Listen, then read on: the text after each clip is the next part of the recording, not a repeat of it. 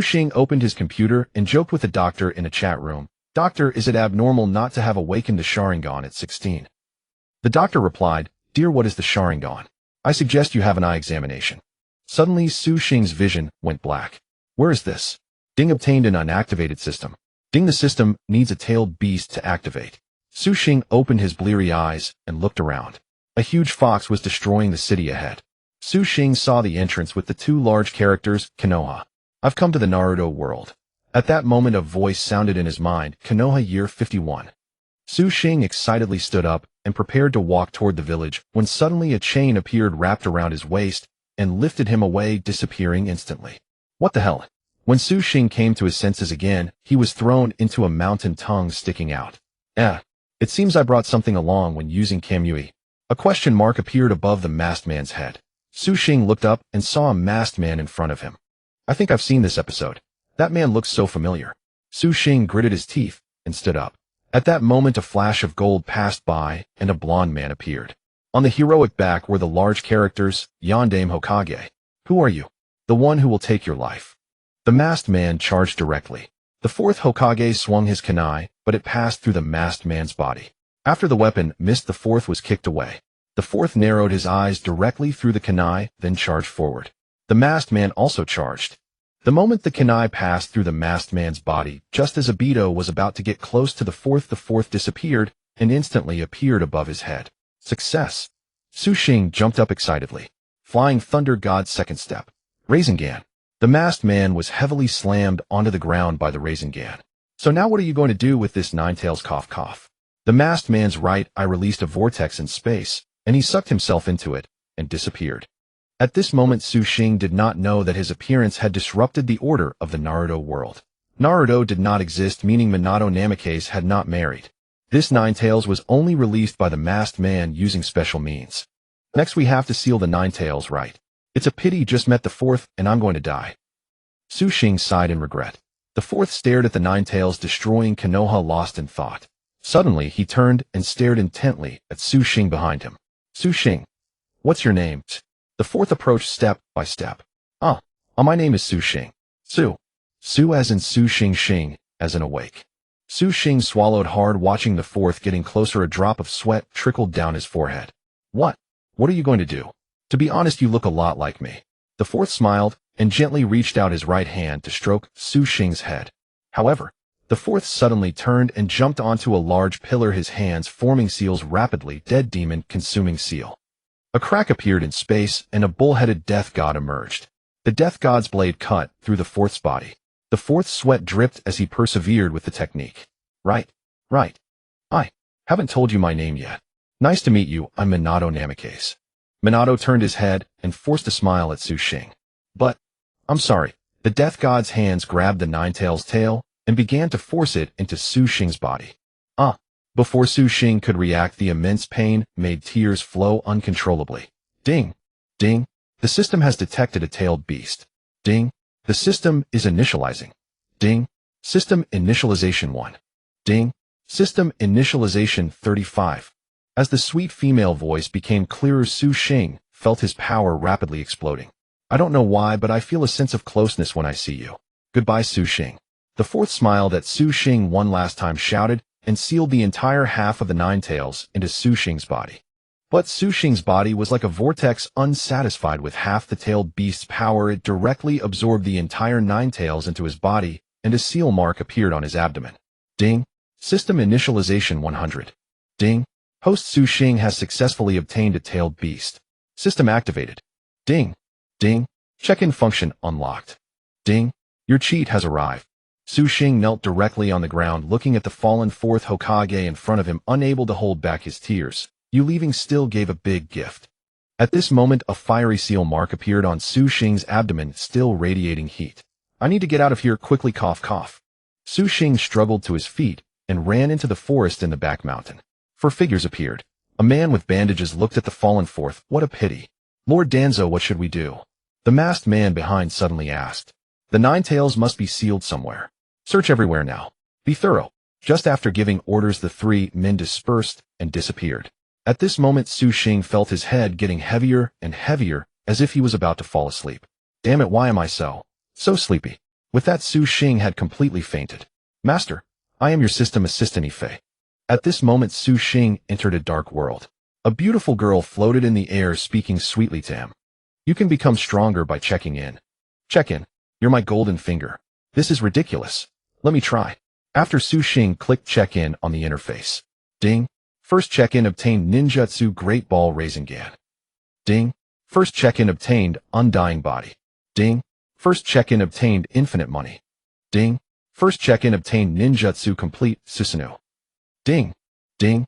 First check-in obtained Ninjutsu Chibaku Tensei. Ding. First check-in obtained 10,000 attribute points. A crow flew by. Su Xing was completely invincible. This is awesome. He opened the attribute interface. Host Su Xing Realm Pseudo-Six-Paths Power 2000 Agility 2000 Defense 2000 Taijutsu 2000 Jinjutsu 2000 Bloodline Undying Body. Chakra Combat Power. That kid just ran over from there, right? A man wearing an ANBU mask dropped from the air and reached out to grab Su Xing. Great Ball Rasengan. Su Xing suddenly opened his eyes, a huge blue sphere in his hand, instantly engulfing the man. Oh. There's movement over there. The other two men from the Umbu quickly rushed over upon hearing the sound in the forest. This is...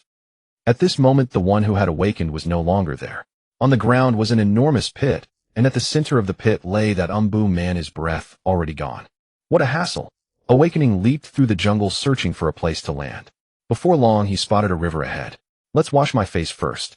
The river flowed clear and slow. Awakening walked over cupped water in his hands and splashed it on his face. Suddenly, he saw his own reflection in the water. What the hell? My appearance. Yes, Awakening's appearance was exactly like Naruto's golden hair and whisker marks. No wonder the Fourth Hokage felt a kinship with me, said I looked like him. But at this time, shouldn't Naruto have been born already?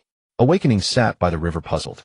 Master, because of your appearance, the order of the Naruto world has been completely changed. You have replaced Uzumaki Naruto, so from today on a new world begins. Also, Master, because you have obtained the power of the Pseudo-Six-Paths, your strength can sometimes reach the Six-Paths level, sometimes not. You need to collect the remaining 8-tailed beasts to truly become the Six-Paths. What? Sometimes I can use it, sometimes not. What if I can't use the Six-Paths power at a critical moment and die? Master, you have the immortal body, ha. Ifei, can I control the timeline? Master, of course you can. You can choose which timeline to go to. Let's go to 10 years later and change all my physical signs to match that age. Time adjusted to Konoha 61. As soon as Awakening's words finished, a gust of wind brushed past his ears, and the environment around him had changed somewhat. Hey! Awakening suddenly turned around, seeing a strong man standing behind him. The man had silver hair, a red robe, and a familiar book tucked into his waist. Holy shit, Jiraiya! Awakening jumped up excitedly. I never thought a little brat like you would know the name of the Toad Sage of Mount Myaboku. Not bad. Interested in becoming my disciple? Jiraiya leisurely walked over and sat down beside Awakening. Awakening, now so powerful, naturally didn't want to be a disciple, but after the excitement, he calmed down and sat down. Huh. Ignoring me. Think I'm not strong enough. Check this out. Rasengan. A gust of wind blew through Awakening's hair. He turned to see the spiral sphere in Jiraiya's hand. TCH. You're quite interesting, kid. Haha, I must take you as my disciple. Jiraiya said with interest, looking at Awakening. Jiraiya, you bastard. Peeping on women in the bathhouse again. Someone reported it to me. Suddenly a fierce female voice came from afar. Awakening already guessed Tsunade. I'll talk to you later, kid. If you want to learn ninjutsu, go to the Ninja Academy and mention my name. Huh. See ya. With that, Jiraiya turned and ran shouting. Haha, I peeked, so what? Come catch me. Tsunade's hair blazed with fury. She clenched her fist and closed her eyes. Bastard. The floor cracked directly. Tsunade soared into the air with one punch and struck Jiraiya. Jiraiya flew away. Mocking me. Tsunade gently stroked her fist and left. Awakening stood there petrified. Ding. Received mission, go to the Ninja Academy and enroll. Ifei's voice suddenly appeared in Awakening's mind. This golden finger is like a game. There must be a reward for completing it. Let's go. Awakening stood up, stretched, and rushed toward the Ninja Academy. This world was different from what Awakening had imagined. The academy was magnificent, and at the entrance one needed to test basic combat power, using a chakra paper to measure chakra combat power. 500 was the baseline. One could enter the school, but still had to pass the selection test. Ifei, can you help me conceal my chakra combat power? Master, no problem. Awakening walked to the entrance, took a chakra paper, and infused it with chakra. Awakening chakra battle power 500, just barely passing. As the subsequent people appeared, Awakening successfully saw the friends he had expected from the Naruto world. The first to come was Niji Hyuga. Niji Hyuga chakra battle power 2000, oh very good. Tenten chakra battle power 1000. Choji Akimichi chakra battle power 1200. Kiba Inazuka battle power 1000. Ino Yamanaka battle power 1000. Under the gaze of the crowd, a boy with a bowl haircut walked up and took the chakra paper. However, after a few seconds, the chakra paper did not react. No reaction. The tester was puzzled. After fussing for a while, he shook his head helplessly. Rock Lee chakra battle power 0. Sorry, you cannot enter the school. Upon hearing this, the crowd began to murmur. Youth is the driving force of burning passion. Even if I am not chosen today, I can still be a hard-working person. Chadomat. A voice came from inside the school. Everyone looked and saw a man with the same hairstyle as Rock Lee walking over. Might Guy. Awakening never expected to see Might Guy in this world. Such a goofy look still in the green jumpsuit. Your words moved me. I approve of you entering the school selection. But if you don't pass the selection, you'll still have to say goodbye to the school. Might Guy spoke seriously to Rock Lee. After hearing this, Rock Lee nodded excitedly. Don't worry. I will definitely do it. Just as everyone was entering the school to prepare for the selection, a girl rushed over in a panic. Wait. I haven't taken the test yet. Awakening turned around sharply, captivated by the girl's pale eyes. Hinata. What a goddess. At this moment, Hinata was wearing a sporty outfit, white long socks and sneakers, exuding youthful energy. But the school's electric gate was about to close. Bang! Suddenly a loud noise.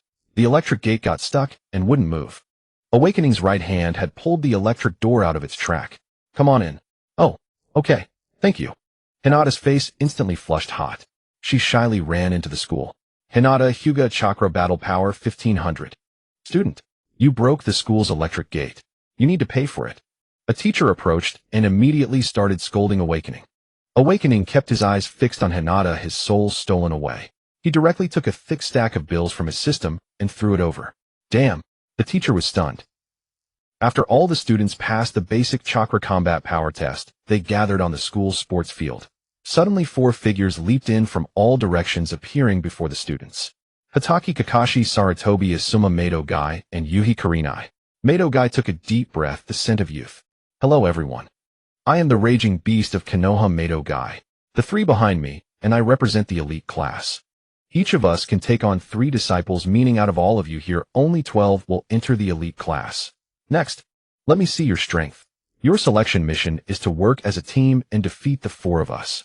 The moment Mato Guy said this, everyone exclaimed in surprise. A duel against 4 Jonin instructors, and we have to win. Is that even possible? Sigh, there's no hope for me. Looks like I'll have to join the regular class this year. We have numbers on our side, we can't lose. The students on the sports field buzzed with discussion. They were divided into 4 teams, and in Su Xing's group appeared those he recognized. Haruno Sakura, Uchiha Sasuke. Their target for this round was Hatake Kakashi. Students, please burn with the fire of youth. After finishing his speech, Mato Guy flashed his signature brilliant white teeth with a gleam. Kakashi observed the team facing him, everyone radiating confidence, and couldn't help but rub his head in exasperation. What a bother. Lightning cutter.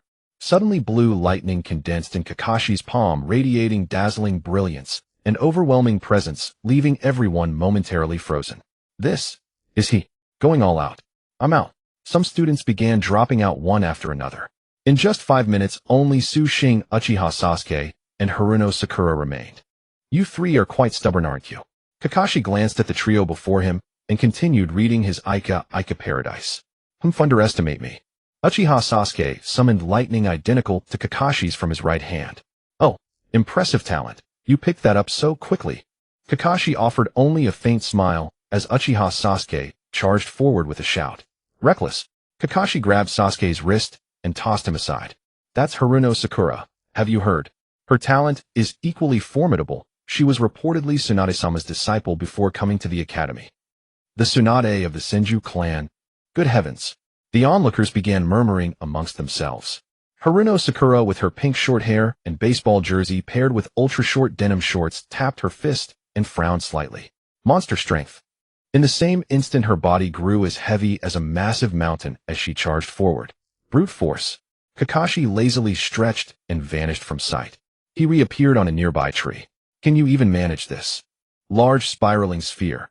Xing didn't hesitate, launching his ultimate technique directly and appearing behind Kakashi in an instant. Sweat dripped from Kakashi's forehead. Damn it! A massive explosion echoed and Kakashi dissolved into a flash of lightning. A clone, eh? Everyone surrounding the crater on the ground swallowed hard. Who exactly is this guy? Fortunately, Kakashi had anticipated this, or he would have been defeated. Kakashi is indeed cunning. Xing stabilized his stance and scanned the area for Kakashi. After all, in the Naruto world, combat experience mattered more than raw strength. Kakashi's ability to hold his own against Xing stemmed from his exceptional battle acumen and strategic mind, qualities Xing lacked. How do you know the spiraling sphere? Kakashi appeared 10 meters away from Xing and asked. Xing suddenly remembered Jiraiya. I'm Jiraiya's disciple. So you're Jiraiya-sama's disciple. No wonder you're so powerful. He's so cool. I've fallen for him. Kakashi let out a heavy sigh. What a pervert. Xing shouted to Sasuke and Sakura. There are 3 of us. We can definitely defeat him if we attack together again. The moment Kakashi heard this, he nearly spat blood. Alright, your skills are impressive, you pass. Ding. Mission complete. You've obtained the forbidden technique multiple shadow clone jutsu. After the lengthy selection process, the results were announced. Xing, Haruno, Sakura, and Uchiha Sasuke formed one team with Kakashi as their instructor. Rock Lee, Hyuga Neji, and Tintin formed another team under Mato Gai. Nara, Shikamaru, Akimichi Choji, and Yamanaka Ino were grouped together with Asuma as their sensei. Aburame Shino, Inazuka Kiba, and Hyuga Hinata were assigned to Kurenai's team. After classes ended and students were preparing to head home, Mato Gai suddenly appeared and blocked Rock Lee's path. I have a gift for you. Teacher Guy, really? Of course. Take it. Mato Gai smiled and produced a green tight-fitting outfit identical to his own from behind his back. From today onwards, I am your master. Master Guy. Rock Lee emotionally embraced Mato Gai's leg and began to cry. At that moment, a group of people walked by and froze like statues. What an eccentric duo. Xing chuckled and was about to leave the school when a bottle of milk was suddenly handed to him. Thank you so much for today, Xing-kun. Here, this milk is for you. Xing looked up to see Hyuga Hinata. The moment she caught him looking at her, her face turned crimson instantly. Xing stepped closer toward Hinata. Seeing him approach, she began retreating in alarm until her back hit the wall. Just as Xing was about to get close to Hinata's face, he reached out with his right hand and gently flicked her nose. You're so cute, no need to be so polite. See you tomorrow. Xing smiled foolishly and turned to leave, leaving Hinata still flustered beside him. Her cheeks were redder than any apple could describe, more like lipstick. She watched him depart, inexplicably feeling a touch of disappointment. Only after leaving school did Xing realize something. He seemed to have no home in this world. Master, due to timeline discrepancies, I have arranged for you. The home of the Fourth Hokage Namikaze Minato is now yours. The key is already in your pocket. Ifei's voice appeared once more. Xing instinctively touched his pocket and found a key. Thus, Xing hurried toward what would now be his home. Using the key to open the door, a chill breeze wafted out from the cold room. Xing stepped inside and switched on the lights. The house was empty. Ifei had already organized everything through the system beforehand. The interior was spotless, and the bedroom featured a connection to a balcony, which felt incredibly refreshing. Xing suddenly felt a wave of loneliness. I never understood why Naruto felt so alone when I watched Naruto before. Now I finally get it. I owe you for bringing me to this world and enabling the system. Now I've taken Naruto's place, and no matter what, you're still my father in a way.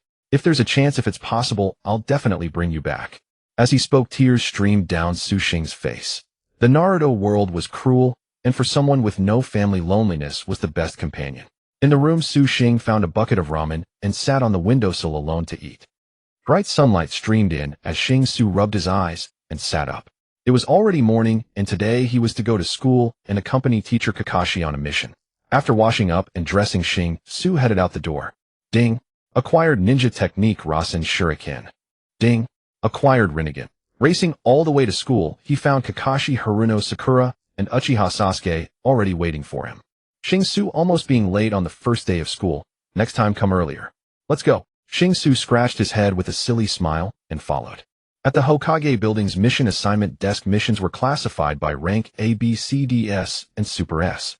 However, as an elite team, Su, Uchiha Sasuke, and Haruno Sakura would receive significantly higher rank missions. Alongside their field experience, Kakashi would also teach them some practical ninja techniques. Kakashi brought the students to collect missions. Entering the mission window area of the Hokage building, Xing Su spotted Irika-sensei, who specialized in dispatching missions from this desk. I want them to gain some field experience. Understood, let me arrange it. Irika flipped through the mission files for quite some time, searching for something before approaching with an awkward expression.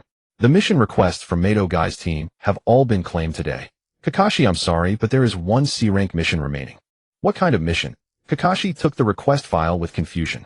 Wait, this is just a delivery job. Before Xing Su and the others could even respond, Kakashi had already led them to the back warehouse of a ninja tool shop.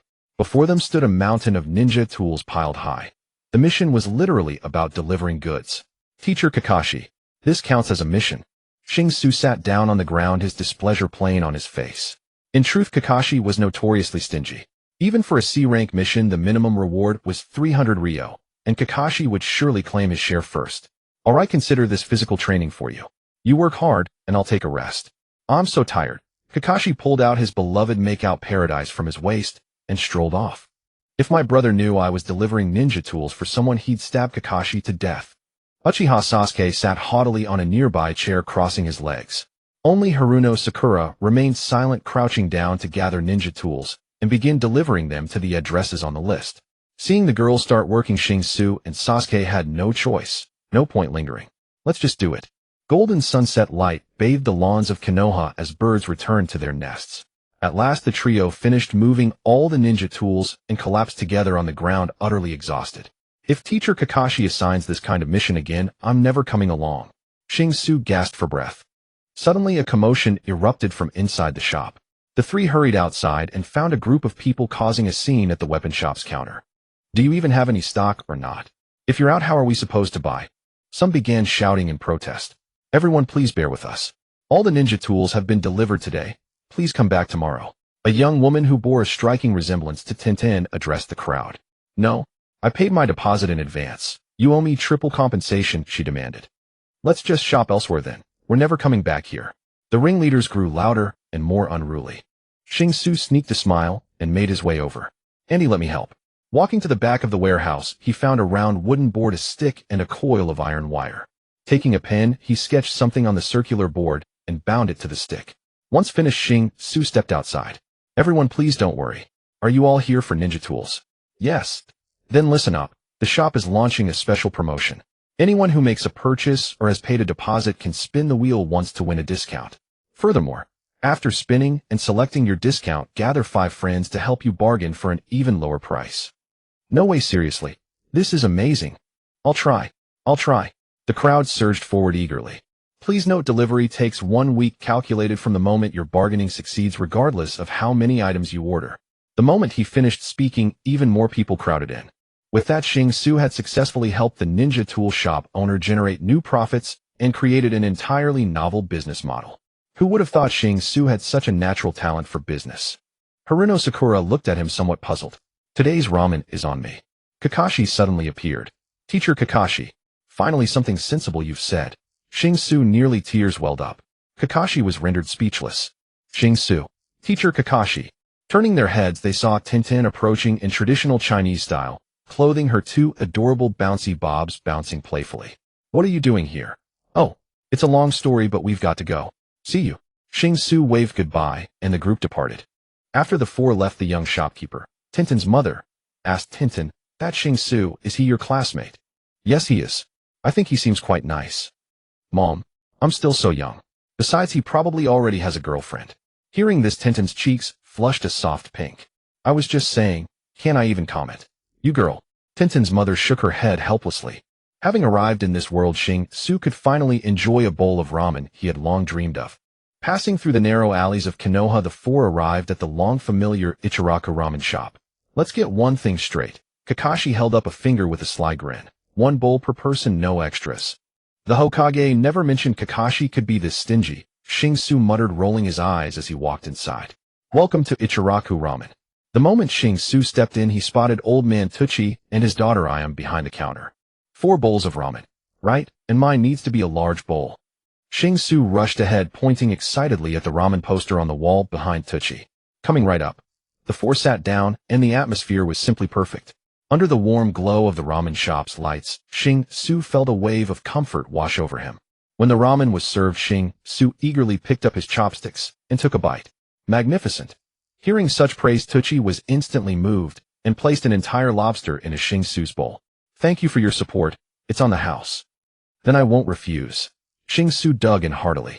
But in that instant he glanced up and noticed teacher Kakashi. His entire bowl was already gone in the blink of an eye.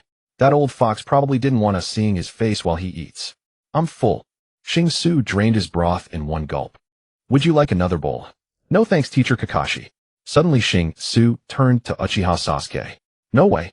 How many bowls did you eat? At least 15 empty bowls sat on the table. Teacher Kakashi's heart ached. Seeing everyone's stares, Uchiha Sasuke wore an embarrassed smile. Sakura, eat something. You'll get hungry tonight. Mind your own business. I'm on a diet. You're already beautiful. Why diet? Shut up, or I'll punch you. Amidst the laughter and banter of the day came to a close. Xing Su returned home and collapsed into bed, falling into a deep slumber at once. Uchiha Sasuke walked home humming happily, his belly full. But as he approached his doorstep, a blood-curdling scream erupted from within. Panic seized him. His backpack hit the ground as he sprinted into the house, and the scene before his eyes made him collapse to the floor. Brother! Brother! Uchiha Itachi stood wielding a long sword, his gaze locked onto the man before him. A man who had grasped Sasuke and Itachi's mother by the throat, lifting her into the air. Hearing Sasuke's voice, Itachi turned, tears streaming down his face. Hey, your little brother has returned. What should I do? Very well. I shall graciously grant your family this reunion. The man tightened his grip, and Sasuke's parents breathed their last. Mother! Sasuke cried out in anger as he saw his mother die. The Sharingan in his eyes directly evolved into two Tomo. Lightning flashed across the sky, and then it began to rain heavily. In the dim room, illuminated by the lightning, he saw the bodies of everyone in the house. Of course, Sasuke also saw the man's face clearly in the flash of lightning. Danzo. When Uchiha Itachi saw his mother killed, his blood-red eyes actually evolved into the Mangekyo. Your eyes are quite charming. I'll take them. Danzo vanished, instantly appearing before Uchiha Itachi before he could react, and directly took his eyes. Brother. Sasuke pulled out a kunai and charged forward. Don't come here. At this moment, Itachi's eyes had been gouged out, leaving him no time to protect Sasuke. Danzo sneered, snatched the sword from Itachi's hand, and slashed at Sasuke.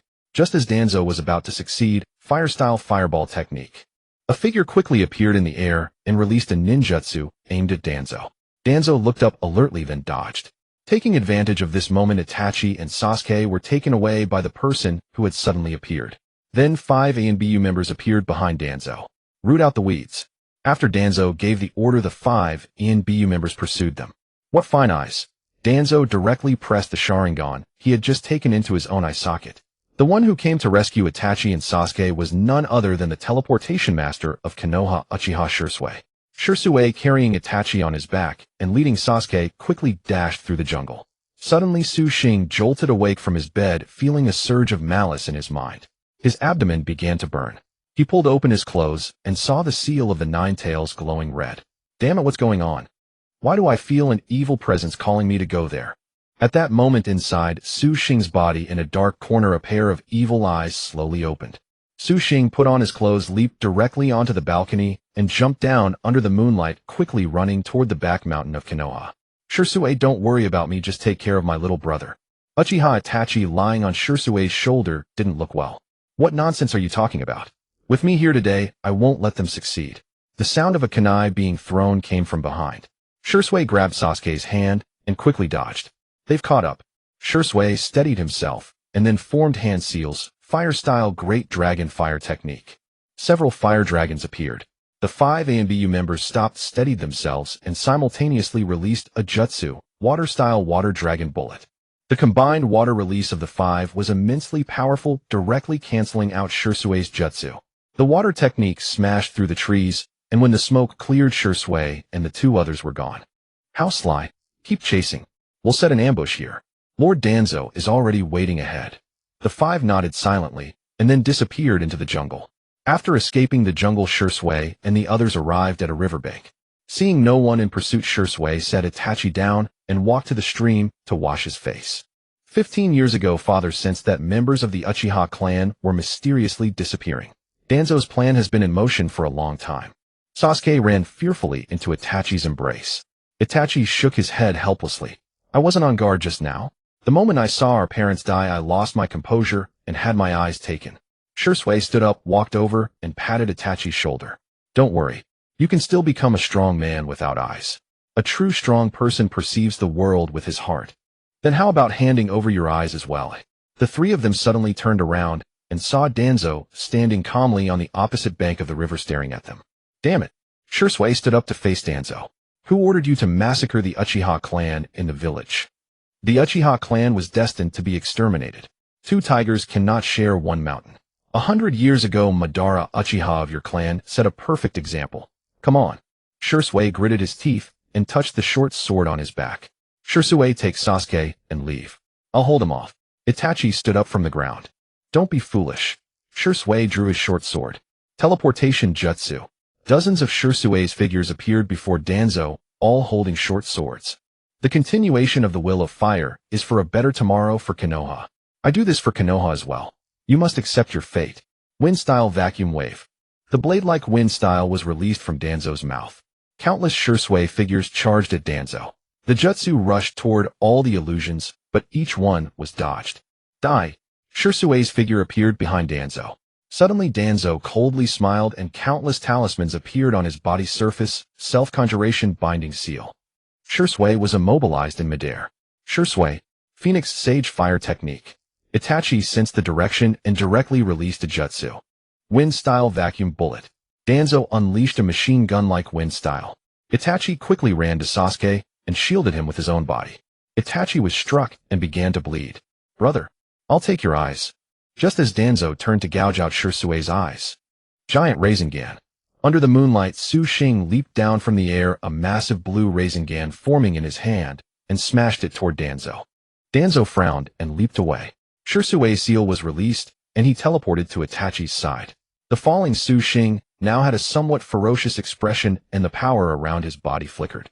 Su Xing. Sasuke was overjoyed to see Su Xing. Your opponent is me. Su Xing coolly stared at Danzo, and Danzo narrowed his eyes, staring back at Su Xing. The two faced off. Itachi. Shursui suddenly fell to his knees. Sasuke ran over and supported Shursui. Brother Shursui, what's wrong? A long sword appeared in Shursui's abdomen. It turned out that the previous Danzo was just a diversion. Danzo had secretly replaced himself with a clone and silently appeared behind Shursui, stabbing him. Itachi gritted his teeth, drew a kunai, and stabbed directly at Danzo. Danzo quickly retreated and revealed a ferocious expression. Tonight, I will slaughter the entire Uchiha clan. Ha ha ha, bastard. Su Xing charged forward without a word and threw a punch. Danzo effortlessly raised his right hand to block, but unexpectedly a raging storm erupted behind Su Xing, causing the ground and trees to collapse, and Danzo was sent flying backward. After flying more than 10 meters, Danzo spat out a mouthful of blood. You? What the hell are you? You bastard, I'm going to skin you alive today. Su Xing charged forward again without a word. Itachi, no matter what, you face always smile, cough. I entrust my eyes to you. Farewell. Having you as my friend, I've been very happy in this life. Be sure to protect Konoha. The rain fell harder and harder. On Itachi's face it was impossible to tell rain from tears. Itachi held Shursui's body in silence. Su Xing had no real combat ability. He could only attack Danzo with brute force. Danzo dodged in a thrilling manner. If he took a punch, his internal organs would be twisted. Suddenly Su Xing could no longer feel his chakra. Could it be? Just as Ife said, my power has suddenly vanished. Danzo saw Su Xing stop and was skeptical. Through his Sharingan, he suddenly saw that Su Xing's chakra had disappeared. You must have used some kind of secret technique. Now you have no chance, haha. Danzo wiped the blood from his mouth and charged forward. Su Xing tried to block, but was punched away. Danzo appeared behind him and kicked him, sending him rolling. The smoke cleared. Su Xing trembled as he climbed to his feet. Damn it. Of all times is this where I end up dying? And it, kid. Wind-style vacuum great bullet. Danzo's mouth spewed a high-pressure wind sphere, an enhanced version of vacuum bullet. If vacuum bullet was a machine gun, then vacuum great bullet was like a rocket launcher capable of instantly pulverizing an enemy. A devastating power. Susanoo. Suddenly Itachi's figure appeared before Su Xing. A giant green warrior materialized over Itachi's body with an Yin-Yang Taiji symbol on its back. Before them, blood flowed from Itachi's eyes. His closed eyes suddenly opened. The Mangekyo activated. Seeing Susanoo activated by Uchiha Itachi in the distance, Danzo immediately decided to flee. He can't escape. Sasuke gritted his teeth and clenched his fists. Sasuke. Itachi stopped Sasuke. After Danzo escaped, the Susanoo enveloping Itachi dissipated, and he collapsed to the ground, gasping heavily. Having just obtained Shirsui's eye, he had yet to adapt to it, but activating Susanoo was already a remarkable feat.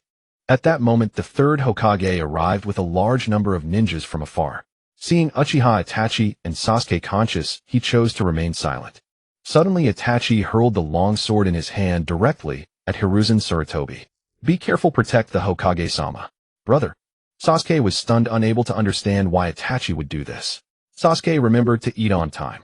Itachi approached Sasuke, extended his right hand, and lightly tapped his forehead, a gentle smile spreading across his face. Lightning release. Lightning Fong. A ninja directly unleashed a jutsu at Itachi. Itachi abruptly turned his head, and with a single glance the ninja entered an illusory world. Shirsui's corpse suddenly transformed into a flurry of crows. Itachi cast one last look at the village of Konoha and vanished under a shroud of crows. Brother. Sasuke, seeing him disappear, slumped to the ground. Third Hokage-sama. Shall we continue the pursuit? A ninja proposed to give chase. No need. Go check the Uchiha clan district. Understood. The heavy rain continued to pour from the sky. A crow still circled overhead. Sasuke sat slumped on the ground, looking up at the crow in the sky as tears streamed down his face. From that day on, Uchiha Sasuke's face no longer held a smile. The third Hokage suppressed the incident. Danzo had slaughtered the entire Uchiha clan in the village, then retreated into the shadows of the Umbu. The third Hokage ordered Itachi to be branded a rogue ninja. The reasons remained unknown to all. Perhaps in some sense Danzo's existence required the third Hokage to see certain truths more clearly. Xing awkwardly looked at Sasuke before him. He could easily defeat Danzo with his own strength, but unfortunately his system had a bug that worked sporadically. Early the next morning, Xing arrived at the academy to learn combat techniques from Kakashi. He had put in considerable effort. Of course, Sasuke also came. His face was devoid of smiles, cold and distant. No matter how much Sakura tried to talk to him, he paid her no heed. Kakashi-sensei, Sasuke. Xing began to say something. Kakashi gestured. I already heard about what happened last night. Truly unfortunate. Kakashi walked over to Sasuke, patted his shoulder, and said, a strong man does not easily shed tears of sorrow. If you want to become strong, pull yourself together. One day, bring Itachi back. Sasuke, upon hearing these words, suddenly looked up at Kakashi, then slowly nodded. All right, today we have a special mission. The third Hokage has instructed us to collect it at the Hokage's office. Are you ready? Kakashi squinted his eyes and smiled at the three of them. My fists have been itching. I'm ready. Xing enthusiastically punched the air. Kakashi nodded inwardly. Let's go. The world of Konoha was relatively prosperous, with decorations close to modern times and towering skyscrapers. Upon arriving at the Hokage's office, Kakashi led the three inside. Third Hokage-sama, I'm here. Kakashi, this mission is fairly simple for your elite squad, but not too easy either. I'll classify it as a B-rank mission. The third Hokage was standing by the window, enjoying the view. When he saw Kakashi, he turned around and walked over, a pipe in his mouth. Please speak, third Hokage-sama. Hiruzen Sarutobi glanced at Xing, Sakura, and Sasuke behind Kakashi. Are these the two children from last night? Perhaps I should assign a different team. Cough cough. Third Hokage-sama. Please trust our abilities. We can definitely complete it. Kakashi looked at the three behind him with earnest eyes and said to Hiruzen Sarutobi. After a moment of contemplation, Hiruzen Sarutobi said, very well. The mission is to investigate the recent anomalies near the border of Konoha adjacent to the Land of Wind. According to intelligence shared by the Umbu in the Land of Wind, some suspicious individuals have been lurking near the border, preying on merchants traveling between the two countries. Preying on? Third Hokage-sama. Preying on what? Kakashi grew impatient as the third Hokage struggled to find the right words, pressing for an answer. Cough cough, they have been robbing. Robbing. The four of them were instantly stunned. What era is this? People still rob. And at the border. Xing burst into laughter. Xing. Cough. Show some respect. Kakashi turned around to remind him. Xing clicked his tongue and shoved his hands into his pockets. Be careful. Investigate thoroughly.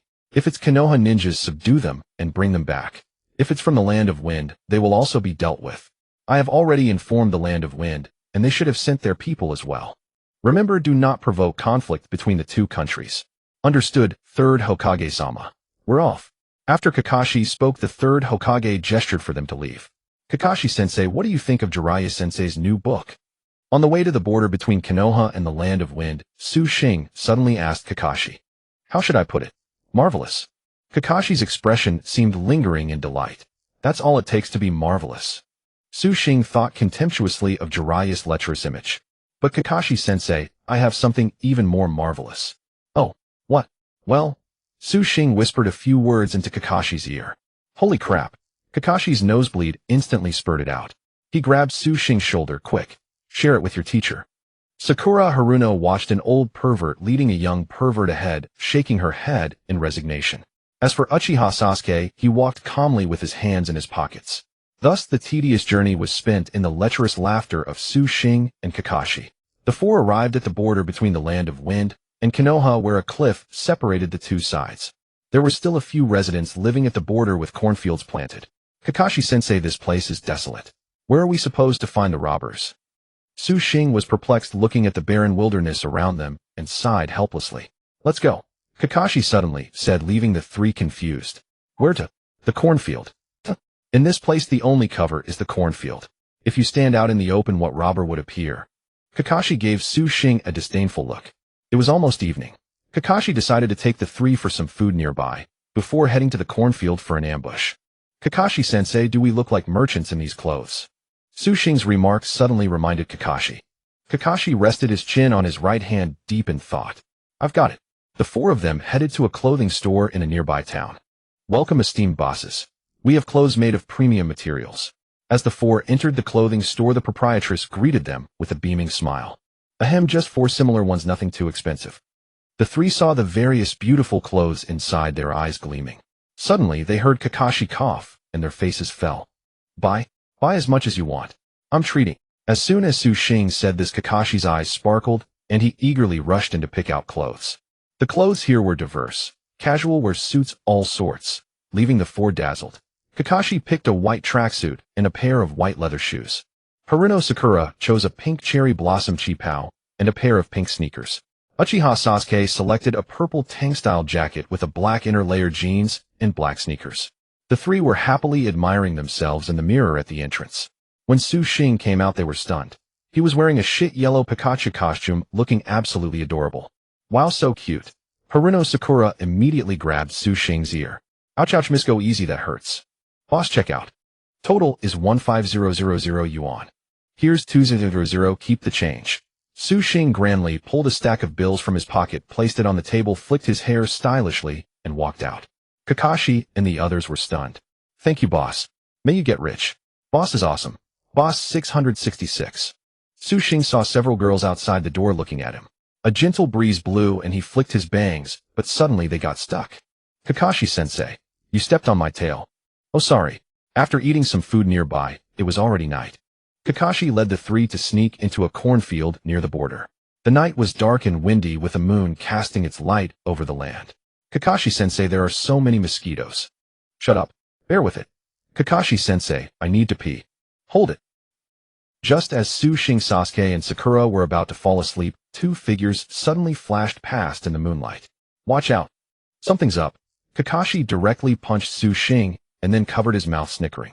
Who hit me? Are they coming? The four looked ahead, but Xing covered his mouth in surprise. As it turned out, the two robbers were none other than Haiden and Kaku. They were both wearing Akatsuki robes, squatting leisurely on a rock ahead. What bad luck.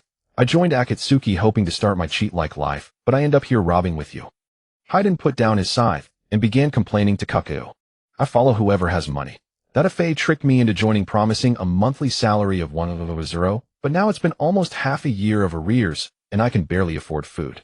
So, at that moment in a dark palace chamber, the masked man sneezed. Who's talking about me? Xing, Sasuke, Sakura, wait for an opportunity to strike. First follow my lead and disguise ourselves. The three nodded simultaneously. Just then a familiar voice sounded. Ding. Obtained loyalty capsule. Ding. Obtained mission, subdue Kakazu. Ding. Obtained mission, subdue Haiden. The missions are issued separately. Looks like I'll get something good today.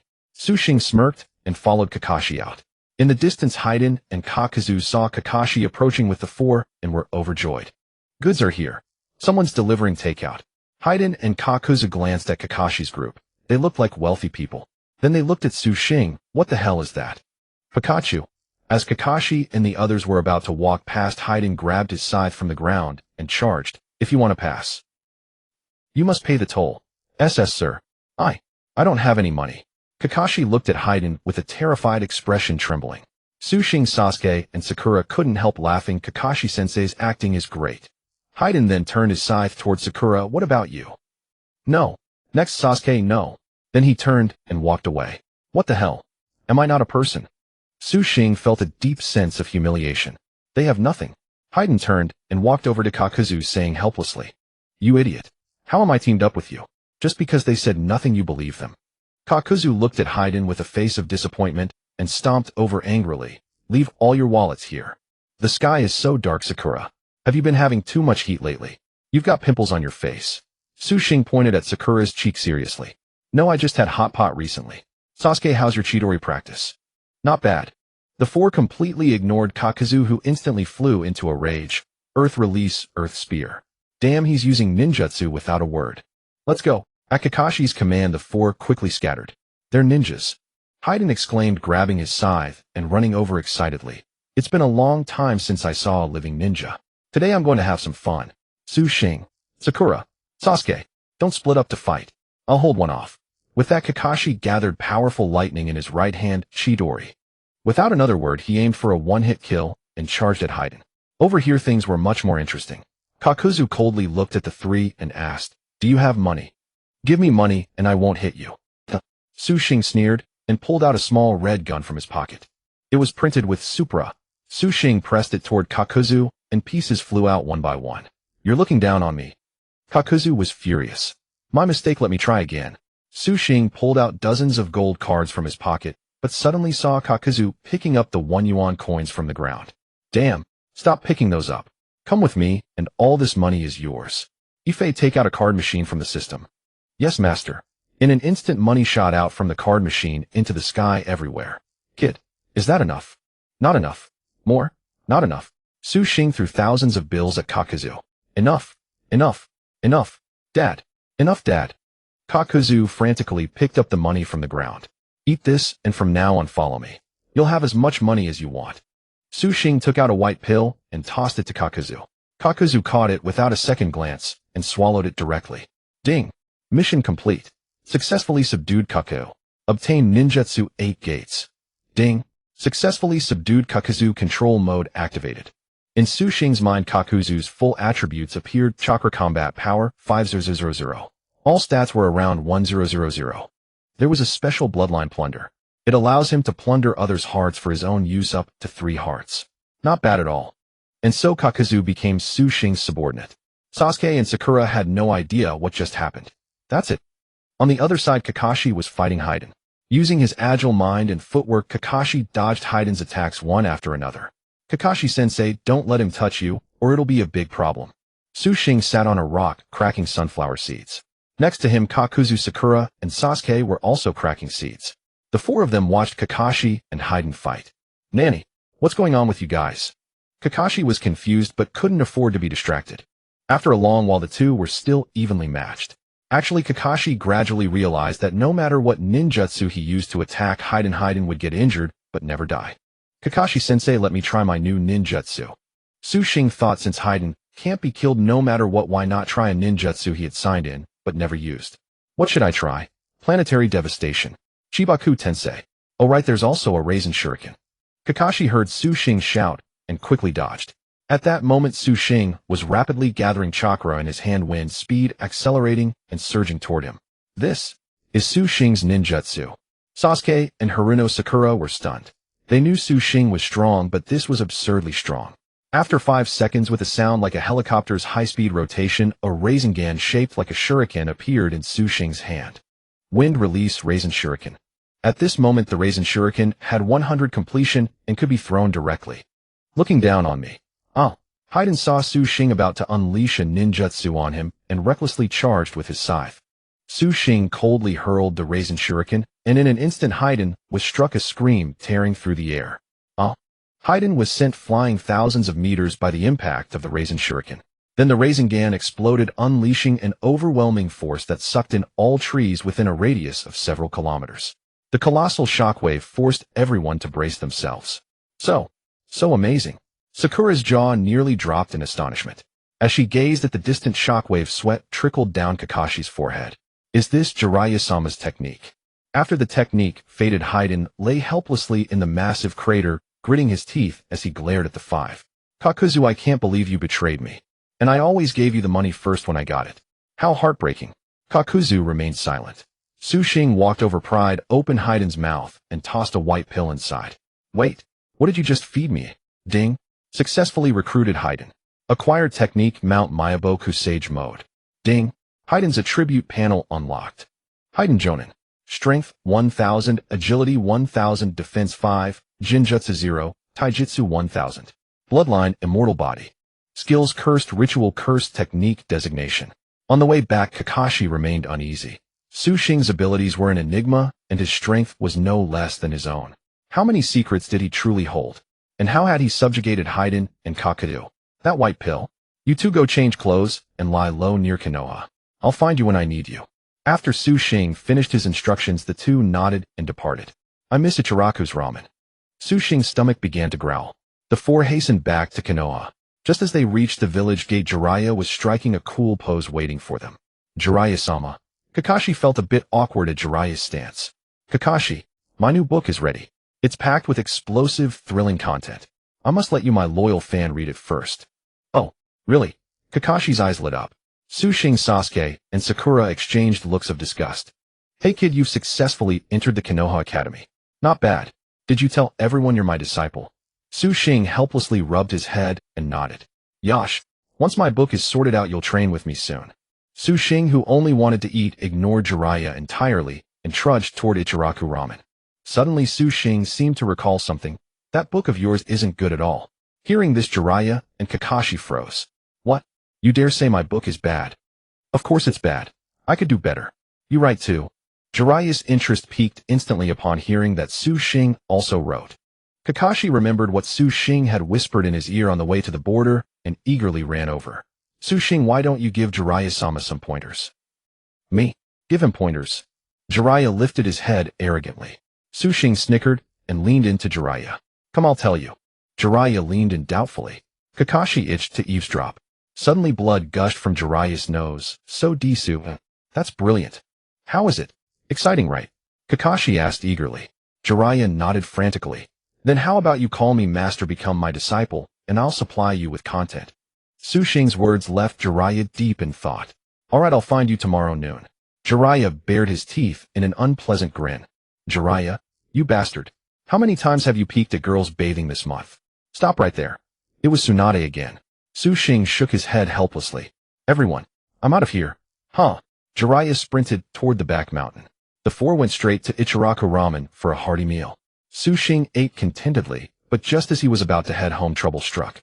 Irika-sensei found Kakashi and informed him Kai's team was ambushed while escorting the princess of the Kingdom of Mountains for her marriage. They need immediate reinforcement. What a bother. Normally, it wouldn't be an issue, but from Irika's mouth came a piece of intelligence about a terrifying rumor. Without a second word, the four sped toward the Kingdom of Mountains. Lee, stay alert. The enemy might be nearby. Might Guy, along with Rock Lee, was lying in ambush within a grove.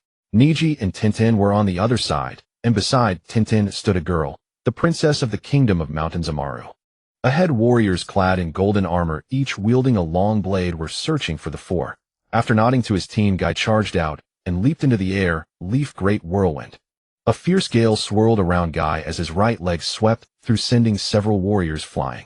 Moved, Guy shouted to the four behind him.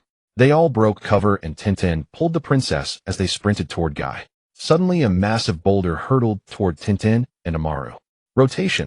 Neji rushed forward, arms outstretched, forming a chakra barrier around the trio.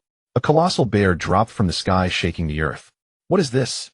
The group was stunned at the sight of the giant bear. You Konoha shinobi, meddling in affairs that don't concern you. The giant bear actually spoke. A bear that talks. Mike Guy, curious, walked over and asked, do you eat bananas? Do you know what 1 + 1 equals? Guy with his thick eyebrows and wide eyes gazed at the bear in wonder. You? Get lost. Enraged, the bear swung its massive claw. Leaf-strong whirlwind. Might Guy's backward spinning kick, executed with incredible speed and power, sent the bear crashing to the ground with a roar. Just as they thought it was over, a dozen monsters dropped from the sky. They were all grotesque in appearance, and every single one of them could speak. Is this a high-class zoo? 8 Gates. First gate open. Might Guy's hair stood on end as a powerful aura surged forth. But outnumbered, Amaru was snatched away by a flying monster. Then more and more monsters appeared surrounding Might Guy, Rock, Lee Tenon, and Niji. Multiple shadow clone technique. Water style water dragon bullet. Strength of 100. Lightning cutter. Suddenly Niji sensed a massive surge of chakra. Hundreds of Su Xing clones appeared behind the monsters. Without a word, they attacked the horde. As the smoke cleared, Kakashi's Team 7 had arrived. Kakashi, you're here. Might Guy approached, having closed the 8 gates. What's the situation? It's tricky. The princess of Bichio country has already been taken by them. Might Guy shook his head helplessly. How were you attacked? Kakashi asked, puzzled. We had just arrived at the entrance of Bichio country and hadn't even entered when we saw Princess Amaru fleeing. We were supposed to protect her and escort her back, but she refused. Then all sorts of monsters and samurai appeared. Might Guy finished explaining in one breath, then pulled a bottle of water from his backpack and drank it down in gulps. Let's go to Bichio country first to ask about the situation. Kakashi led Team 7, while Might Guy led Team 3, and together they headed to Bichio country. At the entrance, Might Guy took out the letter from his bag, and under the guard's guidance they entered the royal palace. The outskirts of this country were predominantly old-fashioned buildings, but the castle standing amidst the city had a unique charm. Though the castle looked somewhat worn on the outside, its interior was still resplendent and magnificent. After walking down 2 broad avenues, they saw the king seated in the center of the castle. The king was clearly unaware that the princess had secretly slipped out and had already been captured. After Might Guy informed him, the king slumped onto his throne and burst into tears. What are you crying for? Spit it out. What's going on? Su Xing, unable to bear seeing others cry, felt an urge to lose his temper. My daughter Amaru. There's a monster residing inside her body. At these words, everyone was stunned. Like a bear or a tiger? Might Guy asked, innocently squinting his small eyes. A monster dwells within her. Since the day my daughter was born, my wife died in childbirth. There is a legend in our country: if a child is born with a mole on the sole of their foot, they will be possessed by a monster. And she happened to be that child. But in the year of her birth, a ninja from Konoha passed by here and used powerful chakra to perform a sealing technique, so Amaru has been able to live happily ever since. As he spoke, the king continued to weep. A ninja from Konoha. Su Xing was impatient. The slower the king spoke, the more anxious he became. He had long silver-white hair, wore a red robe, was of sturdy build, and was accompanied by a toad. At his waist was a book, just like the one at your waist. The king pointed at the book of Make-Out Paradise at Kakashi's waist. It's Jiraiya? Then what's this about protecting your daughter from marriage? Recently 2 ninjas have appeared with immense power who want to seize my daughter. I asked you to protect her so that she could successfully marry into Fengji country. Suemo now roughly understood that the monster inside Princess Amaru was the zero-tailed void. The king wiped the tears from his eyes and continued. That great ninja from Konoha sealed the monster, but Amaru grows older every day, and sooner or later the monster will break free from the seal. I had no choice but to marry my daughter to the king of Fengji country. Marry the king. How old is the king? The king tremblingly held up 5 fingers. 50. Su Xing almost punched the king. Are you even a father? How can you let her live an unhappy, joyless life? Su Xing, calm down. Kakashi quickly stopped him. Alas, I am powerless. As a father, I can do nothing. If I could, I would trade my own life for her lifelong happiness. The king wailed in grief. Then do you know about those terrifying monsters we encountered outside just now? Might Guy suddenly asked. The king pondered for a moment and said incredulously, they are from Fengji country. They are a special ninja technique of Fengji country.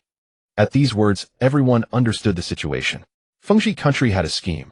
Amaru was unwilling to marry, so they simply came to seize her by force. The king regretted making his daughter marry. Now the mission was clear. Team 7 and Team 3 would cooperate and head to Fengji country to rescue Princess Amaru. The 8 of them split into 2 squads, left Bichio country, and began marching toward Fengji country. But just as they stepped out of the gate, a crow feather fell from the sky. Looking up, they saw a flock of crows circling overhead. Kakashi warily scanned the surroundings. Suddenly a man wielding a large sword wrapped in bandages charged out and slashed at them. Watch out! The 8 of them leaped away and scattered. The crows in the sky converged and another man appeared. Kisame, that's rather rude of you. Mr. Itachi, you're being too formal. Beneath a bright moon, two figures emerged from the flock of crows. Uchiha Itachi, brother. Everyone was stunned. Under the moonlight stood Itachi and Kisame. Brother, your clothes. Sasuke noticed that Itachi was wearing the Akatsuki robe. Xing was baffled. How did he end up joining the Akatsuki? Uchiha Itachi paid no attention to the others and directly performed a jutsu at Sasuke, Fireball Jutsu. Sasuke was dumbfounded. He never imagined his own brother would now try to kill him. Xing reacted, instantly charging over and shoving Sasuke aside. Kakashi, time is short. You go ahead to Fungji country. Team 3 will handle this. Might Guy took off his backpack and pulled out nunchaku from his belt. Xing, Sakura, Sasuke, let's move. But Sasuke sat frozen on the ground staring at Uchiha Itachi, tears streaming uncontrollably. Brother, go. Xing grabbed Sasuke and dragged him toward Fungji country. Sasuke looked back at Itachi's eyes, cold, merciless. Was this really his brother? You have a cute face. Might Guy suddenly said to Kisame. Kisame was perplexed. Nanny. Time for a good fight. Lee, all of you be careful. Without another word, Guy activated the third gate of the 8 gates, the gate of life. The spectacular battle began. Trying to escape, Guo Jiao hoisted the Jiao Ji onto his shoulder, ready to intercept Team Kakashi. Muyi Hua Yinsheng. Your opponent is me. Mai Kai, after opening the life gate, experienced a tremendous surge in speed and power. He swiftly appeared before Guo Jiao and landed a punch, sending Guo Jiao staggering backward. This guy's strength is terrifying. Steadying himself, Guo Jiao gritted his teeth and stared at Mai Kai ahead. Guo Jiao, do not underestimate him. He is formidable. You finished speaking to Guo Jiao, then fell silent as he gazed in the direction where Team Kakashi had departed. Ba Gua de Kong Zhang. Ning Ci seized the moment of used distraction and launched a rapid series of consecutive strikes. The Hyuga clan. You dispersed into a flock of crows while Ning Ci's attack rent the air. Li, do not underestimate us. Teacher Kai has imparted to us the true meaning of youth. As you reappeared atop a tree branch, Li Luo suddenly emerged, his body radiating the same intense glow as Mai Kai's. Open the gate. Biao Lianhua. Coordinating with the shadow dance, Li Luo used a series of high-speed kicks to send you flying, then swiftly moved behind his opponent, binding him with bandages. After a rapid spin, he slammed you headfirst into the ground with tremendous force. In an instant, dust and smoke billowed up. Excellent. We succeeded. Li Luo and Ning Ci were overjoyed. Naive. As the smoke cleared, all that was left before them was a wooden log. Ning Ci, true to his reputation as a prodigy ninja of Konoha. Bai Yin. Within Ning Ci's field of vision, there was no trace of you. Li? Watch out. Ning Ci spun around, but before Li Luo could react, you appeared behind him. Xieluan Yin Jinjutsu. Li Luo's mind went blank instantly, his movements frozen, yet you did not deliver a killing blow. Mai Kai was locked in combat with Guo Jiao when he suddenly saw his beloved students under attack. Clenching his fists, he prepared to charge over. Don't even think about helping them. Shui Jiao Dan no Jutsu. Guo Jiao gathered chakra into a shark-shaped water projectile and launched it at Mai Kai, simultaneously enveloping himself in a shark-shaped water sphere to glide through the air and block Mai Kai's path. Chaoju Bao Suiyuk. Tian summoned an iron ball bristling with kunai from a scroll, each kunai affixed with detonating tags. As you extended his right hand to block, Tian flashed a triumphant smile. This jutsu could deliver a secondary explosive attack upon contact with the enemy, and the kunai hidden within the ball would also scatter in all directions, achieving a wide area effect. But you completely ignored it, for the you that Tian perceived was not the real one. Vision could often be greatly misleading. Within this team 3, aside from Mai Kai, only Ning Ci could discern that Yu's true body was concealed behind a large tree 100 meters away, and he successfully locked onto you. The Bai Yin. I only need to eliminate you. Yu's Sharingan were Shirsue's eyes, his Jinjutsu perfected to the utmost. Tian, believing she had succeeded, fell under the control of Yu's illusion. Just then Team 10 arrived. Asima led Lu Wan, Ning Ci, and Jing Yi in timely fashion. You all certainly give everyone a headache. Lu Wan rubbed his head and looked toward the tree 100 meters away. Meanwhile, Zhuozhu remained silent on the journey to the land of seals. Xing, now awake, observed this, but could do nothing. Zhuozhu, if one day you truly wish to face you and bring him back, you must listen to me from now on. Return to Konoha, and I will help you become stronger. Zhuozhu looked at Su Xing, hesitated for a moment, then nodded vigorously. The four soon reached the entrance to the Land of Seals. The Land of Seals was a vast nation bustling with activity and brimming with technological marvels. Symbols of seals were visible everywhere. The entire land resembled a futuristic city encircled by a shimmering halo of seals. At the entrance stood a sealing machine that tested all who approached. If one was a citizen of the nation, they were automatically allowed through, otherwise an alarm would sound, and sealing techniques would be employed to restrain the outsider. Su Xing found it somewhat difficult to infiltrate, but Susanoo suddenly noticed that everyone entering the Land of Seals wore a badge on their chest, which seemed to be scanned by the machine for passage. Teacher Kakashi, I have an idea. Listen to me. Su Xing whispered into Kakashi's ear just as Chun Ying and Zhuozhu arrived. After Su Xing explained to Kakashi, the two turned around and flashed sinister smiles at Chun Ying and Zhuozhu, who instantly felt a chill run down their spines. Then they vanished into the nearby woods. Before long, four oddly dressed figures appeared at the entrance of the Land of Seals.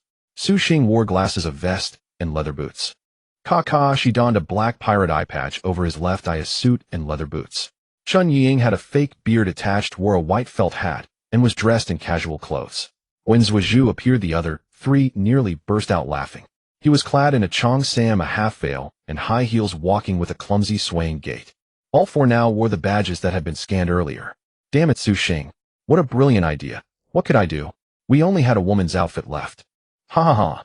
The four successfully passed through the machine's scan and entered the Land of Seals. Once inside, they cautiously walked along the streets. The area was not overly crowded, but they could see a protective membrane surrounding the city. At the gaps in the membrane, sealing talismans were affixed. Hey, you four. Suddenly, they heard a voice from behind and instantly became alert. I'm talking to you. Looking clueless. Are you from the magic troupe? Hearing this, Kakashi and the others sighed in relief, then turned and smiled. Ah, yes. Yes, we perform magic. Su Xing swallowed hard. Before entering, he had seen four people approaching from a distance, apparently invited to perform in the Land of Seals. He hadn't expected them to be magicians. Oh, why didn't you say so earlier? Come with me. The big oaf waved his hand, signaling them to follow, and headed toward the center of the Land of Seals. Team Kakashi followed reluctantly. Teacher Kakashi, can you perform magic? Su Xing asked quietly. I can perform a hammer. What about you two? After passing through several bustling streets, they finally arrived at a massive palace. The four corners of the palace were covered with special sealing techniques, as if something was hidden within. The four looked up entranced. Let's go. What are you waiting for? They entered the palace, which was spacious and devoid of any ornate decoration, resembling a prison. On the left side stood 10 bookshelves. The big oaf walked to the third one. He picked up a book from the third shelf and pressed a red button. With a gentle press, a door leading underground opened before their eyes. Follow me inside. The performance starts tonight. Su Xing committed all the details to memory, and they all followed. After traversing a pitch-black tunnel, a sight stunned Kakashi, Susanoo, and the others. An underground world of splendor. The place was packed with people, vendors hawking their wares, and underground boxing matches in full swing. Whoa, Teacher Kakashi, this place is incredible. Su Xing was astonished.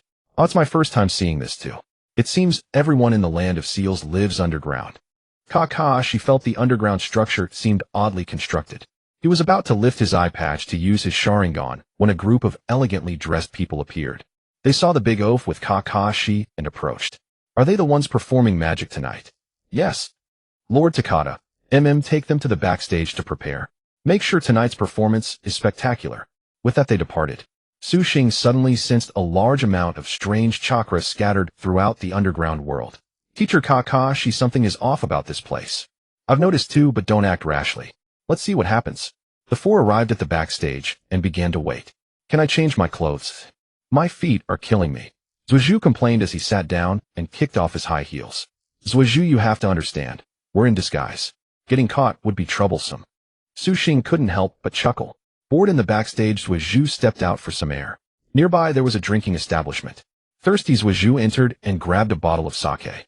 A burly man with a thick beard stumbled out and spotted Zhuozhu in his cheongsam. Oh, where did this delicate little lady come from?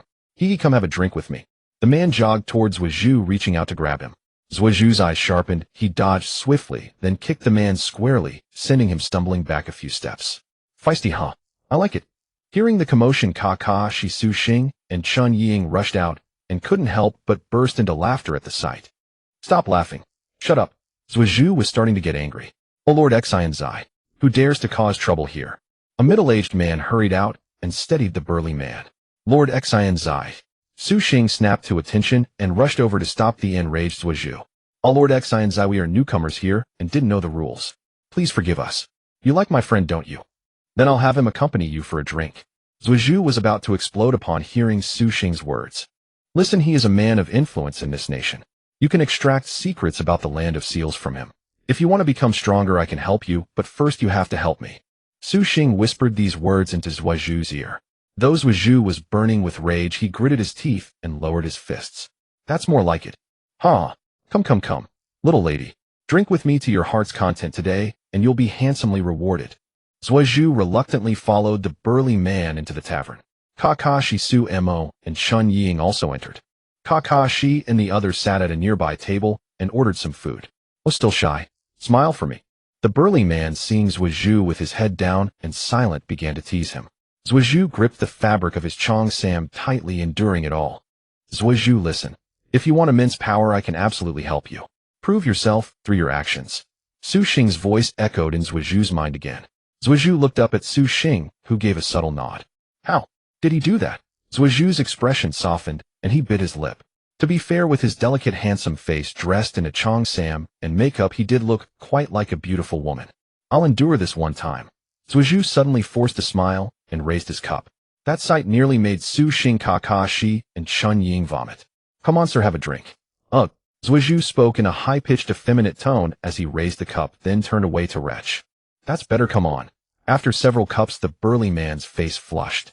Already quite drunk, he began to feel tipsy. I tell you, you've just arrived in the sealing country, so you don't understand. Why is it called the sealing country? Because it can seal anything that possesses chakra. Then let oneself use it. The burly man swayed drunkenly on the verge of sleep. Sasuke quickly steadied him. Sir, where are the things you seal, and how does one use them? How to use? You ask me how to use. I tell you, every citizen of the sealing country is entitled to receive a sealed box. The power within that box can be directly devoured into the body and then used immediately. Upon hearing this, the four of them finally understood. The sealing country was no benevolent nation. It used powerful sealing techniques to usurp the bodies of various beings with special chakra, whether human or monster. It seemed that the vast chakra Xing had sensed earlier must be the monsters or humans imprisoned in the underground world. Suddenly a man entered from outside and approached the burly man. Sir, a confidential report from the Bailan country arrived today. The wedding has been postponed to tomorrow, but tonight's performance will continue as scheduled. The king is hosting a 3-day feast. You've already drunk too much, you can't have any more. If you're not present tonight, the king will be angry. Tomorrow you still need to lead the procession to fetch the bride. As soon as the man finished speaking, the burly man stood up and grabbed him. Isn't it just a zero-tailed void? I have a sealing beast far more powerful than that. What's so great about it? Sir, you're drunk. The man trembled as he looked at the burly man. The burly man was about to strike, but then collapsed onto the table drunk. Xing nodded at Sasuke, and the four of them quietly left the tavern. Kakashi-sensei, now that the conspiracy is confirmed, we'll make our move tonight. Xing discussed the strategy with Kakashi. We cannot underestimate their strength. After all, we have no idea how many monsters are sealed within the sealing country, nor how many of those monsters reside within these people's bodies. Kakashi rubbed his head in frustration. Xing, you must keep your promise to me. Sasuke stood up and walked over to Xing, looking at him seriously. His elegant appearance in the cheongsam made Xing burst into laughter once more. Don't worry. Once this mission is completed and we return to Konoha, I will definitely help you. The two bumped fists. I'll think of a plan. Let's go scope out the venue first. After Xing spoke, Kakashi and the others quietly infiltrated the performance square of the underground kingdom's garden. In the center of the square stood a fountain surrounded by circular seating. For massive pillars supported the ground at the corners. Beyond that, there were some small houses nearby. After scouting the area, the four of them gathered to devise a plan. Above these 4 pillars are the exits to the surface. Once we go on stage tonight, I'll assess the situation and strike first. Everyone should head to the surface, then you 3 break through from the remaining 3 directions and rendezvous above. After Kakashi's instructions, the 3 nodded and returned to the preparations room to get ready for the night's mission. Xing kept thinking about one thing: this mission was bound to be extremely perilous. Kakashi-sensei, Sasuke, and Haruno Sakura might not be a match for their opponents. If he wanted, he could annihilate the ceiling country in an instant. He had to wait until they reached the surface, then find an opportunity to let the three of them escape, so he could unleash his full power. What exactly does my full power look like? Xing looked at his own fist, lost in thought. Time quickly passed to evening. The 4 members of Kakashi's squad were led to the square to wait for the performance. There were 3 acts before them plus the king's speech, a tedious affair. Seeing the pale, sickly-looking king in his 50s, Xing wished he could punch him right then and there. He dared to dream of marrying Amaru. What a fantasy.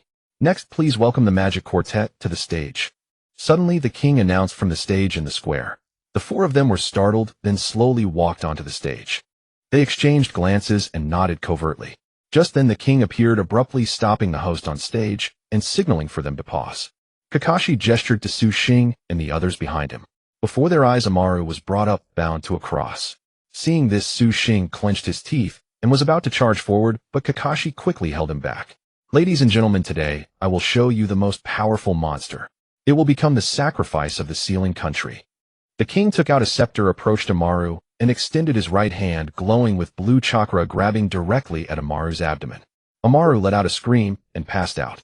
The king gritted his teeth, slowly withdrawing his hand, pulling a force of black chakra from within Amaru's body. Such immense power. The king licked his lips excitedly, then opened his mouth wide and swallowed the black force whole. In an instant, the king was enveloped in darkness. His pupils dilated, his hair grew long. This power surged through the underground, and all the citizens of the ceiling country looked upon it with greedy expressions. Ha ha ha, now you're useless. I'll kill you right now. Amaru, enduring the pain, woke up and trembled as she looked up at the frenzied king. Tears streamed down her face as she closed her eyes in resignation. Water-style great waterfall technique. Kakashi threw off his suit jacket, opened his eye patch, and his Sharingan glowed red. The fountain behind him erupted, sending the underground water flooding in all directions. Multiple shadow clone technique. Countless Xing's clones appeared in every corner of the square, surrounding everyone present. Chidori. Sasuke gathered lightning in his right hand, slamming it into the ground, and with smoke and dust billowing, he charged toward one of the massive pillars. Monstrous strength. Haruno Sakura leaped from the ground, the floor beneath her collapsing, and punched the pillar nearest to her. In an instant, chaos erupted in the square. The high-ranking officials in the VIP seats gnashed their teeth in fury at the sight. The 4 had vanished from their previous positions and were now in action. Xing found a chance to rescue Princess Amaru. No problem, Kakashi-sensei. Xing cleared a path, taking down ninjas who blocked his way as he rushed toward the stage. Amaru. The king sneered, gathering black chakra into a sphere similar to a Rasengan. Rasengan. The moment Xing neared the stage, he leaped into the air, a blue Rasengan in his right hand, and thrust it directly at the king. The king's black chakra sphere met the attack. In an instant, the immense force of the 2 clashing powers shattered the surrounding pillars, causing the underground cavern to collapse. Xing roared, driving the king back, then rushed to Amaru's side. He took out a kunai and cut the ropes. Then he lifted Amaru in a princess carry. Kakashi, Sasuke, and Haruno Sakura had already blasted a large hole in the cavern's ceiling, reaching the surface. Xing. Hurry! Kakashi shouted from the opening above. Xing leaped with Amaru in his arms, but just then a giant hand grabbed his right foot. Xing turned to see one of the high-ranking officials from the VIP seats, whose arm had transformed into an eagle's claw. Kakashi-sensei, take care of Princess Amaru. Using chakra propulsion, Xing pushed Amaru into the air. Xing. Amaru, seeing him fall, wept as tears streamed down her face. Kakashi caught Amaru and was about to go back to rescue Xing, when suddenly the ceiling country began to tremble and the ground beneath their feet started to collapse. Damn it! Dozens of high-ranking officials from the VIP seats sneered, dispelling their jutsu and transforming into various monsters. Xing landed on the ground, rolling to stabilize himself. Kid, you've got guts, but your end will be miserable. The leader, now a giant bear, began gathering a light beam in his mouth, and the others behind him followed suit. A blinding white light of immense power surged toward Kakashi, Sasuke, and Sakura. Go, Chidori. Kakashi, carrying Amaru on his back, led Sasuke and Sakura out of the ceiling country.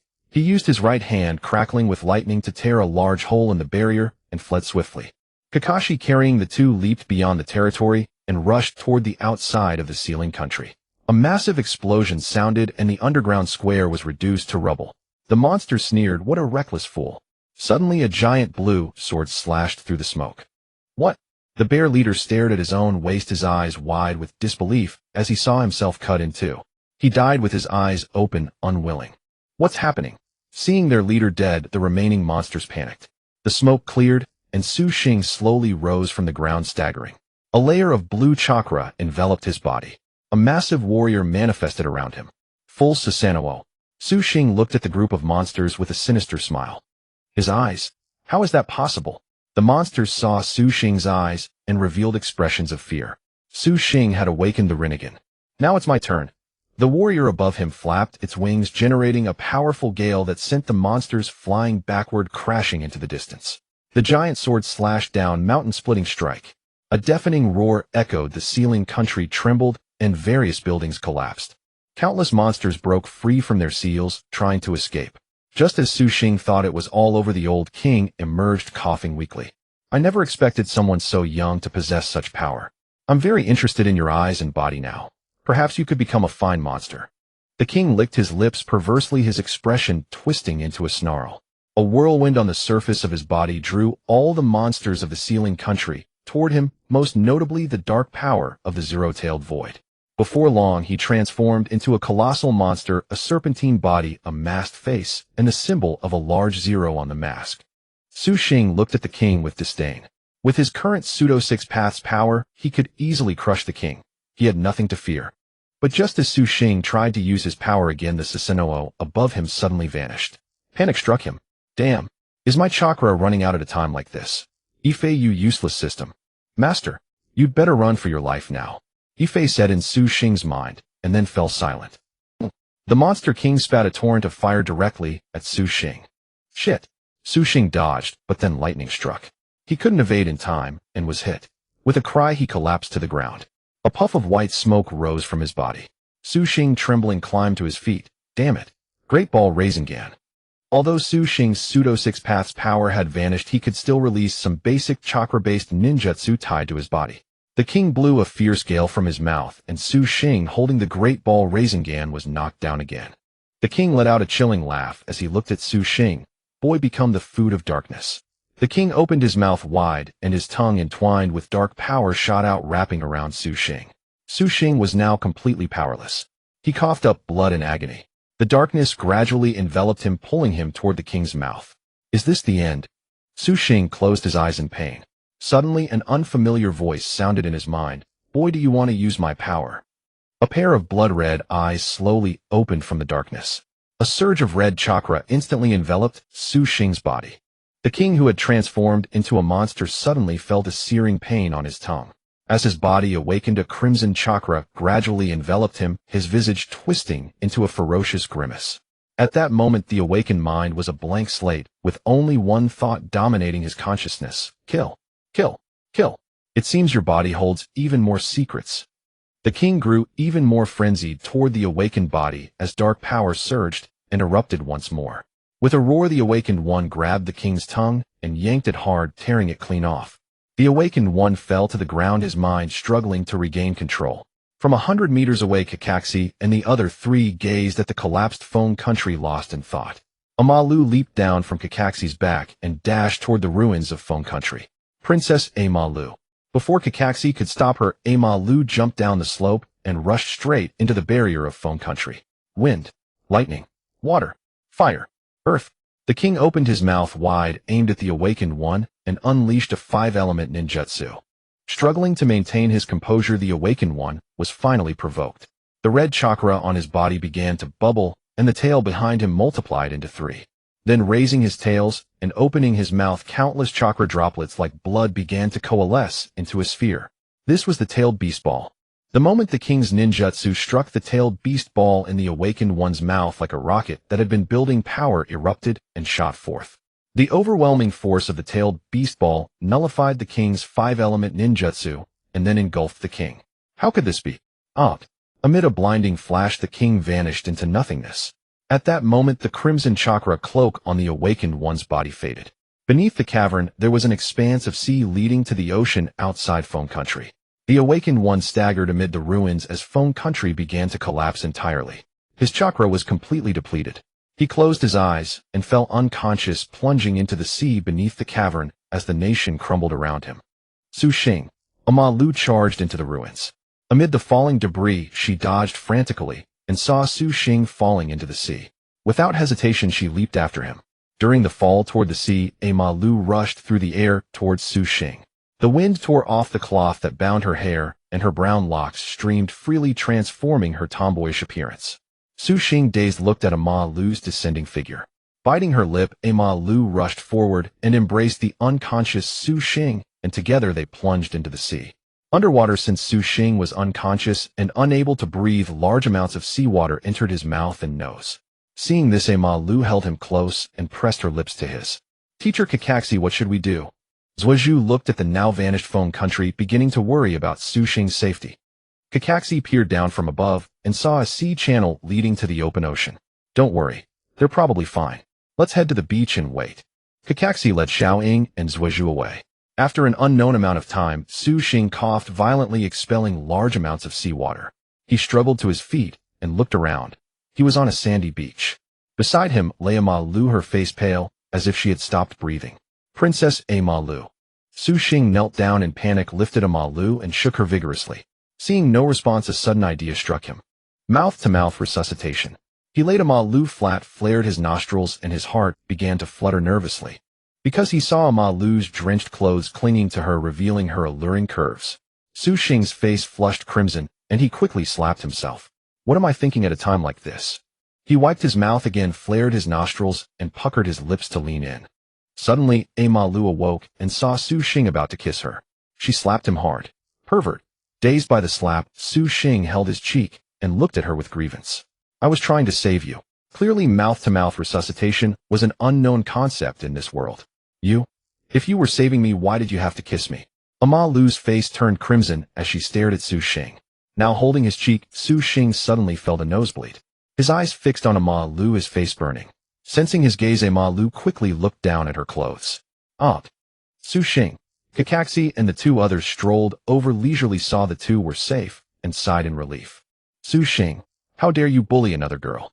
Xiaoying's brows furrowed as she swung a fist.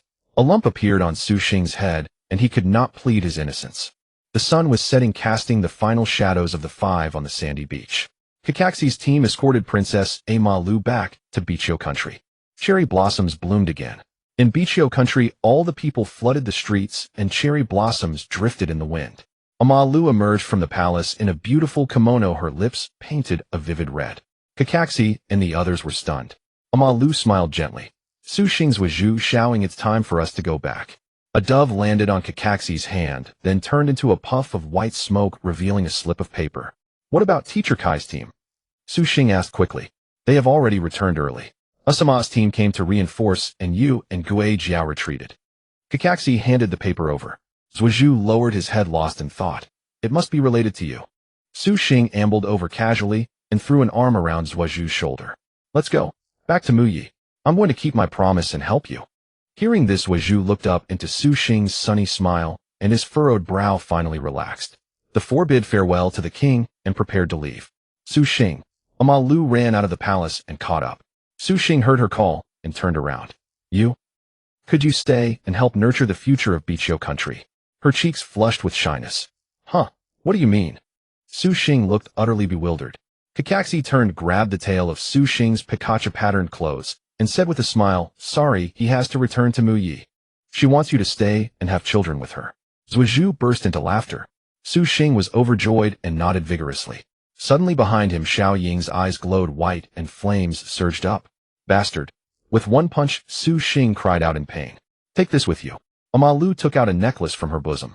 On the transparent pendant was inscribed the character, Feng, and inside it lay a single cherry blossom petal. "This is..." Su Xing took the necklace, confused. "It was left to me by that master from Muyi. It helped suppress the power inside me.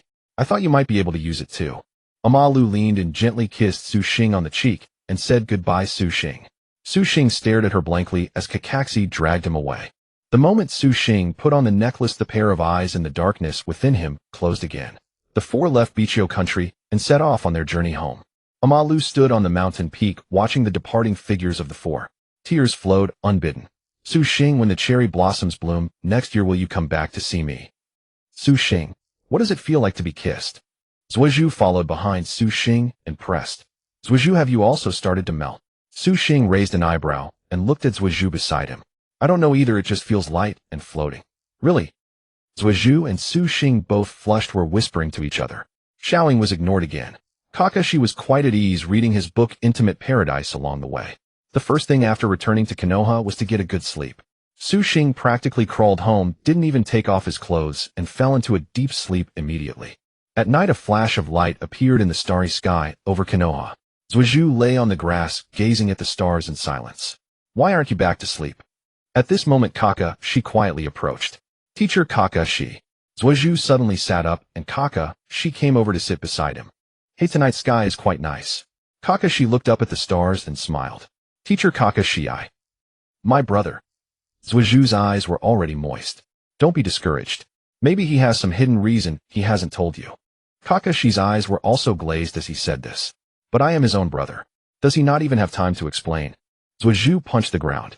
When you become strong one day, you might understand how much bitterness one must bear behind strength. Kakashi's voice suddenly choked. Teacher Kakashi, do you have a good friend? Susanoo suddenly asked. Ah, yes.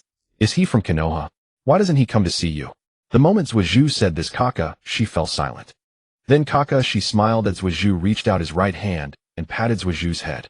Maybe he also has some hidden reason he hasn't told me. After saying that, Kakashi looked at the sky where a face appeared among the stars. Right, die too. Alright, go back to sleep. Tomorrow go with Su Xing to find Lord Jiraiya and learn something useful. As for me, I need to rest well. Kakashi stood up and stretched. Okay, Teacher Kakashi, I'm going back. Susanoo stood up and disappeared into the grass. Kakashi, what are you doing here so late? Kakashi suddenly turned around. It was Yi Yuan Lin. Lin, I'm out for a walk. Kakashi's face suddenly flushed. Then I'll accompany you. Lin smiled, ran over, took Kakashi's hand, and led him down the mountain. After the two left, a vortex appeared in space, and a masked man emerged on the grass. He watched the departing figures of Kakashi and Lin, then vanished again. Good morning, little Su Xing. Su Xing rubbed his groggy eyes and saw Jiraiya brushing his teeth on the balcony of the window. Hey, Jiraiya, what are you doing here? Su Xing jumped straight out of bed. It's 7 in the morning. Today you're coming with me to a place. Jiraiya spat his mouthwash downstairs, then turned around with a mysterious expression. Seeing Jiraiya suddenly become serious, Su Xing also turned solemn. Ouch, damn.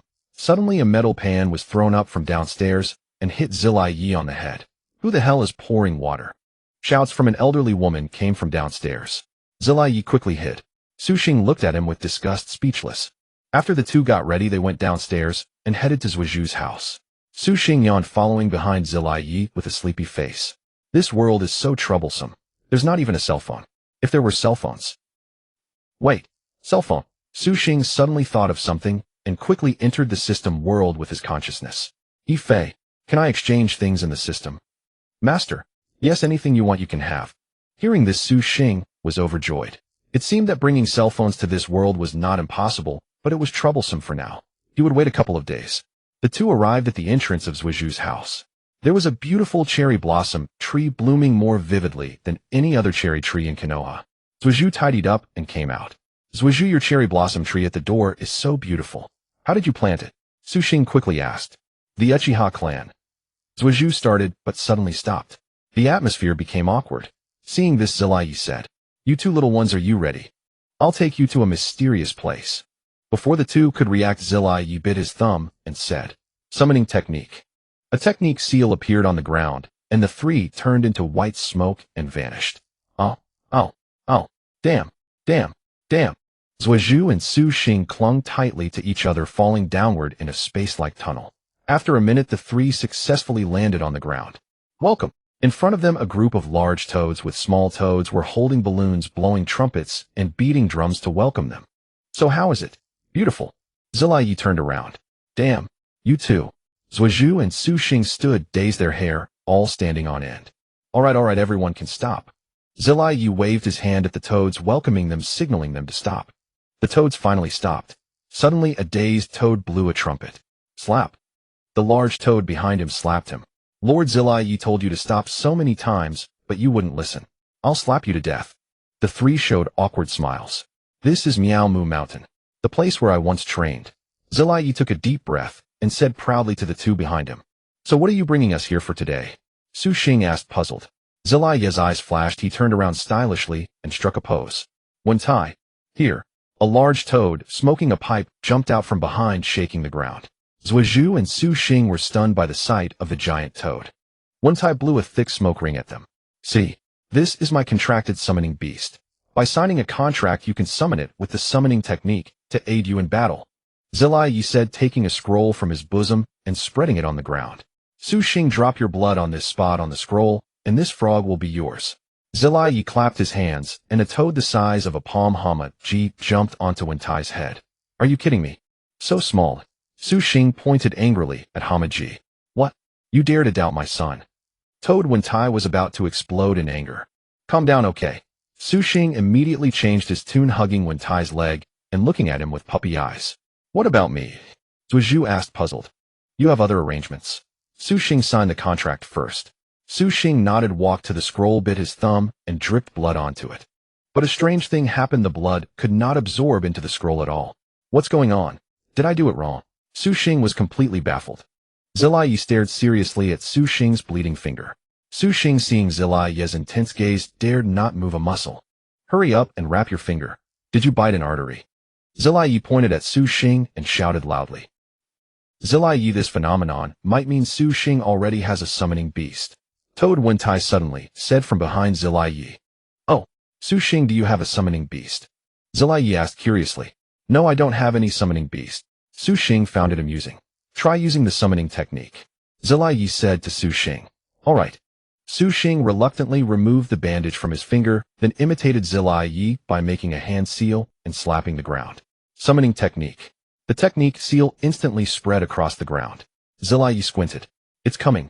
Suddenly Meow Moo Mountain began to shake. Jiraiya and Wentai looked around. All the toads raised their heads. Behind Su Xing the ground suddenly collapsed, and a summoning beast bound with chains and with white cloth wrapped around its eyes struggled up from below. It's the Summon Ghetto statue. A drop of sweat fell from Wentai's forehead. The giant statue let out a roar at everyone. Su Xing, your eyes. At this moment Jiraiya suddenly saw that Su Xing's eyes had turned into the Rinnegan. Jiraiya, this kid is quite extraordinary. Fuda looked down at the bewildered Su Xing and fell into deep thought. Su Xing, dismiss your summoning technique. After Jiraiya spoke to Su Xing closed his eyes and used chakra to resonate with the golem, which then dissolved into white smoke and vanished. Something strange occurred. Su Xing's blood was suddenly absorbed by the scroll. Could it be that this kid can possess multiple summons? Jiraiya rested his chin on his hand and stared at Su Xing. Su Xing's abilities remained unknown. Whether they were advantageous or detrimental, Jiraiya could not yet determine. All he could do was provide better guidance. My blood merged in. Su Xing exclaimed upon witnessing the sight. Jiraiya nodded and said to Su Xing, your abilities must not be displayed openly. It would not serve you well.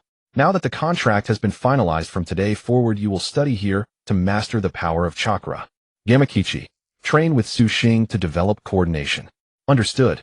The palm-sized Gamakichi hopped straight onto Su Xing's head. Mastering chakra requires sustained training, including maintaining composure under any circumstance. You must begin with physical conditioning. Jiraiya directly tossed a carrying pole to Su Xing. Starting today, no fewer than 10 trips daily. Fetch water from 10 kilometers outside my boson. Are you kidding me? Su Xing was momentarily stunned. Your power is unstable, unpredictable in its fluctuations. Without proper training, you risk losing yourself to it one day. After delivering his instructions, Jiraiya departed with Sasuke. Su Xing, keep it up. Sasuke gestured towards Su Xing before following along. At that moment, Jiraiya recalled his 3 former disciples. Naruto, Uzumaki, Yahiko, and Konan, those 3. Naruto Uzumaki had once employed a summoning technique similar to Su Xing's during his training. However, the golem Naruto summoned was merely a shell. It required using his own body as a vessel to command it. This ability was truly powerful and terrifying. The 3 of them were now outstanding young fighters in Aim Village. If opportunities arose, Su Xing would have the chance to meet them. Jiraiya-sama, where are we going? Sasuke asked curiously from behind. You carry the bloodline of the Uchiha clan. Senjutsu from Myobozen does not suit your path. I will take you to meet someone who may assist you. Jiraiya smiled at Sasuke, and the 2 continued onward. After traveling for some time, they arrived at the entrance of a dim cave. A cold draft swept from within the cave, making Sasuke shiver with fear. This place is so terrifying. I never thought even now he would still have such preferences. Jiraiya shook his head helplessly and entered. After hesitating for a moment, Sasuke hurried to follow. Suddenly, a serpent over 5 meters long lunged from above the cave. Fire-style flame bullet. Jiraiya quickly released the hand seal and expelled a torrent of fire, instantly incinerating the great snake. I never expected you would actually come to see me. Hearing a voice emanate from behind a stone door ahead, the two turned to look. A man dressed in a white robe whose appearance bore a striking resemblance to a serpent emerged. Orochimaru, it has been a long time. After that battle concluded, I thought you had forgotten me. The two locked gazes. How could I? After all, you are my close friend. Jiraiya burst into a hearty laugh and approached, wrapping his arms around Orochimaru in an embrace. What research have you been occupied with lately? Jiraiya asked cheerfully.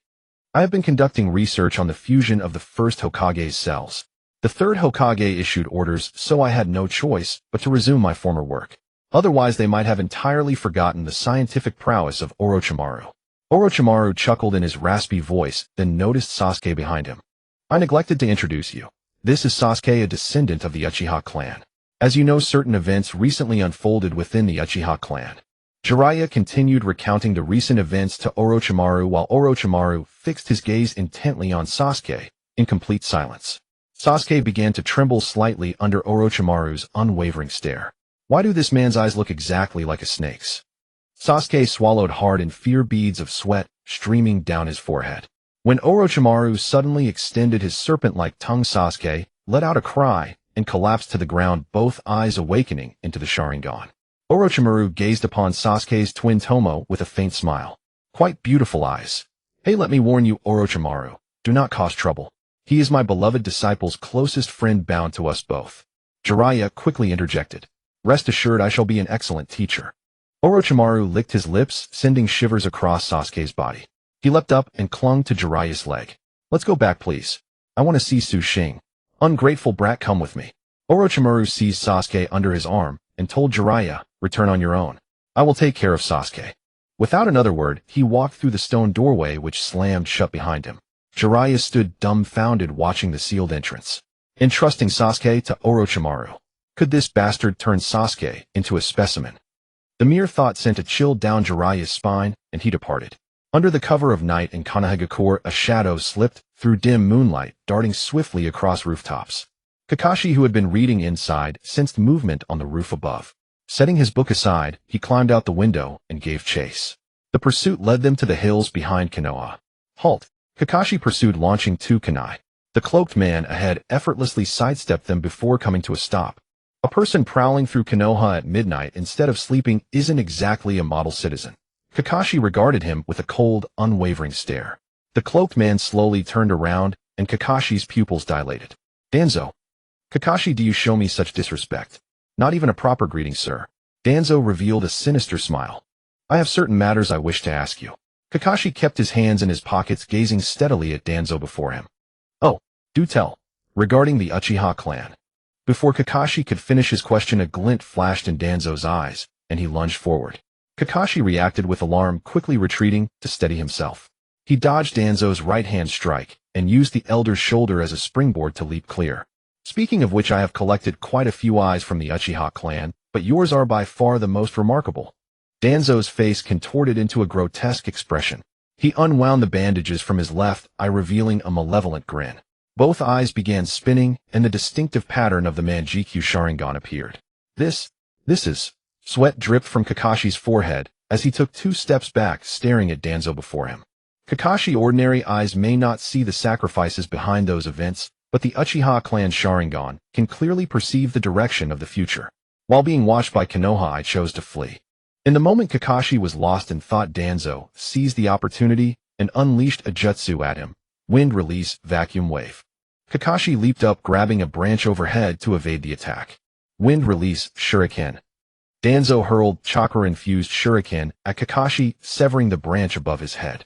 As it fell, Danzo accelerated and released the technique. Wind release, vacuum serial waves. Kakashi had no time to dodge and was struck directly, but he instantly dissolved into lightning and vanished. Behind Danzo, Kakashi sprang up from the ground, thrusting a kunai at him. Wind release, vacuum blade.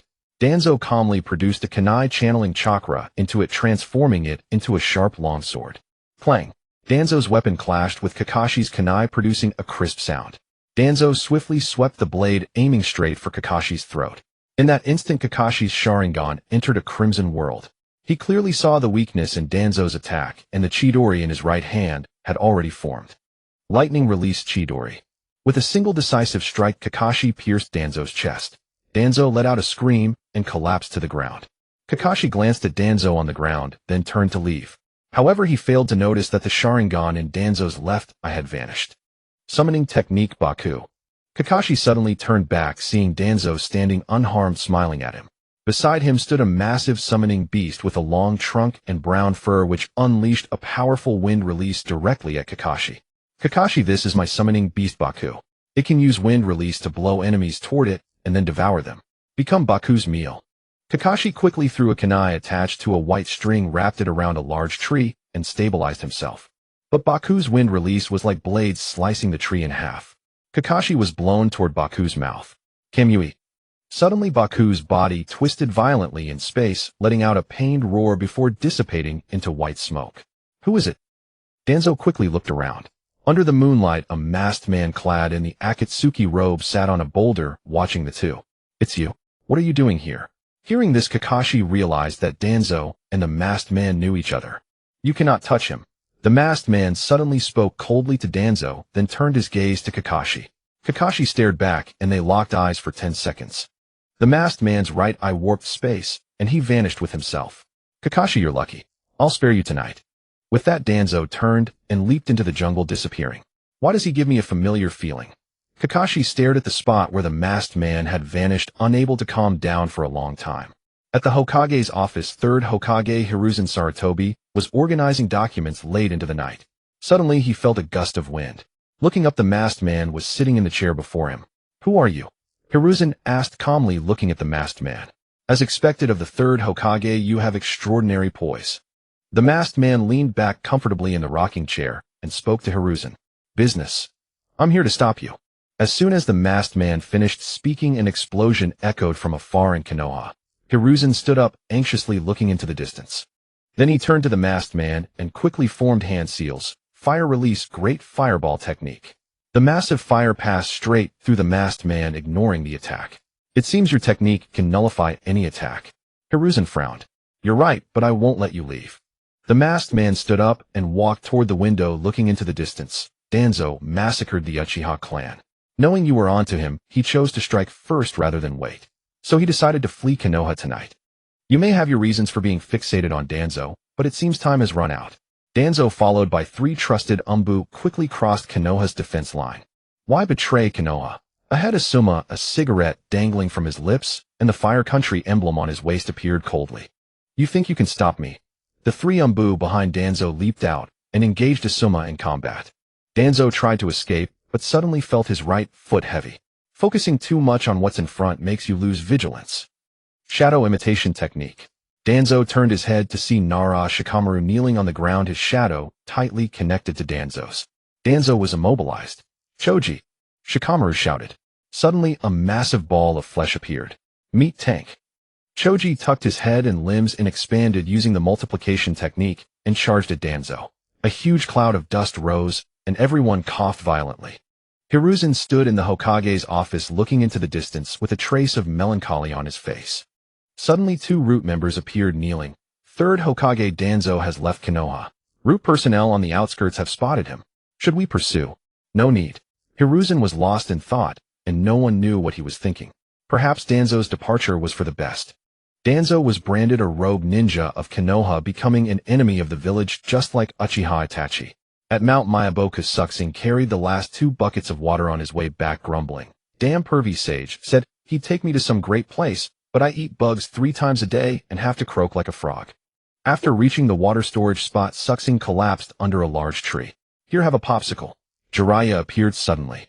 In the sweltering heat under the tree, Xing leaned against Jiraiya, enjoying the popsicle. Kid, have you noticed lately that you're becoming more sensitive to chakra release? Jiraiya turned to Xing, who was leaning against him, and asked. Sort of. My jutsu casting speed is also getting faster. Pervy sage, did you train like this when you were young? Xing asked wearily. Me? That's a long story. But can you tell me more about the story in your book? Before Jiraiya could finish, he heard snoring. Xing had fallen asleep. Jiraiya looked at him with a gentle smile. In the scorching heat, the two leaned against each other in a shady spot and fell asleep. In a forest outside Konoha, Danzo finally managed to escape. Stop! The masked man appeared from space ahead. You have escaped. Release the control seal on the three tails. The masked man extended his right hand, pointing at Danzo. If I release the control seal now, you will surely kill me. Danzo walked disdainfully to a rock and sat down. Rest assured, I won't harm her. It's only for self-preservation and to restrain you. I will remove it without hesitation afterward. Danzo tightly bound his bandages, then stood up. By the way, take me to see the Akatsuki. The masked man stared at Danzo for a long time without speaking. Suddenly he spoke. If I find out you have other intentions, I will kill you. The masked man's right eye formed a vortex in space, and he vanished with Danzo. Then the two appeared inside a dark hall. Obito led Danzo inside. Inside, the dark corridor was lined with torches on both sides. A chilling breeze blew over as the two walked into the main hall. A man stood with his back to them. Danzo has been brought back, the masked man said to the man ahead. Welcome to the Akatsuki. The man slowly turned around. What you are? Danzo stared at the man in terror, sweat instantly beading on his forehead, his body trembling. Surprised too. The long-haired man sat on the throne in the main hall looking at Danzo with interest. Toby, why haven't we seen Haiden and Kakuzu lately? I heard they got killed while robbing someone. The masked man scratched his head. The man on the throne sighed helplessly, tells Sasori and Deidara that the location of the One Tail has appeared. Okay. The masked man vanished instantly, leaving the terrified Danzo. Tell me about the Uchiha clan. The man on the throne suddenly opened his eyes. In the dim hall, a pair of blood-red Mangekyo spun into view. Sasori, what's the use of making so many puppets? Entertaining kids every day? We are the Akatsuki, representatives of dark, evil forces. Deidara and Sasori were sitting on the floor of a wooden cabin with various small puppets in front of Sasori. This is my art. Deidara, don't you also like art? Sasori turned his head and looked at Deidara with a cute smile. Art? My art is explosion. What does this have to do with explosion? Deidara casually picked up a puppet and threw it on the ground. Sasori did not complain. Instead, he carefully walked over, picked up the puppet that Deidara had thrown, and hugged it gently. They have lives. Humph. Deidara walked to the bedroom, opened the door to go to the restroom, and suddenly the masked man appeared on the toilet seat. Eek! You pervert. Deidara immediately threw out 10 clay spiders. In an instant, the house exploded. Sasori instantly protected his puppets and leaped out. The masked man completely ignored the attack, leaving Deidara coughing violently, his clothes torn to shreds. I didn't control the position well earlier. Sorry for appearing in your restroom. A large sweat drop rolled down the masked man's forehead.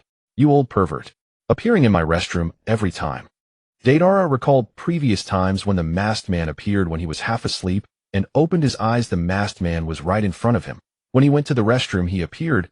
When he was eating hot pot, he appeared. Thinking about it, Deidara wished he could self-destruct. I'm here to tell you that the location of the One Tail has appeared. You can go capture it. Where? Wind Country. Gara the One-Tail Jinchuriki.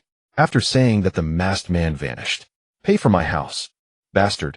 Deidara cursed at the spot where he disappeared. Don't be angry. Let's get ready to go. I still have some money. Sasori walked over and said gently to Deidara. Oh, how much? How much? Deidara couldn't help rubbing his hands. 3 yuan 5 mao 8 fun. Psycho. After packing their luggage, they prepared to leave. They were in a mountainous area with a village where Deidara and Sasori had been living for a while. At the village entrance, a group of cute children were playing. Seeing Sasori come out, they happily ran over and surrounded him. Brother Sasori. Did you bring us any fun things today? Sasori gently crouched down and patted the heads of the children, of course. From his backpack, Sasori took out 4 or 5 puppets and used chakra strings to make them dance on the ground. Wow. Awesome. I love it. Thank you, Brother Sasori. A little girl ran over, hugged Sasori, and kissed him. Sasori stood up and said to them, Brother has to leave today. Take care of yourselves. Brother Sasori, where are you going? Will you come back to see us? Sasori looked at the innocent children and fell silent. Then he took out some lollipops from his pocket and handed them over. If I have the chance, I will definitely come back to see you. Sasori felt somewhat reluctant. Scenes of being abandoned in the past flashed before his eyes, from his arrival in this village until now. He turned and left the village with Deidara, heading toward the land of wind. On Mount Myaboku, Xing was sitting in meditation, stabilizing his chakra. Jiraiya walked over and looked at Xing. Kid, let's end the training for now. The third Hokage has a task for everyone. We'll leave today. Hearing this, Xing happily jumped up and hugged Jiraiya. Awesome. Finally we can go out. Let's go find Sasuke. Jiraiya nodded and they went to Orochimaru's laboratory. When they reached the cave, Xing felt a chill. Pervy sage, you sent Sasuke here. Will he be okay? Xing suddenly saw some bones in a distant corner, his scalp tingling, and he swallowed hard. The stone door opened and Orochimaru came out. Jiraiya, what's the matter? Yeah, the third Hokage told the kids to participate in a mission. I'm here to pick up Sasuke. Orochimaru glanced at Xing and said, Are you Jiraiya's disciple? I'm his master. Xing pouted proudly. Interesting. Orochimaru smiled, then directly picked up something from behind and threw it out. Jiraiya and Xing looked, holy crap. Sasuke. Sasuke had severe dark circles under his eyes, looking exactly like a panda. What have you done to him? Jiraiya asked curiously. I just haven't let him sleep since you sent him here. Orochimaru gave a sinister grin. Then what did you teach him? You'll find out soon enough, hee. Jiraiya brought Sasuke and Xing back to Konoha. At the foot of the Hokage building, Team 10, Team 8, Team 3, and Team 7 had assembled. The third Hokage wearing a white cloak came out. Everyone, the Wind Country is holding its annual tournament. Konoha participates every year, and this year is no exception. Prepare yourselves and set off immediately. Then all the parents began to pack some food for their children, giving them instructions and worrying. Only Xing and Sasuke stood there blankly watching everyone, letting out a helpless sigh. Before we leave, I'll treat you to ramen. Who wants to go? Kakashi saw the two looking a bit down and walked over with a sudden smile. Me? I'll go. Xing quickly raised his hand. I'll go too. Sasuke and Xing argued. Then let's go. Kakashi took them to Ichiraku Ramen. I want 2 bowls. No. 3. 10. I want 20 bowls. In the arena of the Wind Country, a boy carrying a gourd sat alone in the empty spectator stands. Gaara, what are you thinking about? A woman approached dressed in tight black stockings and a white off-shoulder blouse that compacted her curves with 2 buns tied on her head and a large iron fan on her back. Big Sister Temari. Gaara's deeply shadowed eyes revealed a trace of exhaustion. Still thinking about what happened before. Don't worry, with your big sister here, no one will ever bully you again. Temari held Gaara in her arms with sympathy. Gaara recalled how he was regarded as a monster in the village, with the presence of the One Tail inside him preventing him from sleeping since the day of his sealing, and all his classmates mocked and shunned him. Temari. Gaara. So you're here. Kankuro. Temari stood up, watching Kankuro run over. I've notified Konoha. The Lightning Country and Earth Country canceled their participation this year due to special circumstances, so only Konoha is competing. Kankuro sat down panting and calmed himself. Gaara, don't be discouraged.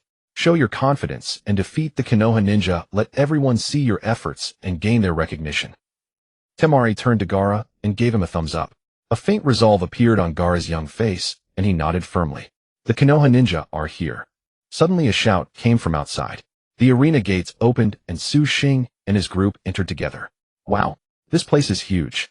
Master, if you wish, Ife can also get one for you. Ife's voice suddenly echoed in Xing's mind. Ife, you've been really quiet lately, haven't said a word. No, master. If you rely too much on me, how can you become a true powerhouse? Xing rolled his eyes at Ife. Where is the Kazekage of the Wind Country? Why haven't I seen him? Xing asked Kakashi curiously. Shoo.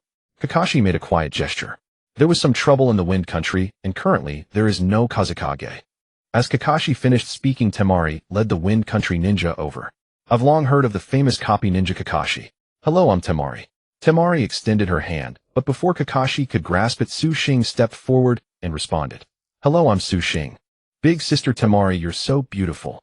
Xing's expression was rather lecherous, leaving the Konoha group speechless. Thanks for the compliment. The match will start in 10 minutes. The rules are simple. Pick your 4 strongest trainees from Konoha, and we'll also pick 4 from the Wind Country, then we'll compete directly.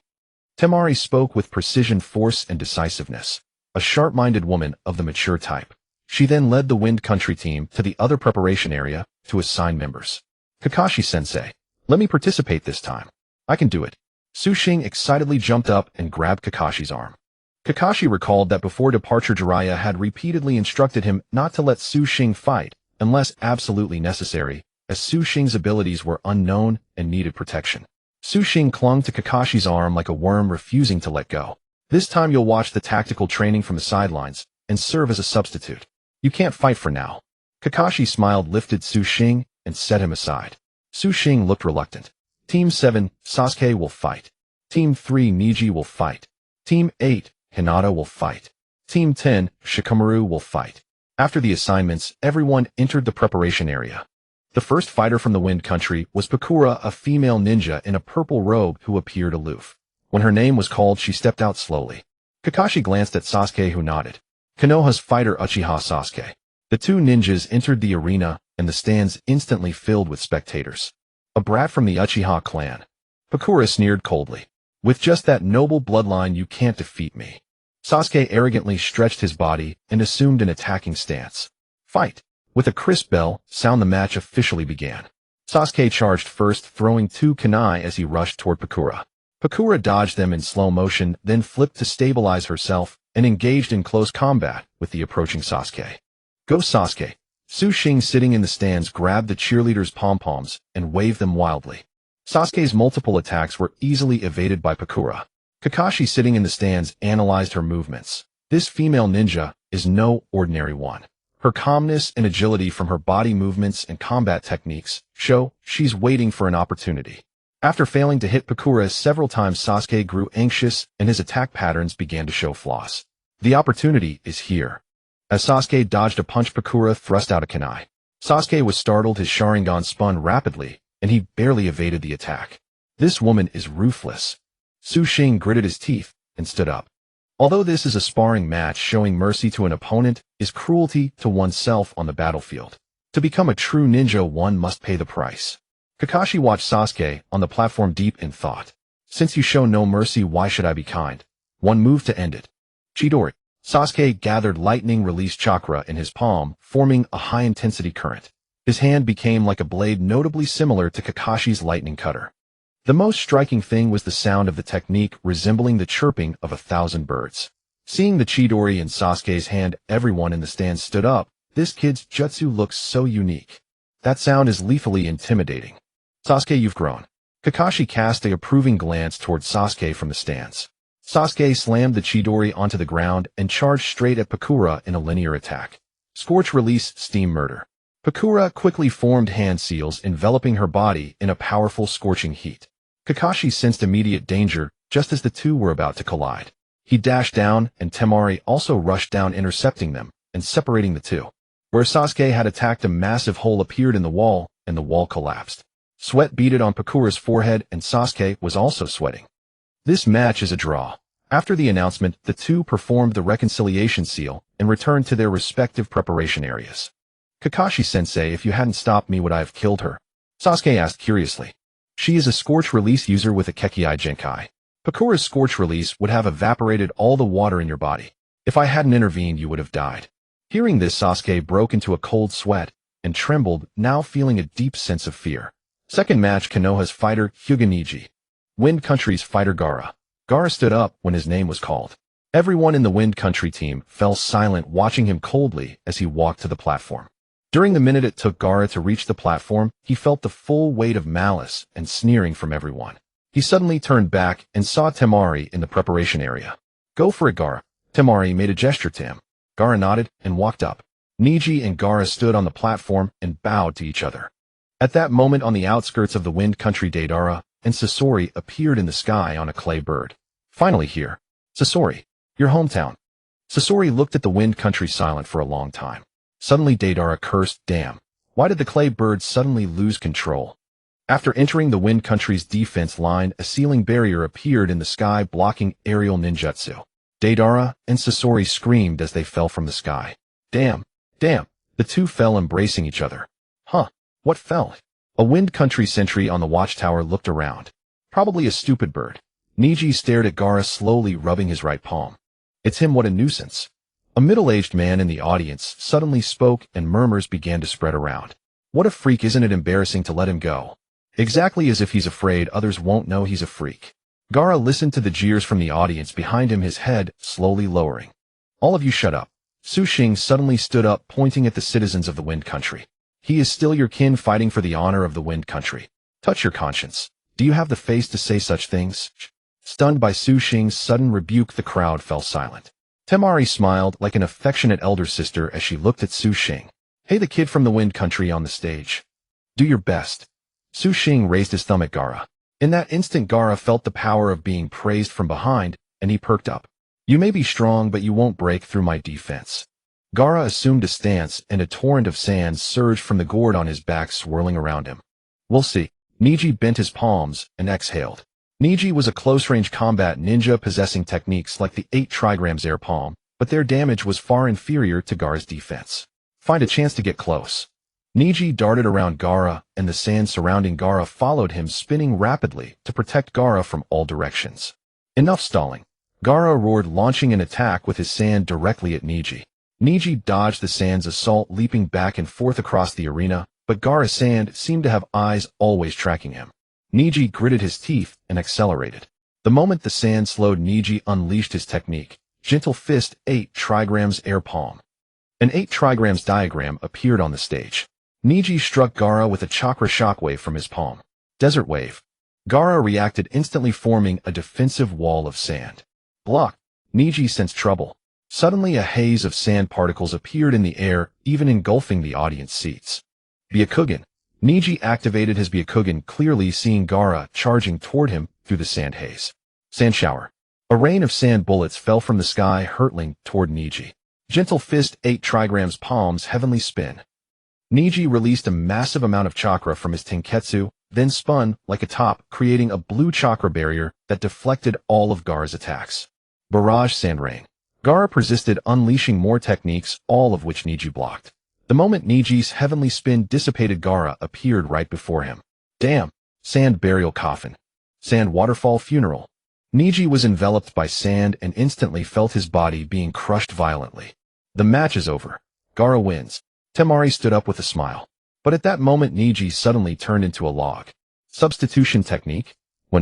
Everyone was astonished. Gaara looked around frantically. Gentle Fist 8 trigrams 64 palms. Niji suddenly appeared behind Gaara, the Taiji diagram beneath him more pronounced. Time froze for an instant as Niji's consecutive strikes landed on Gaara. Too late. Gaara was attacked forcibly. Niji's technique struck the 64 Tenketsu, sealing Gaara's chakra output, a point-based attack. The rapid succession of blows made Gaara cry out in pain. After the final palm, Gaara was sent flying several meters, spitting blood. The sand armor on his body shattered and broke apart. I lost. Gaara looked at Niji with reluctance. Gaara. Temari leaped from the audience, rushed to Gaara, and lifted him up. I'm fine. Gaara looked at Niji sullenly. You're quite good too. If you had been more cautious and not let me get close, you would never have broken my defense and defeated me. Niji bowed sincerely to Gaara, then walked off the stage. Go for it, Gaara. Xing shouted from below the stage. Instantly, all the Konoha participants shouted loudly, Gaara, go. For a moment, Gaara stood up, confidently bowed to the Konoha ninjas, while the citizens of the Wind Country remained silent, their expressions utterly cold.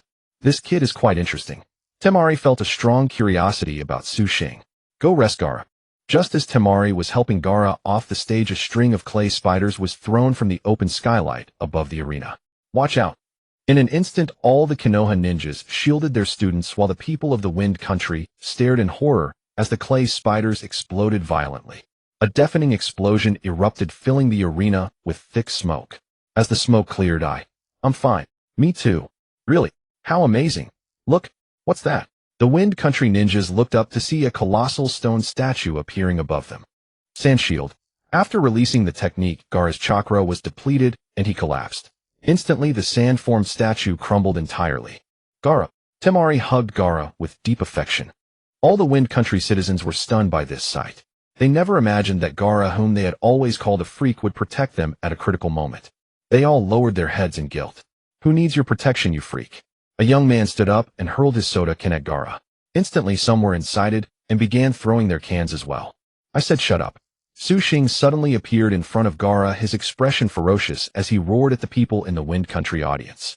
All the soda cans thrown in the air burst open. The terrified people of the Wind Country sat down. Thank you, Xing. Temari looked at Xing with a strange expression. Xing felt extremely uncomfortable under her gaze, as if she wanted to devour him. Everyone having fun. Suddenly a voice came from above. Everyone looked up to see Deidara and Sasori land from the sky, appearing before the crowd. It's Akatsuki. Everyone immediately entered a battle-ready state, all on high alert. Oh my. Sasori. Look. Our entrance has some flair. They're all scared of us. Deidara waved his hands excitedly, while Sasori showed a look of disdain. The Konoha and Wind Country ninjas were even more speechless. Kakashi pulled out a kunai and was about to step forward, but Temari stopped him. On the territory of the Wind Country, how can we let Konoha ninjas act? Temari pulled out her giant iron fan and slammed it in front of her, the ground cracking as it embedded itself. Someone is fanning us. How comfortable. Ha ha ha. Sasori had changed his appearance and was not recognized. Deidara held his stomach, laughing and swaying. Wind-style Great Sickle Weasel. A powerful gust of wind erupted as Temari swung her fan. The wind rushed toward Deidara, whose expression twisted instantly. What the? Such huge wind. No sooner had he spoken than he was blown away, crashing into a house. Sasori, however, remained completely unscathed, standing firm. After Temari's technique ended, she stared coldly at Sasori. To withstand my technique, you're no ordinary opponent. Sasori's steel tail shot out from behind him. Before Temari could react, Su Xing rushed forward. Watch out. In an instant, Su Xing grabbed Temari and rolled onto the carpet beside them. Su Xing's head buried itself in a balloon, while Temari inexplicably felt a fatal heartbeat. So soft. Su Xing's nosebleed burst out violently. Temari's face flushed as she looked at Su Xing. Sorry. Su Xing quickly got up. Temari's strange expression as she looked at him was indeed odd. Ha.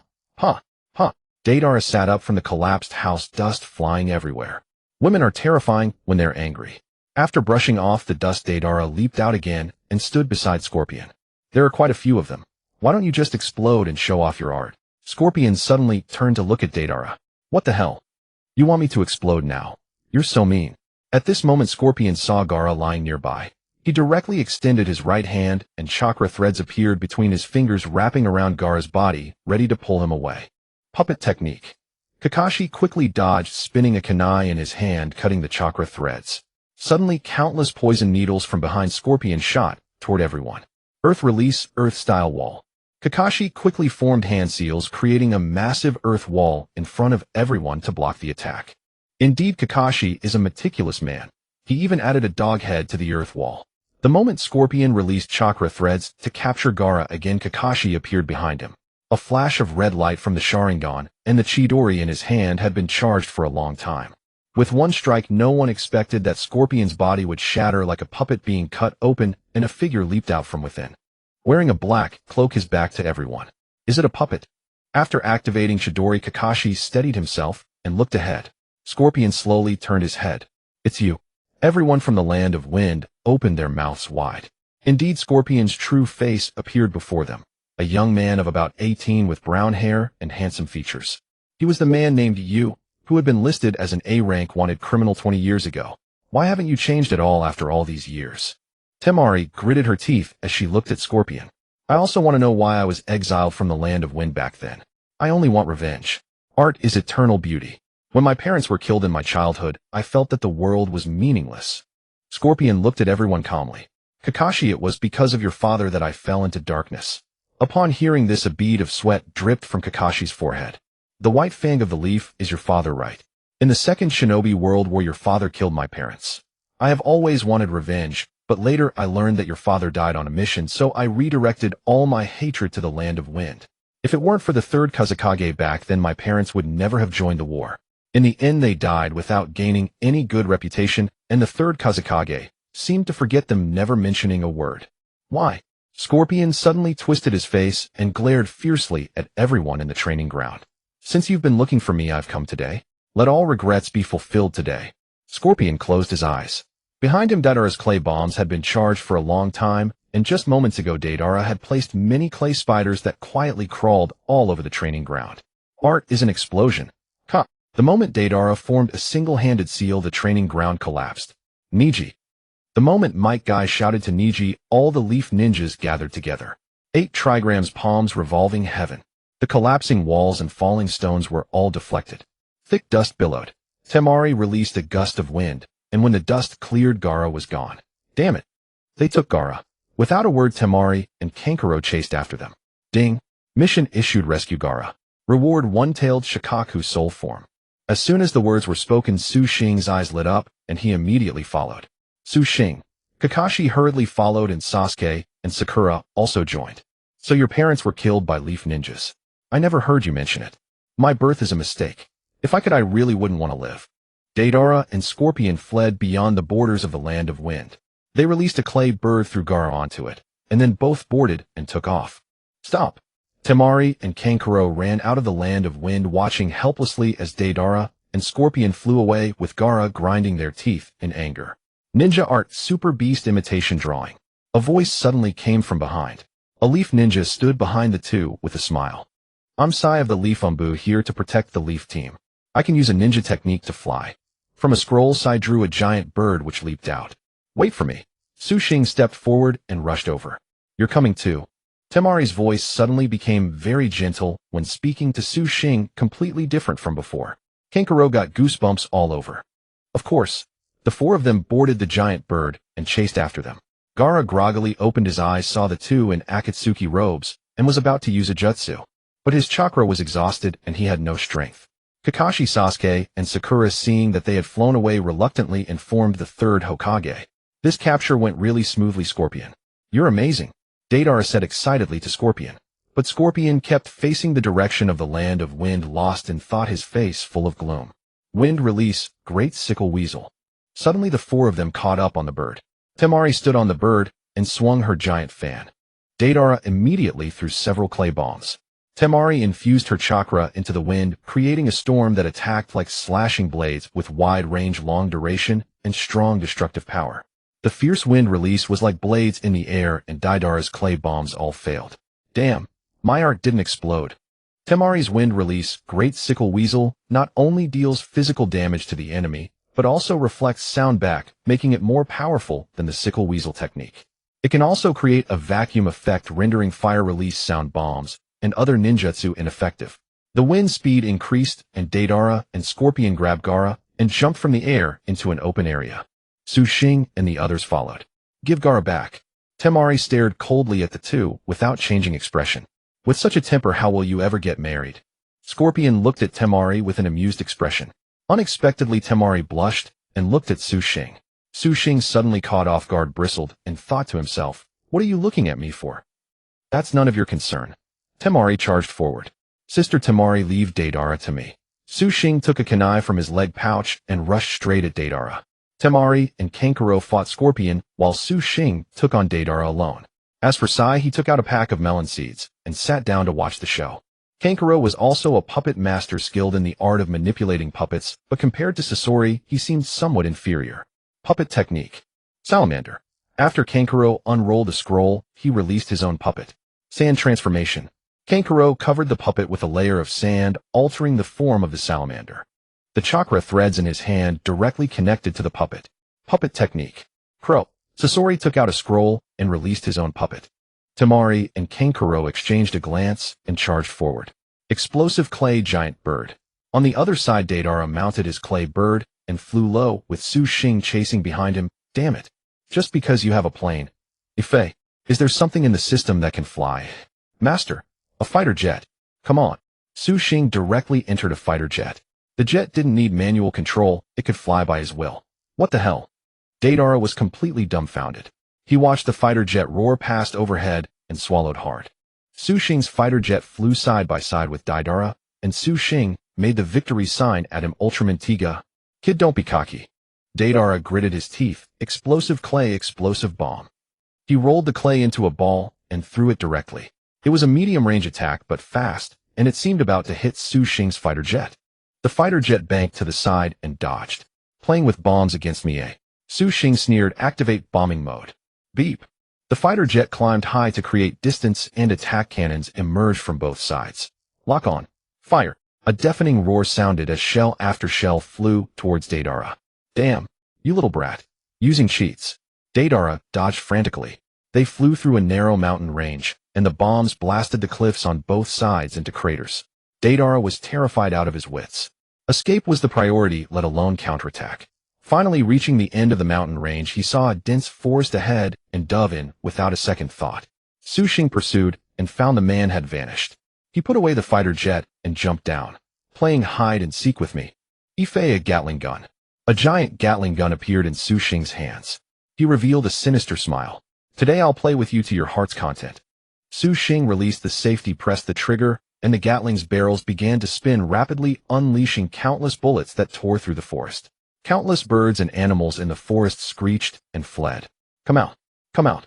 Come out! Xing roared as he fired. Deidara terrified cowered behind a rock, screaming incessantly. After a while, the Gatling's barrels smoked. Xing stopped and listened intently for Deidara's sounds. When Deidara saw Xing stop, he cautiously peeked his head out. Bang! A bullet whizzed right through Deidara's hair. Damn! A large chunk of hair was missing from the middle. Deidara trembled as he sat on the ground. I'm done for. I surrender. I surrender. Hearing the voice from the forest, Xing threw the Gatling to the ground. If I knew you'd come out. Deidara raised his hands and slowly walked out, forcing a smile at Xing. Don't shoot, let's talk nicely, okay? Before Xing could speak, Deidara's eyes suddenly shifted, explosive clay clone. Deidara suddenly hugged Xing, and the clay stuck to his body. Click! A huge explosion roared. Deidara, hidden in the shadows, smiled success. It turned out that the one who appeared was just a clay clone. Just as Deidara was laughing triumphantly and preparing to leave, a voice came from behind. Hey, how are you? Deidara spun around.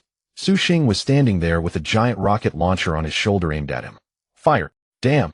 A shell flew out, and a massive mushroom cloud rose. Xing blew the smoke from the barrel and shook his head helplessly. Sasori, surrender. The rescue team from the Land of Wind will be here soon. You won't escape this time. After a fierce battle, Temari and Kankuro, despite their numerical advantage, had not gained the upper hand. Instead, Sasori's puppet skills were so formidable that he could handle both simultaneously without losing ground. In fact, he was overwhelming them. Then I'll show you something real. Sasori gave a meaningful smile, took out a purple scroll, and unrolled it. White smoke billowed, and a figure appeared. When the smoke cleared, Temari and Kankuro's eyes widened. So it was you who killed the third Kazekage. Temari clenched her fists in anger. This is my most beautiful art piece. Enjoy it slowly. As he spoke, the puppet of the third Kazekage, connected to chakra threads, drew a large blade from its sleeve and charged at the two. Watch out. Temari raised her iron fan to block. Sasori smiled with satisfaction. The sharp blade pressed down with force. Temari clearly felt the strain. Sasori poured a massive amount of chakra into the third puppet, and the blade bore down even more fiercely. Finally, Temari couldn't hold out and was crushed to the ground. This blade is called the Poison Blade. Take your time feeling it. Sasori laughed heartily. Just as the blade was about to strike, Temari, Kankuro rushed over and shielded her. A scream rang out. Kankuro was injured. Kankuro. Temari rose in fury and swung her iron fan, forcing the third puppet back. She caught Kankuro. On the surface of Kankuro's body, a pink poisonous mist quickly spread. At that moment, Gaara, who lay collapsed in the distance, saw his brother injured. His heartbeat accelerated instantly, and time seemed to freeze. Gaara's right arm transformed into a giant sand claw, which he swung at Sasori. Sasori turned sharply. The third puppet blocked the attack, but was still knocked back several meters. Sasori spat out a mouthful of blood. At this moment, Gaara's face was twisted in fury. Half of his face had turned completely monstrous, and his arm had transformed as well. So this is the partial transformation of the one-tail Jinchuriki. Sasori steadied himself and gazed at Gaara with a grave expression. Gaara's consciousness was blurry. He let out a chilling laugh, locked his eyes on Sasori, and charged without a word. Magnet release iron sand wall. Sasori used iron sand to create a solid barrier to withstand Gaara's attack. But Gaara's assault was so terrifying that it shattered the iron sand wall. Sasori squinted instantly. I'll restrain you first. Magnet release iron sand triprism. He used iron sand to form a triprism and shot it at Gaara at high speed. The iron sand's magnetic force made it difficult for Gaara to evade. In an instant, Gaara was slammed into the ground. Gaara. Temari's tears fell in pain. Sasori sneered, the one-tailed Jinchuriki is nothing special. He then walked over to pull Gaara out. Suddenly, from where Gaara had fallen, a surge of immense chakra burst forth, piercing the heavens and earth. A massive chakra barrier formed, knocking Sasori back. What a... Sasori steadied himself and looked toward Gaara. A deafening roar sounded. The complete form of the one-tail. Before him, a giant tanuki appeared in the open space, roaring at Sasori. Everyone suddenly looked into the distance. Is that monster out again? At that moment, an elderly woman followed the rescue team from the Land of Wind and Konoha to the scene. Deidara lay on the ground, gazing at the sky, his entire body bereft of strength. Xing approached and swiftly bound Deidara hand and foot. Suddenly, a colossal roar echoed from afar. He looked up. Has the one-tailed beast appeared? Then he lifted Deidara and hurried over. Sasori smiled at the sight of the one-tailed beast. I've never truly fought a tailed beast. Let me give it a try.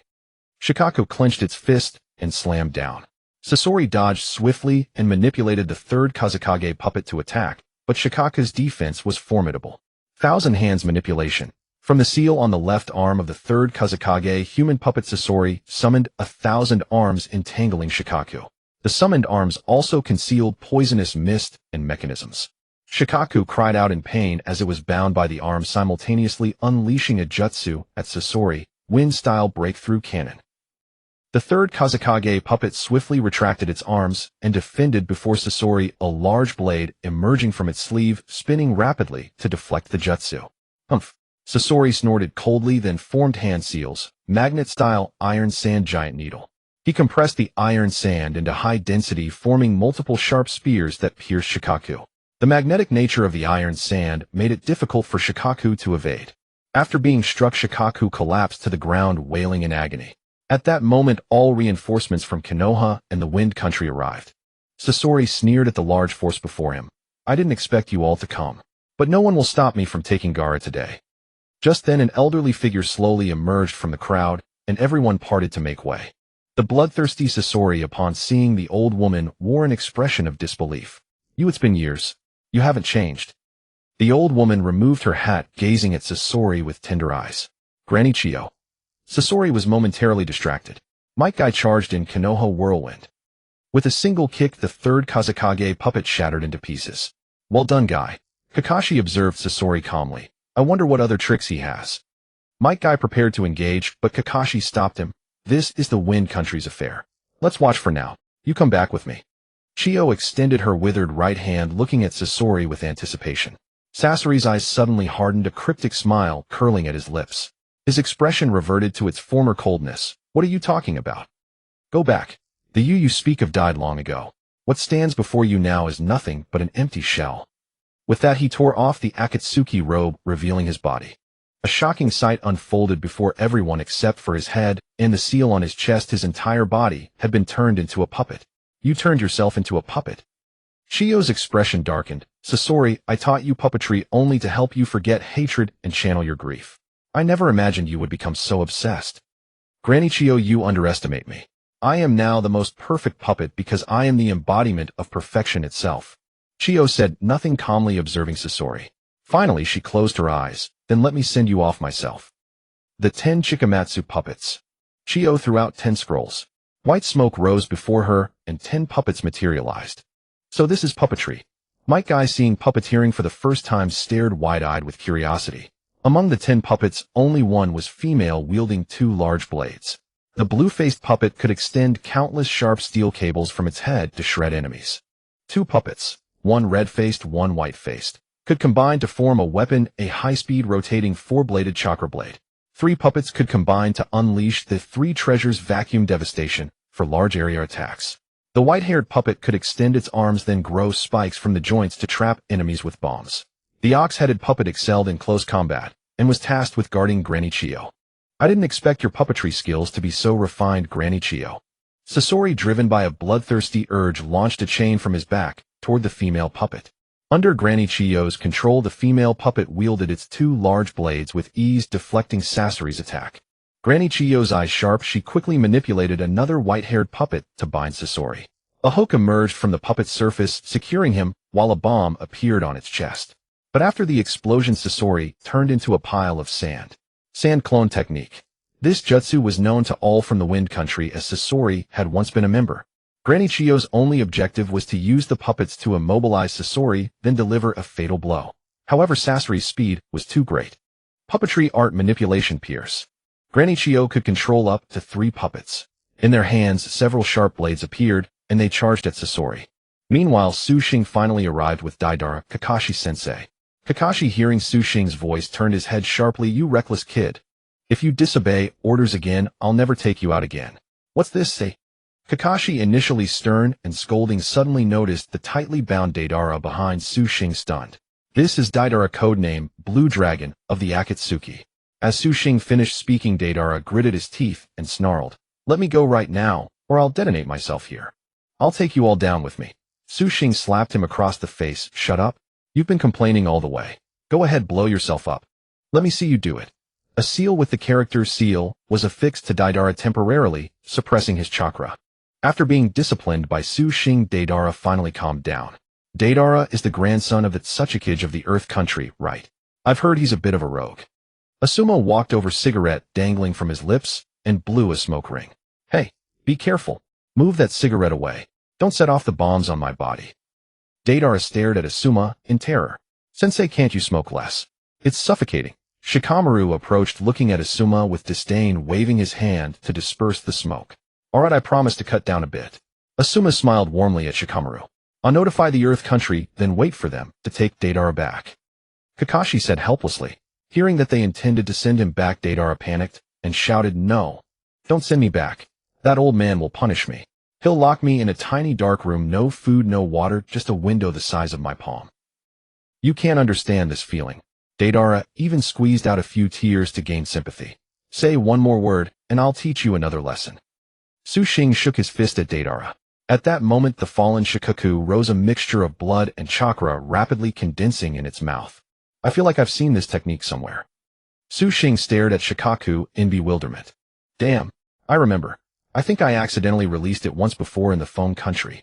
Su Xing was shocked. He knew very well that this move was the Tailed Beast Ball, and it was released by a complete one-tail. This move could directly destroy half of the Wind Country behind them. Damn, what should we do? Su Xing gritted his teeth and clenched his fists. Master, you can pull the Tailed Beast Ball directly into the system's virtual scene the moment it is released. The cooldown after release is 10 minutes. Ifei's voice sounded, and Su Xing suddenly felt that a savior had arrived. Then let's quietly amaze them. Without another word, Su Xing strode forward with a handsome gait. Su Xing, Sasuke, Sakura, and Kakashi, amid the massive storm of the Tailed Beast Ball, watched Su Xing walk forward and instantly became anxious. Su Xing suddenly stopped, turned around, smiled at Kakashi and the others, and extended his thumb. Trust me. Then he turned and continued walking. At this moment, Temari's face was slightly flushed. Watching Su Xing walk gracefully in the wind, her heart fluttered. He is so handsome. Come on. Su Xing rubbed his palms together, waiting for Shikaku's Tailed Beast Ball attack to be released. Master, the One-Tail's Tailed Beast Ball formation has reached 80. 95. 100. Master, get ready. At the moment Shikaku released the Tailed Beast Ball, Su Xing closed his eyes, and the massive Tailed Beast Ball came rushing with overwhelming force. At the moment it reached his eyes, Su Xing suddenly stretched out his right hand, and a colorful light appeared, enveloping the Tailed Beast Ball. The Tailed Beast Ball vanished into thin air in an instant. Meanwhile, in Su Xing's system virtual world, a huge Tailed Beast Ball appeared and exploded. A mushroom cloud rose directly into the air. Nanny! Su Xing! What did he do? Kakashi gasped and looked at Su Xing. Temari was even more infatuated with Su Xing, her eyes sparkling. Such an excellent man, how can I let him go? Stay. Get married tonight. Thinking of this, Temari covered her mouth and giggled secretly. Su Xing smiled as he glanced at his right hand, then closed his eyes. Suddenly red marks appeared around his eyes. When Su Xing opened his eyes, they had turned into a horizontal line. It looked like the eyes of a frog. Sage Mode. Activate. Su Xing had obtained Sage Mode after completing a system quest earlier, but had never used it. Today he would give it a try. After activating Sage Mode, Su Xing could constantly feel the abundance of natural chakra around his body. Shikaku, seeing his ultimate technique suddenly disappear, had 3 question marks appear above his head. Su Xing revealed a handsome smile, stretched out his right hand, and a whirlwind slowly attracted chakra to condense. Sage Art Great Ball Rasengan. Reinforced with Sage Chakra, the Great Ball Rasengan became even larger and more destructive. The massive Rasengan appeared in Su Xing's hand, and he snorted coldly, I'm coming. When did Su Xing become so strong? Niji and Rock Lee looked at Su Xing in utter shock as he charged forward. Yup. Sand quickly formed a thick sand wall in front of Shikaku. Useless. Su Xing leaped into the air, arched his body, and slammed the Rasengan behind him directly into the wall. The moment it hit the sand wall, a few cracks appeared. Shikaku said smugly, Kid Gaara will sleep forever, you can't save him. He himself doesn't want to wake up now. It's useless. Su Xing, with the Great Ball Rasengan in his hand hitting the sand wall, said through gritted teeth to Shikaku, those who truly have dreams will not sink into self-abandonment. Although he has been mocked all along, Gaara still protects others on the training ground. For that alone, Gaara should be led toward the light. The power of the Pseudo-Six-Paths within Xing suddenly burst forth, and the sand wall shattered into pieces. Chibaku was greatly shocked. The moment he broke through the sand wall, the great ball Rasengan dissipated. Xing let out a loud roar and threw a punch which landed squarely on Gaara's face, which was on Chibaku's chest. Gaara took the punch, opened his eyes, and the one-tailed Chibaku with a scream vanished back into Gaara's body. Ding! Quest complete. Reward tailed beast one tail, Chibaku soul form. In Xing's system 9 slots suddenly appeared. The 9th slot already had the 9 tails, and the first slot now had Chibaku. Ife, what is a soul form? Master. After you complete the quest to maintain the balance of the Naruto world, you obtain the basic soul form of the one tail. The other Jinchuriki will still have their tailed beasts, but after you obtain the soul form, a copy will appear. The copy will be given to the Jinchuriki while you master truly obtain the tailed beast's soul form. Awesome. Gaara woke up and looked at Xing without speaking. Xing directly extended his fist. If anyone bullies you in the future, just say my name's Xing. Tears suddenly appeared in Gaara's eyes, and he slowly extended his fist to touch Xing's. On the other side, Granny Chiyo, due to her old age, was somewhat struggling. The 10 puppets in her hands had almost been destroyed by Sasori, leaving only 2 damaged ones. It seems you won't be able to kill me today. Sasori suddenly threw his head back and laughed. Chiyo strained to connect her chakra threads to the last 2 puppets and control them to attack.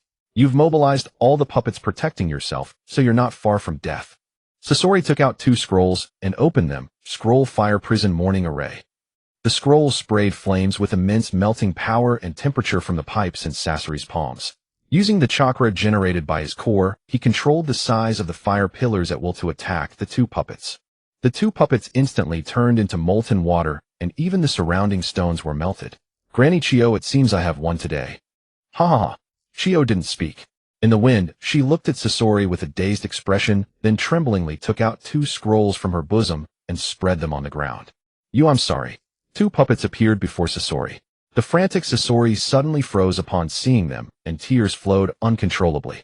These 2 puppets were exactly the likeness of Sasori's parents made by Chiyo using their faces. Why, oi? Sasori spoke. I just want to take you home. Granny Chiyo looked at her grandson with full-hearted pity.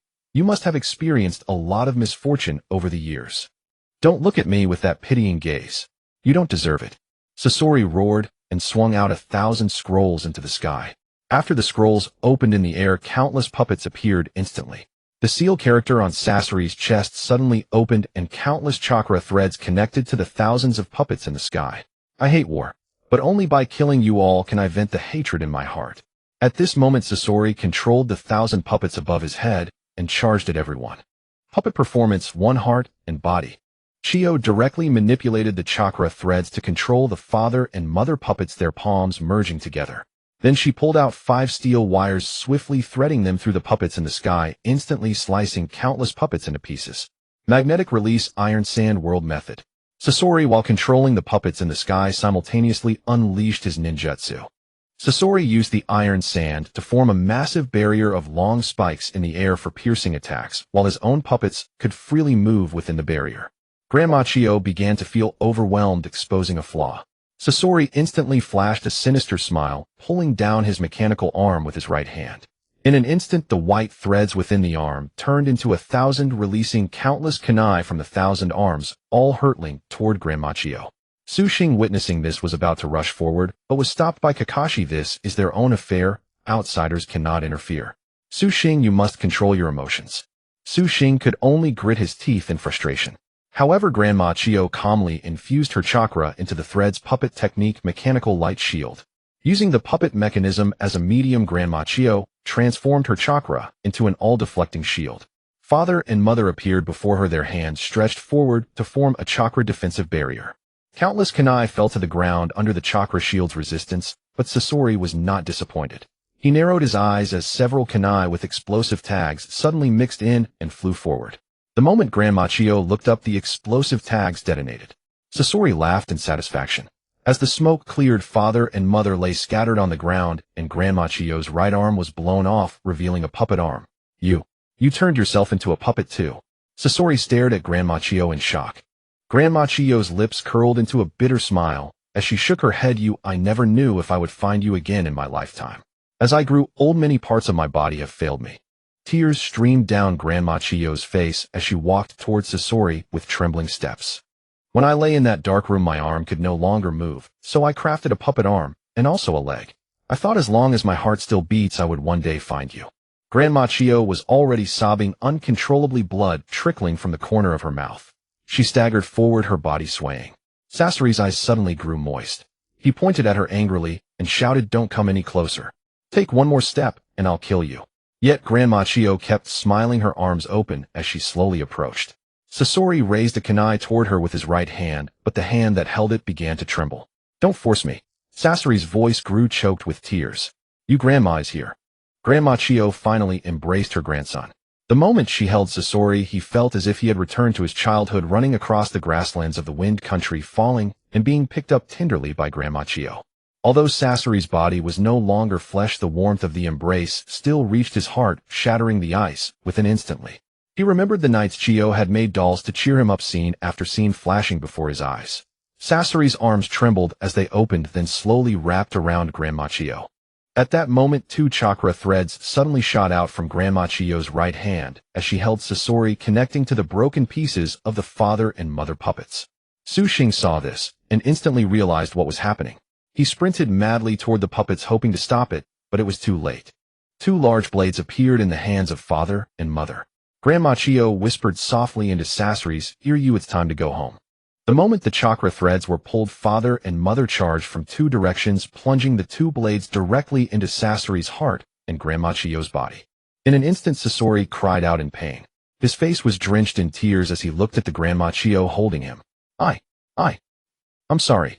Grandma Chiyo, with her last strength, nodded and reached out to stroke Sasori's cheek, then breathed her last. Suddenly, heavy rain began to fall, soaking the parched earth. Countless birds circled in the sky, their cries mournful. Everyone who witnessed this scene couldn't help but bow their heads. Sasori looked up at the sky, the fine rain wetting his face. "Finally, I can rest." And so Sasori departed, embraced by Chiyo, accompanied by father and mother. Xing stood frozen, unable to believe that Grandma Chiyo was gone. "Why could I have stopped it?" Xing murmured to himself, dazed. "This is their story, Xing. Don't blame yourself." Kakashi walked over and draped a cloak over Xing's shoulders. Deidara stared at the fallen Sasori, his eyes filled with terror. Why did Sasori die? He shouldn't be at this level. Because he had an epiphany at the last moment. Asumo walked over and stubbed out his cigarette. I don't want to play anymore. I don't want to play anymore. Deidara screamed in panic. All the ninjas from Konoha and the Wind Country bowed to Sasori and Grandma Chiyo. On a distant mountain peak, a masked man watched the scene through the drizzling rain without speaking. "Itachi-san, it's raining. Don't catch a cold." Beneath a tree hollow, Kisame held an umbrella beside Itachi. Perhaps getting wet can help one see some truths more clearly. Itachi stepped out from under Kisame's umbrella, closed his eyes, and lifted his face, letting the raindrops fall on his skin. Ding! The system has detected a soul form. Master, do you wish to capture it? A prompt suddenly appeared in Xing's mind. Soul form? What's that? Master, it refers to the soul forms of powerful ninjas that appear after death. You can choose to capture them in the system. As for how to use them, some system functions are not yet unlocked, so it's unknown, but it will definitely be very useful later. Ifei's prompt immediately woke Xing up. Capture. Ding. Successfully captured Akatsuki member Sasori. Soul form. Ding.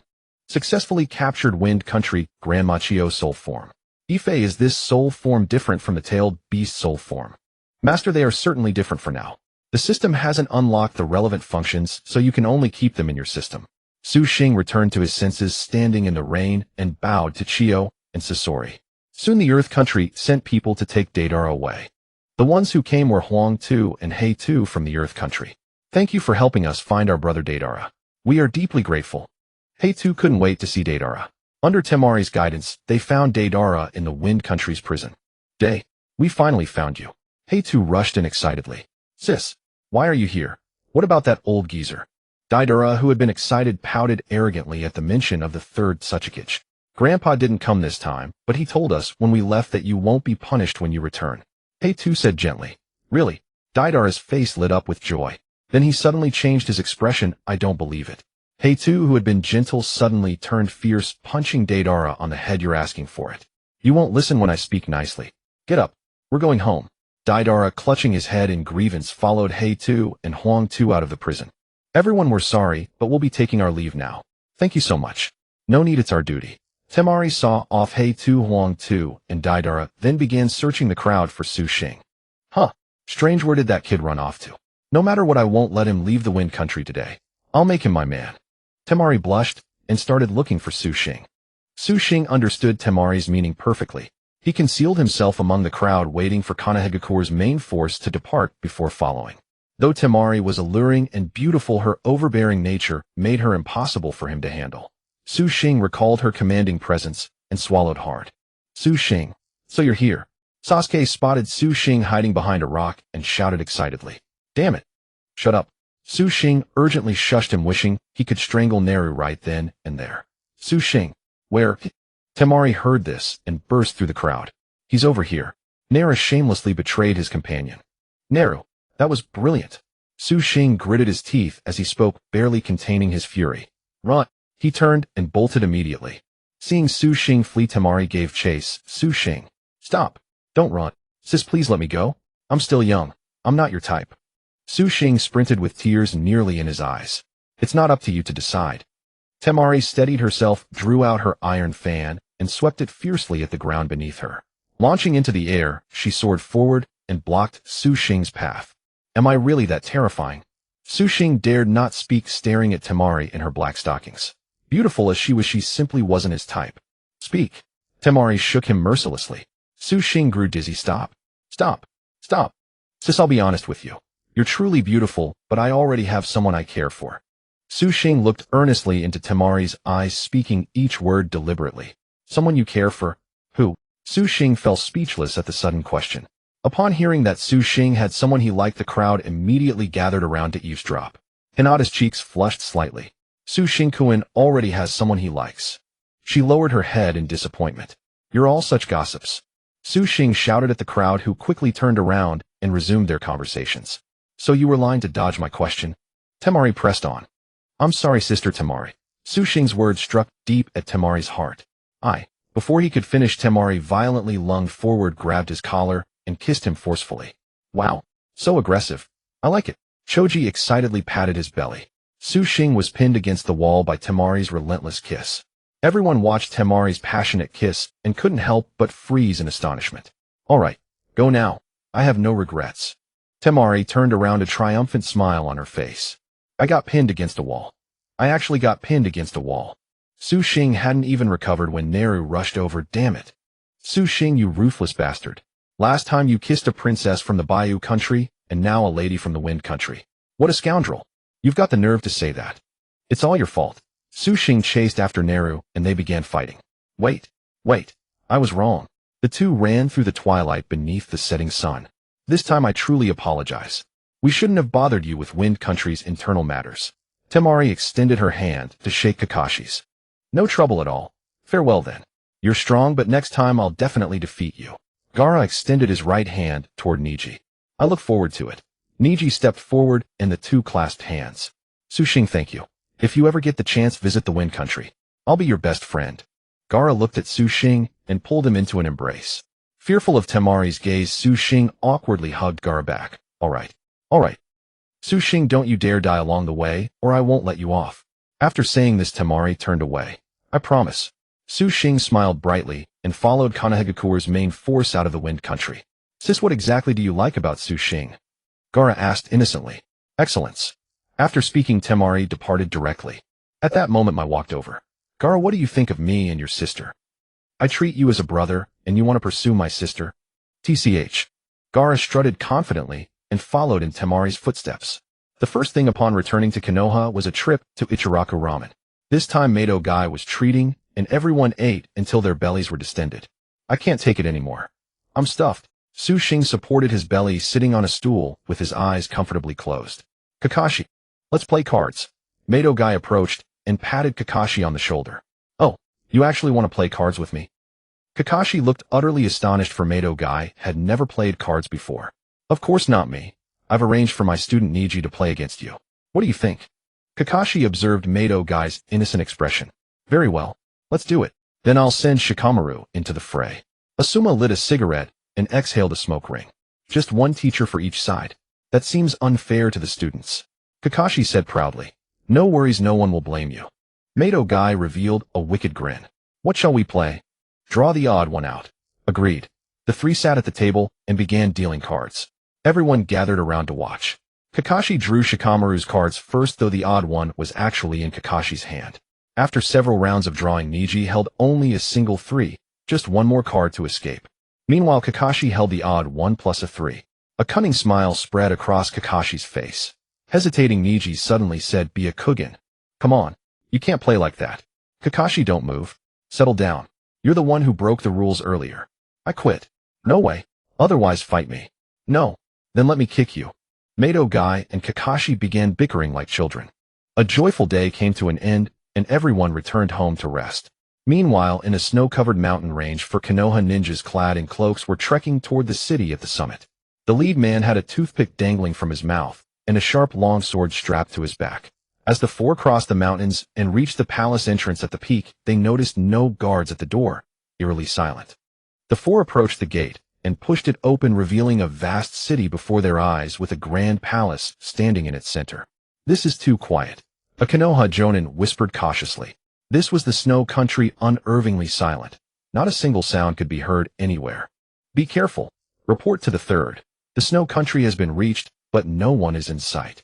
The man with the toothpick warned alertly. Understood. Just then a grotesque woman appeared suddenly in the sky. Her appearance was hideous, and her hands moved rapidly through hand signs. Countless ice shards transformed into razor-sharp swords and surged toward the four. The four fought desperately to defend themselves. Quick! Fall back. Can you really escape? Shh. A gaunt man wove hand signs, and atop the snow-covered mountains an avalanche erupted. The ground trembled violently. His jutsu transformed the avalanche into snow wolves, which attacked two of the Konoha ninja. Another burly man appeared clad in thick armor. His armor could absorb chakra, locking onto one Jonin and suppressing him forcefully. The four Konoha ninja were reduced to a single survivor. Hey, Gecko, the special Jonin of Konoha. The woman approached with mocking tones. Ninja art. Ice shield lotus. A scream echoed through the air, and the scene shifted to the moon. Within the Hokage building, the third Hokage gazed out the window while smoking as two masked men entered. Third Hokage, the communication with the four members of the Moonlight Squad has been lost. We suspect they have encountered trouble. Sarutobi Hiruzen took a thoughtful puff of his pipe. I understand. You may leave now. Yes. The two men hurried away. At that moment, a messenger pigeon descended from the sky and landed on Sarutobi Hiruzen's shoulder. He removed a scroll from the bird's leg and unrolled it. It seems this matter is more serious than I thought. Third Hokage, what has happened? Nara Shikaku approached and inquired. According to intelligence from Root, an unforeseen incident has occurred in the Land of Snow. The four Jonin we dispatched have gone missing. The third Hokage's face was etched with worry. The Land of Snow has always coexisted peacefully with our Land of Fire, maintaining friendly relations. Our relationship with the Mist Village is still not stable. Handling this connection well could avert many conflicts. Nara Shikaku cupped his chin in thought. Regarding the missions between the two nations, they should be placed in the mission assignment area. Those with the requisite strength will naturally accept them. You need not worry too much, third Hokage. If we send someone specific, it might lead to unforeseen complications. In the Land of Snow, a shinobi wearing a brown cloak and bearing the forehead protector of the hidden leaf darted through the mountain range. Upon reaching the summit, he cast a wary glance around, then pushed open the door to the Land of Snow's stronghold and entered. No sooner had he carefully closed the door than three shinobi surrounded him, the very ones who had attacked the four-leaf ninja. I come bearing intelligence. The man in the brown cloak offered an intriguing smile. Let him through. A voice echoed from the distance. The three shinobi parted, and the man strode forward. He knelt immediately. A few days ago, the Hidden Leaf participated in the contest against the Wind Country.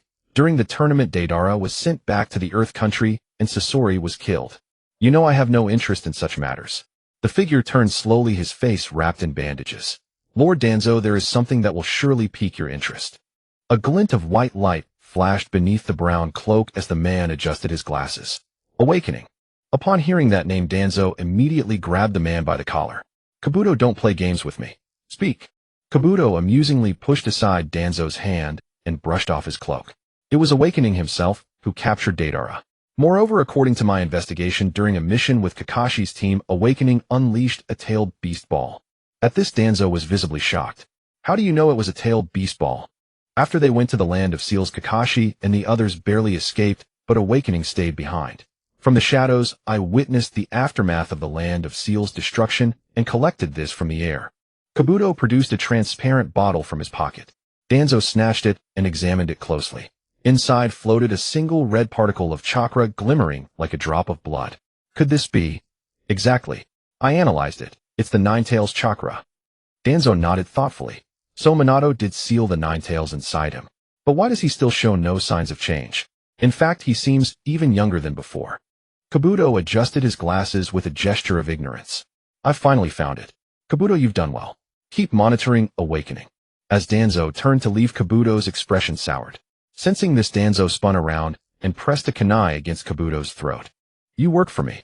You may choose not to, but if you show any emotion on your face, do not display it before me. There will be no next time. Sweat trickled down Kabuto's forehead. Danzo's kunai sliced through a droplet, and with a faint shing, the bead of sweat cleaved cleanly in two before him. Kabuto knelt trembling. Lord Danzo, it will not happen again. Danzo pulled a scroll from his robe and tossed it to Kabuto. This is your reward. Kabuto accepted the scroll with delight and remained kneeling until Danzo left. Then he rose, glanced around, and descended the mountain. Danzo walked to the main hall of the Land of Snow and turned to the three shinobi. Have the two of them arrived? Lord, they are here. Entering the hall, the four clearly saw two figures before them. Welcome. After this mission, you will be permitted to join the Akatsuki. Danzo sneered lecherously. Spare me the pointless chatter. Where is the target we need to kill? A massive blade pointed directly at Danzo. A man with bandages on his face and a woman wearing a floral mask stood before him. How dare you show disrespect to Lord Danzo? The woman behind Danzo immediately unleashed a jutsu. Ice-style ice encasement. Water body flicker. Suddenly a dagger of ice pressed against the woman's throat. Danzo clapped slowly. Impressive, a shinobi with a bloodline limit. Haku. And Momochi Zabuza of the Hidden Mist. You are Haku. The woman trembled, her eyes fixed on the ice dagger in Haku's hand. When it comes to ice style, you are far inferior. Haku sheathed the dagger and retreated silently behind Zabuza. Haku's ice style was a combination of water and wind styles, making it quite unique. Tsurugi, Fuyuki, and Guki. The three of you conceal yourselves near the mountaintop. Report any developments to me immediately. The three shinobi nodded in unison. Yes, Lord. Then they turned and vanished swiftly. Kakashi-sensei, I'm so bored lately. How about we go on a field trip? Xing, lounging under the big tree behind the academy, suddenly addressed Kakashi, who was deeply engrossed in his book. Give it a rest, Xing. Don't disturb my reading. Kakashi didn't even look up, his eyes fixed on Makeout Paradise. Xing. Sasuke and Sakura ran over, each carrying a few cold drinks. Here, this one's for you, and this is for Kakashi-sensei. Sakura handed out the drinks, then sat down beside Sasuke. Wow, so refreshing. Xing took a sip of the icy drink, feeling instantly cool. He glanced at Kakashi, who was still reading intently, and suddenly said, Kakashi-sensei, come over here. Kakashi looked up puzzled. What? Just come here, come on. Kakashi reluctantly leaned closer. Xing, I have a book that's even more stimulating than Makeout Paradise. Kakashi's eyes lit up. Oh, where? Xing suddenly became coy. The thing is, you'd get to read it, but we wouldn't. We can all read it together. Kakashi blurted out. Sasuke and Sakura, mid-sip, stared at Kakashi in bewilderment. Chill. A book like that, for them to see. You have to read it alone under the covers. Xing wore a mysterious, serious expression. So what do you want me to do? Kakashi asked helplessly. Kakashi-sensei, that's not the right attitude. What do you mean? What do you want me to do? We're master and student. But you must not tell Jiraiya about this. Xing patted Kakashi's shoulder earnestly. Of course. But are you really not up to something? Kakashi was highly suspicious. Xing's mind raced. Suddenly, a light bulb appeared above his head. Kakashi-sensei, how about this? I'll make a spinning wheel and mark the nearest countries to the leaf. Wherever the pointer lands, that's where we go. Fair enough. You little rascal, you just want to go out and play. It's fair. Kakashi sighed in exasperation. The third Hokage said we can't leave the village without permission. Kakashi-sensei, just go pick a low-rank mission from the mission board. You're a clever one. Hand over the book first. Yes, Kakashi-sensei. Xing handed Kakashi a prepared book titled Passionate Paradise. Passionate Paradise. Kakashi took it with a puzzled expression. Little did they know the inspiration for this book came from a work from Xing's alternate world called JXM. The moment Kakashi opened the first page, his brows furrowed tightly. Damn. This book is truly invincible. Then he turned and placed his hand on Su Xing's shoulder, speaking earnestly, "Su Xing, well done." Su Xing gazed at Kakashi's face, and suddenly blood began to trickle from Kakashi's nose. "Wipe your nose, Kakashi-sensei." At that moment, the third Hokage handed a mission scroll to Naruto. "This mission is classified as S rank. Place it on the advanced counter in the mission area. Handle it with caution. If someone selects it, inform me immediately. It's confirmed that someone is causing trouble." The scroll contains the exact locations of all the people hidden in the Land of Snow. Naruto took the scroll, nodded solemnly, and walked toward the mission area. The mission area was not very crowded at that time. It was noon, and everyone was having lunch. This mission scroll must be handled with extreme care.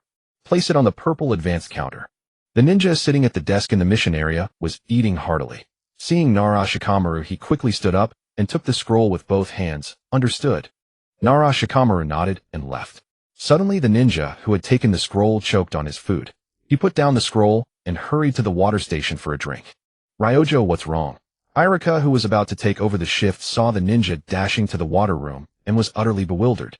Naruto happened to run into Kakashi on the stairs. Well, Kakashi, long time no see." "Ah, yes. I've come to pick up some missions." With that, Kakashi dashed upstairs. Naruto felt a strange unease but couldn't quite pinpoint it. He then continued on his way.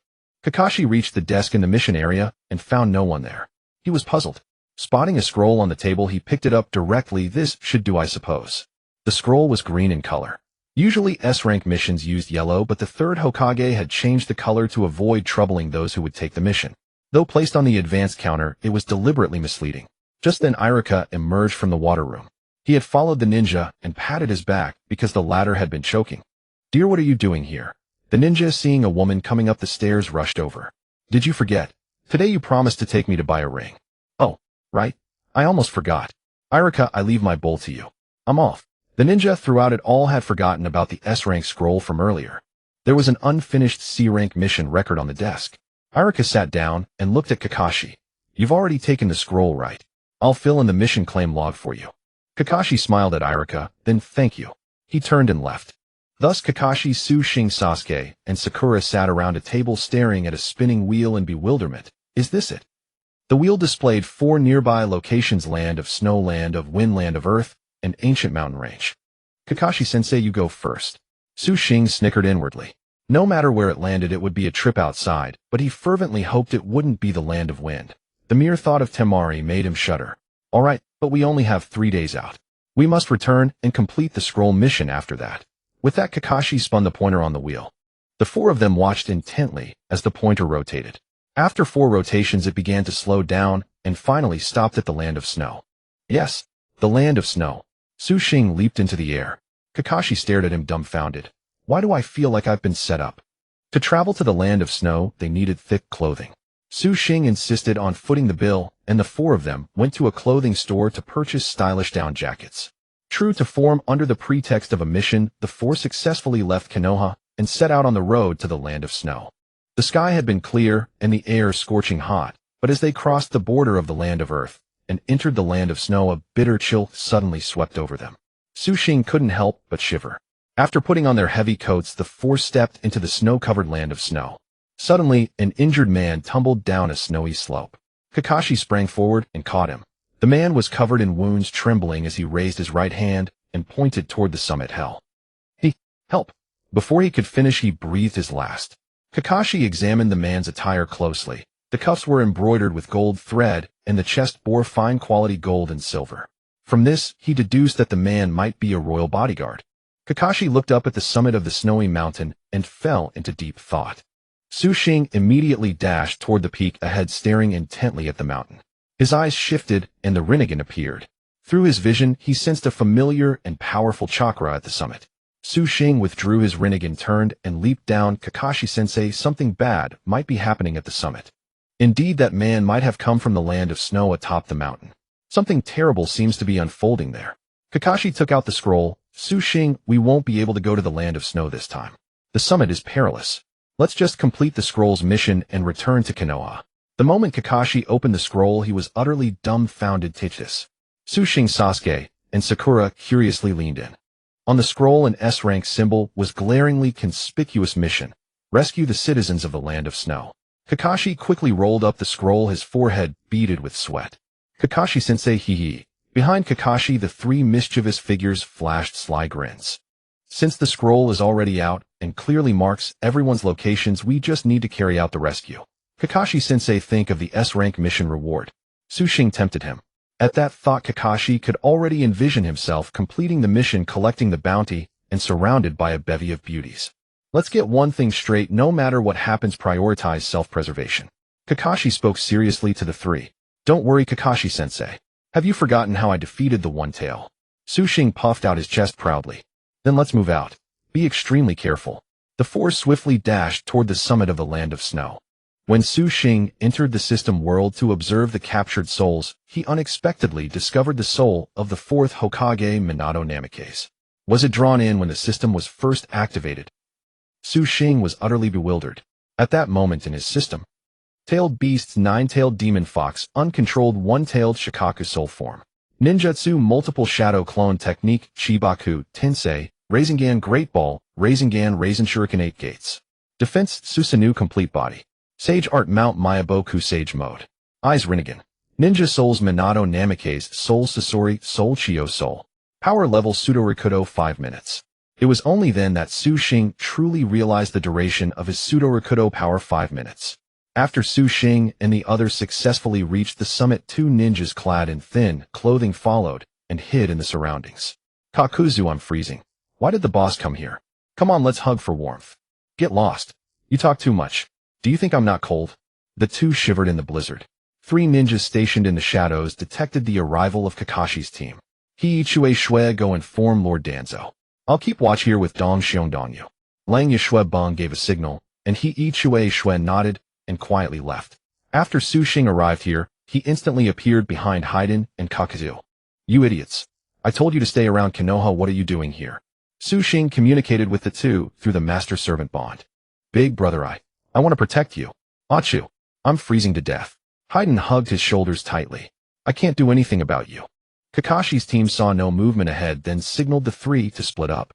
After Kakashi and the other two left, Xing took out 2 military coats from the system, placed them on the ground, and left directly. Haiden and Kakuzu quickly ran over and put on the coats. Wow, so warm. Big brother is so thoughtful. Let's go. This time we'll follow behind and sneak in. The two nodded, and then followed, climbing over and entering. Lang Yishue Bong and Dong Xiongdongyu watched Haiden and Kakuzu jump in, their faces full of confusion. These two look very familiar. Meanwhile, in the great hall of the land of snow, Zabuza was sharpening his huge sword, while Haku quietly watched the weather outside. Do you think we'll have a home after this mission? Haku stared at the heavy snow outside and asked Zabuza. Maybe. Zabuza put down the huge sword, stood up, walked over to Haku, and looked at him. Don't worry. Even if someone wants to kill you one day, they'll have to step over my dead body. Haku showed a relieved smile. Lord Danzo, we've found suspicious individuals. The headbands on their foreheads bear the symbol of Konoha. He Chue Shui came to Danzo's side, knelt on one knee, and reported seriously. They've finally come. Danzo walked out of the room, then went to the main hall to find Zabuza and Haku. The Konoha ninja have arrived. It's up to you to show your skills. Zabuza directly picked up the huge sword at his feet and swung it. Too much talk. Then he and Haku flew out directly. At this moment, each member of Kakashi's team took a map of the location and set out from 4 different places to rescue everyone. Xing, following one of the maps, found an underground chamber at the entrance of the second checkpoint in the land of snow. He carefully descended, and just as he entered the basement, he heard a sound. Xing slowly walked over and saw a group of people imprisoned in a cell. These people, upon seeing Xing, were terrified and huddled together. Don't be afraid. I'm a Konoha ninja here to rescue you. Xing said cautiously to the crowd. Hearing that he was a rescue ninja from Konoha, they were overjoyed. Finally, someone has come to save us. Great. Xing channeled chakra into his hand, and with one burst of force chopped through the lock. Everyone come out. Follow me carefully. Xing gestured to the people behind him, then led them carefully out of the basement. Caught you. A powerful pulling force suddenly dragged Xing. He turned around and saw Dong Xiongdongyu facing him, the chakra armor on his body, pulling him forward. In his hand was a sharp longsword. Xing sneered coldly, just what I wanted. Xing broke free from the pull intentionally, letting himself be drawn in, and at the moment he closed in on Dong Xiongdongyu, he gathered dense chakra in his right fist and punched down Die. How could Dong Xiongdong you have imagined encountering a freak like Su Xing? With one punch the armor shattered and his body collapsed. Amazing. Among the people of the land of snow behind Su Xing, a little boy stared at him in astonishment. Big brother, you're so strong. Upon hearing the praise, Su Xing's nose grew long. He became proud. It's nothing, just a small matter. Meanwhile, on the other side, Haruno Sakura found a group of people in an abandoned house, including the princess of the land of snow Kazahana Koyuki. Sasuke also rescued a group of people. Just as he was leading them away, a middle-aged man rushed out anxiously. Excuse me, have you seen my niece? She is the princess of the land of snow. Sasuke shook his head and said no. At that moment, the middle-aged man revealed a sinister smile.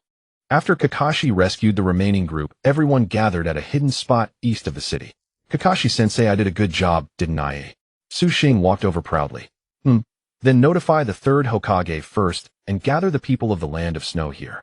Just as Kakashi finished speaking, the ground suddenly began to tremble. What's happening? Sakura's face was filled with panic.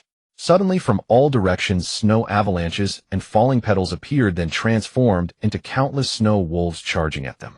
Watch out! Kakashi cautiously watched the snow wolves charging from all sides. Lightning beast chasing Fong. A Chidori appeared in Kakashi's hand, taking the shape of a wolf, and he began sweeping through the mass of snow wolves. Ice release. Glacier rage. Everyone looked up and saw He-Chue Shui covered in a layer of armor, manipulating chakra to fly in the air, unleashing a jutsu at them. Fire release. Great fireball technique. Sasuke quickly formed hand seals and appeared in front of everyone, then spat out a sky full of flames. Ninja art Sakura blizzard technique. Sakura used miniature exploding tags shaped like snowflakes, floating them toward He-Chue Shui, then threw an exploding tag to detonate. In an instant, He-Chue Shui was blown to bits. How dare you hurt my woman? Lang Yashue Bung jumped down from a house and roared in fury. Ninja art. 100 wolf amplification. The summoned snow wolves all grew larger and charged at Kakashi and the others with bared fangs and claws. Lightning cutter swift. Kakashi combined lightning release with Kunai, using lightning chakra to increase the number of shuriken, forming a web-like sword array. Countless snow wolves were attacked and fled in all directions.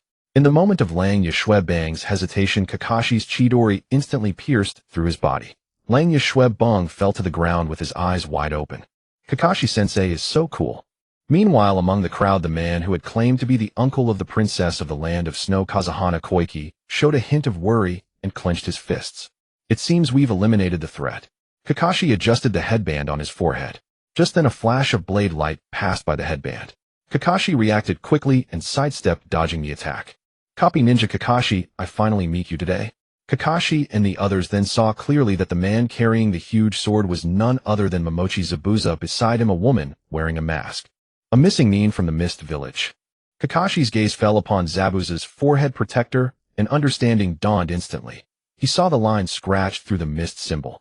Let's see whether I am worthy to be your opponent. Without another word, Zabuza swung his giant sword and charged forward.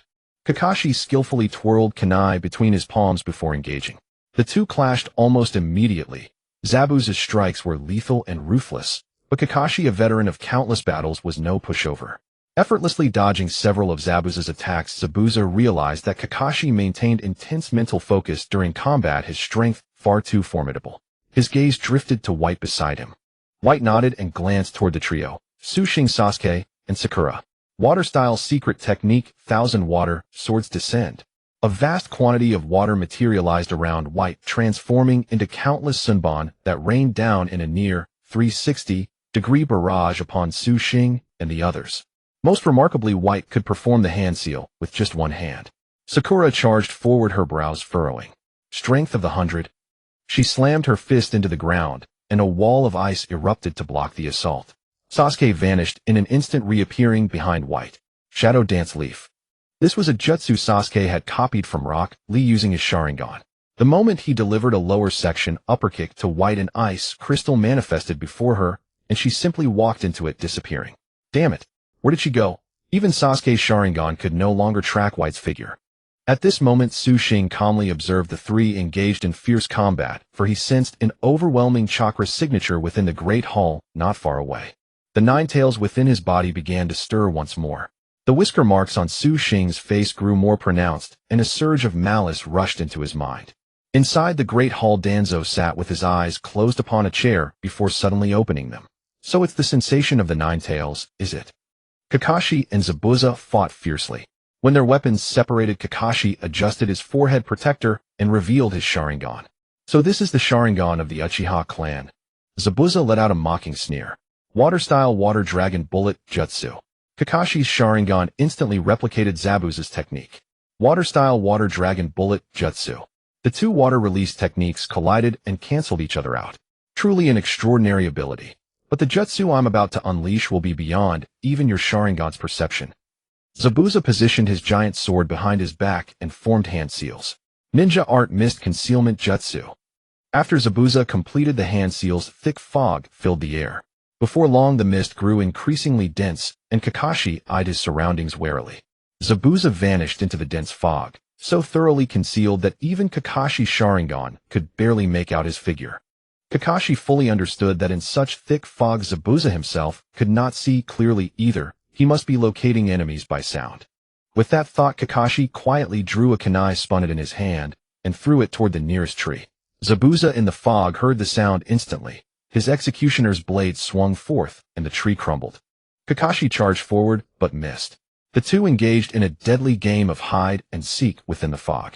Meanwhile, Xing sensed Danzo's chakra and stepped steadily toward the Great Hall. Pushing open the Great Hall's doors, Xing entered. "You finally arrived." Danzo opened his eyes and gazed at Xing with a sinister smile. Massive Rasengan.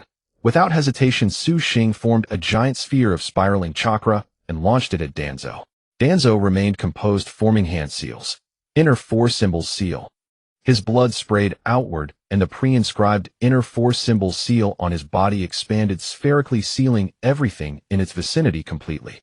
Seeing the sealing barrier enveloping the area, Xing directly activated his Pseudo-Six-Paths mode, with a duration of 5 minutes. "Your jutsu that alters your power has a time limit, hasn't it? But I came prepared." Danzo grinned wickedly and removed the bandages from his arm. The moment Xing saw Danzo's arm, he froze. Countless Sharingan eyes covered Danzo's arm. Enraged beyond measure, Xing clenched his fists and charged forward. Danzo's tightly shut right eye suddenly opened. It was the Mangekyo Sharingan that had previously evaded Itachi. He had already used Izanagi to dodge a prior attack from Kakashi, consuming the Mangekyo of his left eye. Would release Violent Spear Tree. This was a powerful wood release jutsu integrating offense and defense, capable of both blocking and striking with devastating force. Using his right arm, Danzo instantly conjured a colossal tree to block Xing's attack.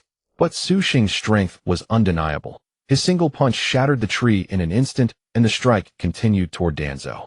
Calmly, Danzo released another jutsu, would release Root Burial. Using his right arm, he conjured a massive tree that instantly swallowed both himself and Xing. Izanagi. Xing's attack became ineffective. Danzo's technique could transform incoming damage into an illusion, allowing him to evade death. On Danzo's arm, one of the Sharingan eyes closed. Xing remained frozen at the spot where he had first entered, as though he had never attacked at all. Meanwhile, 1 minute of the Pseudo-Six-Paths mode had already elapsed. Damn it! Only now did Xing feel a true sense of danger. Danzo's methods were far too cunning. "I have yet to truly wield Uchiha Itachi's eyes. Let's test them now, Xing. I've prepared extensively for the opportunity to capture you." Amaterasu. Blood streamed from Danzo's eyes, and massive black flames erupted across Xing's body. It was undeniable that Uchiha Itachi's Mangekyo Sharingan was extraordinarily formidable. Xing used his powerful chakra to shatter the black flames from his body. Xing released his hand seals. Wind release spiraling shuriken. With the technique reaching 100 completion, he could hurl it directly. Locking onto Danzo, Xing launched it forth. This time Danzo chose not to use his Izanagi, but instead dodged rapidly. Nevertheless, he was still wounded. The massive chakra explosion tore open the Great Hall, sending howling winds surging inward. The two stood locked in confrontation amid the blizzard. Suddenly, the Xing before Danzo dissolved into a wisp of white smoke, and behind him, Xing appeared a massive Rasengan forming in his hand. Izanagi. Another Sharingan on Danzo's right arm closed. Originally, there had been 11, but now only 10 remained. Xing had calculated everything. The previous attack had been merely a probe, meaning each use of Izanagi required a 60-second cooldown. If he could seize this opportunity and finish Danzo, he would break free from danger. He still had 3 minutes remaining. This was more than enough. Just then the system suddenly sent its belated notification. Help the Snow Country Princess defeat Danzo. Quest rewards soul body usage card. Give up. Tuansong looked at Su Xing, whose face contorted with madness. Idiot. Su Xing rolled his eyes at Tuansong. Tuansong sneered coldly. Then let me show you true power. A surge of immense chakra suddenly filled Tuansong's body, and all the Sharingan on his right arm glowed red. A single Mangekyo is not enough to activate Susanoo, but with the spiritual enhancement from all these Sharingan on my shoulder. As Tuansong finished speaking, a colossal warrior materialized above him enveloped in an orange aura. The warrior wielded 2 massive blades, and Tuansong smiled at the seemingly insignificant figure of Su Xing. Is that all? It seems you know too little about me. Without another word, Su Xing closed his eyes, and an even more colossal Susanoo manifested above him. The moment the Susanoo appeared, 2 wings unfurled from it, and its overwhelming chakra thrust skyward. What? Tuansong could never have imagined that Su Xing could also wield Susanoo, but he didn't possess a Sharingan. Moreover, Su Xing's Susanoo seemed. Are you doubting my eyes? Awaken. Su Xing's eyes spun and transformed into Rinnegan. Those eyes. Tuansong was utterly stunned by Su Xing's eyes. He had meticulously schemed for years to reach his current state, yet this brat Su Xing possessed not only the 9 tails, but also the Rinnegan. Blade slash. The Susanoo above Su Xing unleashed its immense power, swinging its massive blade upward. Tuansong stared at the colossal blade descending like a canopy, his face trembling with shock. Damn. Izanagi. Tuansong activated the forbidden technique with trembling hands, but just to counter this single attack from Su Xing, he consumed 2 of his Sharingan. On Tuansong's right arm, 2 more Sharingan closed. Using 2 at once meant a cooldown of 60 seconds. Now panic set in. Only 9 Sharingan remained. So this is your true power. Su Xing mocked Tuansong with a sneer. Everyone in the distance watched this scene in awe. Is this the unknown power Jiraiya spoke of? Kakashi looked up at the sky where the colossal warrior brandished its massive blade. Now let's see how many Sharingan you have left to use. Su Xing spread his arms wide, his chakra flaring and ascending further, making the Susanoo behind him even more colossal. Su Xing advanced toward Tuansong, who began retreating. After killing so many Uchiha ninjas, what did you gain? As Su Xing walked, he extended his arm, and the colossal Susanoo behind him mirrored the movement, reaching out its own arm. You are guilty. Die. With a sweep of Su Xing's arm, the Susanoo's blade came crashing down. Illusionary art, mirror heaven and earth change.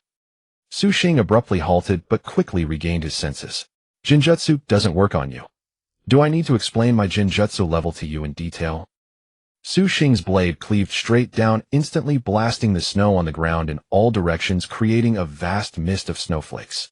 At that moment, Su Xing's Pseudo-Six-Paths mode reached its time limit, entering a 24-hour cooldown. Finally got rid of that bastard. Su Xing took a breath, his Rinnegan fading, and turned to leave.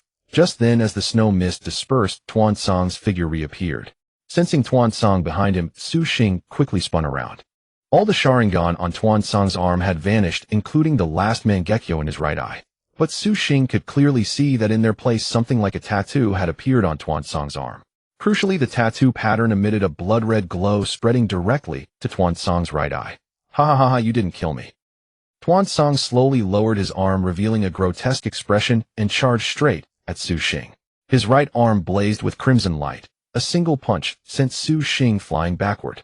Su Xing clearly saw a black mark appear on Tuansong's palm. Meanwhile, Sasuke and Sakura were struggling against Haku, who darted between them, using ice mirrors, launching relentless attacks. Both were injured. Kakashi, who had been focused on Zabuza, became distracted, seeing his teammates under assault. At that moment, Zabuza activated his jutsu, Hidden Mist silent killing technique. Zabuza concentrated chakra throughout his body, erupting into a demonic purple chakra flow. He then used the Hidden Mist jutsu again to generate thick fog, concealing himself and launching high-speed attacks on Kakashi. Kakashi, engulfed in the dense fog, was struck by Zabuza's blade and injured. Zabuza then dispelled the mist, standing before Kakashi with the executioner's blade. Sorry, Kakashi-san, you lose. As he brought the blade down, a bolt of lightning suddenly streaked across the ground, piercing Zabuza's body. He screamed and collapsed, losing control. Zabuza! Haku, panicking, rushed to save him. Heavenly Curse Seal Stage 1. Sasuke seized the opportunity, weaving hand signs as curse marks spread across his body. This was the forbidden technique Orochimaru had taught Sasuke the Cursed Seal. By channeling chakra, it granted immense power and speed for a short time, but the longer it lasted, the greater the damage to the user. Sasuke dashed straight at Haku Lion Combo. Sasuke used the momentum from aerial strikes combined with the gravitational impact of the final blow to slam Haku violently into the ground. Meanwhile, Tuansong approached Su Xing with a sinister grin. Su Xing struggled to his feet, sensing an ominous foreboding. The nine tails inside you is exactly what I want. As he closed in, Tuansong reached out his right hand, aiming for Su Xing's abdomen. Su Xing flashed a triumphant smile, his eyes turning into frog-like eyes with red marks appearing at the corners. Fist of the Frog. As Tuansong extended his hand, Su Xing struck the air around him, sending a heavy blow to Tuansong's face and knocking him back. Staggering from the punch, Tuansong steadied himself and looked at Su Xing with delight. The secrets within your body are truly numerous. By now, Haku and Zabuza had been subdued by Kakashi's team. But Kakashi did not kill them. He looked at them and said, "Leave. Don't come back." Zabuza stared at Kakashi in disbelief. "You're really letting us go?" Kakashi said nothing, turning his back to them. Zabuza, clutching his chest, was helped up by Haku. He bowed to Kakashi. "Thank you, Kakashi-san.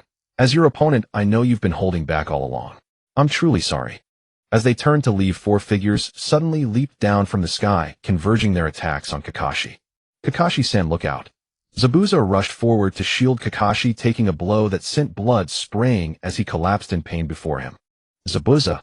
Haku let out a heart-rending scream. The four newcomers were none other than the remaining members of the 7 ninja swordsmen of the mist, just like Zabuza.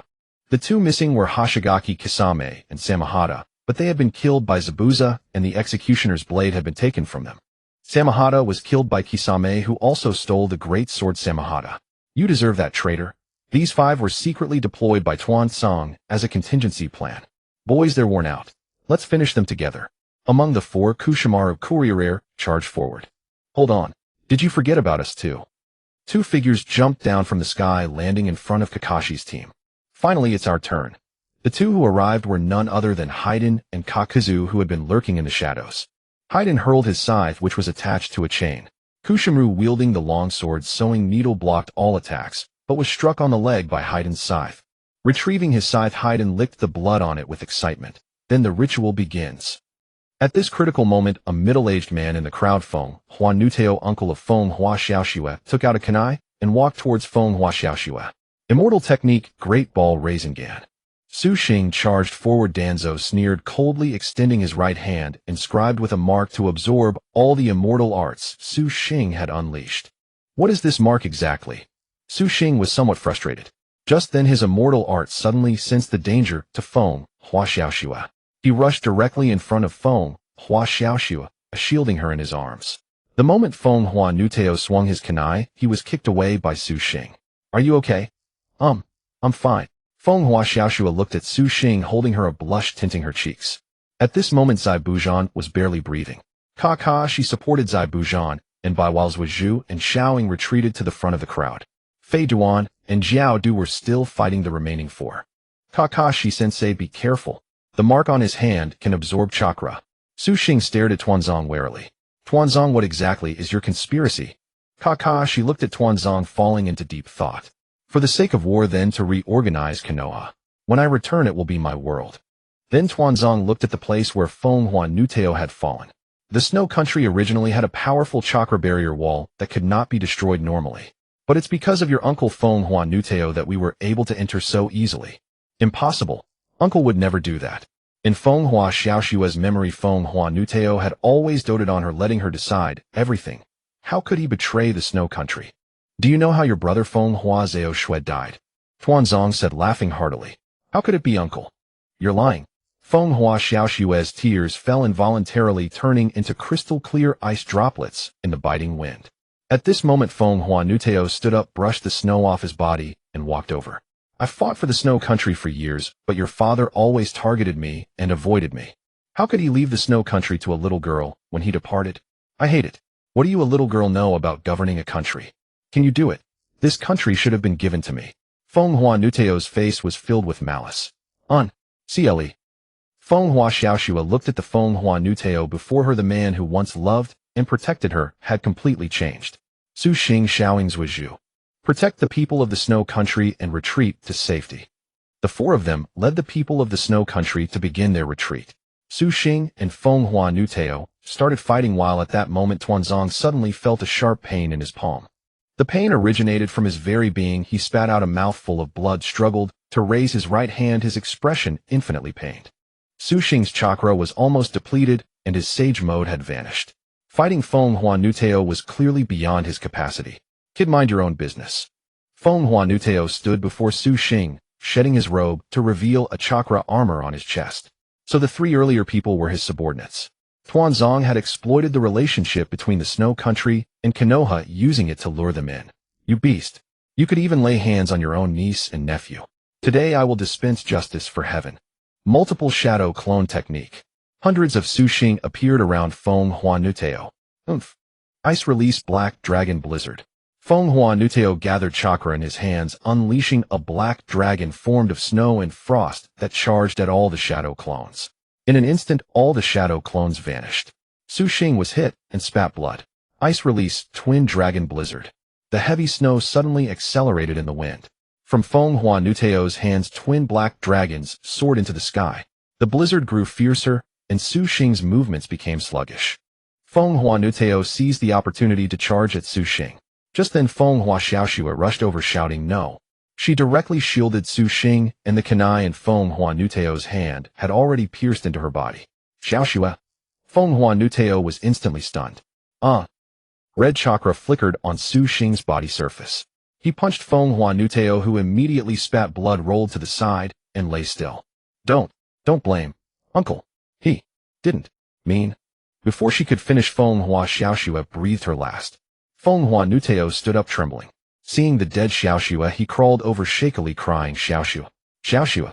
Kakashi and the others stopped in their tracks. Kakashi walked over and looked at Feng Huanuteo on the ground. Since you care so much for her, why did you seize power and kill her? Xiaoxue's father indeed wanted to pass the throne to me before his death, but I refused. Xiaoxue is a girl who I tried several times to make her give up. The one who loved her most was me.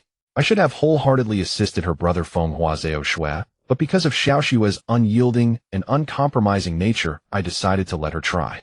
But when I learned that the Lightning Country intended to annex the Snow Country after the king's death, and the ministers were full of rumors with no one truly submitting, I knew then that Xiaoxue's succession was merely a bargaining chip for peace. I did this to force her to give up, but I never intended to open the Snow Country's barrier. That night, I was being controlled. Feng Huanuteo looked at his trembling hands, then stared at Xiaoxue. He gritted his teeth. Feng Huaxiaoxue is not dead. He's in the underground chamber of the main hall. The Snow Country is in your hands. With that, Feng Huanuteo killed himself. At this moment, Fei Duan and Jiao Du had successfully slain the four ninjas. Tuanzang's tattoo marks disappeared, and he glared at Su Xing, gnashing his teeth. Kid, I won't let you escape next time. He was about to flee. You beast, driving the Snow Country's royal family to ruin. You are the true scumbag standing in the darkness. You want to leave? I'll send you off. The Nine-Tails chakra within Su Xing flickered. He grasped the right hand of Feng Huaxiaoxue in his arms, and a multicolored Rasengan appeared in his hand. This strike is for the Snow Country. Rasengan. Su Xing stood up, lifted Feng Huaxiaoxue, and vanished, instantly appearing before Tuanzang's chest. Together with Feng Huaxiaoxue, he struck Tuanzang with the multicolored Rasengan. Suddenly, in Kakashi's line of sight, the moment Su Xing appeared, he seemed to see a familiar figure. Moss. He rubbed his eyes vigorously. So painful. The Rasengan pulled at Tuanzang's chest. This multicolored Rasengan contained all of Feng Huaxiaoxue's regrets. A brilliant multicolored light blazed in everyone's eyes. Tuanzang struggled, then was sent flying by the powerful chakra and multicolored light. Finally, the blizzard in the sky stopped, the sun came out, and a multicolored rainbow appeared in the distant sky. The departed Feng Huaxiaoxue let a final tear fall from her eye. Zai Buzhan was saved by Xiao Ying's medical ninjutsu. The Snow Country regained its tranquility, and Feng Huaxiaoxue was found in the underground chamber of the main hall. You are truly a waste. Tuanzang, broken all over and barely conscious, lay on a grassy slope at the foot of a mountain. A spinning hole in the ground. Help me, Tuanzang struggled to say. A long-haired man walked over, grabbed Tuanzang, and took him away. Ding. Mission complete. Reward 3 soul cards. Ding. The Ninetales compatibility increased by 5. How is Zabuza? At this moment Sakura was treating Zabuza when Bai walked over and asked, "Don't worry, he'll be fine." Sakura wiped the sweat from her forehead and then stood up. Zabuza slowly rose from the bed and looked at Kakashi and the others. "I really don't know how to thank you." "No need. You also took a blade from me just now. Where are you two going next?" Kakashi stared at Zabuza and asked. Zabuza looked somewhat worried and then shook his head. "I don't know, just wandering." "Why not come with me to Konoha? Join us. With your abilities you could both become Chunin in Konoha." As soon as Kakashi finished speaking, Zabuza excitedly stood up. "Really? Of course."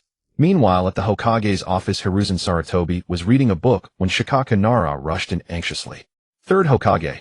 Bad news. The scroll has been taken." "What? Who took it?" Hiruzen Sarutobi slammed the desk and stood up immediately. I don't know, but it seems that on that day, besides the person who picked up the C-rank mission, there was also Kakashi. This is reckless. Come with me." Hiruzen Sarutobi threw on his Hokage cloak and hurriedly walked out, with Shikaku Nara scrambling to follow. From what I know, Kakashi is not the reckless type. How could he do something like this? As Hiruzen Sarutobi was walking and speaking, he suddenly saw Team Kakashi entering through the Konoha gate. Third Hokage. The moment Kakashi saw Hiruzen Sarutobi, he knew it must be related to that S-rank scroll. "All of you four. Stop." Hiruzen Sarutobi walked over with an angry expression. "Do you have any idea how dangerous this is? Going to handle a mission without reporting first. What if something had happened to you all?" Kakashi waved his hand with an awkward smile. "Third Hokage, please calm down first. We've already completed the mission and we're unharmed." "What? You mean you 4-1 Jonin and 3 Genin completed it?" Hiruzen Sarutobi stared at the four in disbelief. Suddenly he saw Zabuza and by behind Kakashi, his brow furrowing as he prepared to strike. "Third Hokage, please restrain yourself. These two have come to defect to Konoha and have reformed." Kakashi stepped in front of the two to block them. "Zabuza and Bai, I've heard of the two of you.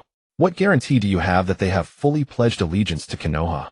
Hiruzen Sarutobi stared tightly at Kakashi and asked in a questioning tone. "The three of us can vouch for them." Sushing, Sasuke, and Sakura stepped directly behind Kakashi. "Then very well. I will have someone secretly watch the two of you. Kakashi, take them to the Konoha personnel office to receive their assignments." Hiruzen Sarutobi looked at Sushing. "How did the four of you save the land of snow?" "Wisdom." Sushing scratched his head and smiled. "Kakashi, give me a detailed report later." After Hiruzen Sarutobi finished speaking, he was about to leave directly. "Wait a minute. Third Hokage, isn't there something else you haven't mentioned?" Kakashi looked at Hiruzen Sarutobi with expectant eyes and rubbed his hands together. "Oh, collect your bonus at the mission office." Shikaka Nara, take Kakashi. "Yes, Third Hokage." Kakashi gave a peace sign to the three behind him. "You three take Zabuza and Bai to the personnel office." In the dark palace, a black silhouette appeared on the ground resembling some kind of plant. "Danzo, you displayed the power in your palm this time, but you suffered some backlash, didn't you?" The man sitting on the throne chuckled. "You coward so afraid of death. As long as the mark exists, you will live forever." Danzo wiped the sweat from his forehead as he looked at the two. "I used all my Sharingan to save my life, but just at the critical moment, I activated the mark in my palm." "My lord, what exactly is this mark?" "This? You need not know. Just understand that now that you have it, you can devour some chakra. What you displayed that day was merely 5% of its power. Once fully utilized, it can surpass Kage level, even 6 paths." The man on the throne let out a chilling laugh. "But why does it feel like a heart-rending pain?" Danzo asked cautiously. "If you desire powerful strength, you must pay some price. Compared to this, are you still afraid, Danzo?" The man on the throne suddenly opened his blood-red Sharingan eyes. Danzo was immediately trapped in an illusion, but soon the red illusionary world around him began rapidly sucking into the mark in his palm. After it was completely absorbed, Danzo suddenly felt his heartbeat tremble and a more abundant chakra surged through his body. "Danzo, keep a close eye on that Sushing. He is a treasure, and we will need him in the future." "Yes, my lord. I shall take my leave now." After Danzo finished speaking, he left directly. "How is your mark coming along?" the plant-like figure suddenly asked. The man on the throne slowly spread open his right palm, and a pure red mark emitted a bright glow in the darkness. "I already know. Currently 4 marks have appeared in Konoha. Danzo has confirmed one, and there are still 2 others. Don't you plan to have them acknowledge us?" "I think it will be soon." The man on the throne closed his blood-red eyes again. Back in Konoha after resting for a few days, Sushing was woken up one morning by Jiraiya. "Kid, today you're coming with me to the Rain Village." I'll introduce you to 3 people. Su Xing opened his eyes and saw Jiraiya appearing on his balcony again, instantly dumbfounded. Can you come in through the front door next time? Also, don't lie to me again. Last time you said you were taking me to a nice place, and the result was me carrying water 10 kilometers every day. I'm not going. Su Xing covered his head with the blanket and continued sleeping. Are you sure you don't want to go? There are beautiful girls. Jiraiya chuckled. Su Xing sat up immediately. Beautiful girls? What kind of beautiful girls? After being here for so long, honestly, since being forcibly kissed by Temari, his heart had been itching. Get up right now and get ready. I'll take you to meet your senior sister. Senior sister? That exciting. Jiraiya turned to look at the sky. How could I deceive you? It's actually about Yahiko, Konan, and Nagato in the Rain Village. Su Xing. Before Jiraiya could turn around, Su Xing was already fully dressed in a handsome black casual outfit, wearing a baseball cap with a rose dangling from his mouth. You kid that fast. Let's go, let's go. I can't wait. Brat, you're more eager than me. The master and disciple set off for the Rain Village. Rain Village. Yahiko. Nagato has been surrounded by half Zhang's forces. Konan ran over and anxiously told Yahiko, who was on guard duty. What's going on? Inside the main building of the Rain Village, Nagato was surrounded by a group of men wielding swords and blades. A masked man stepped forward from the crowd. Nagato, I knew you wouldn't be able to restrain yourself. Nagato glared at the man with venom in his voice. Don't think I've forgotten. My parents were killed by your own hand back then, also you could seize the position of leader of the Rain Village. When Nagato was young, his parents had been the first Rain Kage of the village, but were murdered by Hanzo, the man before him now. He remembered it with perfect clarity. A ninja bearing the Konoha forehead protector, his face wrapped in bandages, who had stood alongside Hanzo as they slaughtered Nagato's parents. The story in this book has been completely rewritten, so please do not compare it with the original manga. Thank you for your support. The masked man before him was indeed Hanzo from back then, and the one who had killed Nagato's parents alongside him was Danzo. Hanzo shook his head. Nagato, I detest war, but I have never feared it. I have never cared for the pressure brought by the 5 great nations. That is why I sit in this position today, not because I killed your parents. Your parents were obsessed with war. If I had not chosen to eliminate them back, then the Rain Village would have been destroyed already. Fighting against the most powerful nation, the Land of Lightning, the consequences are imaginable. The Konoha ninja who came back then also intended to stop the Rain Village from starting the war, as it would have dragged in Konoha as well. Your parents refused to listen, and I had no choice. At this time, Danzo was a Tokubetsu Jonin of Konoha. Back then he acted for merit and profit, though initially he did harbor thoughts of protecting the village. Can all of that serve as an excuse for you to kill my parents? I endured humiliation. I bowed to a Konoha ninja and became his student. I learned jutsu. All of it, so that one day I could defeat you. You speak so lightly, Hanzo, yet you know nothing of the agony of losing my parents. Nagato looked at Hanzo in a frenzied rage, the kunai in his hand trembling in the rain. While Hanzo was resting, Nagato decided to assassinate him, but he was discovered. Konan and Yahiko were rushing toward the main building, and along the way Konan recounted what had happened. Why didn't you stop him? Yahiko gritted his teeth and accelerated his pace. I tried to stop him, but thinking about how long he had been enduring this pain alone. Konan lowered her head in self-reproach. The great rain of the Rain Village fell with a steady hiss. Hanzo looked at Nagato and sighed. Give it up, Nagato. Truly understanding all the suffering in this world is the path, not this unnecessary choice you are making now. The state you are in only reminds me of your parents. Having spoken, Hanzo took a long sword from one of the samurai beside him and walked forward. Stop. At that moment, Yahiko and Konan had just arrived. Yahiko scaled the wall and leaped onto the main building in a few swift movements, placing himself between Nagato and Hanzo. Hanzo-sama, please stop. Nagato is heedless. Do not punish him. Yahiko pleaded desperately to Hanzo. Hanzo looked at Yahiko's panicked expression and said, regarding Nagato, when he was born, extraordinary phenomena occurred in the sky, and a tremendous power resided within his body. His consciousness exists only in destruction, just like his parents. Yahiko, move aside. Hanzo-sama, please spare Nagato. I pledge my life that he will never. Yahiko closed his eyes tightly and shielded Nagato, refusing to budge. Hanzo said nothing and turned away. All the surrounding ninja surged forward at once. Nagato, I will protect you today, no matter what. Yahiko drew his kunai and engaged the approaching ninja in combat. Konan and Nagato joined the battle as well. Jiraiya led Su Xing along the way, admiring the beautiful scenery and trading barbs with each other. When they arrived at the border of a small nation, Jiraiya came to a halt. "What are you doing?" Xing asked in confusion. Jiraiya stared intently at the three prominent characters displayed above the street ahead. Night Blooming Fragrance.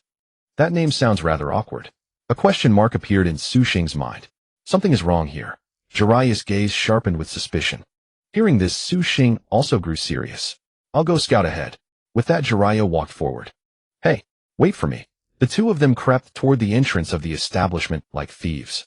Jiraiya peered through the window above and saw a lively scene within, letting out a low chuckle. Let me see. Xing was too short to see over the counter. Jiraiya suddenly cleared his throat. "Are you ready for an adventure?" "Ready. Let's go." The moment Jiraiya pushed open the door, Xing was dumbfounded. Inside, women of all kinds were drinking and chatting. Upon seeing Jiraiya and Xing enter, they all rushed over. "Come drink with us." "So this is what you meant by something being wrong." Xing raised an eyebrow and glanced at Jiraiya. Their eyes met. "I like it." The two shared a knowing smile and went off to drink. Amidst the sea of beauties in the tavern, they drank until they were thoroughly wasted. Jiraiya, his face flushed, said to Xing, "How about it? Your master took you to a pretty decent place, didn't he?" "Huh." Xing, his neck red, raised his cup. "Huh. This is great. Come drink." A little bee flying among the flowers, Jiraiya suddenly stood up with both arms spread wide and swayed to the left. "Oh, fly left, fly." Xing also stood up, arms spread, swaying to the right. "Oh, fly right, fly." "You're not flying higher than me. Drink." "Nonsense. It's your turn to drink." A woman with silver white hair wearing a pink kimono approached and sat beside Xing. "Little brother, let big sister keep you company." Xing raised his cup and clinked it against hers. But as he drank, he slowly sank into unconsciousness. Everyone else was nearly drunk as well, and in his daze, Xing watched the scene before him dimly. His foot twitched violently, he swallowed hard, and then his body gave a sudden spasm. Night had fallen when Jiraiya suddenly opened his eyes. "Xing, we should go." Xing rubbed his eyes and sat up. "What the hell?" His clothes were disheveled, his face dazed, and beside him the woman in the kimono was passed out drunk. "I'll pay the bill. Get yourself together, we need to leave quickly." Jiraiya hurried to his feet and made for the bar. Xing, still completely bewildered, grabbed his coat and ran after him. The master and disciple walked along the pitch-black night road. Jiraiya regarded Xing silently for a moment before asking, "What's wrong, boy?" Not satisfied earlier. Xing's mind was a whirlwind. What had actually happened? He could only recall that moment of spasming, and then an indescribable feeling as though he had stepped onto a path leading to heaven. The Rain Village. Nagato, Konan, and Yahiko stood covered in wounds, surrounded by the corpses of ninja. Before them, Salamander Hanzo faced them in silence. "Since you refuse to abandon your stubbornness, I will have no choice but to act." Hanzo sliced his palm and pressed it to the ground. Summoning Jutsu Golden Trout Ambush. A gigantic black golden trout appeared before the trio. Hanzo's summoned beast was a highly venomous black golden trout named Jingfu. It could burrow underground, similar to Deidara's earth dragon hiding technique. Hanzo stood atop the trout's head and surveyed the three. Toxic spray. The golden trout ejected a massive cloud of poison mist from its mouth. "Nagato, Konan, hold your breath." Yahiko called out urgently to the three behind him. "Holding your breath. Let's see how long you can last. Even I with my resistance cannot withstand this toxin." Hanzo adjusted his mask. Fire-style exploding flame formation. He slammed his palm to the ground, and the earth beneath the three began to sink, revealing numerous explosive tags. Boom! Boom! Two violent explosions erupted, sending up black smoke. As the smoke cleared, a barrier had appeared around Konan and Yahiko, shielding them, while Nagato's own legs were badly burned. Hanzo's technique continued to burn after detonation, making it particularly troublesome. Nagato laboriously withdrew the barrier and collapsed to his knees, gasping heavily. "Nagato!" At that moment, Konan and Yahiko inhaled the poison gas and collapsed to the ground, their bodies shaking. "It seems this is the end." Hanzo leaped down from the trout's back and walked toward the three. A long blade materialized in his hand and was thrown directly at Nagato. "Nagato!" Yahiko and Konan both rose to their feet and sprinted toward him. But the moment they reached Nagato, Yahiko shoved Konan aside and threw his arms out to shield Nagato in his place. The moment the blade pierced through Yahiko's body, blood trickled from the corner of his mouth. He looked at Nagato with a faint smile. We're friends, right?" Drops of blood spilled into the air, reflecting Yahiko's final expression. Before he could even raise his arms to embrace him, he fell to the ground. Rain poured relentlessly from the sky.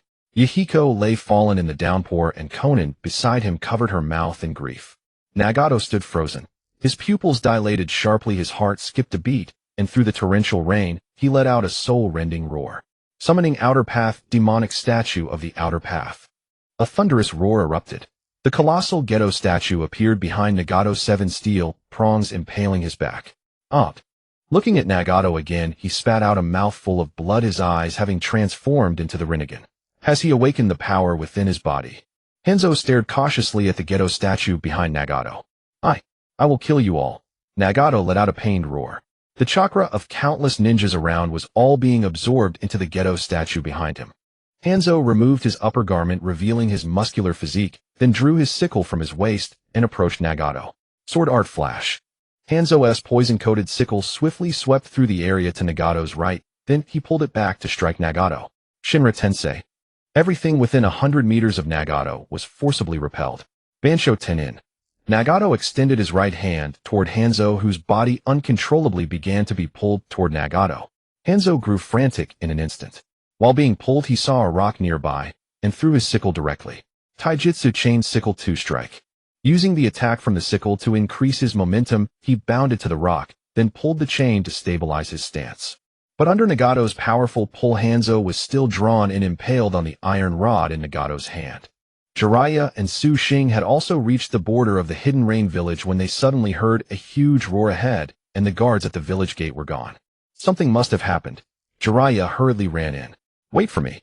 Su Xing looked up toward the mountain behind the Hidden Rain village, suddenly feeling an inexplicable sensation. Yahiko, Konan, Nagato. When Jiraiya reached the mountain, he saw corpses scattered all over, including Yahiko's body. Konan was weeping in panic nearby, while Nagato was nearly out of control. Why? Why is this? Jiraiya walked over, watching Konan, holding Yahiko's body, his heart heavy. Jiraiya.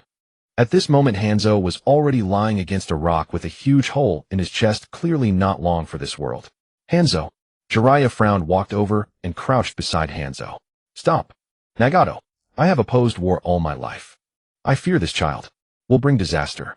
Hanzo looked at Nagato weakly. I admit you were a good leader, but your methods were too ruthless. If not for you, how would Nagato have come to this? In the last Second Shinobi World War, you led the Hidden Rain village to withdraw from the war. I admired you for that. But today's mistake is also your fault. Jiraiya shook his head, took out a kunai, and ended Hanzo's life. This summoned Geto statue is actually similar to mine. At this moment, Su Xing caught up and saw the summon behind Nagato frowning. Pervy sage. Su Xing ran over and stood beside Jiraiya. Don't intervene. Jiraiya stopped Su Xing and walked toward Nagato. Nagato, I am your master. You must control yourself. Jiraiya tried to make Nagato regain control of himself. Nagato, who had been gradually calming down, lowered his hands. But suddenly a ninja who was not yet dead crawled up from the ground nearby and threw a kunai, which struck Nagato. The moment Nagato felt the pain, a tremendous force erupted around him, pushing everyone away. Jiraiya quickly crossed his arms in front of his chest, was knocked back several meters, and spat out a mouthful of blood. Pervy sage. Bansho Tenin. Nagato, now in an unconscious state, directly aimed the jutsu at Su Xing. Su Xing deliberately let himself be pulled in by Nagato. The moment he closed in, a Rasengan appeared in his hand. Rasengan. Suddenly a hand grew out from behind Nagato, and a powerful high-pressure chakra in its hand clashed with Su Xing's. The two separated. Ding. Master, you have obtained a Soul Body Experience card. Do you wish to use it? Soul Body Experience card. 3 golden cards appeared in Su Xing's system consciousness. One card bearing the image of the Fourth Hokage Minato Namikaze shimmered. You're the one. Su Xing selected the Fourth Hokage Soul Body Use card. Master, the Soul Body Use card allows you to use all ninjutsu of the corresponding ninja on the card. His consciousness returned to his body, and 5 marked kunai had appeared in Su Xing's hand. What's this? Jiraiya felt a sudden familiarity upon seeing the kunai in Su Xing's hand. Su Xing threw one kunai at his own feet, then charged at Nagato. Nagato's right hand transformed into a missile launcher and fired at Su Xing. Su Xing deftly dodged the missile, threw another kunai, and when it appeared behind Nagato, he vanished from his spot and reappeared behind Nagato. Nagato turned and swung his right hand, but Su Xing had already thrown another kunai, appearing again in front of Nagato. This is the Flying Thunder God technique. Jiraiya rubbed his eyes in disbelief. He couldn't understand how Su Xing knew this technique, and he hadn't even taught Su Xing the Rasengan. Su Xing, swiftly zipping around Nagato, revealed a sly grin. The best part is coming. He finally appeared in front of Nagato and threw the last kunai above his head. Flying Thunder God second stage. Rasengan. Su Xing leaped over Nagato's shoulder, performed a somersault in the air, and slammed the Rasengan down. Nagato, struck with pain, was knocked to the ground, causing the surrounding earth to collapse. After the attack, Su Xing vanished and reappeared at his starting point, picking up the kunai at his feet. At this moment, the ghetto statue behind Nagato vanished. He stood up, panting, his consciousness restored. Nagato. Konan called softly as she watched him rise. Ha ha ha ha. Nagato let out a maniacal laugh. He glanced at the dead Hanzo lying beside the rock and revealed a satisfied smile. I finally avenged him. I finally killed Hanzo. Nagato looked up at the sky and let out a triumphant roar. Suddenly he stopped and looked at Jiraiya and Su Xing before him. Is that you, Jiraiya-sensei? You're late, aren't you? Nagato, you've avenged him now. You can stop. Jiraiya watched Nagato, warily unsure of his intentions. Stop. Jiraiya-sensei. Are you out of your mind? Open your eyes and look at the dead Yahiko. You tell me to stop. Nagato staggered over to Yahiko, looked at him on the ground, and wept. The pain I have endured is 1,000 times theirs. 10,000 times. Everyone is a masked killer. They are all hypocrites. Jiraiya sighed. Nagato, what else do you want to do? Start a war? True peace cannot be achieved through compromise and avoidance.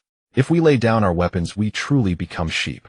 Nagato let out a sinister laugh, covering his face.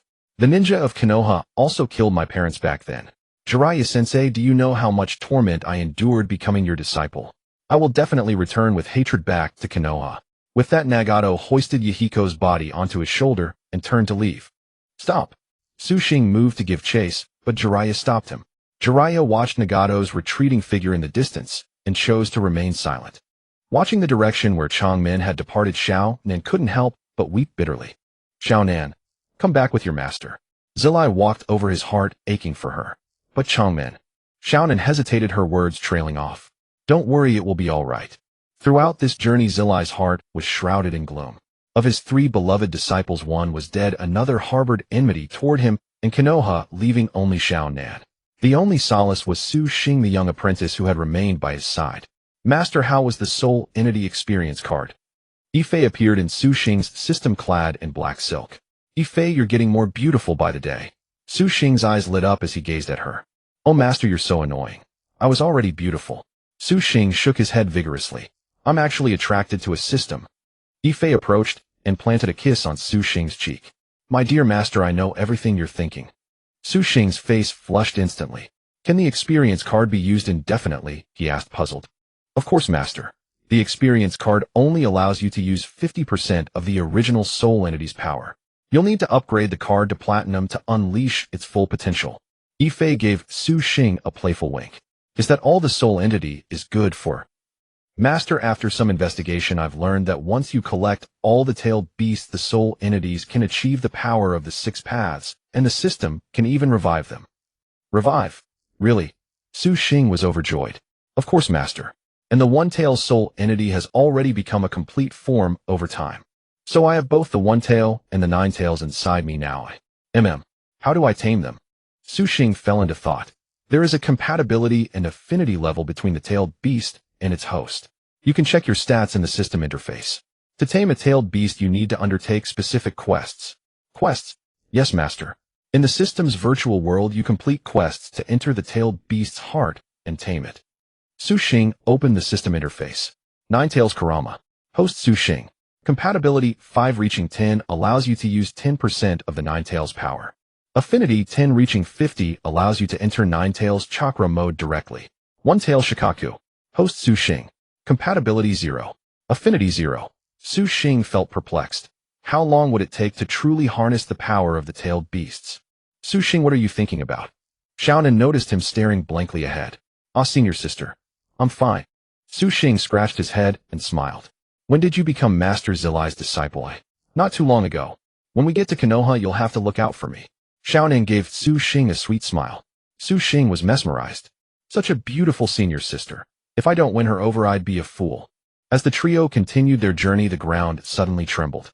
They looked around warily. Fire-style great fire annihilation. A long-haired man descended from the sky and spat out a sea of flames toward them. Earth-style wall. Zillai quickly formed hand seals, raising a defensive wall to block the attack. Who goes there? As the flames subsided, a figure appeared before them. The trio stared in shock. You are Uchiha Madara. A bead of sweat trickled down Zillai's forehead. An invisible, overwhelming pressure assaulted him. He had seen photos of Uchiha Madara in the Konoha clan registry. How have you lived so long? As far as Zillai knew, Madara was from the same era as Hashirama. Living so long without aging was truly astonishing. Zillai shielded Su Xing and Xiao Nen behind him, his eyes fixed on Uchiha Madara. A mere Konoha nobody. Quite perceptive. Hand over Su Xing, and I might spare your lives. The man before them was indeed Uchiha Madara. He rested his hands on his shoulders, tilting his head as he regarded the trio with contempt. Xiao Nen, take Su Xing and get out of here. Sensing the danger, Zillai prepared for battle. Zillai dared not divert his attention. Uchiha Madara was the founder of the Uchiha clan. His power was unimaginable. Zillai pressed his hands together, preparing to enter Sage mode. Humph. Uchiha Madara sneered, lunging forward with a punch, while his Sharingan flared Jinjutsu. The moment Zillai was struck in the abdomen, Madara's Jinjutsu ensnared him midair, sending him flying. How dare you lay a hand on the pervy sage? Su Xing activated Sage mode and charged. Madara's eyes spun as his Mangekyo awakened. He dodged Su Xing's attack and struck with full force. Su Xing weathered the blow and staggered back. Paper Shuriken. Just as Xiao Nan threw her shuriken, Madara vanished and reappeared behind her. Do you wish to dance as well? Madara airborne kicked Xiao Nan in the back. She cried out and rolled to the side. Su Xing suddenly calmed down. He said to Xiao Nan, Senior sister, take Master Zillai and leave. Xiao Nan struggled to her feet. What about you? I can't leave you here alone. Su Xing turned to look at her. His strength is on a completely different level from yours. Staying here will only get you killed. Take Master Zillai and go. I'll catch up soon. Seeing the confidence in Su Xing's eyes, Xiao Nan's heart ached. After a moment, she gritted her teeth and dashed toward where Zillai had been thrown. A pair of paper wings sprouted from Xiao Nan's back. She grabbed Zillai and soared into the sky. Su Xing, you must come back. Don't worry, senior sister. Su Xing flashed a confident thumbs up. After Xiao Nan departed, he relaxed and looked at Uchiha Madara. All right, you can take me now. Madara was taken aback. You don't intend to resist? Resist? I know who you are. If resistance were useful, I wouldn't have sent my master and senior sister away. Su Xing shrugged. He was a transmigrator. Though this world differed from the original Naruto world, he still recognized the man before him. Fighting back would only earn him a beating. Kid, you're interesting. If I didn't need the nine tails inside you, I might not want to kill you. Madara smiled, then a white light appeared in his hand. Su Xing fell unconscious. When he awoke, he found himself in an underground water prison. As he sat up, he heard voices. He strained his ears. The nine tails Jinchuriki has been successfully captured. When will you bring the two tails Jinchuriki from Kimogakure? The voice was unmistakably Uchiha Madara's. Then a gruff voice replied, Don't worry about that. Yujito Ni has already been captured. She's on her way here now. You'll see her soon. Good. The land of lightning is indeed a fine place. When will you release my brother? Once I extract the eight tails, I'll leave a tentacle inside your brother's body. He won't die. You'd better keep your word. From this, Su Xing understood he was in the land of lightning. The two speakers were Uchiha Madara and another man whose brother was the eight tails Jinchuriki, Killer Bee. That meant the man Madara was talking to was the Fourth Hokage. That hot-tempered, explosive voice could only belong to the Fourth Hokage. Madara must have been passing through the land of lightning on his way back, threatening Killer Bee's life to force the Fourth Hokage to capture the two tails Jinchuriki. Just then a woman's scream pierced the air. Moments later, a woman was thrown into the water prison. I have some matters to attend to. Keep an eye on these two. If they escape, your brother's life is forfeit. Madara left. Su Xing quickly moved to untie the woman's bindings. The woman thrown in was the two tails Jinchuriki Yujito Ni. Seeing Su Xing, she struggled in panic. You despicable people, sending a man to defile me. I'd rather die than submit. Su Xing. Sister, I'm a Jinchuriki too. Huh. Yujito Ni stared at him in confusion. Su Xing noticed her soaked clothes clinging to her curves, and a nosebleed started to flow. Good grief. How did you end up captured? Yujito Ni asked quietly. Well, it's a long story. But sister, do you want to get out of here? Yes. An idea formed in Su Xing's mind. Then entrust your tailed beast to me. Are you kidding me? Niwei Yumyuman gazed at Su Xing with clear wariness. When the Jinchuriki loses their tailed beast, they die instantly. Didn't you know that? I have a method to extract the tailed beast while ensuring your survival. Su Xing's words left Niwei Yumyumin utterly shaken. You wouldn't be in league with those people above, would you? How ridiculous. Su Xing. What is your name? Su Xing. I am Niwei Yumyumin. What you should be focusing on right now is how to escape. Niwei Yumyumin climbed upward along the submerged iron pillar, but just as she neared the highest point, a thread of lightning pierced into her body. She let out a piercing cry of pain and fell. Be careful. Su Xing caught Niwei Yumyumin firmly in his arms. Niwei Yumyumin suddenly found herself held tightly within Su Xing's embrace, both of them completely soaked, no doubt making Su Xing extremely uncomfortable. Let go of me. Niwei Yumyumin shoved Su Xing away directly. Oh, very well. Su Xing immediately released his grip, and Niwei Yumyumin splashed straight into the water. You bastard. You actually let go when I told you to. Niwei Yumyumin surfaced from the water, gasping and furious. What are the two of you arguing about? Who was it that just climbed up there? Trying to get yourself killed. Su Xing and Niwei Yumyumin suddenly heard movement from the guards above. Let me show you some real color.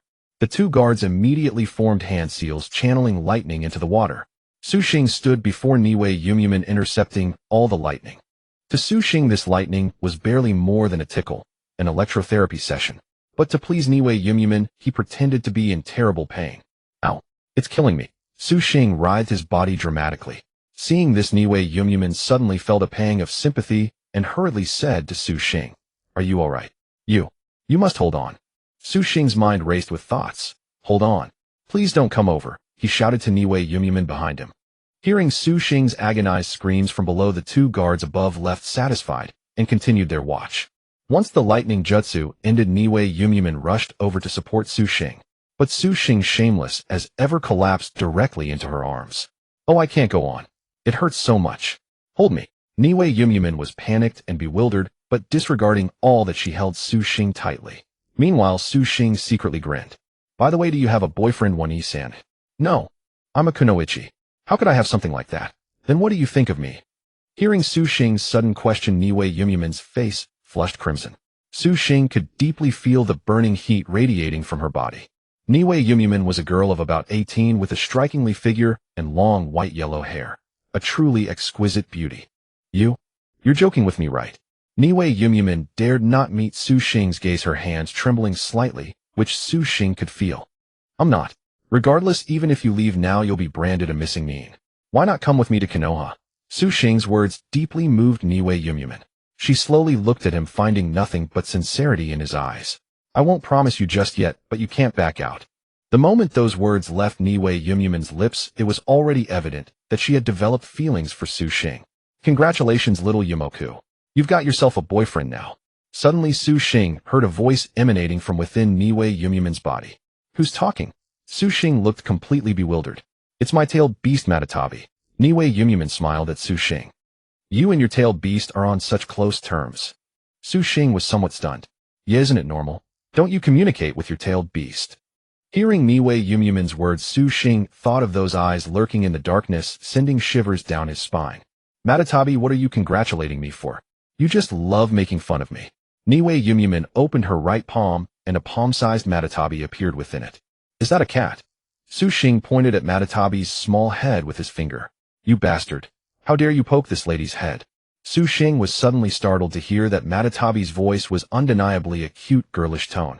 Su Xing, what exactly is that method you mentioned for transferring the Jinchuriki's tailed beast? Niwei Yumyumin suddenly asked. My plan is to replicate another Matatabi within your body, then transfer this one from your hand into my body. Su Xing stared calmly at Matatabi. I've never heard of being able to replicate a tailed beast. Are you serious, Su Xing? Niwei Yumyumin harbored doubts about Su Xing. Relax. Just place your palm in mine, and close your eyes. Su Xing extended his right hand, but at that moment Matatabi objected. You big bad guy. Are you trying to steal me away from my master?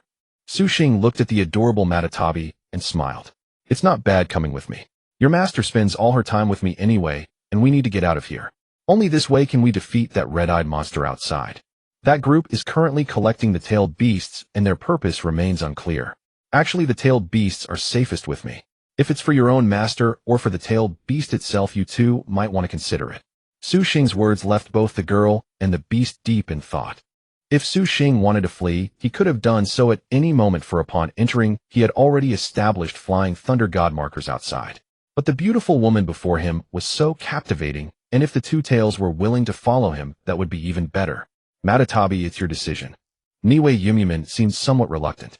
Matatabi raised its head and looked towards Su Xing. How many tailed beasts are in your body? 1 and 9. Su Xing replied calmly. What a... Both Matatabi and Niue Yumumin were simultaneously shocked. It's Kurama and Shikaku. Matatabi waved its tiny paws joyfully. Then you won't be lonely if you come along. Su Xing flashed a sly grin. Matatabi had no idea that neither the Nine Tails nor Shikaku had been captured yet he. Alright, let's do it. Matatabi nodded. Niue Yumumin placed her right hand into Su Xing's palm.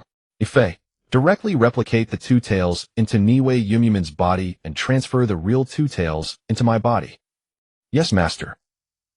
For a Jinchuriki, directly transferring the tailed beast to Su Xing was not necessarily a bad thing, because the replicated tailed beast did not truly exist within the Jinchuriki's body. Only the tailed beast's chakra remained, allowing the Jinchuriki to still wield the tailed beast's abilities. This way, when others attempted to capture the Jinchuriki, they would not detect the presence of the tailed beast. Niue Yumumin suddenly felt her palm growing numb, followed by discomfort. In an instant, Niue Yumumin let out a soft cry. She felt the tailed beast within her body vanish. But soon after, she felt that power return once more, though this time the tailed beast was no longer inside her. At this moment, Su Xing had already placed the two tails within himself. Within the system's 9 slots, 3 tailed beasts had already been collected. Ding! Master, you have successfully acquired 3 tailed beasts, and your strength has increased. The duration of Pseudo-Six-Paths mode has been extended to 30 minutes. Ding! Master, you have obtained a tailed beast with 100% loyalty. Tailed beast chakra has been unlocked. You have gained the tailed beast enhancement skill. Ding! Master, your compatibility and affinity with the two tails Matatabi have reached 100%. You can now directly utilize the chakra cloak for tailed beast transformation. Hearing one notification after another, Su Xing felt thoroughly pleased. So am I finally on my feet. He spread open his palm, and there appeared the little Matatabi.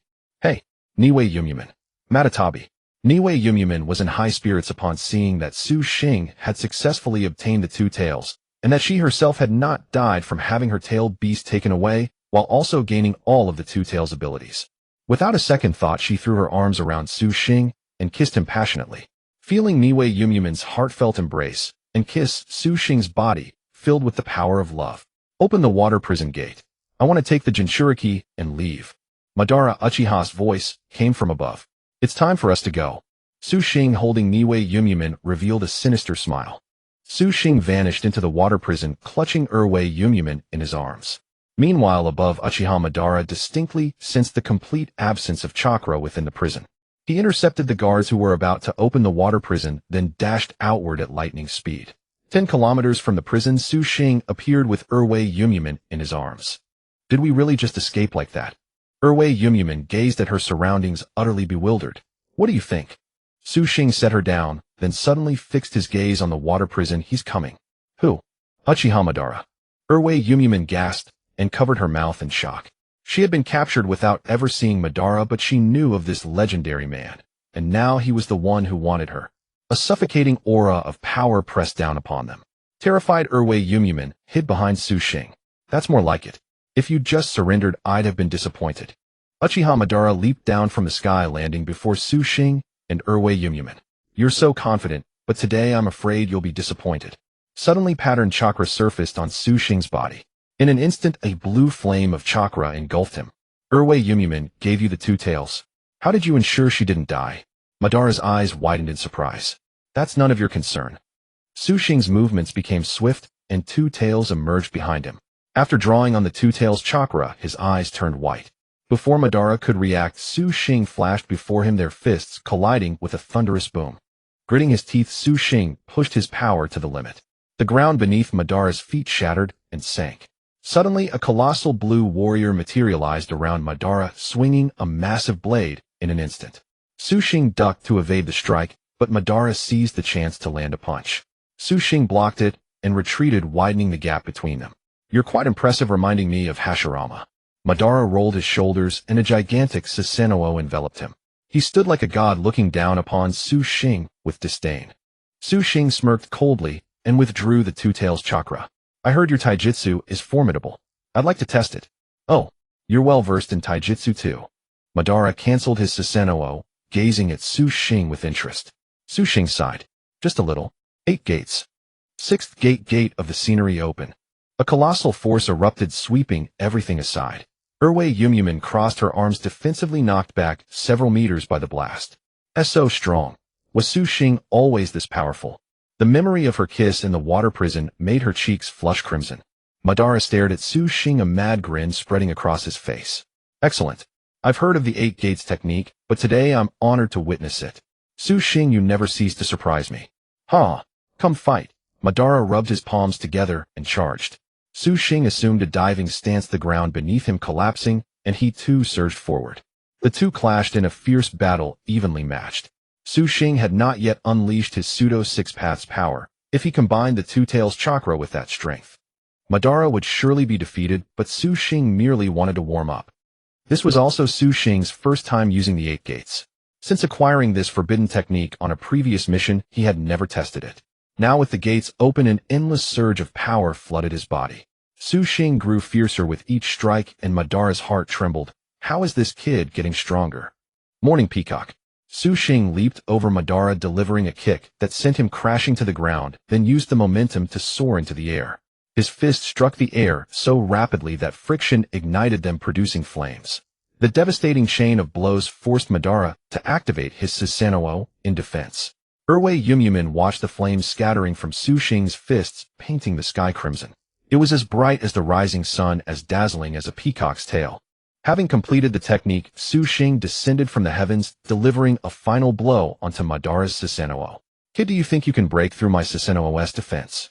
Madara admired his Susanoo with satisfaction, unconcerned. But under Su Xing's relentless assault, a crack appeared in the Susanoo. Madara's eyes widened in shock. He formed hand seals and aimed at Su Xing, fire-style Great Fire Annihilation. Leaping into the air, he spat a meteor-like fireball toward the ground, which would erupt into a sea of flames upon impact. Su Xing evaded the attack, then returned to his original position and closed the 8 gates. So Uchiha Madara is no more than this. He mocked Madara and dusted off his shoulder. Is that so? Madara's eyes dilated.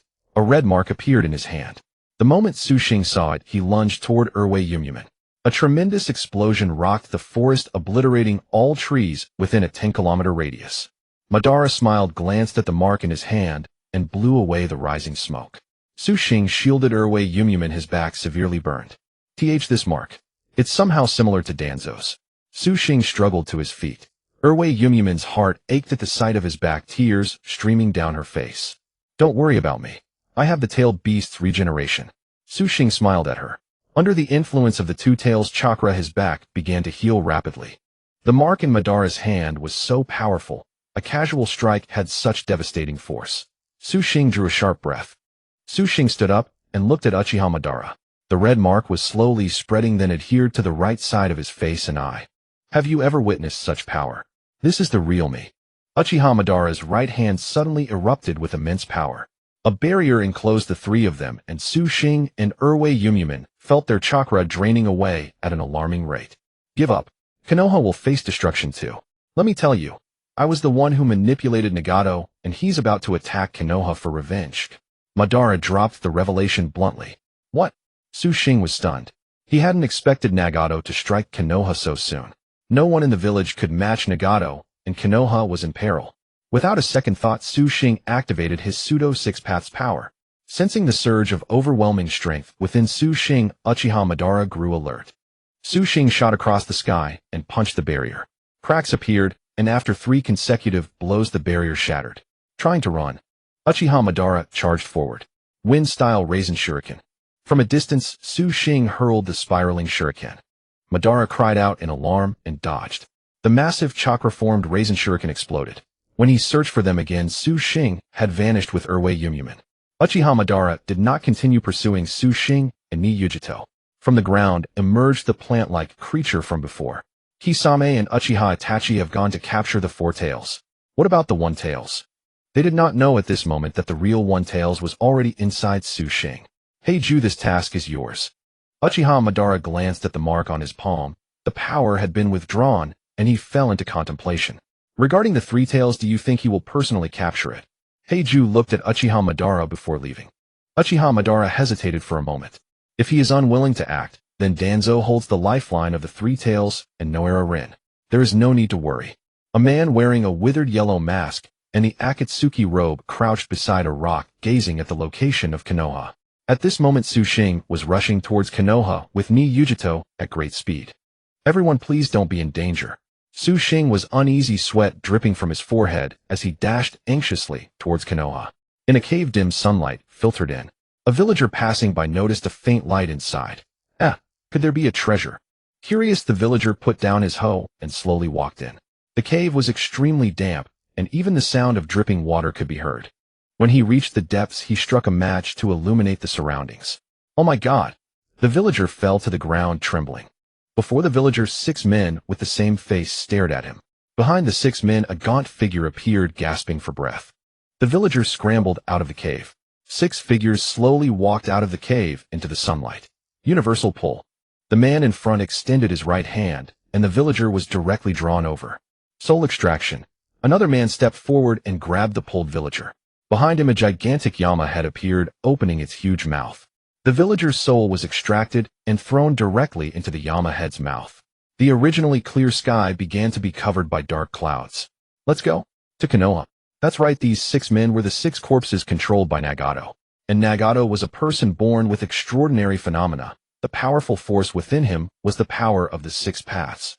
The leader of these 6 was Yahiko.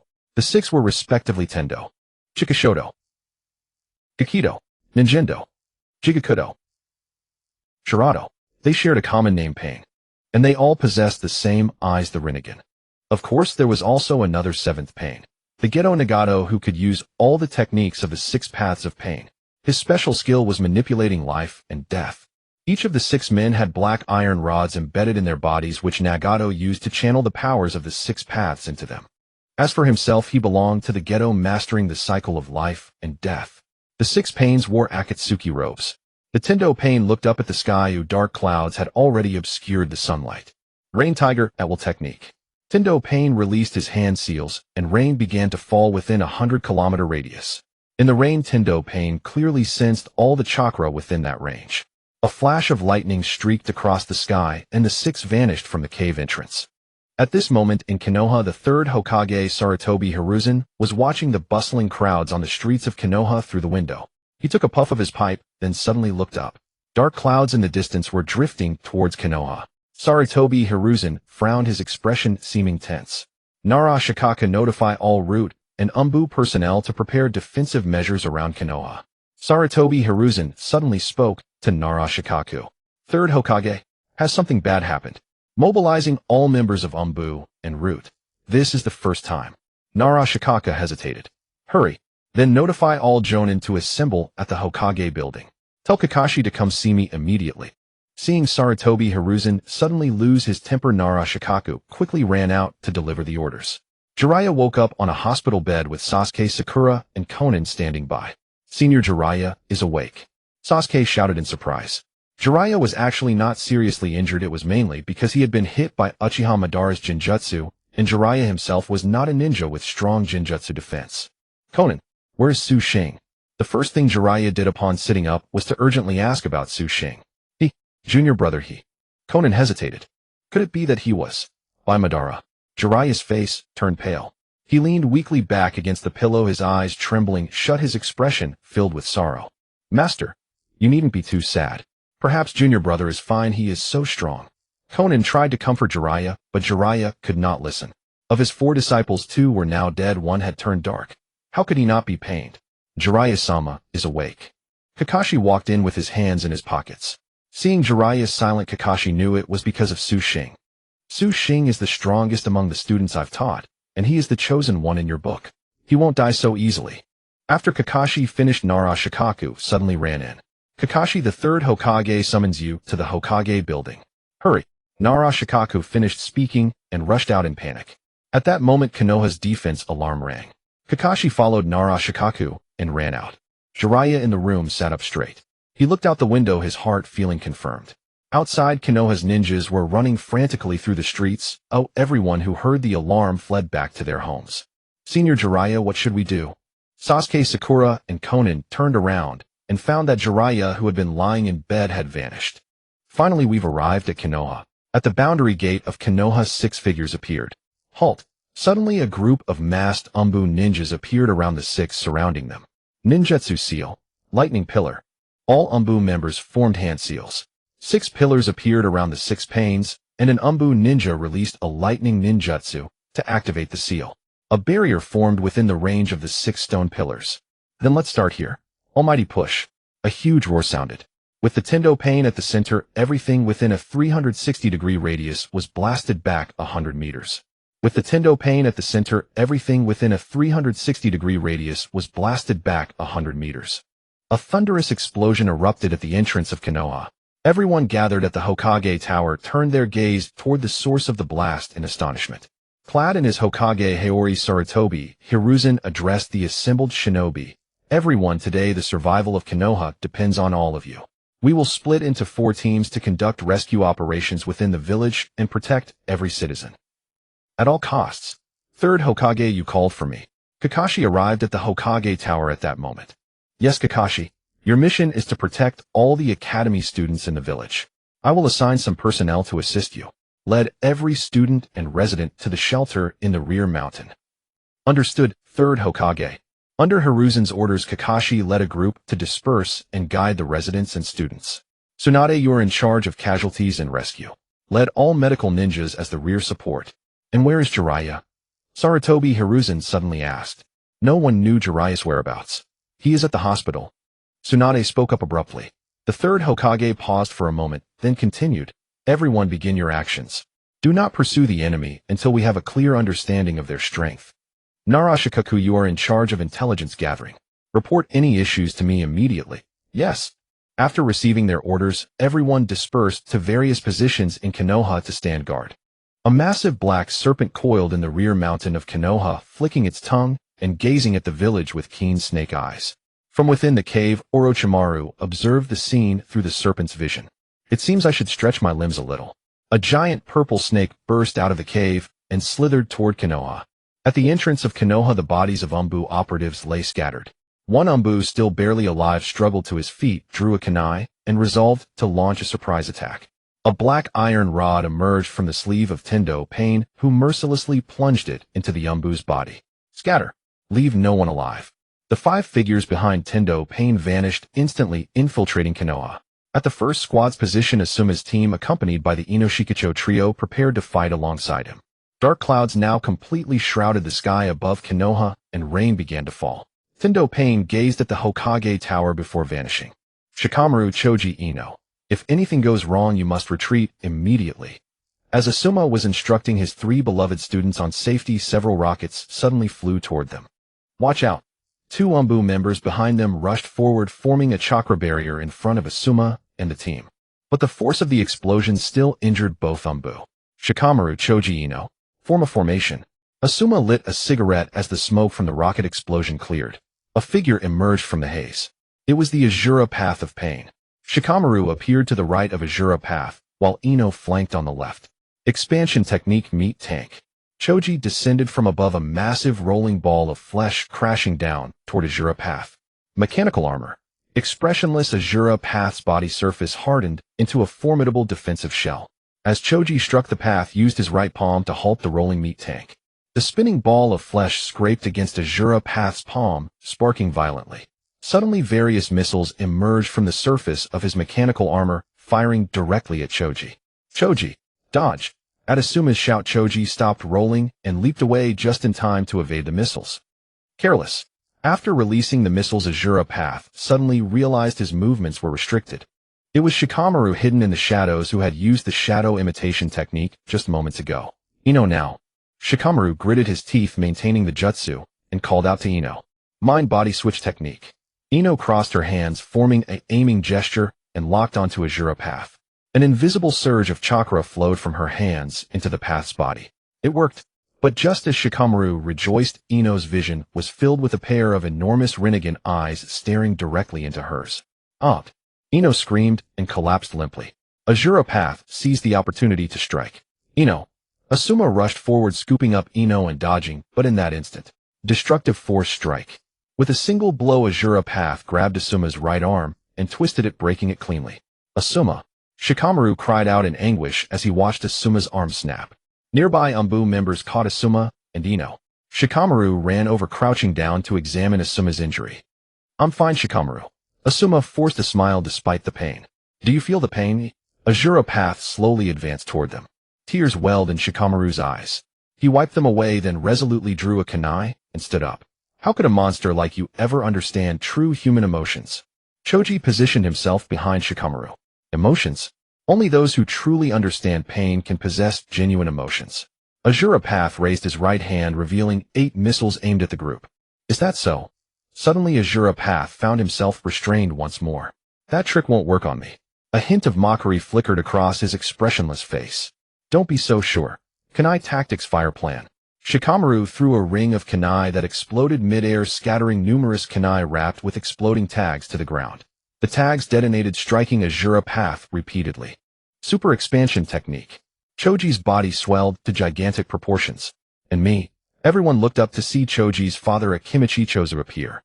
Both Choza and Choji enlarged, extended their right hands, and slammed down toward Azura Path. Will it work? With the combined pressure of Choji and Senior Choza, the enemy must be suppressed. Shikamaru's heart pounded as he stared at the Azura Path caught in the middle. 5-finger missiles. Azura Path detached his wrist from his arm, pulling a chain of missiles from the severed joint and launching rockets upward. We have to make it.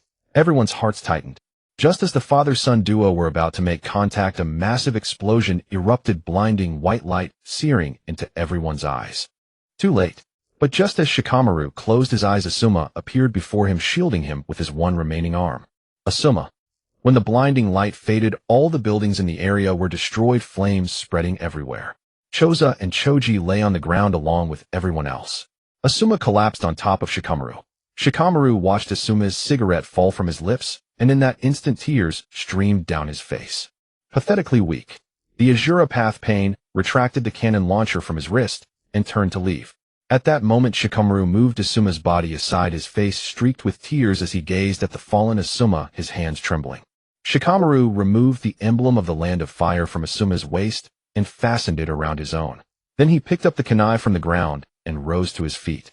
A gentle warm breeze brushed against Shikamaru's cheek, the devastated village burning in the wind.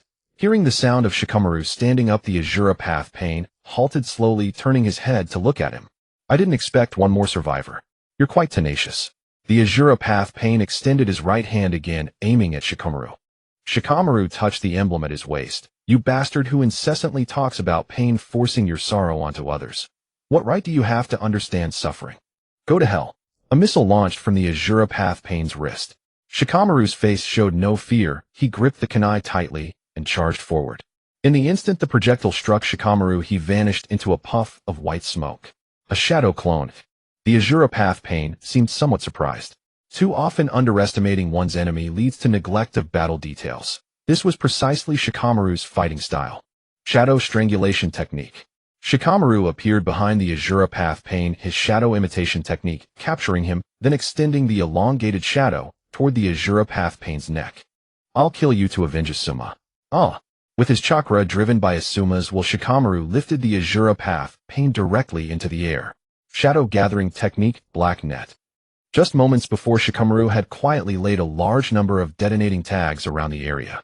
After locking onto the Azura Path pain, he used his shadow to manipulate the dark net that enveloped him, with countless detonating tags covering the net's surface. A tremendous explosion echoed. Shikamaru's grim face showed no trace of satisfaction again. Shadow Sewing. Countless shadows rapidly pierced through the Azura Path pain's body. Combined with the explosion, the Azura Path pain was blasted into a state of incapacitation, collapsing motionless to the ground. All 4 limbs were shattered.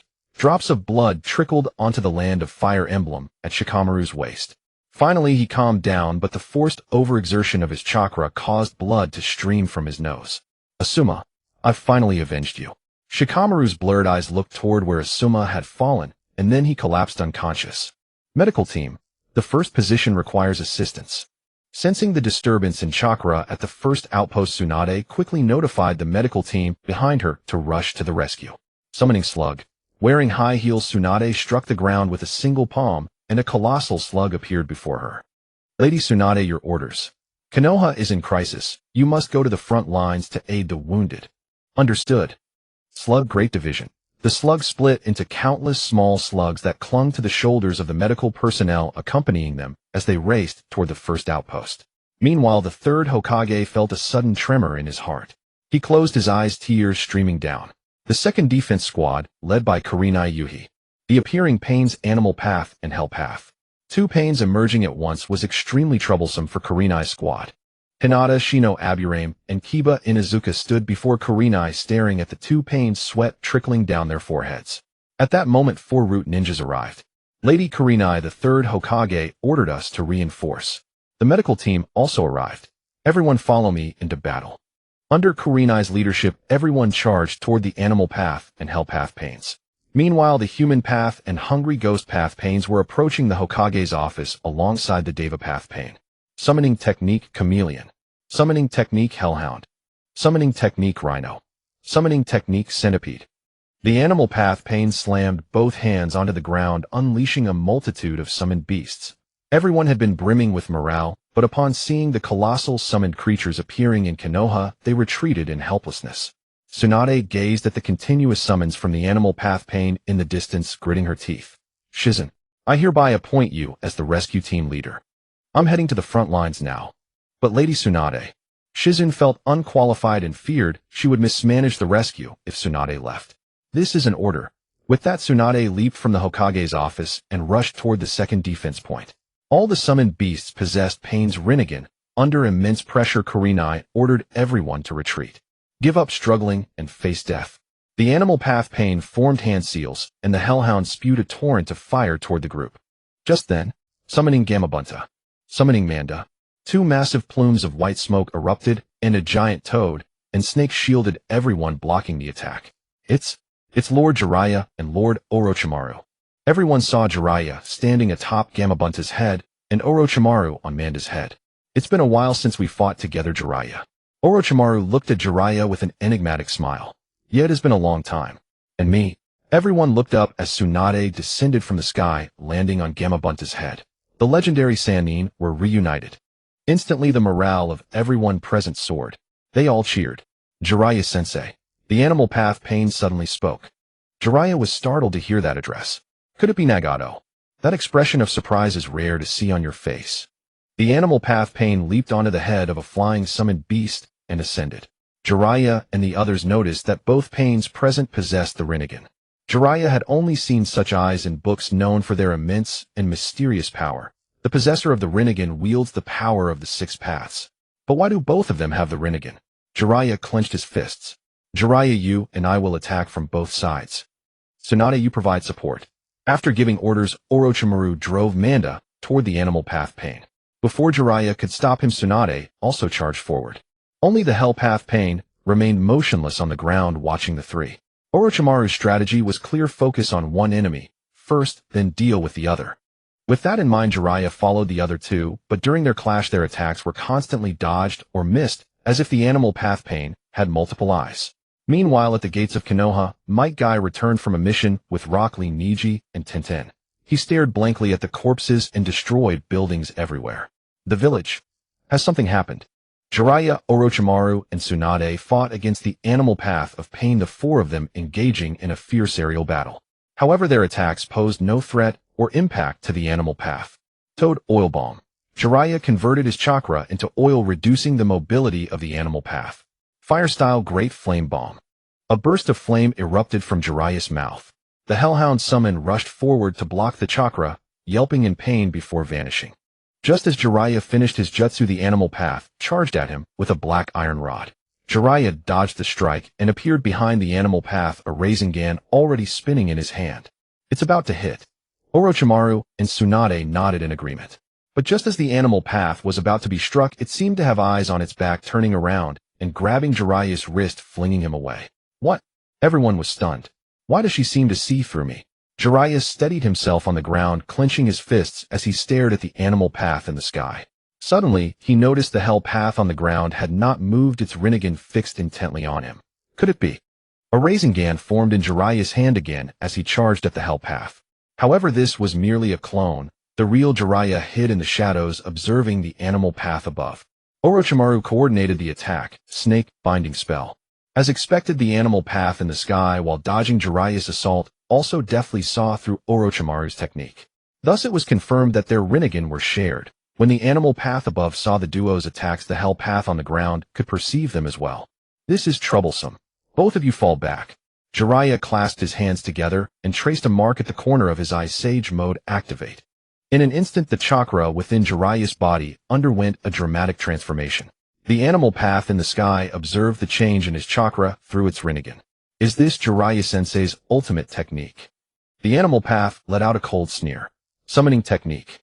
2 small toads appeared on Jiraiya's shoulders. Little Jiraiya, what's happening? I called you two here for a rather tricky problem. Look ahead, Jiraiya said to the 2 toads. Is it the 6 paths, eh? The elder toad sage Fukasaku watched the expressionless animal path cautiously, its eyes evoking a sense of unease. Not sure yet, but the enemy is likely more than just these 2. Their Rinnegan are shared, so be careful. After briefing the 2 toads, Jiraiya charged forward. The animal path in the sky unsealed its hand signs, amplified summoning technique. The Hellhound reappeared with 9 heads, its power seemingly enhanced, and all other summons grew stronger as well. Jiraiya punched at the animal path. So fast. The hell path on the ground shared vision with the animal path above, allowing it to deftly evade Jiraiya's attacks. But Jiraiya, empowered by Sage mode, was no pushover. After dodging his strike, a massive Rasengan formed in his hand. Sage art. Massive Rasengan. Jiraiya leaped into the air, quickly condensing a Rasengan dozens of times larger than normal in his palm, and slammed it into the animal path. But the animal path simply unsealed its hand signs, pulling the centipede summon from the ground to block the attack. Sage Art Gomen. Jiraiya combined his technique with the 2 great toad sages. Jiraiya used oil, Fukasaku used wind release, and Shima used fire release. The combination produced immense destructive power capable of burning the enemy to ashes over a wide area. Water release foam wave. The crabs summoned by the animal path spewed a vast amount of foam, turning the surroundings into a sea of bubbles, with most of the foam blocking a portion of the attack. The animal path and the hell path leaped onto the chameleon summon and vanished before their eyes. Everyone be careful. Only Jiraiya, through Sage mode, could sense the enemy's chakra. Suddenly a scream rang out from the group. A Jonin was lifted by an invisible force, his soul and chakra being extracted from his mouth, leaving him an empty shell. Then from the nearby forest, hundreds of iron rods flew out, striking and injuring many Konoha shinobi who were unable to defend. The struck shinobi lost their chakra power as the iron rods disrupted the chakra within their bodies. Wind release, great breakthrough. Orochimaru unleashed a wind release straight into the thicket, blowing down the trees and causing the chameleon to disappear, revealing the 2 paths once more. Tsunade descended from the sky, smashing the ground with her monstrous strength beside the 2. The animal path was thrown off balance, and Jiraiya seized the opportunity to summon a toad's stomach, swallowing it. The hell path could no longer sense the animal path's chakra, swallowed into the toad's stomach.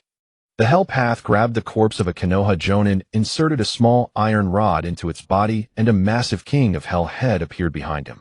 He tossed the iron rod-embedded body into the King of Hell's mouth, and within seconds a new animal path emerged.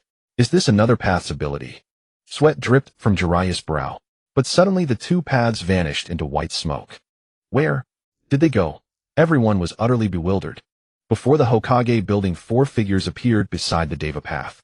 Since the Azura path had been defeated, the Deva path glanced back, seeing the human path carrying the Azura path's body on its shoulder. Revived by the hell path, all 6 paths were now complete. Finally, the 3rd Hokage, Hiruzen Sarutobi, leaped down from the Hokage building, frowning at the 6 paths before him. The 3rd Hokage of Konoha, Hiruzen Sarutobi. The Deva path took a step forward and addressed him. Who are you and why do you attack Konoha? Hiruzen Sarutobi prepared for battle, sensing that the enemy before him was the most formidable he had ever faced. For vengeance. Do you remember the first rain shadow of the village hidden in the rain? Hearing this, Hiruzen Sarutobi's memories resurfaced. He recalled that at the time Konoha's strength was not great. After the 2nd Hokage Tobirama Senju was ambushed and killed, the 2nd Great Ninja War was on the verge of erupting, leaving the position of Hokage vacant. Konoha's High Council declared that whoever could make the greatest contribution to the village at this critical juncture would become the 3rd Hokage. With the 2nd Hokage's death, Konoha was isolated and weak. The village hidden in the rain stood as Konoha's only buffer. The only way to preserve Konoha was to cease hostilities. The Rain Village lay ahead of Konoha. If the Rain Village also stopped fighting, the Second Great Ninja War could be avoided. At that moment, Hiruzen Sarutobi went to the Rain Village to prevent the war from igniting. Yuenfei Risen was a soft-hearted man. The first-generation Rain Shadow of the Urin Village was hot-tempered. The couple jointly governed the Urin Village, violently instigated wars, and nearly killed Yuenfei Risen. At this, Yuenfei Risen left the Urin Village in disappointment. On the way, he encountered Banzang, who blocked his path. Banzang strongly opposed the first-generation Rain Shadow's actions and hoped Yuenfei Risen would help him kill the first-generation Rain Shadow and secure the Rain Shadow position for himself. However, Yuenfei Risen refused, believing that as an outsider he had no need to interfere in the internal affairs of the Urin Village. After refusing, he returned to my village. But Tuanzang, who was hiding nearby, saw everything clearly. Tuanzang, who was intent on rendering meritorious service to my village and aspiring to become Fire Shadow, took this matter very seriously. He personally went to find Banzang, and together they cooperated to kill the first-generation Rain Shadow and his wife. At that time, the young Changman, as the child of the first-generation Rain Shadow, witnessed all of this. After killing the first-generation Rain Shadow, Banzang did not smoothly take the Rain Shadow position because there were still many loyal followers of the Rain Shadow. Since the Rain Shadow was already dead, Banzang was able to establish a system without any obstruction. Under Banzang's long-term control, the Urin Village ended the era of Rain Shadow rule, and thereafter changed to leadership by a chief. Banzang originally planned to peacefully withdraw from the Second Ninja War, but one day he suddenly discovered that my village had no Fire Shadow. Thus his selfish desires began to stir, and he wanted to seize my village. Tuanzang returned to my village overjoyed by this matter and intercepted all the credit.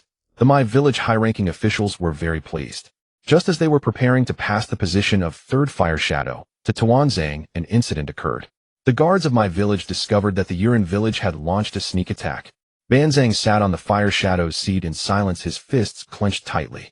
Yuenfei Risen first volunteered for battle, leading his 3 disciples, Zilai Gongsho and Dashyuan, to confront the enemy. Halfway through the battle, Banzang stood on a rock, gazing at the wounded and screaming ninjas of Urin and my below.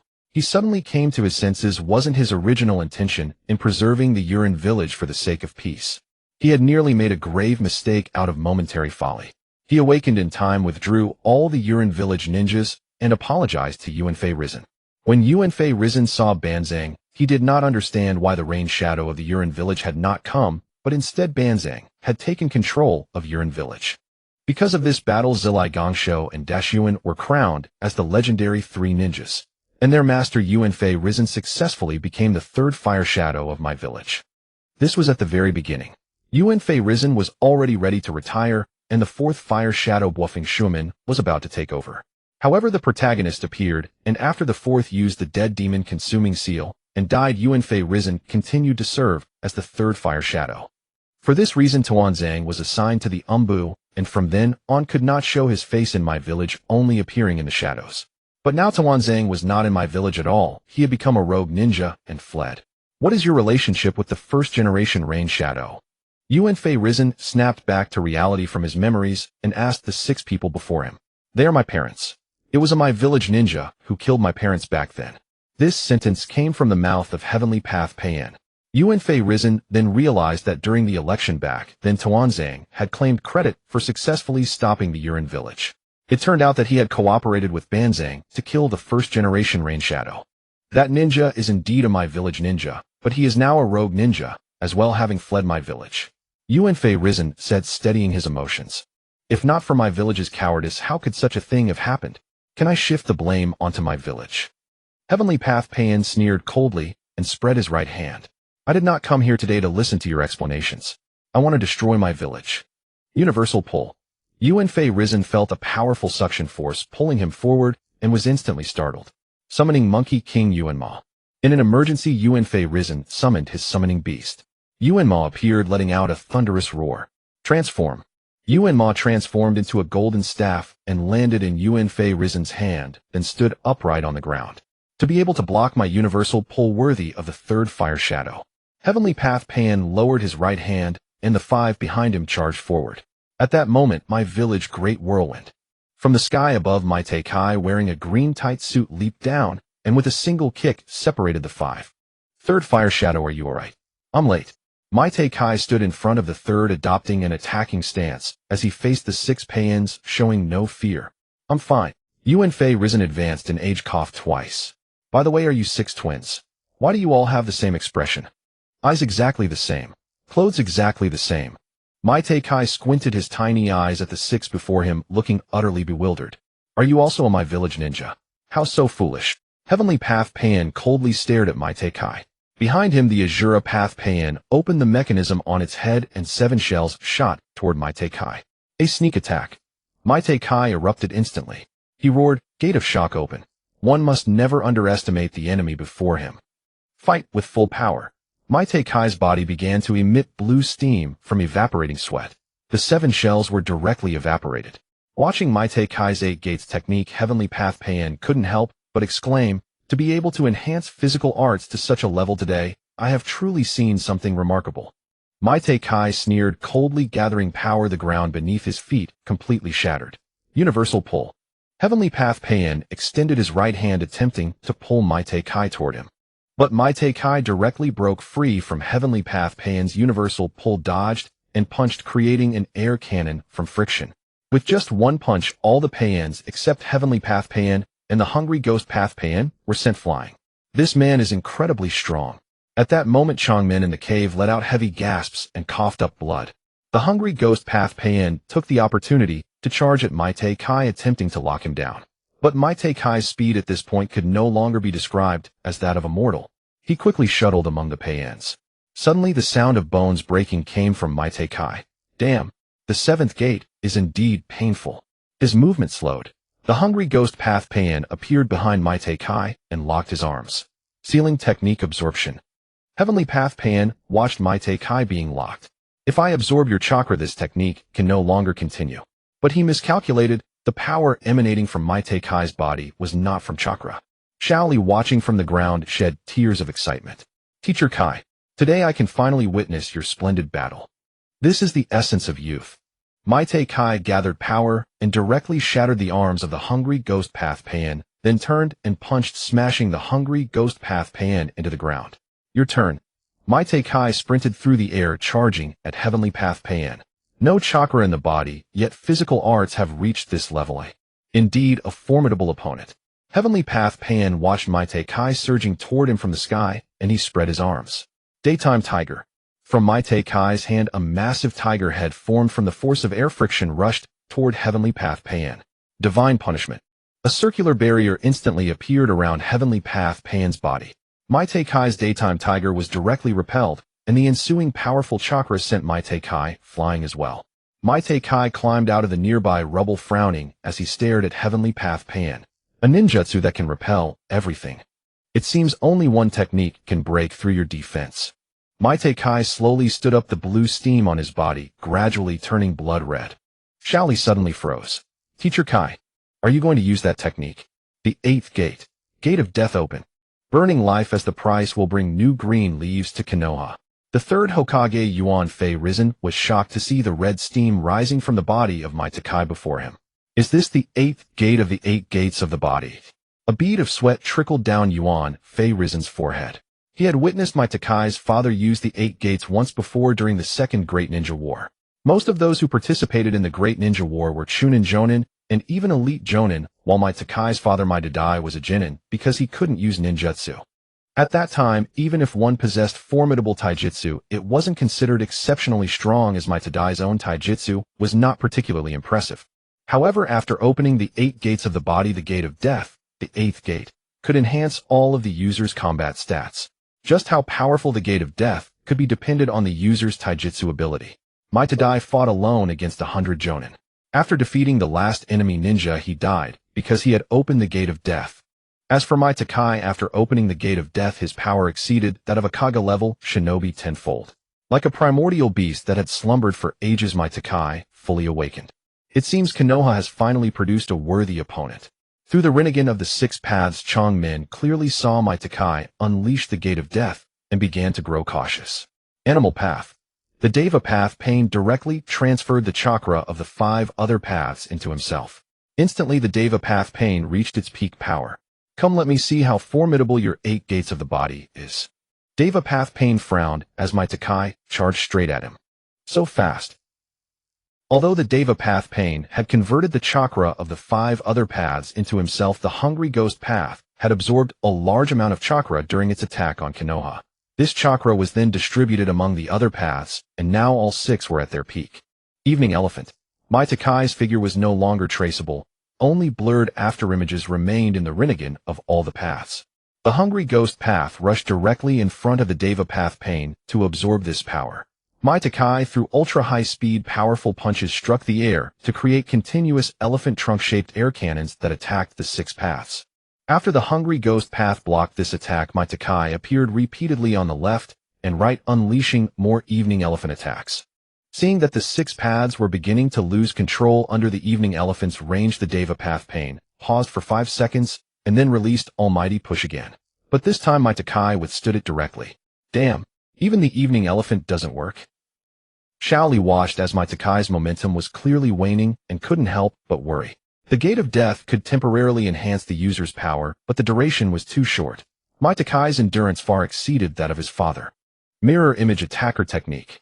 The 6 paths set up a 5-seal barrier around Takai and added a double seal. Takai gritted his teeth, enduring the intense pain in his body, and punched the seal to shatter it. The Deva Path Pain was not disappointed. He revealed a thought-provoking smile. After the double seal was broken, a figure identical to Takai appeared. It also had the 8 gates open and even mirrored his every move. If you want to escape, you must defeat yourself. Stay inside slowly. This ninjutsu of the Deva Path Pain was quite broken.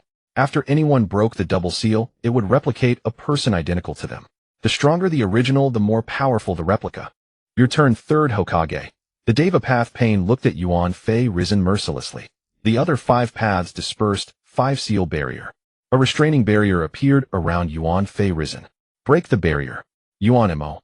The golden staff in Yuan Fei Risen's hand transformed into the body of the ape monster, which extended its right arm and punched the barrier. The barrier remained completely still. The Hungry Ghost Path Pain walked directly into the barrier and made some modifications. Yuan Fei Risen discovered that his chakra was rapidly draining away inside the barrier. I'll have to transform back into the golden staff and try to force it open.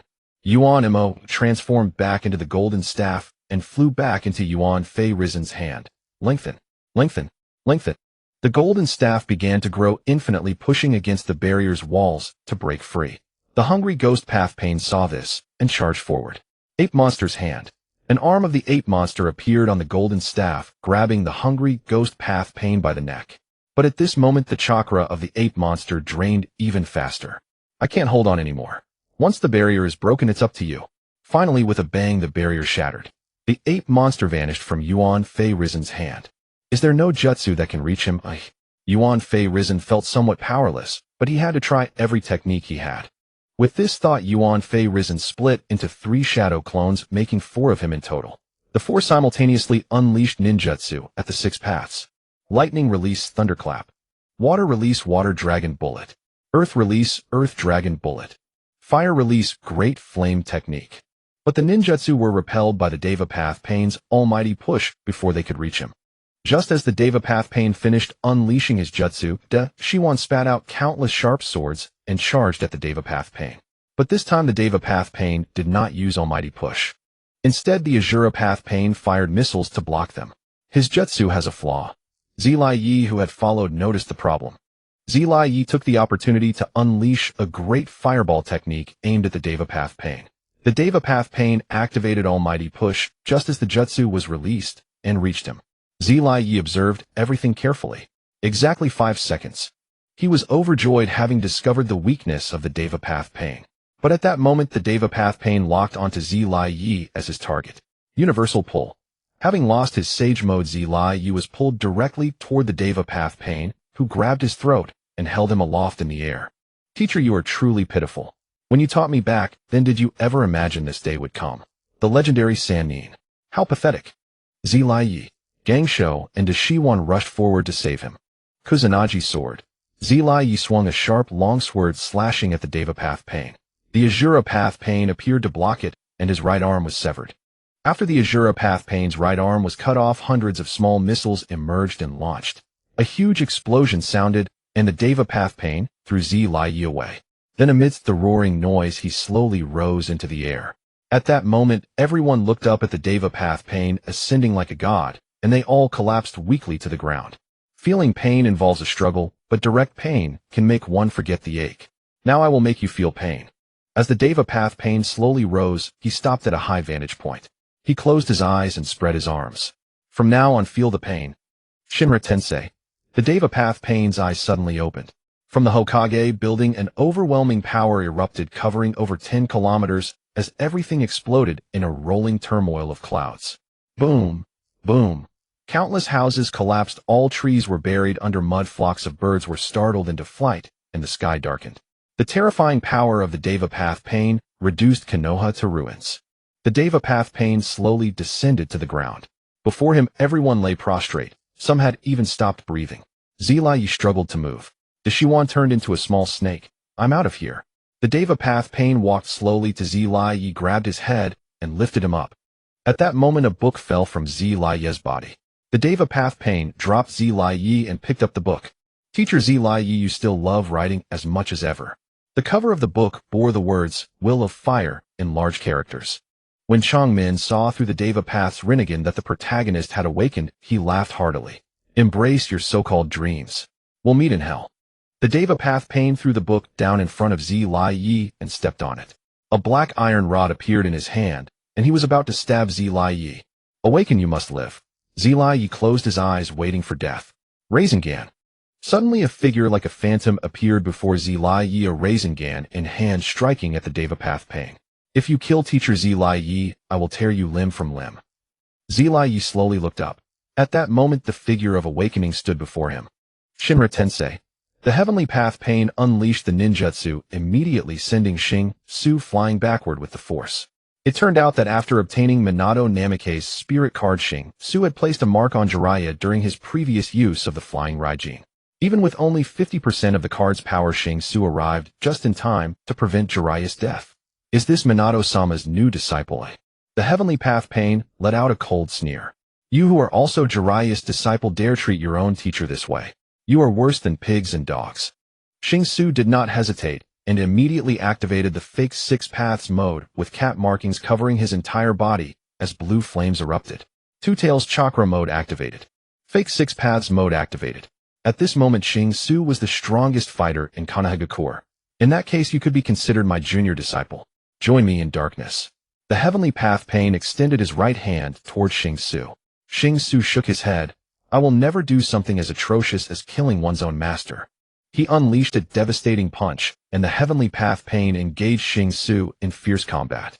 Meanwhile, Might Guy was locked in an intense battle with his own shadow, but after finally overcoming it, he emerged from the ceiling domain. Thus, the Heavenly Path Pain replenished its chakra once more.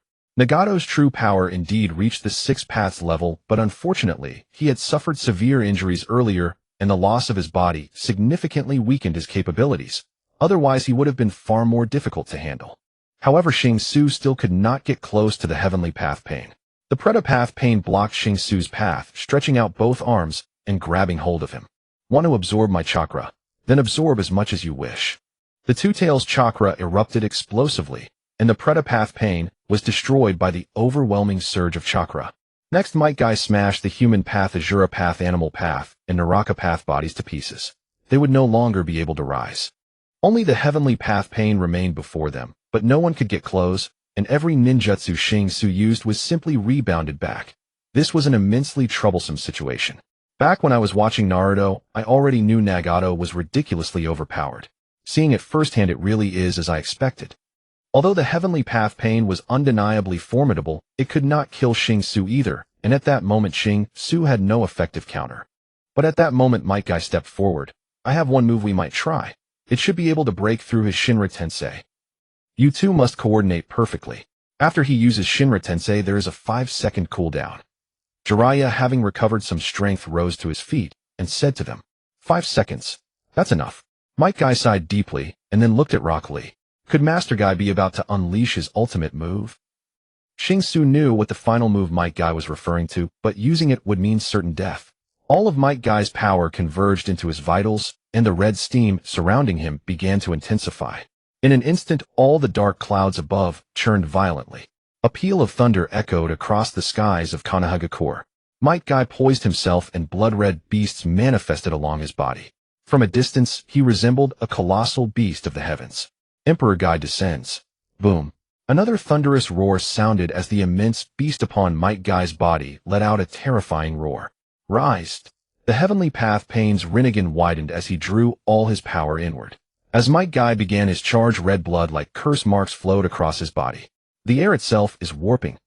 The heavenly path Pain gasped in alarm. Chibaku Tensei. A black seed materialized in the heavenly path Pain's hand, and the earth began to rise, pulled upward by the seed. Might Guy's speed instantly decreased. Is he trying to slow down Might Guy's assault? Xing Su watched as Might Guy charged toward the heavenly path Pain. Although his speed was reduced, the impact should still be sufficient. Might Guy darted through the debris and finally reached the heavenly path Pain, raising his right leg high into the air. The colossal beast behind him roared as the very heavens and earth seemed to lose their color. Shinra Tensei. The heavenly path Pain unleashed the jutsu once more. Might Guy was halted just outside the range of the repulsive force. The true power of the 8 gates lies in its infinite breakthrough, with no upper limit.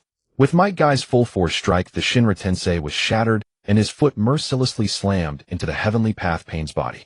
A shriek of agony erupted from the heavenly path Pain's mouth.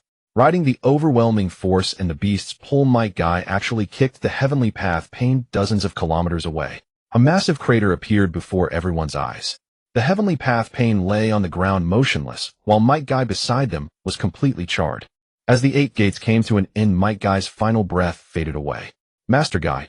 Rock Lee, tears streaming down his face, rushed toward Might Guy. Just as everyone thought it was over, deep within the cave, Nagato was nearing his limit. Summoning the last shred of his hope, the Naraka path Pain struggled to its feet with its remaining arm and summoned the head of the King of Hell. He tossed himself inside and brought forth a new heavenly path Pain. After completing the ninjutsu, the Naraka path Pain perished completely. With barely any chakra remaining, Nagato pinned all his hopes on the heavenly path Pain. That guy's appeared again. Everyone gasped in shock. When Xing Su turned and saw the heavenly path Pain, his Rinnegan activated. So you possess eyes like mine. Then you truly should join me and let the world feel pain. The heavenly path Pain gazed at Xing Su. Do you truly believe no one can stop you? Xing Su was somewhat enraged, his Rinnegan locking onto the heavenly path Pain as a tremendous vibration surged around them. Look up carefully above your head. Xing Su spoke calmly. The heavenly path Pain looked upward, and a far larger meteorite appeared above his head, dwarven his own Chibaku Tensei. Xing Su's Rinnegan-enabled Chibaku Tensei required no manual control. He could summon the meteorite directly through his eye technique alone. The enormous meteorite smashed down upon the heavenly path Pain. Nagato poured his final strength into releasing Shinra Tensei, but it still could not withstand Xing Su's devastating blow. All 6 Pains were defeated. Nagato spat a mouthful of blood and collapsed trembling to the ground. His true body isn't here, but I should be able to find it. Xing Su picked up a black iron rod and drove it into his own body, a technique he had learned from the original story. As Xing Su activated Senjutsu, Jiraiya watched in astonishment. When did you learn Senjutsu, boy? This is nothing. The surprises ahead will be even greater. I have already sensed his true body. But Toad Sage, come with me this time. Seeing Xing Su's resolute gaze, Jiraiya nodded. The two sprinted toward a cave. But at that very moment, Uchiha Madara arrived at the cavern and found Nagato. Looking at the near-death Nagato on the ground, Madara let out a mocking laugh. Oh ho ho, how pitiful. Nagato gasped for breath and spoke to Madara. I failed to take my revenge. Please, you must help me fulfill my final wish. A cryptic expression suddenly crossed Uchiha Madara's face. He clapped his hands, and a figure materialized behind him. When the prone Nagato saw that figure, he completely lost his sanity. It's you. The figure before Changmin was none other than Tuanzong himself. Why? Changmin looked at Yuzhibo Ban with disbelief, as if seeking an explanation from him. Surprised. What if I told you I was just using you? Yuzhibo Ban rested his hands on his shoulders and looked at Changmin with interest. Using me? Changmin staggered to his feet, his expression utterly powerless as he gazed at Yuzhibo Ban. I knew that Tuanzong was involved in the murder of your parents back then. I used your abilities to wage war against Mu Yi, all for the sake of your eyes. You must be very weak now, aren't you? If I hadn't resorted to this method, I doubt I could have done anything to you in my current state. Yuzhibo Ban gazed at Chongmin's Rinnegan, his Mangekyo filled with desire. So I was just a pawn. Chongmin let out a self-deprecating laugh. Kid, your parents deserved to be killed back then. I just never imagined that even their son would be so accustomed to war and destruction. Ha ha. Tuanzong burst into manic laughter. You beast. Chongmin raised his right hand, and 2 projectiles flew out. Yuzhibo Ban's Susanoo manifested on the surface of his body, directly blocking the attack. You're really weak now? Hand over your eyes to me. Yuzhibo Ban slowly approached Chongmin. Just then Su Xing, who had activated Sage Mode, and Zilai Yi sensed 2 other chakra signatures outside the cave. Su Xing used the Two-Tails chakra to enhance his speed and rushed inside. A marked kunai flew from the cave entrance toward Yuzhibo Ban. He tilted his head slightly to dodge it, but soon Su Xing appeared at the kunai's location, right behind Yuzhibo Ban. The intense chakra flames of the Two-Tails enveloped Su Xing's arm. As he swung, the powerful chakra clashed with Yuzhibo Ban, causing a tremor. Chongmin. Zilai Yi ran in and saw Chongmin lying on the ground nearing his limit. His heart ached. Zilai Yi sensei. Don't come near me. Chongmin, lying on the ground, seemed to sense his own sins. The tragic life he had lived flashed before his eyes repeatedly. It turned out that all his years had been spent wandering in pain. It's you two again. Chongmin destroyed Mu Yi and killed so many people, and you can still forgive him. Yuzhibo Ban distanced himself from Su Xing. Chongmin is certainly at fault, but it's not for you to judge. He was meant to be the chosen one, yet you treated and manipulated him like this. You are not worthy to accuse him. At that moment, Zilai Yi suddenly stood in front of Chongmin. Zilai Yi sensei. Tears streamed from Chongmin's eyes as he struggled to his feet. I know my sins are heavy, but the blood feud of my parents remains unavenged. Su Xing, if I may call you junior brother, I am truly sorry for what happened to Mu Yi. But if possible, I hope you will personally kill Tuanzong for me. Hearing this, Zilai Yi felt that Chongmin had made a decision. Chongmin. You. Zilai Yi sensei, forgive me. Rinne rebirth. Chongmin used the last of his chakra, pressing his palms together. Countless souls flew from the head of the King of Hell, behind him, toward Mu Yi. Colorful beams of light streaked across the sky, scattering onto the earth. The dark clouds parted and sunlight once again shone upon the ruins of Mu Yi. This is the last thing I do in my life. Zilai Yi sensei. I'm truly sorry.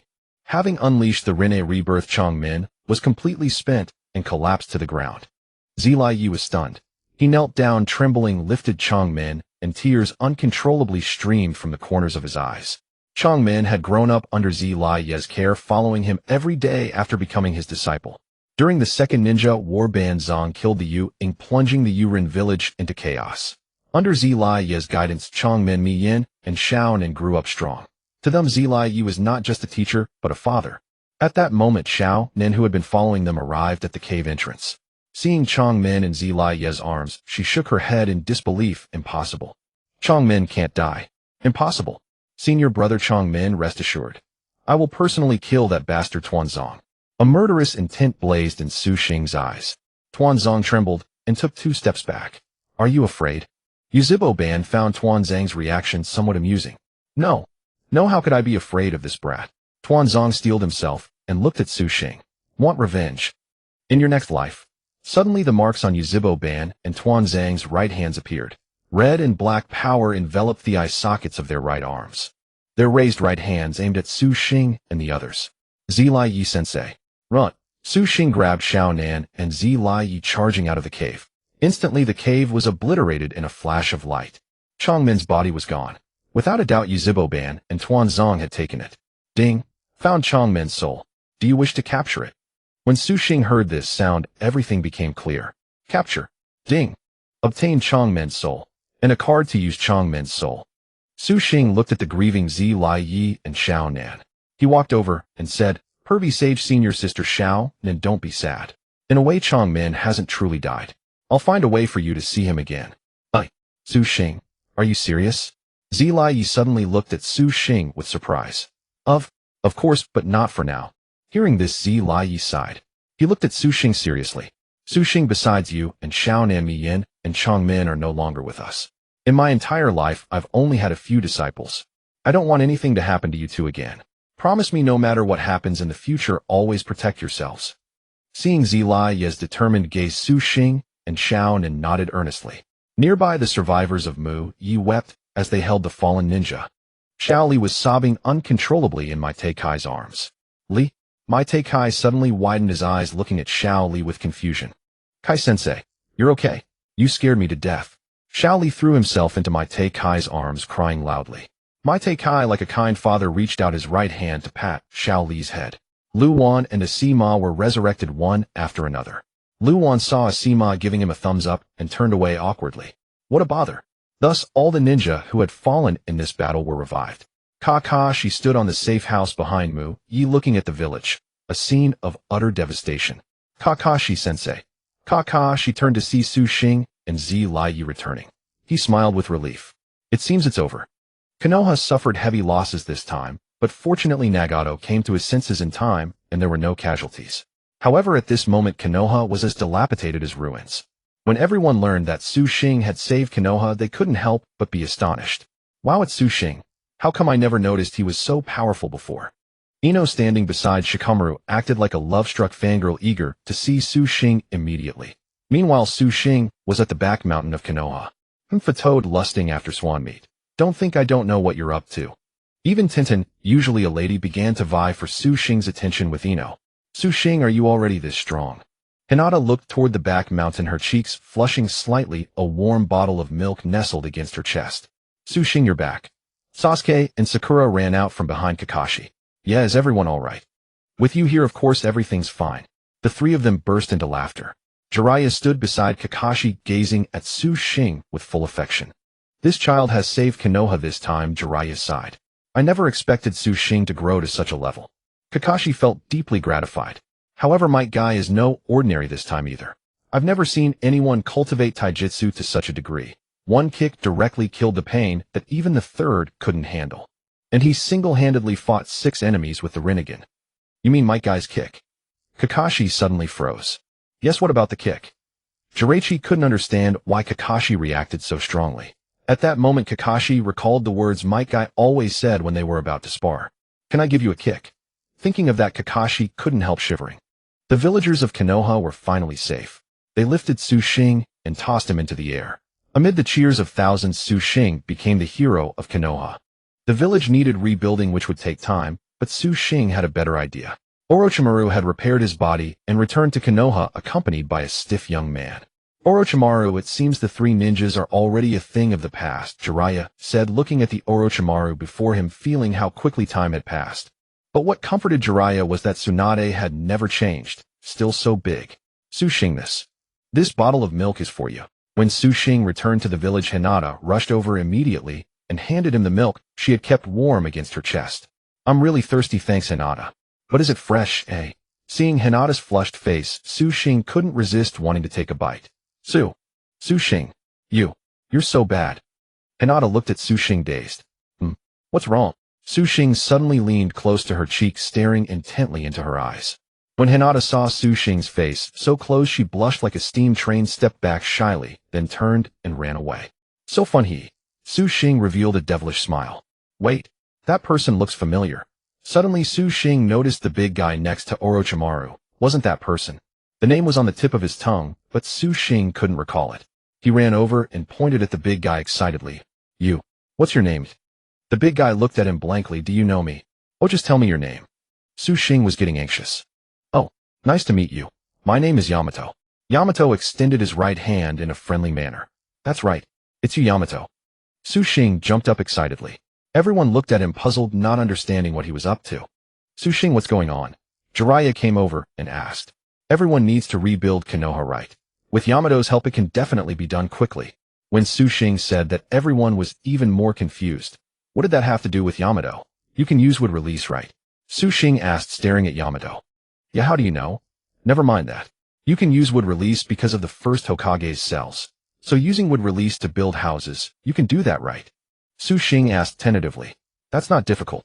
As soon as Yamato finished speaking, he pressed his hands together, and a wooden house appeared on the ground. Of course, an old-style Konoha residential house. Su Xing entered the system world. Ife, do you have blueprints for a modern Earth city for residents? Master, yes. I've placed the blueprints in your arms. You can take them out anytime. Returning to the real world, Su Xing took a blueprint from his chest. The blueprint showed various skyscrapers, including parks and beaches. This is the blueprint to rebuild Konoha. Take a look, create the structure, and leave the rest to everyone. Yamato was shocked after receiving the blueprint. Are you serious? Xing gave him a meaningful smile. Yes, I'm serious. Soon the reconstruction of Konoha began. Everyone in the village participated in the rebuilding work. Passionate Rock Lee was an excellent bricklayer. Under Mike Guy's guidance, the two carried 100-kilogram bricks and bustled around the Konoha construction site. Choza and Choji's multiplication technique came in handy. When enlarged, the overall structure and design of the floors were completed under their eyes. Hiruzen Sarutobi stood at the new Hokage building looking at the rebuilt Konoha with deep satisfaction. He glanced at Tsunade and Orochimaru beside him. I'm old. A new Hokage needs to be selected soon. If either of you has thoughts, let me know. Orochimaru smiled helplessly. I've never been interested in the Hokage position. Science is my direction. So sensei, just don't make me do it. Being Hokage doesn't stop you from pursuing science, right? Hiruzen exhaled a smoke ring and smiled at Orochimaru. No, I really don't suit it. Then Tsunade, what about you? Hiruzen looked at the daydreaming Tsunade curiously. Me? Don't flatter me. I'd rather be a reserve in Konoha. I can't take on such a duty. Tsunade kept staring at Jiraiya eating watermelon downstairs, the corners of her mouth slightly raised. You are experienced ninjas of Konoha. Do I have to decide such matters for you as an old man? Hiruzen snorted and shook his head. I think Jiraiya is very suitable, Tsunade suddenly suggested. At this, Orochimaru nodded vigorously. Jiraiya is a bit reckless, but his personality is easygoing. Since you recommend him, Tsunade, go call Jiraiya up. Tsunade nodded. Wait, let me do it. Orochimaru stopped her, then stood by the window. Suddenly his arm began to extend infinitely, reaching down to the ground, wrapping around Jiraiya's waist and lifting him up. Hey, what the heck? What's going on? Jiraiya was eating watermelon and was yanked up by Orochimaru in confusion. Brought into the Hokage building by Orochimaru, Jiraiya looked at the three of them blankly, a bit dazed. Ahem. Hiruzen coughed twice to break the silence. Jiraiya, I would like to appoint you as the 5th Hokage. What do you think? Jiraiya was stunned. What? 3rd Hokage, are you sure? Jiraiya was instantly startled, never having imagined that Hiruzen Sarutobi would actually want him to become Hokage.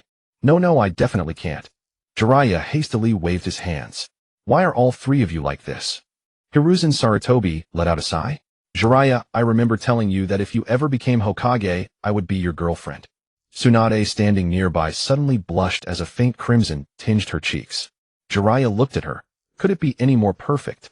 Swallowing hard, Jiraiya turned to Hiruzen Sarutobi with a serious expression and said firmly, 3rd Hokage, I respect your suggestion. I will definitely become a worthy Hokage. Upon hearing this, Orochimaru, who was drinking water nearby, nearly choked to death. Hiruzen Sarutobi looked at Jiraiya's foolish grin, gave a helpless smile, nodded, and stood up. The reconstruction of Konoha will be completed in about another week.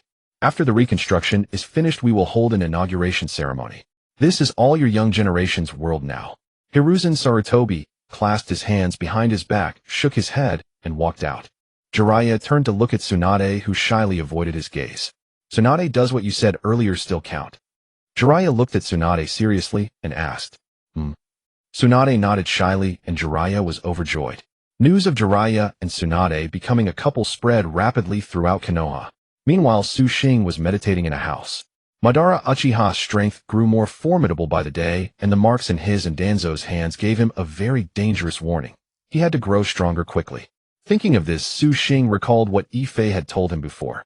That was about obtaining the power of the 9 tails. He needed to enter the virtual world, the heart of Kurama. Currently, he possessed the power of the 1 tail, 2 tails, and 9 tails, but the only chakra he could actually use was that of the 2 tails. Every time he obtained the chakra of a tailed beast, his Pseudo-Six-Paths strength would increase by a level. Without further ado, Xing was ready to enter the system and accept the mission to tame Kurama.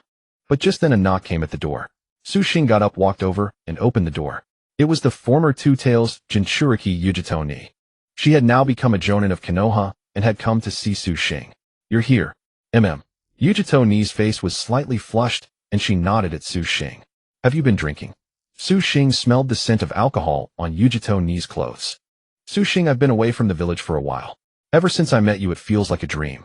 I don't know if this feeling is real, but at least you are real. With these words, Yujito Ni directly kissed Xing on the lips. Xing's body grew hot.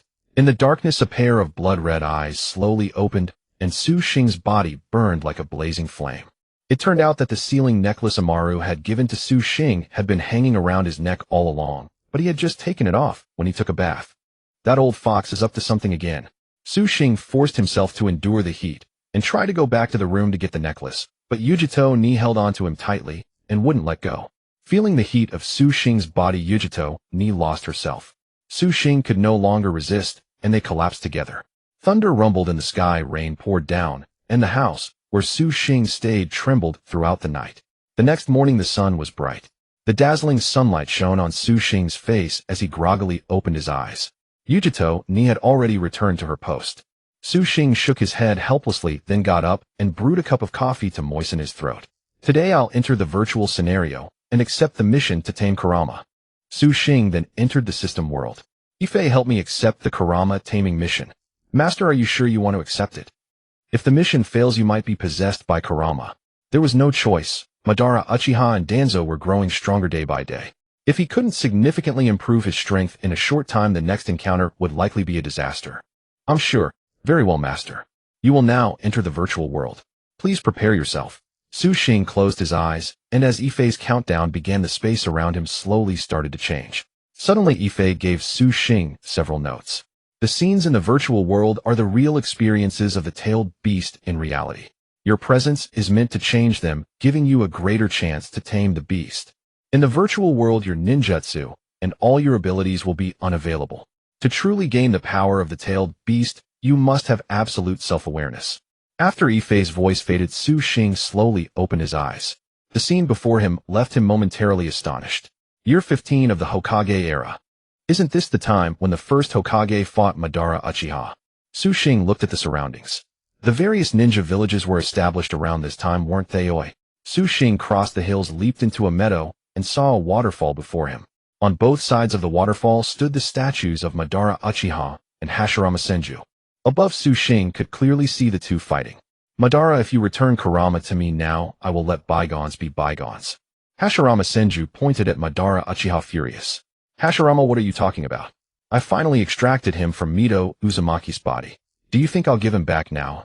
Madara Uchiha raised his right hand, revealing a cute, helpless little Kurama, who let out pitiful milk-like cries at Hashirama. Watching Kurama cry incessantly, Hashirama clenched his fists. It turned out that this was around the time of the first Great Ninja War. Hashirama was busy preparing for the front line, so Madara had taken advantage of the opportunity. The weakened Minato Uzumaki without protection was ambushed by Madara, who extracted the Nine Tails. So you refused to return him? Hashirama was already preparing to attack. Hashirama, with that angry look in your eyes, I thought you weren't going to fight. Come on, have a good brawl with me. Madara Uchiha put away Kurama and activated Susanoo, charging forward. The two were evenly matched in taijutsu, and their close-quarters combat made Madara's blood boil. Wood-style deep forest emergence. This was a technique only usable by someone of Hashirama Senju's caliber and the most powerful of the wood-style techniques. This technique uses one's own chakra as nourishment to rapidly grow and enlarge trees dormant in the earth, and allows the user to freely control these trees. The massive branches rising from the ground split mountains, pierce rocks, and envelop the entire surface. The trees bloom with flowers that release toxic pollen. Anyone who inhales it becomes paralyzed and faints. Hashirama, your jutsu is useless against me. I have Susanoo's defense to resist. The Susanoo over Madara's body grew even larger, and the twin blades in its hands slashed through the trees on the ground. Since I've captured Kurama today, it would be a shame not to try his power. Madara Uchiha took out little Kurama and pressed a seal onto his body with his right palm. Little Kurama let out a mournful cry. In an instant, his eyes turned blood red and sharp fangs emerged. Before Hashirama's eyes, he transformed into a colossal fox. Standing atop Kurama's head, Madara Uchiha looked at Hashirama Senju with excitement and let out a cold laugh. "Ben, you actually provoked Kurama's dark side." Hashirama Senju showed no mercy, clasping his hands together as black sage marks appeared around his eyes. In an instant, the chakra within Hashirama surged at explosive speed. Sage art would style true, several thousand hands. In a flash, a colossal statue of Kanon with countless giant arms emerged beneath his feet. The statue of Kanon was dozens of times larger than the Nine Tails, and one of its hands directly grasped the Nine Tails by the neck. Seeing Hashirama unleash such a powerful jutsu, Madara Uchiha roared, and his Susanoo transformed into armor that enveloped the Nine Tails.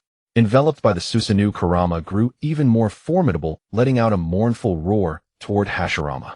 The heavens and earth changed color, trees around them collapsed, and the two stood coldly on opposite sides of the riverbank. Hashirama, today it's either you or me. Then I have no choice but to go all out.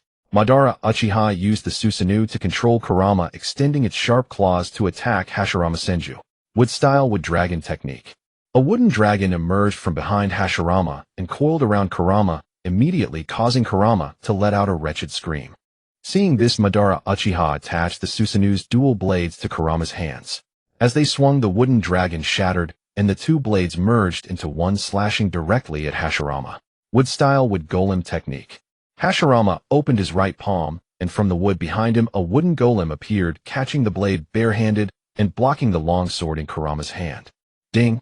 Quest prompt: snatch Kurama back from Madara Uchiha. Hearing this, Xing was bewildered. Damn, Kurama is so huge now. How the hell am I supposed to snatch it? But in the next second, Hashirama suppressed Kurama with the cannon behind him, and the powerless Kurama transformed into a small fox. Seeing Kurama subdued, Madara Uchiha hastily tried to seize it again from the air. Xing wondered, since he couldn't use ninjutsu in this space, how could he possibly snatch Kurama? Suddenly, Xing thought of the soul body experience card. Ife never said I couldn't use this, so it should be fine. But from this distance it's probably too late. However, I have Kurama's true body inside me. If I mark the sleeping Kurama with the flying thunder god technique, would it work the same? With that thought, Xing directly used Minato Namikaze's soul card, activated the flying thunder god, subtly touched the sleeping Kurama in his consciousness, and then returned to his body. Let's see if this works. In the space, both Hashirama Senju and Madara Uchiha simultaneously reached out their right hands to grab the small Kurama falling from the sky. Suddenly, in an instant, a golden figure flashed by, and Kurama vanished. Both Hashirama Senju and Madara Uchiha were dumbfounded. On the ground, Xing held the infant Kurama in his arms, gently stroking its fur. Ding! Quest complete. Obtain 9 Tails Affinity 10, Favorability 10. When both realized that Kurama had appeared in Xing's arms, Hashirama Senju jumped over immediately, while Madara Uchiha simply left. Young friend, may I ask your name? Hashirama Senju greeted Xing very politely. My name is Xing. Thank you for rescuing little Kurama. Would you be willing to return it to me? Hashirama Senju asked tentatively. Xing looked at the adorable sleeping Kurama, reluctant to part with it, but still handed it to Hashirama Senju. Thank you, young friend. If you don't mind, you can come to our village and sit for a while. Since Xing had already made contact with Kurama, he naturally had to follow the main storyline alongside the protagonist. Then I thank you in advance. The two returned to Konoha together. But as soon as they reached the door of Hashirama's house, they heard crying. Hashirama rushed in frantically. The scene before him shattered him. His wife Mito Uzumaki was dead. Madara Uchiha had taken the 9 tails from Mito's body. Hashirama had used sage arts to temporarily prolong her life, hoping to retrieve Kurama in time to place it back inside Mito, but now it was too late. Hashirama sat down, weakly, tears streaming from the corners of his eyes as he looked at Mito's body. Xing walked over, patted Hashirama on the shoulder, and said, "Please accept my condolences." Hashirama held a funeral for Mito. From then on, the 9 tails was temporarily kept by Hashirama's side. Uncle Hashirama, could you tell me the story of Kurama? Xing watched curiously as little Kurama chased butterflies nearby. While this story goes back to the legend of the Dai Jianmu clan. Hashirama paused and continued, before the great ninja nations were established, people already had simple team foundations. Under the leadership of chieftains, they formed their own tribes. One day, a woman as beautiful as a celestial being descended from the sky. She told everyone she came from the moon, and after arriving she took care of everyone with great care. She was very kind. All the ninjutsu we have today originated from that woman. She was also the one who granted everyone chakra. She had a son known as the Sage of Six Paths. The Sage of Six Paths married a human and had 2 children named Azura and Indra. Azura was kind-hearted, but Indra would stop at nothing to achieve his goals. The Sage of Six Paths established a new kingdom here, and many years later passed the position to the benevolent Azura. Dissatisfied, Indra used special means to notify the others on the moon. As a result, war broke out.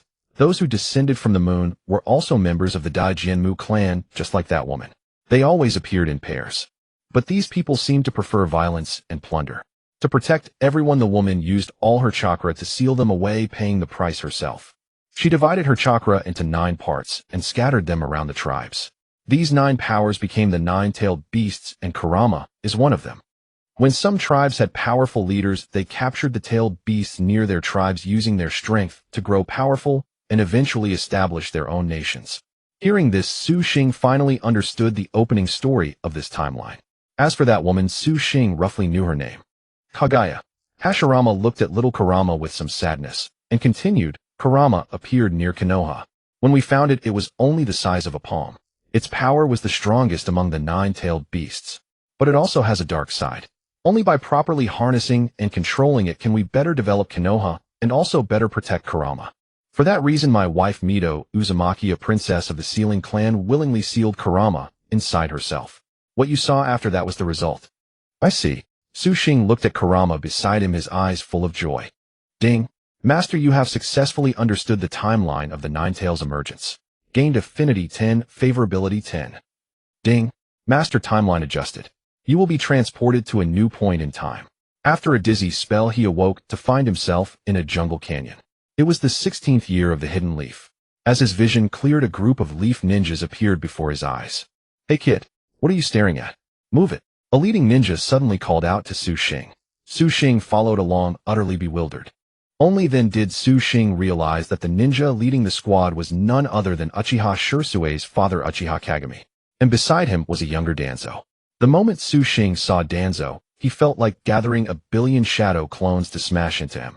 But thinking this was just a virtual world, he let it go. Everyone spread out and lie in ambush here. If you spot the Gold and Silver brothers, strike to kill. Uchiha Kagami issued the order to everyone behind him, then they dispersed and slipped into the nearby jungle. So it's the Gold and Silver brothers who stole the 9-tails chakra. Su Xing hid in the shadows, constantly observing his surroundings. Suddenly a fierce gust of wind swept through. 2 ninjas, one clad in gold and the other in silver, darted swiftly through the forest, heading straight for the ambush site. Prepare. At Uchiha Kagami's command, all the ninjas surged forward, blocking the path of the Gold and Silver brothers. Leaf ninjas. Just won't give up, will you? Kinkaku sneered at them all. Big brother, let's kill them all. Kinkaku said, pulling out the banana fan. This weapon was one of the 6 Paths treasured tools. It ignored the user's chakra nature and could unleash the 5 elemental changes: fire, water, lightning, wind, and earth in a single strike.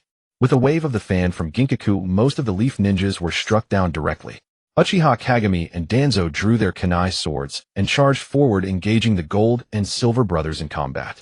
But it was clear the Gold and Silver brothers had the upper hand. However, soon a figure emerged from stealth, moving with a speed that felt familiar to Su Xing. Wasn't it similar to the Flying Thunder God technique? Could it be? Su Xing's guess was right. Senju Tobarama appeared. Leave the 9-tails and get lost.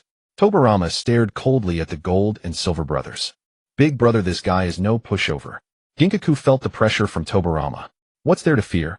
We'll only know if we can beat him by trying. The Gold and Silver brothers charged straight at him. Night stealth technique. A black barrier surrounded the 2 brothers, plunging them into darkness and disorienting them. Suddenly, a sharp kunai slashed Kinkaku's right arm. Careful. He's hiding in the shadows. We can't see him. Kinkaku clutched his wound and warned cautiously. Flying Thunder God slash. A golden flash streaked through the darkness, and a large hole appeared in Ginkaku's chest. Big brother. It hurts so much. Ginkaku collapsed in agony. Little brother. Kinkaku rushed over and held him. If this continues, we're both doomed. Let's go all out. The 2 nodded simultaneously. Kinkaku released the small 9-tails from the red gourd at his waist, and together they bit into the tiny creature's body. With the small 9-tails' agonized cry, Kinkaku and Ginkaku's bodies gradually became coated in a crimson chakra cloak. Break! With a single strike from the Gold and Silver brothers, Tobarama's dark ninjutsu was shattered. He was forced back several meters. These 2 consumed part of the 9-tails' flesh. Tobarama eyed the pair warily. Their aura had completely changed. So this is different from the 9-tails power I used before. Su Xing stared at the brothers perched on the trees, slightly dazed. Ding. Main quest: rescue the 9-tails from the Gold and Silver brothers. I've been waiting for this. After all, it's just a virtual world. Su Xing took out the experience card of Nagato's soul use. 50% of his power instantly surged into Su Xing's body. Now he possessed part of Nagato's abilities. Semi-tailed beast mode. The Gold and Silver brothers transformed into blood-red beastmen and lunged at the group. Even Tobarama couldn't withstand their assault for long. He was struck and coughed up blood, gravely wounded. Universal pull. Suddenly, a powerful gravitational force erupted. Everyone turned to see Su Xing standing on the ground, left hand in pocket, right hand elegantly casting the technique. Be big, brother. What's happening? The Nine-Tails chakra cloak on Ginkika's body was being ripped away, and he couldn't stabilize himself as he was pulled backward. This kid is weird. Go for the kill. With 50% of Nagato's power, Su Xing could use the techniques of the Deva path, the Preta path, and the human path. The gold and silver brothers flew towards Su Xing under the pull of universal pull. Just as they were about to reach him, they both extended their fists covered in Nine-Tails chakra and struck with immense force. How amusing. Su Xing smirked and immediately used Almighty Push. The gold and silver brothers were sent flying. What sorcery is this? As the two brothers were thrown backwards, Su Xing used universal pull again. They were dragged back and Su Xing grabbed them by the necks. Absorb. He drained a massive amount of the brothers' chakra. The Preta path's techniques really are handy. After completely draining their chakra, Su Xing threw them to the ground and scooped up the pitiful little Nine-Tails from their arms. The tiny Nine-Tails trembled fearfully in Su Xing's embrace. Don't be afraid, it's okay, I'm here. Kurama's wounds had already healed. The Nine-Tails chakra was truly formidable. Ding. Quest completed. Gain Nine-Tails affinity 20, favorability 20. Su Xing opened the Nine-Tails status panel. Nine-Tails affinity 35, favorability 30. Kurama's little tongue licked Su Xing's palm. Still so mischievous. At that moment the scene shifted again. Su Xing now observed from a third-person perspective. Master, this scene has no quest. Just learn about the Nine-Tails experience. Once you understand, the affinity and favorability can be raised to 95. In the scene, Uchiha Madara appeared beside a ruined site. The ruins stretched far and wide, clearly once the site of a glorious kingdom. Madara slowly walked to an intact stone tablet. On the tablet some kind of seal was inscribed. Madara removed his glove, cut his right index finger, and pressed it directly onto the seal. In an instant the seal emitted a blood-red glow flickering on and off. Madara's eyes burned with madness as he stared at the seal in excitement. Suddenly the blood-red seal spread from his arm to his entire body. Madara let out a ghastly scream, struggling to pull his right hand away, but the suction held him fast against the tablet seal. A few minutes later, drenched in sweat, Madara finally managed to pull his hand free. Su Xing saw a red mark on his palm, the same symbol he had seen before. Madara stared at the red mark on his palm and laughed maniacally, then bowed to the tombstone and left. After Madara departed, 3 more stone tablets slowly rose from the ground behind the one with the red seal. Su Xing clearly saw the stone tablet inscribed with Otsutsuki Mamashiki seal. As he was about to examine the 3 tablets behind him, a sudden force pulled him into another scene. Uchiha Madara stood in a dim tomb chamber. He pushed open the stone coffin before him, then raised his right hand, the red mark on his palm flickering. Hashirama, you died so easily. What a pity. But it's a waste of your cells. The stone coffin held the body of Senju Hashirama. Consumed by guilt over Mito's death, Hashirama had exhausted his chakra protecting Konoha during the First Shinobi World War, nearly draining himself dry. In a sense, he chose to depart. Madara reached his right palm toward Hashirama's chest. Suddenly, a surge of power flowed into Madara's right arm, filling him with exhilaration. Soon Hashirama's face appeared on Madara's chest. Watching this, Su Xing had a lingering doubt. Madara absorbed Hashirama's sage cells here, so why did he seem so weak when fighting me later? The answer lay in the mark on his palm. The vast chakra absorbed from Hashirama was drained away by that mark, which held a mysterious secret. After absorbing Hashirama's sage cells, Madara released his hand seals and opened a hidden chamber beneath Hashirama's coffin. Madara descended and torches on both sides ignited. At the end of the chamber, a massive seal appeared on the wall. Madara sneered coldly. Would release wood dragon technique. He pressed his palms together, and a wooden dragon burst through the seal, shattering the wall and raising dust. When the dust settled, Madara saw the young Kurama lying asleep inside. After Hashirama's death, his brother Tobirama succeeded him as Hokage. Hashirama had told Tobirama that the Nine-Tails power was too great, both benevolent and malevolent, and after his departure it should be sealed in the tomb together. Madara looked at the sleeping young Kurama with a sinister grin, then let the revenge begin. After Madara took the young Kurama away, the scene before Su Xing started fast-forwarding. After obtaining the young Kurama, Madara tormented it daily and used it to instigate the Second Shinobi World War. The nations suffered heavy casualties. The mark on Madara's palm grew increasingly powerful and his methods grew darker. From the moment it was taken, the young Kurama had fallen into darkness. Years of Madara's stimulation amplified Kurama's dark side, transforming it into a ferocious tailed beast. Soon Madara found Danzo, who had never become Hokage in Konoha, and told him that by following Madara, he could fully control the village. Danzo was eager to cooperate. Madara instructed Danzo to go to the stone tablet he had once visited, cut his hand, and let the blood fall onto one of the remaining 3 stone slabs. Danzo obeyed, and like Madara, he obtained a black mark. Ding! Master, you have finished learning about Kurama's past. Your compatibility with Kurama has reached 95, and your affinity is 95. Ding! Master, you can now successfully use Kurama's power, but since compatibility and affinity have not reached 100, you cannot fuse Kurama's power with other abilities when using them. Ding! Master, all main quests are complete. You can now learn more. Do you wish to continue watching? Su Xing's head was buzzing, but he felt he still hadn't figured things out. Continue watching. Year 45 of Konoha. In the land of water, the third Mizukage of Kirigakure, under Madara's manipulation, released the tailed beast under his control into Konoha. That tailed beast was Isabu the Three Tails. At the critical moment, the soon-to-be fourth Hokage Minato Namikaze led his students Kakashi, Obito, Uchiha, and Rin Noara to stop Isabu's attack. Facing the Three Tails assault, Minato's squad was helpless. Rin was knocked back by Isabu into a forest. Obito saw this and immediately followed. But the moment Obito saw Rin, Danzo appeared. He looked at Rin beneath him, and the Three Tails before him released his hand seals, and the black mark on his palm flickered. A powerful force granted Danzo the ability to seal the Three Tails. Before Obito's eyes, Rin let out a miserable scream as Danzo sealed Isabu inside her. The process was brutal, but Su Xing clearly saw that after witnessing Rin's suffering, Obito immediately awakened his Mangekyo, while Kakashi, who was fighting, resonated in turn. In an instant, Kakashi felt tears streaming from his eyes. My eye. What happened to Obito? After sensing Obito's emotions, Kakashi began searching for him. Danzo told Obito, if you want Rin to live, leave Konoha and join the Akatsuki.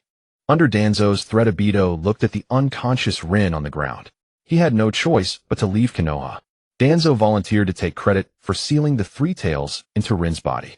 Since the danger was eliminated, there was nothing to worry about, but from that day on, Obito disappeared. When Kakashi arrived at the clearing, he only saw the unconscious Rin. This was part of Madara's plan. Madara used this to threaten Obito into doing something. Obito initially refused, but Danzo held Rin's life in his hands, so he compromised. That task was exactly the same as what Danzo had done before: cut his finger and touch one of the remaining 2 stone tablets. It was only then that Su Xing realized there were not just 2 marks, but 2 more. And besides Madara and Danzo, another bearer of the mark was Uchiha Obito. As for the remaining mark holder, the scene before him blurred. Just as the scene was about to flip, Su Xing suddenly appeared in the system space. Ifei, what's going on? I haven't finished watching. Ifei's 2 little rabbit ears drooped, directly looking at Su Xing with a pitiful expression. Master, this is not Ifei's fault. It's because some resistance prevented Ifei. Su Xing was instantly shocked upon hearing this. Who could have influenced even my system's power? Su Xing couldn't help but gasp in astonishment. Thus it was confirmed that 3 individuals possessed the mark. It's time to talk with Gyolama. Having experienced Gyolama's tragic life, Su Xing believed that Gyolama must know everything about the virtual world. The scene before Su Xing shifted and shallow water appeared beneath his feet. Before his eyes, a massive fox was staring at him. You're here. Jiwei spoke in a rough voice. I wanted to see you. Su Xing felt a bit awkward because the little Jiwei that had been lying so adorably in his palm was now facing him in this enormous form. It was quite embarrassing. I saw everything just now. It was merely a matter of fate. Gyolama's voice carried a hint of disappointment. No, it wasn't. If you hadn't met Uchiha Ban, things would have been pretty good. Su Xing hurriedly finished speaking. If I hadn't met Uchiha Ban, I might still be sealed in Hashirama's tomb. How could that be considered good? Gyolama directly turned his head, lay down on the ground, and closed his eyes. Seeing this, Su Xing helplessly shrugged his shoulders. Gyolama, in fact, having a kind side isn't a bad thing. At least it allows you to perceive everyone's feelings toward you. Jiwei possesses both good and evil natures and can instinctively discern good from evil. Kid, don't make it sound so nice. You just want to use my power. Gyolama rolled his eyes at Su Xing. From your encounter with Hashirama to being seized by the Gold and Silver Brothers, and then to Uchiha Ban, you've suffered a lot. I know that. But you must believe that from now on I will treat you very well, like a son. Su Xing smiled shamelessly. Get lost, you brat. Someone is looking for you. After Gyolama said this, Su Xing returned to his bodily consciousness. Before him stood Li Luoka Ning Xiai Tian Tian Lu Wan Chu Tian. All had come to find him. You all. Su Xing was bewildered at the sight of his group of friends. Su Xing, you didn't even come out? You've been slacking off every day? It's been a whole week. Leaf Village is completed today, and you're still at home. Ning Xiai grabbed Su Xing and made him stand up. Quick. Put on your clothes. Today is the inauguration ceremony of Lord Zilai Yi as the 5th Hokage. So I've been in the system for a whole week. Su Xing finally realized. Wait, the pervy sage is going to become the 5th Hokage. Su Xing was utterly baffled. That's right. Hurry up. Su Xing felt deeply gratified in his heart because he had made up for the regret of Zilai Ye's death. Everyone waited outside the house. Su Xing took off his pajamas, changed into a set of clothes, and walked out. The moment he stepped out of the house, he saw the newly built Leaf Village before him. Tall buildings, bustling streets everywhere, and what amazed Su Xing even more was a beach and a lake in the distance. Who made this beach? Su Xing asked curiously. Of course it was me. In the distance, What Ai Luo and Kinju Lang walked over. What are you two doing here? Su Xing was pleasantly surprised. Su Xing was filled with delight. Today is the day Zilai Yi becomes the 5th Hokage.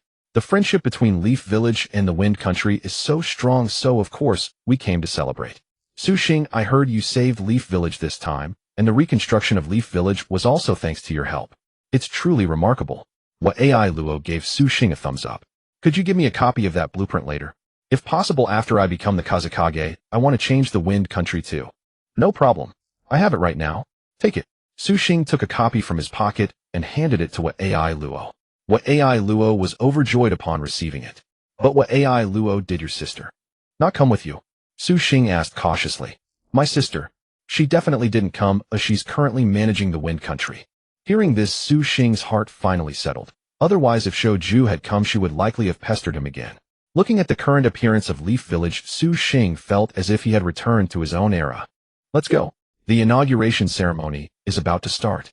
Let's get there early to save some seats. Li Luoka was already ready to sprint. Everyone, are you preparing for youth? Mai Tai Kai landed with a spinning somersault. Then let me be the referee. Li Luoka was instantly excited upon hearing this. Teacher Kai, why not join the team? Let's burn the flames of youth together. Li, you're right. Though I'm getting older, I won't lose to you youngsters. Li Luoka and Mai Tai Kai assumed a starting position, and at Mai Tai Kai's shout, they vanished in a flash. Everyone else was left staring with a bead of sweat on their foreheads. Then let's go too. The 12 little shinobi of Leaf Village headed together to Zilai Ye's inauguration ceremony. Upon arriving at the venue, they saw that Zilai Yi was wearing a rather stylish windbreaker today. The scene was packed with Leaf Village residents. Su Xing, everyone, over here. Li Luoka and Mai Tai Kai waved at Su Xing and the others. It turned out they had arrived early and saved a whole row of seats. Amidst the noise, everyone had arrived. Then Yuan Fei risen stepped onto the platform. Just then Su Xing saw teacher Kaka, she who had just woken up and was rushing over. Kakashi spotted Su Xing and the others and ran directly over, as there was exactly one seat left beside them. Teacher Kakashi, why are you always late? I stayed up too late reading last night. A hint of embarrassment flashed across Kakashi's face. Everyone, today marks the beginning of Leaf Village's new era. First, I would like to give special thanks to Su Xing, who stepped up during this disaster. He is truly worthy of the title hero. Here I would like to give Su Xing a special commendation. Would Su Xing like to say a few words? Yuan Fei risen spotted Su Xing in the crowd and gave him a kind look. Su Xing was bewildered. No one told me I had to do this. Su Xing quickly stood up and waved his hand, indicating that he didn't need to say anything more. Instantly, everyone present turned to look at Su Xing. Some female ninjas looked at him as if they wanted to take him home and tie him up with ropes. Su Xing awkwardly acknowledged the crowd and sat down. Teacher Kakashi, could you switch seats with me? Suddenly Tian Tian looked at Su Xing and proposed to exchange seats with Kakashi, who was sitting next to Su Xing. Impossible. Teacher Kakashi, you should switch with me. Jing Yi also started to argue. This. Kakashi looked at Su Xing with a bewildered expression, and Su Xing stared back at Kakashi blankly. Chu Tian, you really are different from other girls. You didn't even think about switching seats. Li Luoka looked at the Chu Tian beside him with great satisfaction. Actually, well, I also want to sit next to Su Xing. But I'm too embarrassed to say it. Chu Tian nervously tapped her fingers together, her cheeks flushed. Li Luoka. Kakashi, I'll just go to the restroom. Whoever of you two gets here first can sit down. Kakashi gave Xing a mischievous smile, and then got up and left. Seeing Kakashi's seat empty, Tian and Jing Yi exchanged a glare, then simultaneously lunged toward the seat next to Xing. Just as both of them reached the seat at the same moment, Tian was suddenly tripped by someone's foot and fell directly into Xing's arms, her lips meeting Xing's. Holy crap! In an instant, Zhu Zining, Ci Lu Wanli Luaka, and Ding Ci were all stunned. To think you actually kissed Xing. Hinata instantly felt jealous, a hint of disappointment crossing her face. You actually ambushed me. Ino immediately stood up from Kakashi's seat and pointed at Tenjin. Tenjin rose with a flushed face and directly returned to her seat. Why aren't you competing with me anymore? Ino was somewhat puzzled. You don't understand what could be better than kissing him directly. Tenjin shyly glanced at Xing, then turned her attention to the stage. Indeed, what was there to argue over about a mere seat? Although Ino had claimed the seat and appeared to have won, she had actually lost completely. Because Tenjin had directly kissed Xing. Today at the Fifth Hokage's appointment ceremony, my beloved student, Jiraiya. Amidst everyone's applause, Jiraiya confidently made his way onto the stage, engaging with the crowd. To all the uncles, aunts, elders, and grandparents of Konoha, younger siblings, older brothers and sisters, I'm Jiraiya. The crowd erupted in thunderous applause. I'm truly honored to assume the role of Fifth Hokage today. This is everyone's recognition and trust in me. Of course, I must also thank a certain young woman. At these words from Jiraiya, the entire audience began to gasp. It's Tsunade. Without her support, I never imagined becoming Hokage. I have loved her since childhood, and with this opportunity, I wish to propose to her. Tsunade's face flushed crimson, but her overwhelming joy and happiness were unmistakable upon her face. Amidst everyone's cheers, Jiraiya descended from the stage and knelt before Tsunade. Tsunade, will you marry me? This was exactly what Xing had advised Jiraiya to do when he sought guidance on proposing. With the diamond ring prepared, Jiraiya produced a sparkling engagement ring. Marry him, marry him. Amidst everyone's cheers, Tsunade shyly nodded, and Jiraiya placed the ring on her finger. In that moment, Xing froze amidst the cheers and gazed at Jiraiya. Perverted sage, you owe me a favor now. Everyone, I, Jiraiya, plan to get married next month. Remember to attend.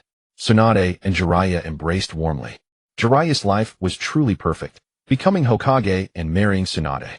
It could be said that this fulfilled some regret Xing had carried in his heart for him. But just then a root member appeared and whispered something into Hiruzen Sarutobi's ear. Hiruzen nodded and gestured for him to leave.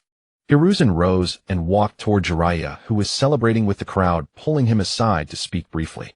After the appointment ceremony concluded, Jiraiya summoned Xing to the Hokage Tower. Xing, I need to ask you something. You must answer me honestly. Seeing Jiraiya suddenly grow serious, Xing nodded with some puzzlement. Where have you been these past few days? When those words came from Jiraiya's mouth, Xing suddenly felt as though he were being interrogated. Me? I've just been resting at home these past few days. I haven't gone anywhere. Xing quickly explained. Then why did someone see you entering the secret passage to the Hokage base? Jiraiya stared intently at Xing. Perverted sage. You must be mistaken. I truly haven't left home at all, and besides, what would I need the secret passage for? Jiraiya sighed deeply. Xing, if only one person misidentified you, perhaps I could understand. But 100 root members all witnessed it, and you injured 2 of them with your bare hands. These past few days have been my appointment ceremony. Because they feared disrupting the handover process, Root delayed reporting this matter by 2 days. Hearing this, Xing felt he might have been set up, though he still had no idea who was behind it. Perverted sage, you must believe me. This truly wasn't me. Xing angrily slammed his fists onto the table. Outside, the guards heard the commotion and rushed in. Fifth Hokage. What's happening? Jiraiya stared at Xing for a long moment without speaking, then suddenly said, Take Xing to the ANBU maximum security prison. Perverted sage. I'm not wrong. Why are you arresting me? Xing's anger surged and he was already prepared to strike. Xing, until the matter is investigated thoroughly, I can only ask you to endure this temporarily. Master will surely restore justice for you. Jiraiya rose without looking at Xing again, and 2 genin directly pressed on his shoulders and escorted him away. When everyone learned that Xing had been arrested, they instantly erupted in anger. How could this be Xing? If Xing had other intentions, then why did he save Konoha back then? Has the Fifth lost his mind? Sasuke immediately rose to rescue Xing, but Kakashi stopped him. Don't act impulsively. Jiraiya-sama has his reasons. Someone is framing Xing, and this is meant to temporarily protect him. Indeed, Kakashi was the one who truly understood. Jiraiya's actions were actually designed to draw out whoever was framing Xing. But perhaps Jiraiya had miscalculated. On the road as root members escorted Xing to the prison, a man in a black cloak suddenly appeared. His short blade was sleek and razor-sharp. He dispatched 5 root members with a single stroke, his methods cruel and merciless. After killing the 5 root members, the man in the black cloak approached Xing. Xing, correct. I'm here to extract you. Who are you? Xing regarded the man before him calmly, his face completely hidden beneath the heavy cloak. I come from Akatsuki. Hearing this, Xing instantly sent a shockwave from his body and charged toward the cloaked man, throwing a punch. But Xing hadn't expected that the man before him couldn't withstand even a fraction of his strike. He was knocked flat immediately. Speak, who sent you? Otherwise one more punch, and your life will be forfeit. Xing was basically certain the man on the ground was connected to the frame-up against him. No, I was sent by Lord Uchiha Madara. I'm here solely to recruit you into Akatsuki. The cloaked man on the ground said fearfully. Xing grew puzzled. By all logic, Uchiha Madara wouldn't resort to such methods. So what was the reason behind this? Just then, while Xing was lost in thought, the cloaked man on the ground suddenly transformed into a small snake and slithered away. When Xing snapped back to reality, he found only a pile of clothing on the ground. Among the 5 root members just killed, one had not actually died. He was still alive and preparing to flee while wounded. Hey, wait, arrest me. I'm not the one who killed you. Don't run. Seeing that root member flee directly, Xing stood there completely bewildered. This is bad. Xing frowned deeply. What if that root member returned to Konoha and claimed he had become a missing nin? Thinking of this, Xing found a prison map on one of the deceased root members. Then I'll have to go alone. Xing shook his head and set out on the journey to the prison. In the dim stone chamber, a bespectacled man knelt before Uchiha Madara. My lord, it has been done exactly as you commanded. I deliberately spared 1 root member without delivering the killing blow. Now it seems to match your prediction. Xing is still en route to the prison. Our plan can begin. Uchiha Madara slowly turned around. His Mangekyo Sharingan had transformed into the Rinnegan. Then let us begin. Xing now set out alone on the road to the highest prison of the root, a prison located on an island. Before entering the island, a seal had to be applied. Once the seal was placed on the body, one could no longer use chakra. When Xing arrived at the designated location on the map, a massive island loomed before him, with a black house visible at the lower right. Is it here? Xing walked to the door of the black house and prepared to knock. But suddenly the door swung open. Somewhat perplexed, Xing stepped inside. The interior was extremely dark, reeking of mildew, and the house was airtight. Suddenly Xing heard the sound of leather shoes tapping against the floor. Curiously, he peered toward the corridor behind the house. A figure flickered in and out of sight. Welcome to the highest prison of the root. When the man stepped before Xing finally saw him clearly. I am Marino Ibiki, captain of the highest prison of the Leaf Village's root. Once you're here, don't even think about escaping. Ibiki took a photo from his pocket, glanced at Xing, and said, You're Xing, right? Why did you come alone? Well, it's a long story, but I want to prove my innocence because the Toad Sage trusts me. Xing shrugged helplessly. Good, you've got guts. From today on, this place will be your nightmare. Ibiki's eyes flashed with a white light as he slammed a stamp on his Xing's chest. What is this? Xing stepped back 2 paces, removed his shirt, and saw a strange seal on his chest. This is the seal stamp of the First Hokage, Hashirama Senju. Every prisoner must bear this seal before entering the prison. Ibiki took a cup of tea, took a sip, then stood up. Follow me. The two left the house, and Ibiki whistled toward the lake. Before Xing and Ibiki, a giant sea turtle surfaced. This turtle looks familiar. Xing felt he had seen it somewhere before. Kid, follow me. Ibiki stood on the turtle's shell, and Xing followed suit. Thus, guided by the sea turtle, the two arrived at the so-called highest prison of the Leaf Village. The prison was filled with seals everywhere. Following Ibiki through the gate, they entered a vast exercise yard, where prisoners clad in black clothes were scattered about. Their bodies bore various tattoos, and their appearances were wildly different. When they saw Xing enter, they cast strange glances at him. Uncle Ibiki, are they all Leaf Village criminals? Xing asked curiously. Renegade ninjas, and some Ronin. Ibiki nodded. Of course, there were not only male renegade ninjas, but also female ones. On another exercise yard in the distance, a woman suddenly whistled at Xing. Xing looked over. The woman had a devilish figure and an angelic face, and she was vigorously batting her eyelashes at him. This? Xing felt awkward. Ibiki shook his head and said to Xing, Don't be fooled by her appearance. Inside she harbors a demon. What's her name? Fu. Su Xing shuddered suddenly. When they reached the end, Ibiki led Su Xing into a dark room and brought him inside. Put shackles on him. Ibiki ordered 2 root ninjas. After Su Xing changed clothes, he was taken into a very narrow cell barely large enough for one person, with only a single window. Stay here. The fact that you came voluntarily at least makes me think you're innocent, but we still need evidence. With that, Ibiki left. Suddenly a voice echoed in Su Xing's mind. Brat, why did you bother coming here? If you want to leave, you can use my power anytime. It was Julama. No need, Julama. I came here to prove my innocence. Besides, it's fine for now. Let's wait a bit longer. Su Xing told Julama in his consciousness, then closed his eyes. Xiaojiu. Who? Julama was suddenly confused, for inside Su Xing's body, he heard another familiar voice. It's me, Xiao Yulu. How did you get here too? Julama was puzzled. I'll find you. Yulu appeared before Kurama, a cat and a fox meeting face to face. Didn't you know? Xiao Li Mao is also here, but he's still sleeping. Su Xing directly blocked their conversation, his head buzzing. In the Leaf Village, the injured root ninja finally reached the village gate. Quick, I need to see the 5th Hokage. The gate guards hurriedly supported the injured root ninja, then turned to another and said, notify the 5th Hokage immediately. The injured root ninja was sent to the medical center. Soon Jiraiya arrived. 5th Hokage. Upon seeing Jiraiya, the ninja sat up straight. Calm down. Weren't you escorting Su Xing to the prison? Why did you return alone and injured? Jiraiya frowned. Su Xing was rescued halfway by a black-clad man. That man killed 4 of our men with a single slash. I barely escaped, the root ninja said anxiously. Hearing this, Kakashi and Tsunade, who were nearby, were astonished. An accomplice? Tsunade questioned. Tsunade, don't jump to conclusions. Jiraiya quickly stopped her. Keep this a secret from everyone. I don't believe Su Xing is that kind of person. Jiraiya instructed everyone, then called Kakashi over. Kakashi, I'm leaving this to you. Go to the prison and see if Su Xing is there. Knowing that kid's character, he'll definitely continue on to the prison. Be careful, Jiraiya said to Kakashi with a hint of melancholy. Don't worry, 5th Hokage. Leave it to me. Kakashi finished speaking and left. Su Xing, I wonder if sending you to prison was the right decision. Jiraiya gazed at the distant sky, lost in thought.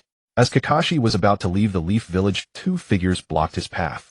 Kakashi-sensei, if you don't take us this time, we won't let you go. Before him stood Sakura and Sasuke. Kakashi shrugged helplessly. This mission is quite dangerous. Going to the highest prison of the Leaf Village really isn't suitable for you two. Then forgive us, Kakashi-sensei. The 2 had already assumed their stances. I can't do anything with you two. Let's go. Kakashi shook his head at them. Sasuke and Sakura beamed with joy and followed him. At that moment, a man wearing glasses walked along the prison corridor. This man was precisely the one who had previously kidnapped Su Xing. Kabuto. Ibiki is calling you. Suddenly shouted a root member from a distance. It turned out that the person who had kidnapped Su Xing was none other than Yakushi Kabuto. Yakushi Kabuto's identity within Konoha was that of a root operative and Orochimaru's assistant. Moreover, he was a spy, having previously relayed intelligence about Su Xing directly to Danzo. Now under Madara's orders, he was involved in some unknown scheme. All right. Kabuto adjusted his glasses, glanced at the window in the building below, showed a sinister smile, and then left. Kurama suddenly sensed a wave of malice. Kid, you'd better be careful here. I feel something is off about this place. Kurama, you've been quite concerned about me lately. Su Xing covered his mouth and chuckled.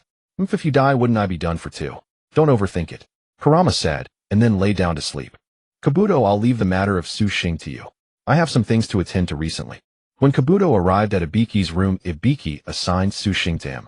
Very well, Lord Ibiki. Rest assured. Kabuto was secretly delighted. This assignment played right into his hands. As expected, he found Su Xing, ordered the guards to open the iron door, and brought Su Xing out. You're having too easy a time in here. It'd be better for you to talk with others in the communal cell. Kabuto intended to place Su Xing in a cell holding more prisoners. Hearing Kabuto's words, Su Xing laughed. No problem. Even if you put me in the women's cell, I'd be fine. You're utterly shameless. Kabuto patted Su Xing on the shoulder. Let's go. Thus Su Xing was led to a multi-person cell. The moment he entered, he was dumbfounded, because he saw 2 familiar faces, Haiden and Kakuzu. Kakuzu. Look, isn't that big brother? Haiden grabbed Kakuzu's hand and pointed. Where? Holy crap. It really is big brother. Kakuzu exclaimed excitedly at Su Xing's entrance. I was wondering why I hadn't seen those 2 idiots lately. So they're locked up here. Su Xing looked at Haiden and Kakazu with some confusion. Big brother. Haiden rushed forward to embrace Su Xing. Su Xing kicked him, sending him flying backward. The entire cell full of prisoners was stunned. Ouch. Big brother, can't you be gentler? Haiden staggered to his feet. Kakazu, how did you two end up here? Su Xing asked curiously. It's rather embarrassing. We were protecting you around Konoha when one day we encountered a guy with a bowl cut. Bowl cut. Su Xing felt a hint of familiarity. That guy was ferocious. Without a word he attacked us, shouting something about the 8 gates technique. Anyway, we lost. That old man Ibiki sealed our powers using Hashirama's sealing stamp, and we ended up here.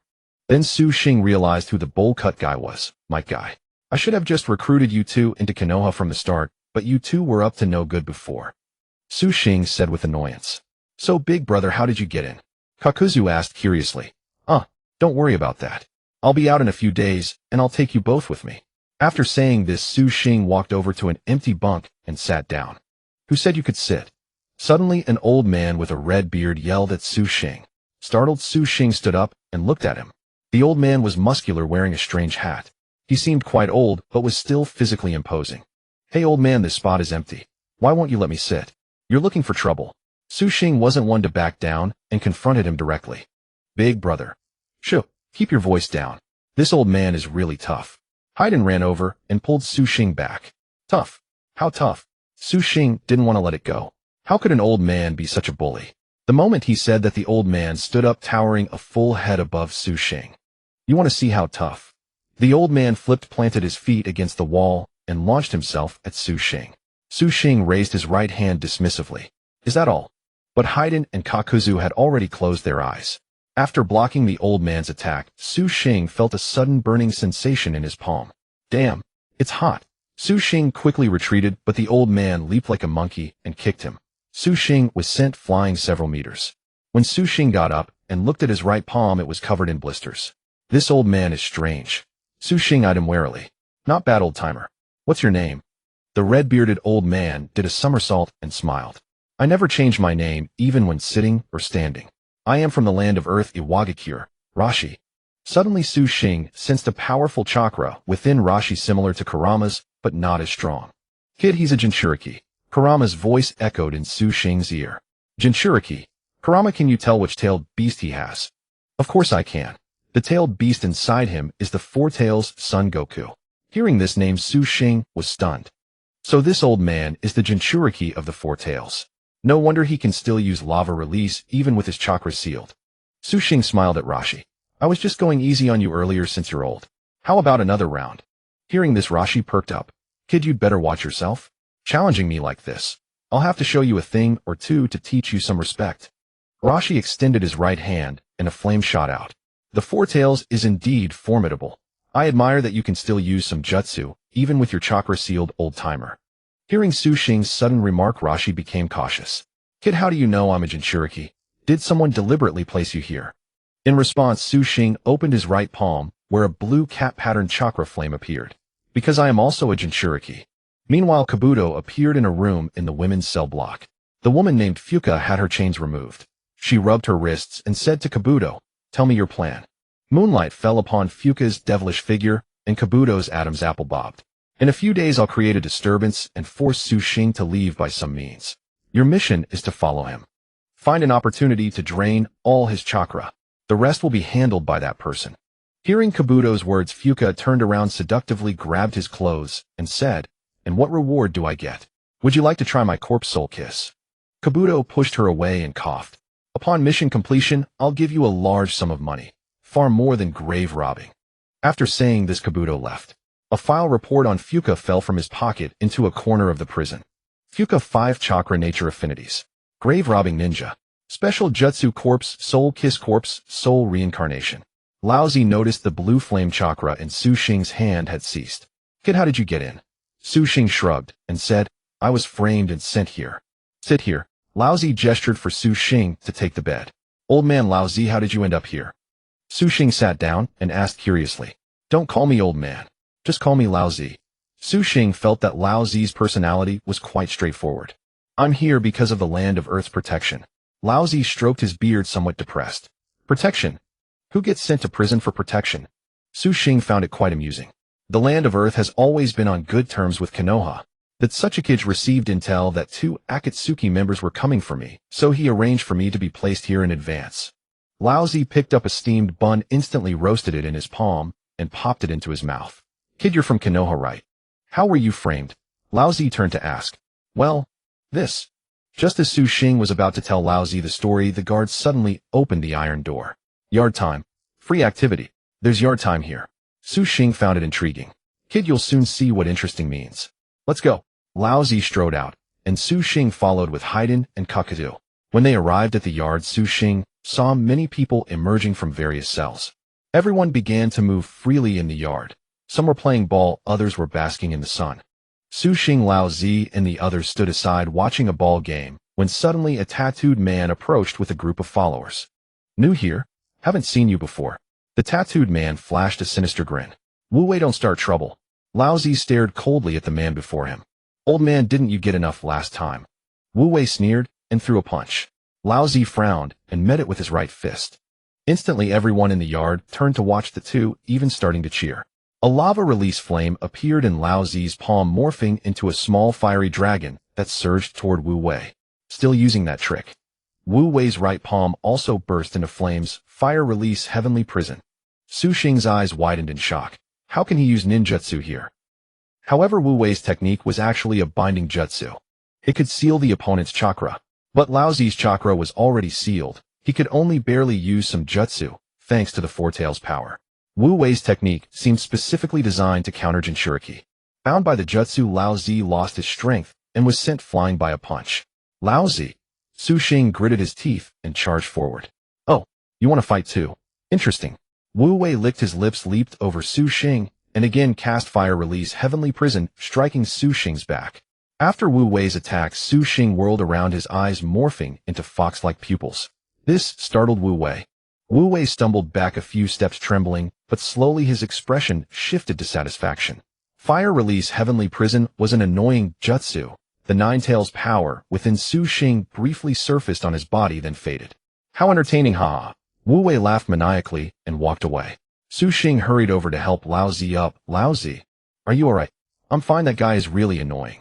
Laozi dusted off his clothes, shaking his head as he watched Wu Wei's retreating figure. Laozi, you seem to know him. Su Xing asked curiously. Yes, I've seen him outside. So how much do you know about him? Laozi sighed and said, his name is Wu Wei, a jonin from Kusagakure. He has a tragic story. He once had a happy family. His son was named Muku. One day during a mission, he happened to acquire a box. That box is called the Box of Bliss. Su Xing knew something about it. It was rumored to be one of the Sage of Six-Paths artifacts. The box has 4 faces on its sides: joy, anger, sorrow, and happiness. Inside it contains a special sealing technique. It's a mysterious box said to grant any wish of the one who opens it. But to open it, one must infuse it with sufficient chakra. At first, Wu Wei didn't understand. His son Muku accidentally touched the box and was absorbed into it. From that day on, Wu Wei went mad. He kept capturing people from his own village and pouring their chakra into the Box of Bliss. In just 1 year, Kusagakure was destroyed by Wu Wei himself. Laozi shook his head. He was later captured by ninja from various nations and sent here. That binding jutsu he uses must have been obtained from the box. Whenever he feeds the box chakra, he gains some benefit. So it seems the box gave him that jutsu to bind captured ninja and then feed them to the box for chakra extraction. Su Xing said thoughtfully. Exactly. That man is insane. Don't bother with him. Su Xing nodded. After yard time ended, they ate and returned to their cells. Night fell, and everyone was asleep.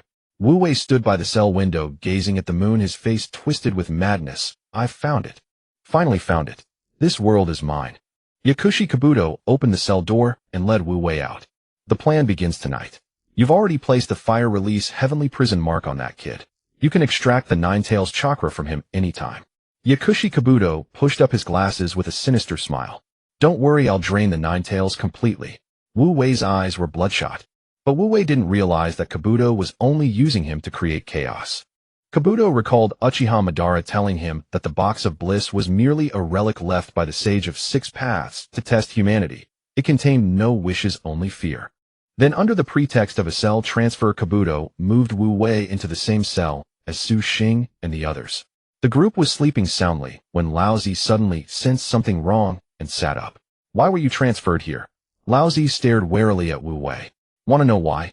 I'll tell you now. Fire released great heavenly prison." Suddenly Lao Zi and Su Xing were bound by a stronger version of the heavenly prison, even beginning to burn. "This is an enhanced version of fire release heavenly prison." "Huh. Feel the burn." Wu Wei laughed maniacally. Su Xing gritted his teeth in pain. "Then let's start with you." A palm-sized box appeared in Wu Wei's hand. He grabbed Su Xing's abdomen with his right hand. Su Xing let out a sharp cry as the power within him rapidly drained away. The box in Wu Wei's hand slowly grew larger. He dropped it to the ground. As more chakra was absorbed, the box expanded and the light intensified. "Wu Wei, stop!" Lao Zi ignored the searing pain and rushed forward to intervene. But suddenly the box stopped absorbing chakra. For faces appeared on its sides, leering and laughing. Boom! A deafening roar echoed. A surge of immense chakra pierced the heavens and the earth. The box opened. A fierce gale erupted, dark clouds gathering overhead like a vortex piercing through from the sky into the box of bliss. "Huh! It's opening! It's opening!" Wu Wei trembled, watching the box of bliss before him with a manic voice. Su Xing, Lao Zi, and the others were all blown aside by the shockwave. When the power reached its peak, the box of bliss opened. But Wu Wei froze, because before his eyes appeared someone he knew better than anyone else. That was his son Wu Go. Wu Go. Wu Wei gazed tremulously at his son before him, tears welling up in his eyes. Wu Go's expression was blank. He stumbled toward Wu Wei, and in an instant as he approached, his right hand shot directly into Wu Wei's body, piercing clean through. Wu Wei's eyes widened in disbelief as he looked at Wu Go before him, spitting a mouthful of blood. What? Enough? I have enough power." Wu Go suddenly wore a manic grin, his mouth gaping wide as he erupted into frenzied laughter. The dark clouds in the sky churned. Wu Go flung aside Wu Wei's corpse, writhing in agony. As he writhed, his body underwent a monstrous transformation. A pair of demonic wings emerged behind him, and his arms and bones began to expand and lengthen endlessly. Drool oozed disgustingly from the corners of Wu Go's mouth. Before everyone's eyes, he transformed into a beast, hairy with a massive head and two animal-like legs. His fleshy wings beat behind him as he took to the sky. Under the moonlight, Yakushi Kabuto's glasses flashed white. He adjusted his spectacles and smiled with satisfaction. "What is this?" Lao Zi's forehead beaded with sweat as he gazed at the colossal monster before him. So the box of bliss contained only human emotions, and the monster that spawned from it was named Saturn. With Saturn's appearance, the prison's alarms blared, and all guards and root members began to converge. "Damn it, my power not only drains away, but I can't release it."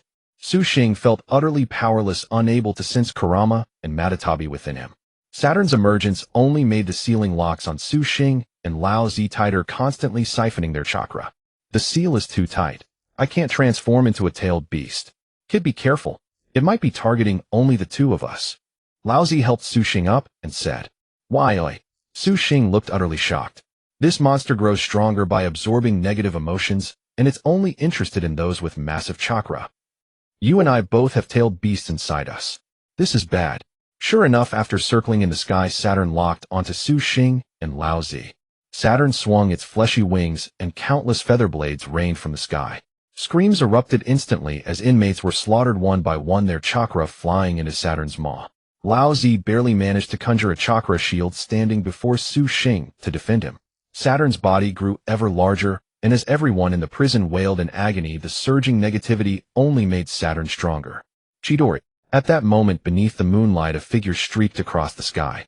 In a flash, lightning crackled around his hand as he surged toward Saturn. Saturn effortlessly dodged in the sky, then fixed its gaze on the man before it. Sensei Kakashi. Su Xing was overwhelmed with relief seeing Kakashi on the rooftop. Fire release great dragon fire technique. Sasuke appeared from behind Kakashi, unleashing enormous dragon-shaped flames at Saturn. Saturn, as if reading their minds, dodged the attack once more. Suddenly Sakura descended from above, her right fist charged with chakra, slamming down at Saturn. Saturn simply vanished. Sakura crashed into the ground, the massive impact toppling surrounding buildings. Su Xing, you look pretty exhausted, don't you? Team 7, form up. The moment Su Xing rose and clenched his fist, the Hashirama seal on his chest, and the sealing lock flared, sending searing pain through him and forcing him back down. Sakura had barely stabilized herself when she was suddenly struck, tumbling into the rubble of a collapsed building. Sasuke, watch out. It's still nearby. Damn it, Kurama. Can you forcibly break the seal? Su Xing tried to reach out to Kurama inside him, but there was no response. Meanwhile, Yakushi Kabuto unlocked the iron door of Fukayu's cell. The plan begins. He nodded to Fukayu and the two leaped out together. At that moment, another girl from an adjacent cell rose and approached the iron door. She pulled a hairpin from her hair and picked the lock, slipping out behind Kabuto and Fukayu. Saturn had grown to an enormous size, even larger than Kurama's previous tailed beast form. The prison lay in ruins everywhere and the inmates began to scatter in all directions. Senpai Kakashi takes Su Xing and get out of here first. Yakushi Kabuto landed before Kakashi and said, "Right, let's get out of here.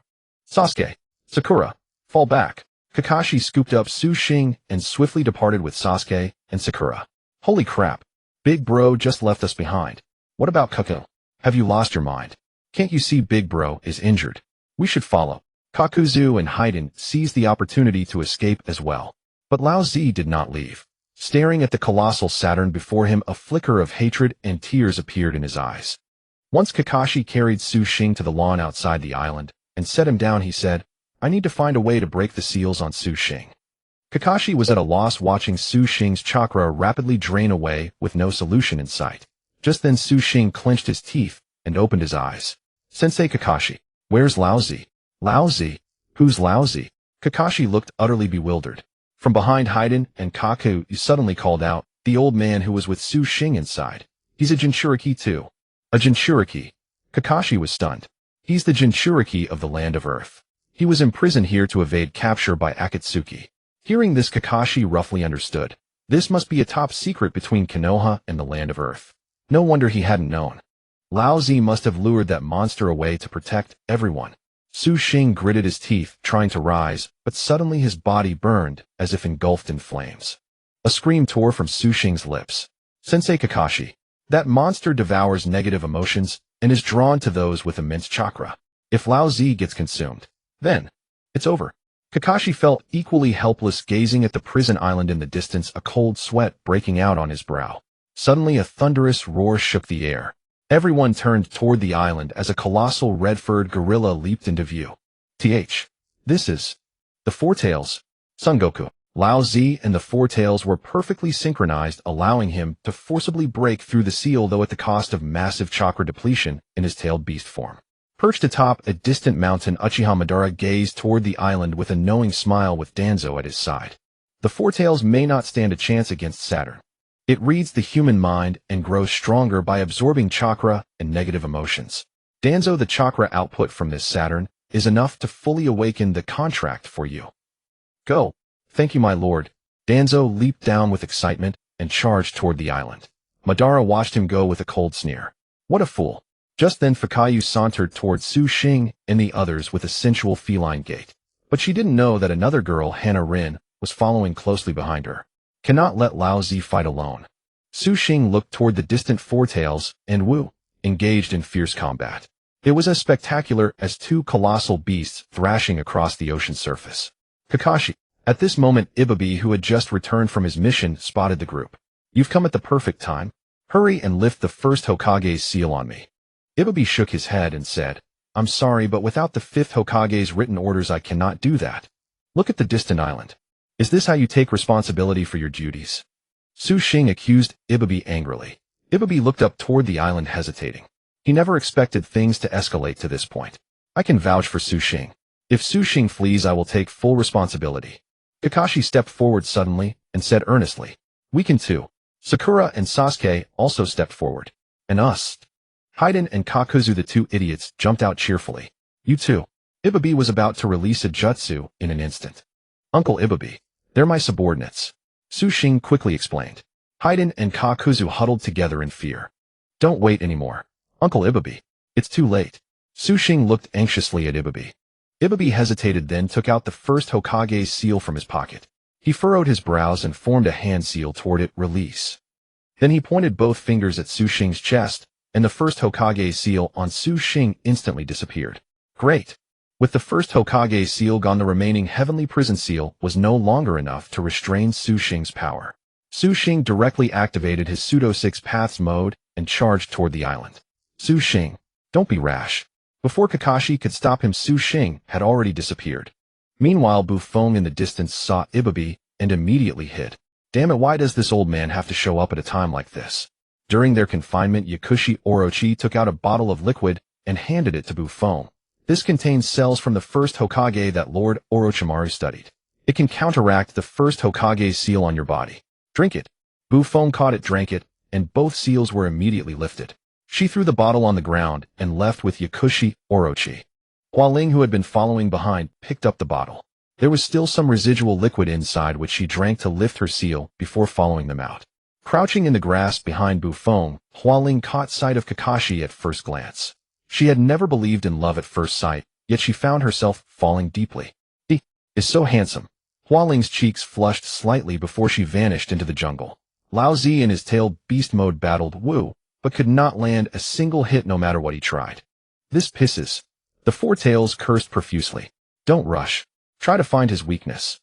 Lao Zi stabilized Sun Wukong's mindset, but his own composure was crumbling. His chakra was nearly depleted, almost entirely absorbed by Wu.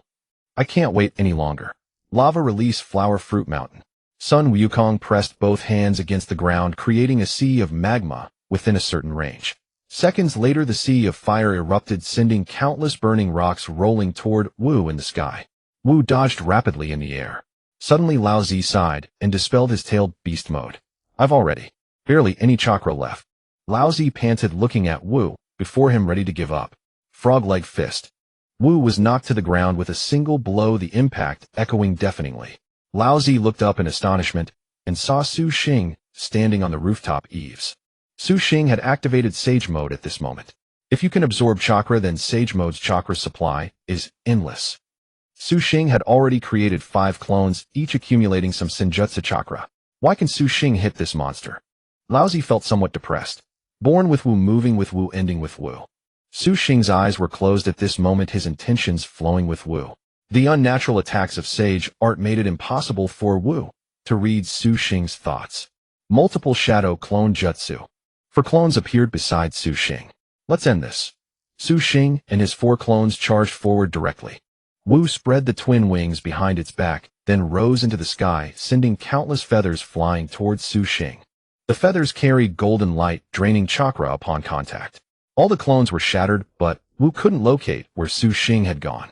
Lightning flashed across the sky, dark clouds began forming a vortex, and a strange sound echoed overhead. Everyone looked up. Within the dense dark clouds, white light flickered faintly, gradually accelerating while the sound grew louder and louder. The sound resembled the roar of a helicopter. Finally, a beam of white light streaked across the sky, tearing through the clouds as the vortex pushed them apart. The Rasen Shuriken in Su Xing's hand spun at incredible speed, resembling an oversized shuriken. Senpu Rasen Shuriken. Su Xing leaped down from the sky, and the ultra-high-speed Rasen Shuriken's pull caused surrounding leaves to rustle violently. Massive chakra power converged within the Rasen Shuriken as Su Xing hurled it forward, striking Wu directly. Wu let out a blood-curdling scream and collapsed to the ground. A tremendous chakra storm erupted around it, swallowing the island prison in an instant. Lao Zi immediately surrounded himself with Four Tails chakra armor. The powerful shockwave forced Kakashi and the others around the island to retreat several meters to brace against it. This kid's chakra is indeed formidable. Buffon licked her lips maniacally. Once the storm dissipated, Wu lay collapsed on the ground, deprived of power, with chakra raging uncontrollably throughout its body. Wu suddenly began shrinking rapidly, emitting a miserable wail. Su Xing landed on the rooftop eaves and spotted Danzo standing beside Wu. Danzo's right palm was pressed against the black mark on Wu's palm, desperately draining its chakra. Not enough. Not enough. Again. Again. Danzo covered his face with his left hand, laughing hysterically. You damn bastard, you actually dare to show up. Su Xing gathered power on the rooftop eaves and charged straight at him. Danzo stopped absorbing and immediately aimed his right palm at Su Xing. Su Xing was alarmed, but luckily his Sage Art evasion was fast enough. He dodged the beam of black chakra. The distant hillside exploded and was obliterated. Danzo excitedly looked at his right hand, continuing to absorb Wu's chakra. Lao Zi staggered, dispelling his chakra coat. Seeing the scene before him, he shook his head. Su Xing rushed to Lao Zi's side and supported him. Why didn't you leave earlier? Lao Zi's face was etched with weathered sorrow. Actually, my family was also ruined by the Gokuraku no Hako. I'm already old. Living alone for all these years has been enough. Su Xing, I have a favor to ask of you. Su Xing looked at Lao Zi with a bewildered expression. Extend your hand. Su Xing was puzzled but extended his right hand anyway. Lao Zi placed his palm against Su Xing's right hand. In an instant, Su Xing felt a surge of powerful chakra flowing into his body. Lao Zi, what are you doing? Lao Zi gripped Su Xing's right hand tightly, tears filling his eyes. I'm entrusting Sun Wukong to you. I never intended to survive these years. Never once during that time did I feel truly alive. Please take care of Sun Wukong for me. Lao Zi shoved Su Xing away with a palm, wearing a grin like a monkey's, then formed hand seals with both hands. Lava released molten river, grand fire spray. Lao Zi channeled the last thread of Fourtail's chakra remaining in his body throughout himself. Su Xing watched as flames slowly consumed Lao Zi from head to toe, an indescribable emotion rising within him. Lao Zi charged straight at Danzo. Danzo turned his head and saw Lao Zi self-immolating to attack him, instantly horrified. But the mark on his palm was voraciously consuming chakra, and Danzo found his right hand utterly unable to stop. With a colossal explosion, everything before Su Xing's eyes was reduced to flat ground. The island prison no longer existed. Ding! Obtained the four-tailed Sun Wukong. Pseudo-Six-Paths, strength reinforced and fortified. Became a half-immortal body. Attributes greatly enhanced. Ding! Host awakens and obtains Sun Wukong, triggering the fourth sign-in. Ding! Host awakens and obtains a tail beast with 100 compatibility. All soul card levels increased by 10. Yifei's voice echoed in Su Xing's awakening mind. Su Xing was not happy at all. This was all bought by Lao Zi's death. His heart felt empty now, and the matter of sign-in could wait until he reached the land of Earth.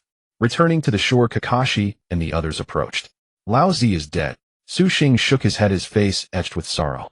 Ibiki brought out the first Hokage seal, intending to continue sealing Su Xing. Kakashi stopped him. I'll keep an eye on Su Xing now. Return to Konoha and report to Lord Jiraiya that Su Xing is unharmed. My mission was to find him. Hearing this, Ibiki put away the seal. The prison island is destroyed. This will cause a stir in Konoha. I'll go back and inform the fifth Hokage. Kakashi, you must watch Su Xing closely. Until things are resolved, there's no other choice. Ibiki was about to leave when Su Xing called out, Uncle Ibiki, can you also take my two subordinates back to Konoha? Give them to the pervy sage. Don't worry, he'll understand. Su Xing glanced at Haiden and Kakuzu, who stood there like dazed fools. All right, no problem. After saying that, Ibiki left with the two. Kakashi patted Su Xing on the shoulder and said, So where do you want to go now? Sasuke, Sakura, and I will accompany you. A forced smile appeared on Su Xing's face when he saw the three of them. Let's go to the land of Earth. Inform them about Lao Zi and let them hold a funeral for him. A man as strong-willed as Lao Zi deserves to be revered by the village. Thinking of Danzo, Su Xing clenched his fists. Too bad he had already been blown to pieces.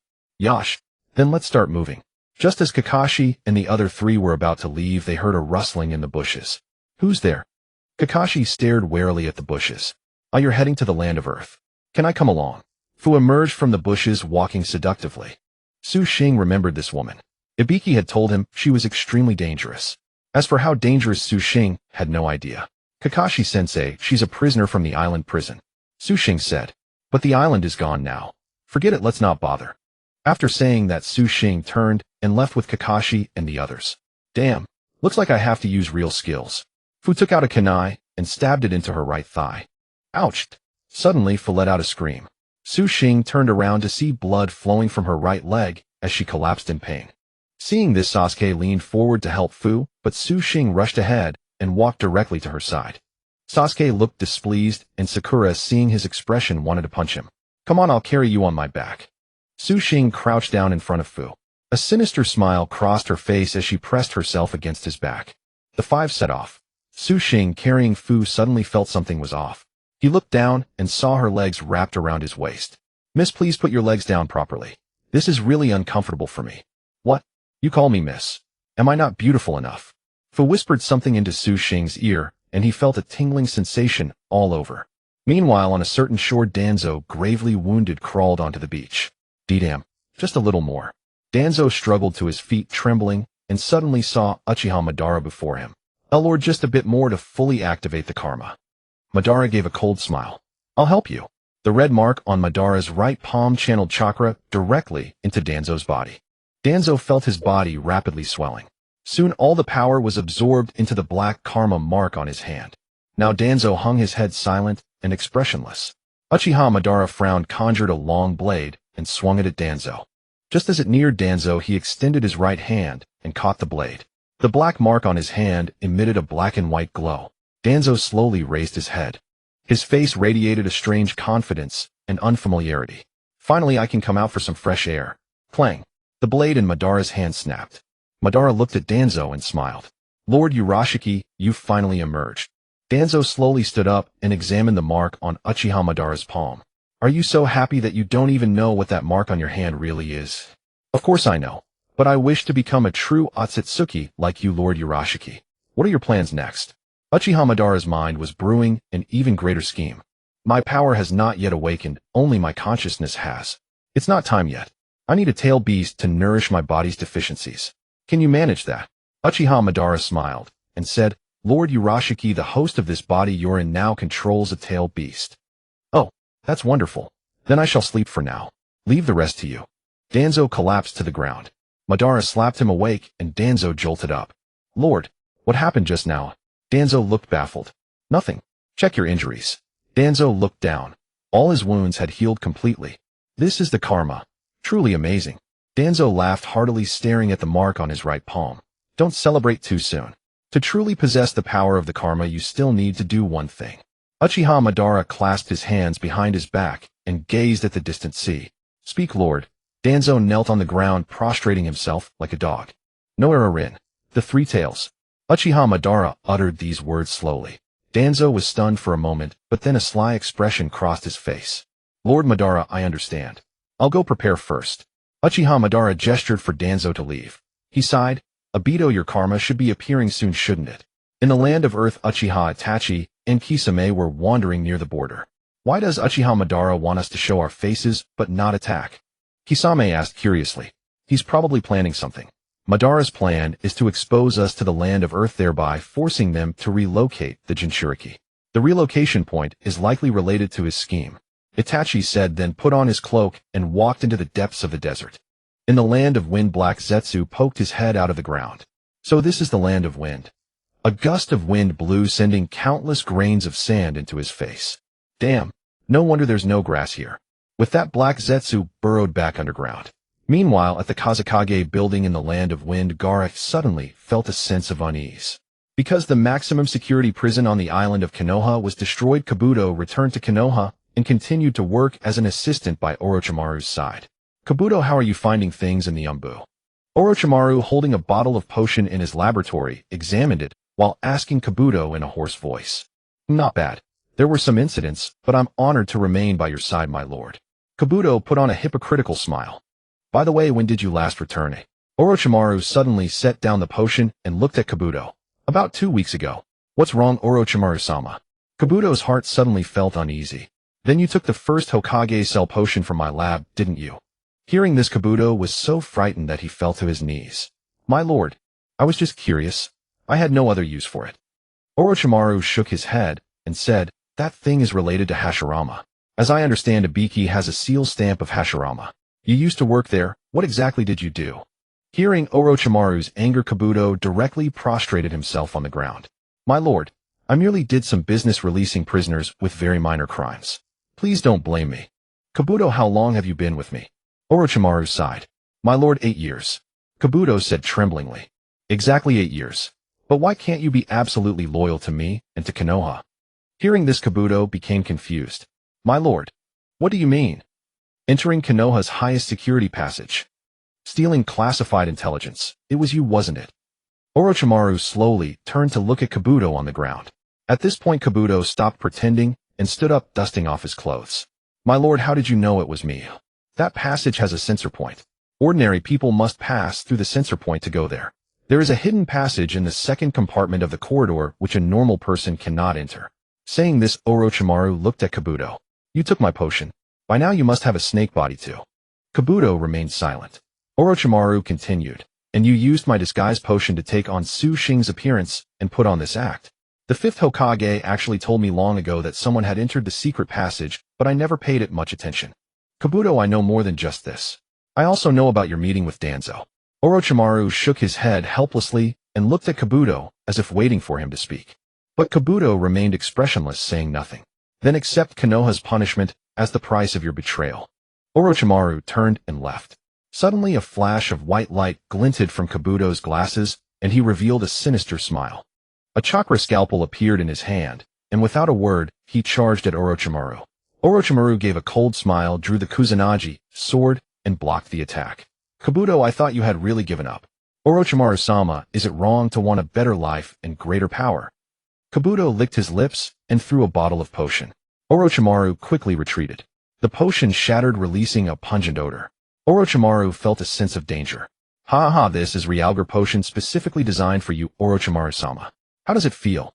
Orochimaru saw Kabuto's twisted smile and felt his whole body go weak. Kabuto had already prepared a mask. You bastard. I trusted you so much. But do you think you can kill me? I will escape no matter what today. Orochimaru smiled and instantly transformed into a small snake ready to flee. Orochimaru-sama, you are truly too naive. Kabuto took off his glasses, and his right eye revealed a Mangekyo Sharingan. This is the power granted to me by Danzo-sama, and there's something even better I haven't shown you. The Sword of Totsuka. A long sword shot out from Kabuto's eye at incredible speed toward Orochimaru. Orochimaru was struck and let out a scream. Orochimaru-sama, you can stay in the Sword of Totsuka forever. Ha. After being struck by the Sword of Totsuka, Orochimaru would be permanently sealed in a drunken dream illusion world. Having done all this, Kabuto looted a large amount of items from the laboratory and then fled Konoha. Just as Kabuto fled Konoha, Jiraiya stood at the window of the Hokage building watching Kabuto's retreating figure. List Kabuto as an A-rank wanted criminal. Yes, sir. In the land of Earth, Xing and the others finally arrived. The third Tsuchikage Inoki was admiring the flowers he had been nurturing when a ninja came to report. Several ninja from Konoha have arrived and wish to see you. Oh, did they not say their names? Inoki turned to ask. One of them I recognize, Hatake Kakashi. Just then Kuratsuchi came out of the house, heard Kakashi's name, and ran over. Grandfather, let me go welcome them. Inoki nodded. Go ahead. I'll wait here for you. Kuratsuchi nodded and followed the ninja to welcome Xing and the others. Xing, Kakashi. Kuratsuchi spotted them from afar and ran over happily. It's Sister Kuratsuchi. Xing walked over. Xing, long time no see. What brings you to the land of Earth? Kuratsuchi asked curiously. There is indeed something important. Then come with me to see my grandfather. Under Kuratsuchi's guidance, they finally met the third Tsuchikage Inoki. Thank you for sending Deidara back last time. I haven't had a chance to thank you. If you have something to say today, just say it. If you need help, I'll do my utmost. Inoki with his small stature wobbled and jumped onto a stool looking at them. Xing was silent for a long time before finally speaking. It's about Rashi. Hearing this, Inoki frowned. Rashi, Grandfather Tsuchikage, actually let me tell you. I was framed and sent to the island prison where I met Rashi. I also learned about your cooperation with Konoha's high-ranking officials. But, Xing paused. But what? Speak up, boy. How can you disrespect an old man like this? Inoki suddenly stood up from the stool, but there was a crack. He clutched his aching old back in pain. Ouch, it hurts so much. Don't look at me. Just tell me what happened. He's dead. What? An immense aura erupted from Inoki's body, shocking Xing and the others. How could such a small old man possess such incredible power? How did he die? It's a long story. Under Xing's explanation, Inoki understood the entire process. Then where is the Four Tails? Inoki suddenly fixed his gaze on Xing, a hint of hostility in his eyes. He is here. Xing opened his palm, and a palm-sized Son Goku appeared. Hey Inoki kid, how dare you speak to my new master like that? Seeing that Son Goku called Xing his new master, Inoki fell silent. I originally wanted to take back the Four Tails, but it seems I'll let it go. Inoki turned his back to them. A look of sadness suddenly appeared on Son Goku's face. Perhaps this was Rashi's most correct decision for himself. Kakashi and the others were also shocked to see the Four Tails in Xing's hand. When did Xing become the Jinchuriki of the Four Tails? They were all baffled. Meanwhile, Fa looked at Son Goku, then turned her eyes to Xing. I must obtain this power. Boy, besides the Four Tails, you are also a Jinchuriki, aren't you? What? Kakashi and the others looked at Xing in shock again. Xing smiled. Grandfather Inoki, can I trust you? Inoki slowly turned to look at Xing, his eyes filled with righteousness. A warm wind blew past them. Inoki revealed a slight smile. Boy, if a person's heart is not filled with flowers, it will be overgrown with weeds. Behind me are all the flowers I have planted myself. Xing looked at the mountains of flowers behind Inoki and fell silent. Slowly he opened his right hand, and a small Ninetales, a small Newbie, and a small Son Goku appeared together. Damn, Su Xing, you're a freaking monster. Air Zhuzi went crazy. Su Xing, you actually possess three-tailed beasts. Air Zhuzi was dumbfounded. Su Xing hadn't yet told him that he was still asleep, or else he would have taken them all out to scare him. A trace of sadness suddenly appeared on Yemu's face. Lousy, we agreed to play chess together, and now you're gone, alas. Hey Tu. Yemu suddenly turned to look at Hey Tu. Grandfather, what is it? Go and announce the news of Lao Zi's death, and also make his funeral a grand affair. Of course, grandfather. Rest assured. I'll go right now. Yemu nodded. But grandfather, Yemu, hasn't Deidara already returned? Why haven't I seen him? Su Xing asked curiously. At that moment Deidara was in a small dark room on the coast of the land of Earth, crying as he gnawed on a steamed bun. Damn old man treating me like this. My poor life. Aunt. In the distance Su Xing and the others came to see Deidara, and even from afar they could hear him complaining. Yemu floated in the air and flew in front of them, saying, It's not me mistreating him, this brat has no respect for the elderly, wandering around all flashy and frivolous every day. No future at all. Su Xing and the others smiled awkwardly. Hey Deidara. Deidara, who was gnawing on a steamed bun, suddenly popped out his little head. Damn. It's you guys. What are you here for? To laugh at me? Bastard, show some respect when you speak. Yemu was almost furious at the worthless Deidara. Su Xing pulled Yemu aside and said, Grandfather Yemu, why don't you let me talk to Deidara? This brat has always thought very highly of himself. Su Xing, if you can convince Deidara to reform and walk the right path from now on, matters of Konoha will be my matters. Yemu said, then directly pointed his right hand, and the door of the small dark room opened. Su Xing walked straight in. Let Su Xing stay here with Deidara for a while. Let's go have some tea. Won't Deidara self-destruct? Susanoo, with a strand of hair standing up, looked at Yemu with a natural airheadness. I have already sealed his chakra. Su Xing handed Buffon over to Susanoo, and Kakashi and the others followed Yemu to the Tsuchikage residence. When Deidara saw Su Xing enter, he shrank in fear into the corner. Don't be afraid, I'm here to chat with you. Su Xing revealed a sinister smile. Deidara, seeing Su Xing's malicious grin, trembled. You? Don't waste your breath. Once I get out, I'm still going to join the Akatsuki. If the old man doesn't agree, I'll self-destruct and level the entire land of Earth. Su Xing shook his head helplessly and said to Deidara, Don't you love art? Hearing this, Deidara suddenly sat up. What? Do you have knowledge of art too? Su Xing, like a master, placed his hands behind his back, took 2 steps forward, and said earnestly, Of course, I have profound research in the art of explosion. Oh, then tell me your views on the art of explosion. Deidara became instantly interested.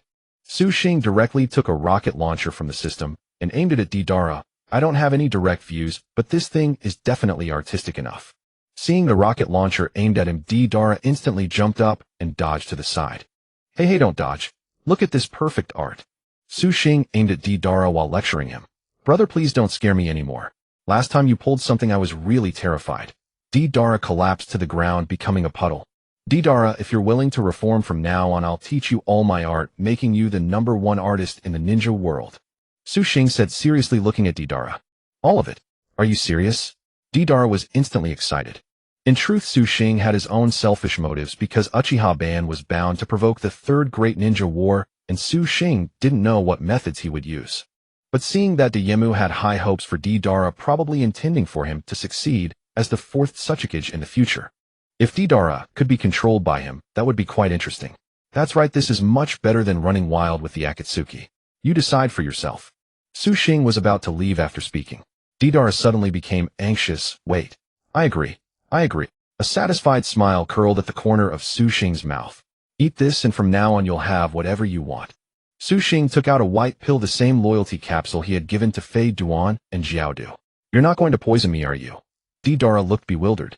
If you don't eat it, then forget it. I'll leave and you'll probably stay here forever. Su Xing turned to leave. Give it to me. I'll eat it. Deidara snatched the loyalty capsule from Su Xing's hand and swallowed it. Ding. Successfully recruited Deidara. Deidara's attribute panel unlocked. Deidara, Elite Jonin. Strength 2500, Agility 4000, Defense 500, Jinjutsu 0, Taijutsu 15. Chakra Combat Power 17500. Ultimate Ninjutsu C0, Self-Destruction. Support Ninjutsu Clay Bombs, various types. S-Rank Ninjutsu C4, Garuda. S-Rank Ninjutsu C3, No. 18. C2 Dragon. His body itself is a nuclear bomb. Art is an explosion. Xing was very satisfied after seeing Deidara's attribute panel. Brother. Deidara immediately changed his address. Xing nodded and said, "Can you change your catchphrase? Art is an explosion." Deidara looked confused. Then what should I change it to? Xing cupped his chin with his right hand, thought for a long time, and suddenly a light bulb appeared above his head. Got it. From now on your catchphrase will be Art is Patrick Star. Deidara was first stunned, then gradually grew excited. Brother, this new catchphrase is really good. Then I'll use this from now on. Brother Deidara suddenly became hesitant. Xing looked at Deidara with some confusion and said, "What's the matter? Talk." Deidara looked at the rocket launcher in Xing's hand, his heart itching. "You want this, right?" Xing handed the rocket launcher directly to Deidara. "Wow, so cool. But brother, how do you use this thing?" Deidara examined the rocket launcher repeatedly. "Come, I'll teach you. Put your hand on this button, then hoist the rocket launcher onto your shoulder." Xing placed the rocket launcher on Deidara's shoulder and said, "Close your left eye and aim with your right eye through the sight." Xing then sat down on a nearby pile of grass and wiped the sweat from his forehead. The weather in the land of Earth is really hot. But unexpectedly Deidara excitedly aimed at a beach. "Art is." "What is it again, brother?" Xing shook his head in exasperation. "Patrick Star." Suddenly Xing felt something was wrong. He looked up abruptly, and Deidara had already fired the rocket launcher. "Art is Patrick Star." Ha! Boom! Deidara and Xing both stood dumbfounded as a violent explosion erupted on the distant beach. Yimu suddenly felt a tremor. He rushed out in panic and looked toward the small dark room, instantly jumping with rage. "Deidara, you little bastard." Ding! Master has triggered a hidden quest, Redemption of the Demon Country. Required character for this quest, Deidara. The familiar voice echoed in Xing's mind again. "Then I haven't claimed the sign-in reward for obtaining the Four Tails yet. Let me claim it now." Xing entered the system world. Xing entered the system world. Ding! Sign-in reward acquired 5 Nature Chakra. Ding! Sign-in reward acquired Lava Release Bloodline Limit. Ding! Sign-in reward acquired 6-Paths Ninja Tool, Sage Tag. Ding! Sign-in reward acquired a replica of the 5 Tails Baku. Xing completed his sign-in. What exactly did obtaining a replica of the 5 Tails entail? Ife, is this replica similar to the tailed beast previously sealed within Gaara and Yom? Master. Precisely so. Should you wish to transfer it, you must locate the 5 Tails current Jinchuriki and perform a conversion. Then, having obtained this replica, now can I wield the power of the 5 Tails? Master, yes.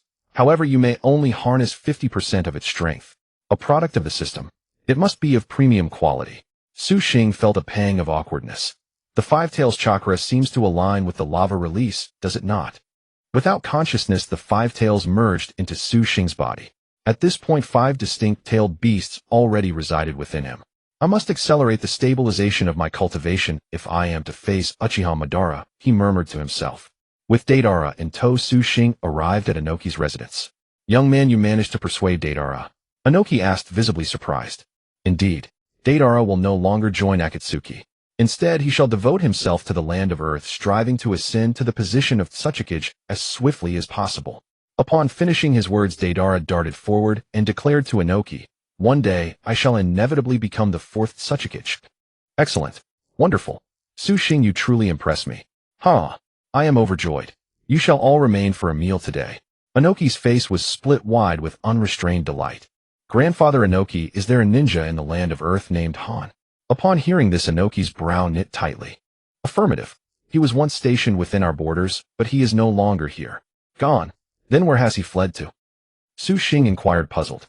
After all, Han was the Jinchuriki of the 5 Tails, and Xing had hoped that since he was already in the land of Earth, he might as well attempt the transfer right then and there. Yet upon hearing Inoki's words, a wave of disappointment washed over him. That is a lengthy tale indeed. This ninja, known as Han, formerly served as the 5 Tails Jinchuriki. Back then, the land of Earth had acquired 2 tailed beasts, one being the 4 Tails, the other the 5 Tails. However, this man harbored corrupt intentions. His command over the lava release was formidable. Moreover, his taijutsu ranked among the finest in the ninja world. With the 5 Tails chakra shrouding him, his monstrous strength far surpassed the Kage level. He once coveted the position of Tsuchikage, resorting to any means necessary. I ultimately expelled him from the land of Earth, and thus began his opposition against me. Uttering these words, Inoki let out a heavy sigh. However, there is an even more vexing matter. The land of Earth has long suffered invasions from the land of ghosts. After departing our lands, Han wandered toward the land of ghosts and affiliated himself with an organization known as the Yomi Army.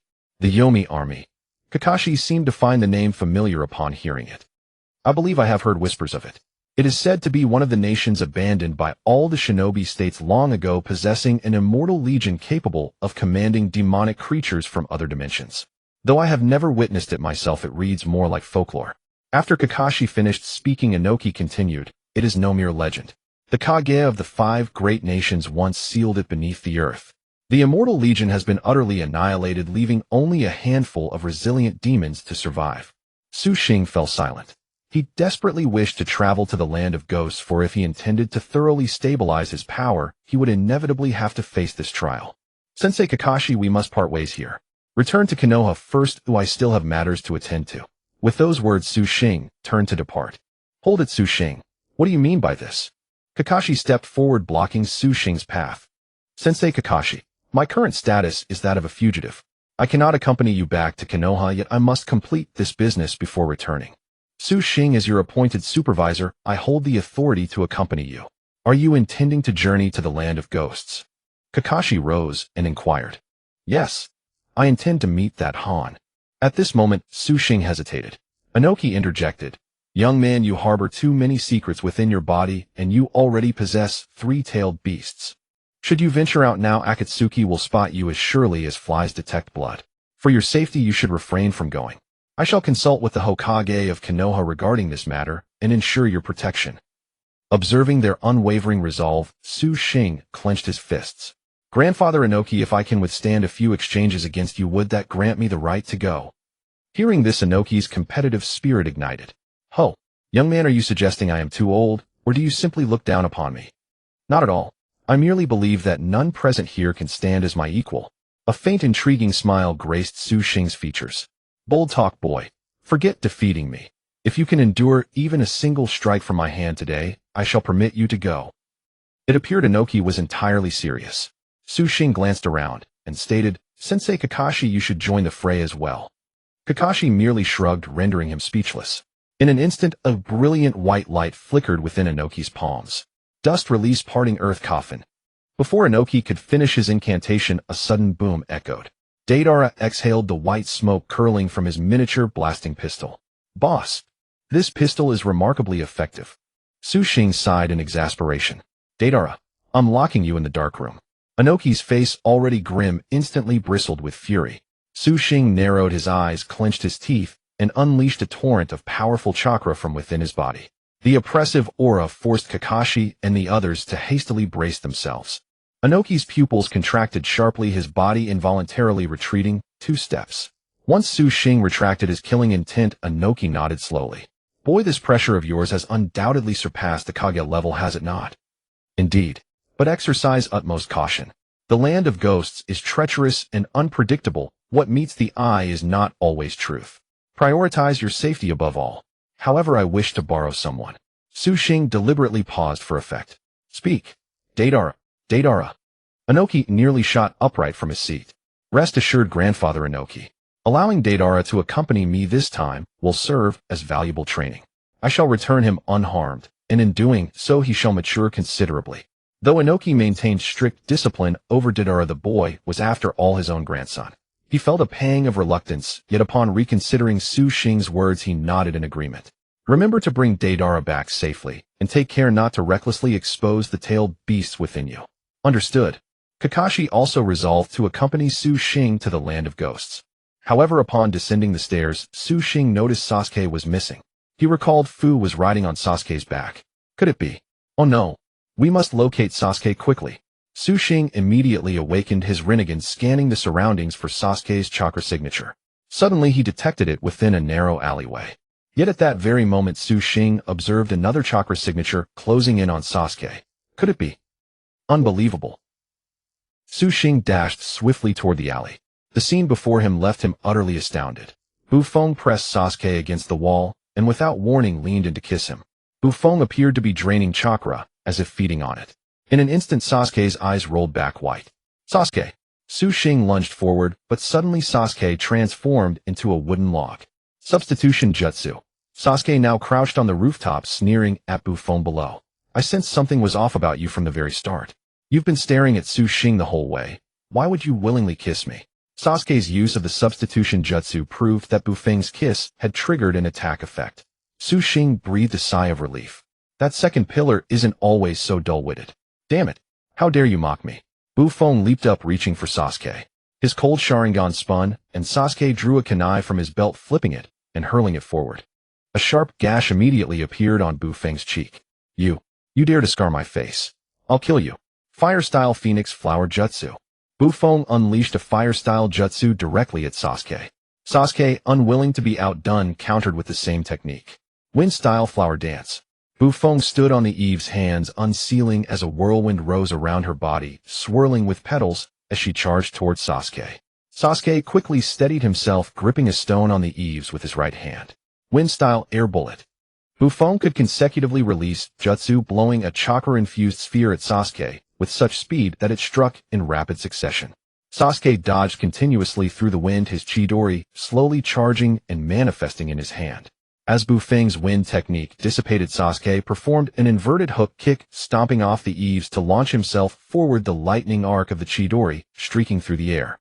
Unflustered, Bufeng placed both hands on the ground, lightning-style ground current. She released a bolt of lightning that traveled along the surface. The moment Sasuke drew near, he was electrocuted, forcing him to leap back repeatedly. Seeing this, Bufeng pursued, unsealing her hands midair, lightning-style thunder needle. She channeled chakra through her entire body, generating a powerful current, clearly intending to engage Sasuke in close combat. Su Xing had been watching from below, wanting to let the second pillar gain some practice, but he was proving ineffective. Bufeng's relentless assault caught Sasuke off guard. After retreating to regain his footing, Sasuke prepared to activate his curse mark form. But suddenly Bufeng felt a force pulling at her, and she gasped in shock. Turning her head, she saw Su Xing beneath the eaves. Universal pull. Su Xing gave a cold smirk, and Bufeng was irresistibly drawn toward him. He slowly raised his left hand, a spiral sphere already fully formed. Oh, no, don't. Bufeng thrashed madly in the air, but to no avail. She was pulled directly into the spiral sphere, which struck true. A scream echoed, and Bufeng dissolved into a pool of mud, leaving only a strand of hair on the ground. Su Xing shook his head. I knew that woman was up to no good, but I never expected she'd set her sights on you. Sasuke jumped down, grumbling, I could have handled it. Su Xing smiled. I was just worried you'd get hurt. Let's go. Where to? The Ghost Country. The five of them set out on the road to the Ghost Country, while in a distant corner the girl, named Hualing, kept trailing closely behind them. After everyone had left, the strand of hair Bufeng had left behind suddenly flew up, revealing two glowing red eyes within. They destroyed my body, the one I worked so hard to obtain. Heading to the Ghost Country, yeah. Hey, you'll pay for this. At that moment in the Earth Country, a pretty young girl passed by, and Bufeng's strand of hair immediately followed her. In the Wind Country, because there was no wind shadow, Shoju temporarily assumed the role. Gaara descended from the fire shadow, building a sense of unease gnawing at his heart, though he couldn't pinpoint the source. Heiju, lurking in the shadows, watched Gaara warily. Late at night, Gaara sat on his bed reading a book when a sudden gust of wind blew in through the window. He rose to close it. Just then a knock came at the door. Gaara closed the window and went to open it, revealing Shoju dressed in seductive black stockings. Sister Shoju, why are you here so late? Shoju suddenly pushed Gaara into the room and kicked the door shut with her right leg. Sister Shoju, is something the matter? Gaara looked a bit bewildered. Shoju pressed her right finger to her lips, making a quiet gesture, then placed it on Gaara's mouth. Gaara, I suddenly felt a little unwell tonight. Could I stay here? Shoju's cheeks flushed, her voice coquettish, leaving Gaara momentarily stunned. Sister Shoju, if you're unwell, shouldn't you see a doctor? Aren't you going to ask where I feel uncomfortable? Shoju sat directly beside Gaara, who quickly stood up looking flustered. Sister Shoju, where do you feel unwell? My heart feels quite uneasy. Shoju rose to grab Gaara's hand, but he dodged. Let me get you some water, Sister Shoju. As Gaara turned away, a sinister smile flickered across Shoju's face. She silently followed him, stopping behind Gaara. A massive pitcher plant slowly opened behind her, ready to envelop him. Sand binding coffin. Gaara suddenly spun around, and the sand behind him coiled around Shoju's neck, lifting her into the air. Who are you? Sister Shoju would never act like this. Her heart belongs only to Su Xing. Mayfly Jutsu.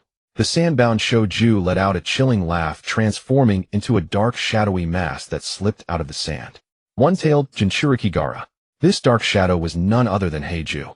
Heiju and Baiju were originally one being, but due to Baiju's benevolent nature they split apart. Now Baiju resided within Obito, yet Heiju could still use Baiju's jutsu. The technique used to transform into Shouju was Baiju's.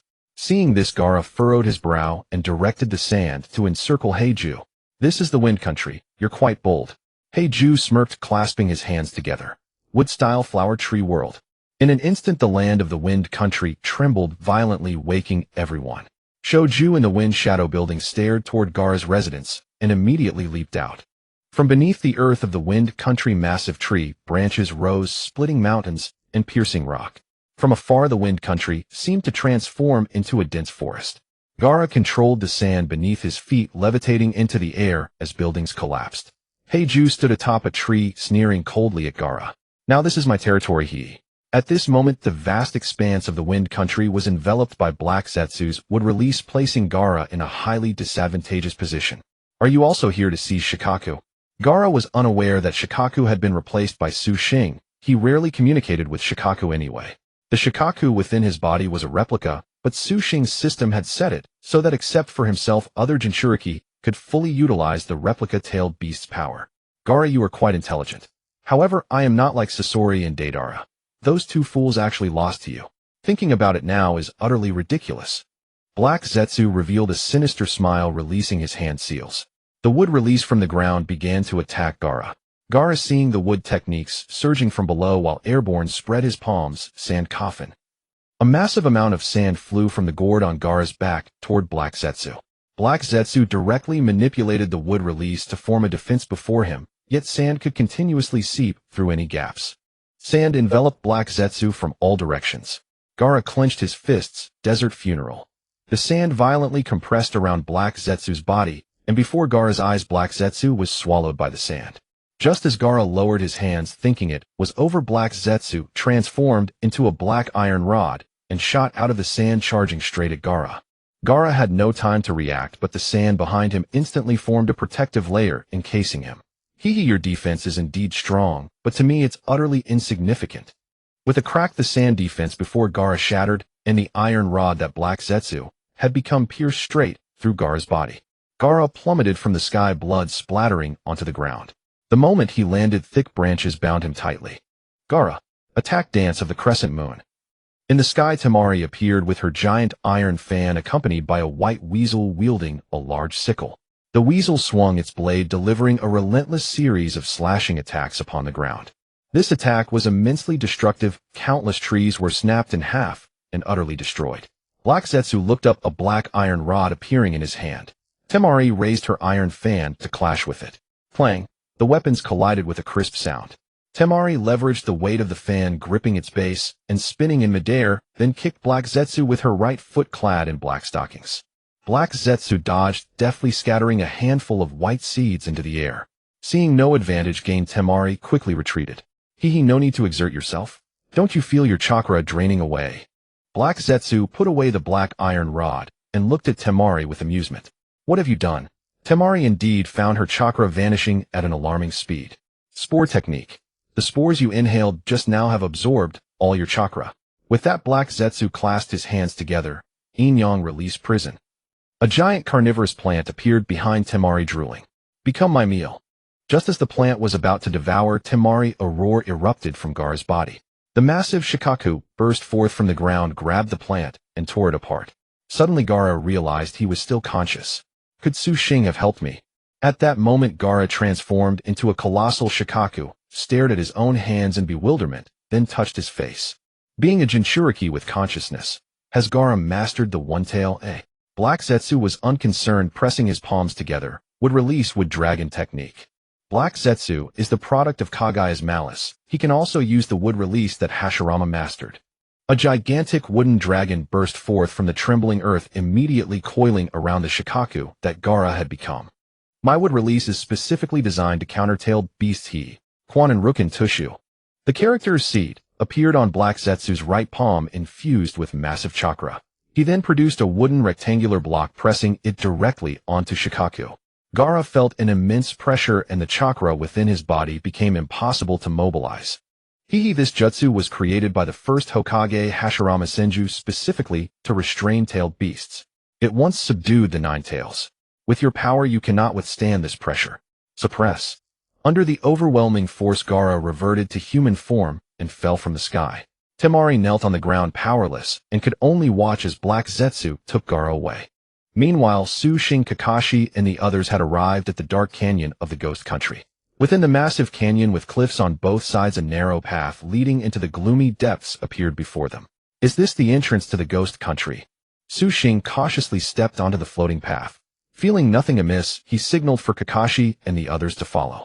Suddenly, a colossal stone tablet stood before them. Ghost Country, Ghost Capital. Deidara and Sasuke read the characters on the tablet aloud. Do you need a boat? In the dim air, a withered pale face appeared before the two under a dim lantern. Oh my god, a ghost! Deidara and Sasuke's hair stood on and almost frightened to death. Don't be afraid, I'm just the ferryman here, just old. The old man lowered his lantern and the group finally saw his appearance. Ferryman, where is the river here? Are you joking? Deidara adjusted his hair and walked over to ask. Before them lay a pitch-black muddy path, seemingly nothing unusual. This muddy ground is the river. It's called the Styx. If you don't take my ferry, you'll be dragged into hell by vengeful spirits, never to be reborn. The old man suddenly grimaced, waving his shriveled hands. If I don't believe it. Deidara hiked up his pants and prepared to step forward. Deidara, be careful. Xing tried to stop him, preferring to avoid trouble, but Deidara had already stepped one foot in. Suddenly, a swarm of jet-black hands emerged from the mire, grabbing Deidara's right foot. Ah, damn. Big brother. There really are ghosts. Deidara panicked. Don't panic. Big brother is here to save you. Lava release quicklime congealing technique. Xing spat out fast, setting cement from his mouth, expanding with water and solidifying in moments. But a strange thing happened. Only Deidara's foot was solidified. The jutsu seemed not to touch those struggling hands from hell. What's going on? Xing was baffled. Big brother, help!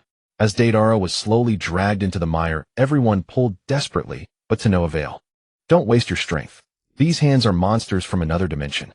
They can touch you, but you cannot touch them. The old man sat leisurely watching. Xing panicked and started releasing all sorts of random jutsu. Boil release steam technique. White smoke rose above the mire. Xing was confused. Is this the jutsu from the Five Tails replica I just obtained? Suddenly a strange thing happened. All the hellish hands withdrew back into the ground and disappeared. A peculiar expression crossed the old man's face. Deidara was pulled up, sobbing and clutching his right leg. So do we need to take your boat to cross? What do you require? Xing turned to ask the old man. No requirements. Everyone please board. The old man's demeanor suddenly became exceptionally courteous, leaving Xing puzzled. Before the group, a small boat drifted slowly amidst swirling mist. Everyone can board now. After several people stepped aboard the small boat, it began to glide forward at a leisurely pace. Everyone be extremely careful. Do not look down at your feet while the boat is moving. You will be drawn in by the demon beasts. The old man warned them as he rowed, glancing back occasionally. Soon they reached the other side. Upon disembarking, Xing expressed his gratitude to the old man. But the old man paid no heed, turning back and disappearing into the thick fog. Xing and the others climbed over the hill ahead, and suddenly the surroundings changed. The desolate wilderness they had traversed transformed into rolling hills blanketed with wildflowers. Not far away, a village appeared. So the country of demons is this beautiful? Then why give it such an awful name? Sakura walked over, plucked a flower, and brought it to her nose. How fragrant! Master, allow me to remind you. The environment of the country of demons shifts with time. Some things in this illusion are real while others are false. You must be vigilant. Ifei's voice echoed in Xing's mind, and he finally understood. Everyone listen up. What we see here is essentially a phantom of the country of demons. Part real, part false. Stay close to me. Xing took the lead, and the group began descending the hill toward the nearest village. At that moment, Hualing, who had been trailing behind, stopped at the edge of a muddy quagmire, visibly troubled. Do I need to cross to the other side of this mud pit? The old man reappeared. Yes. Correct. Seeing him materialize out of nowhere, Hualing retreated a step in fright. Come aboard. The old man's raspy voice drifted over.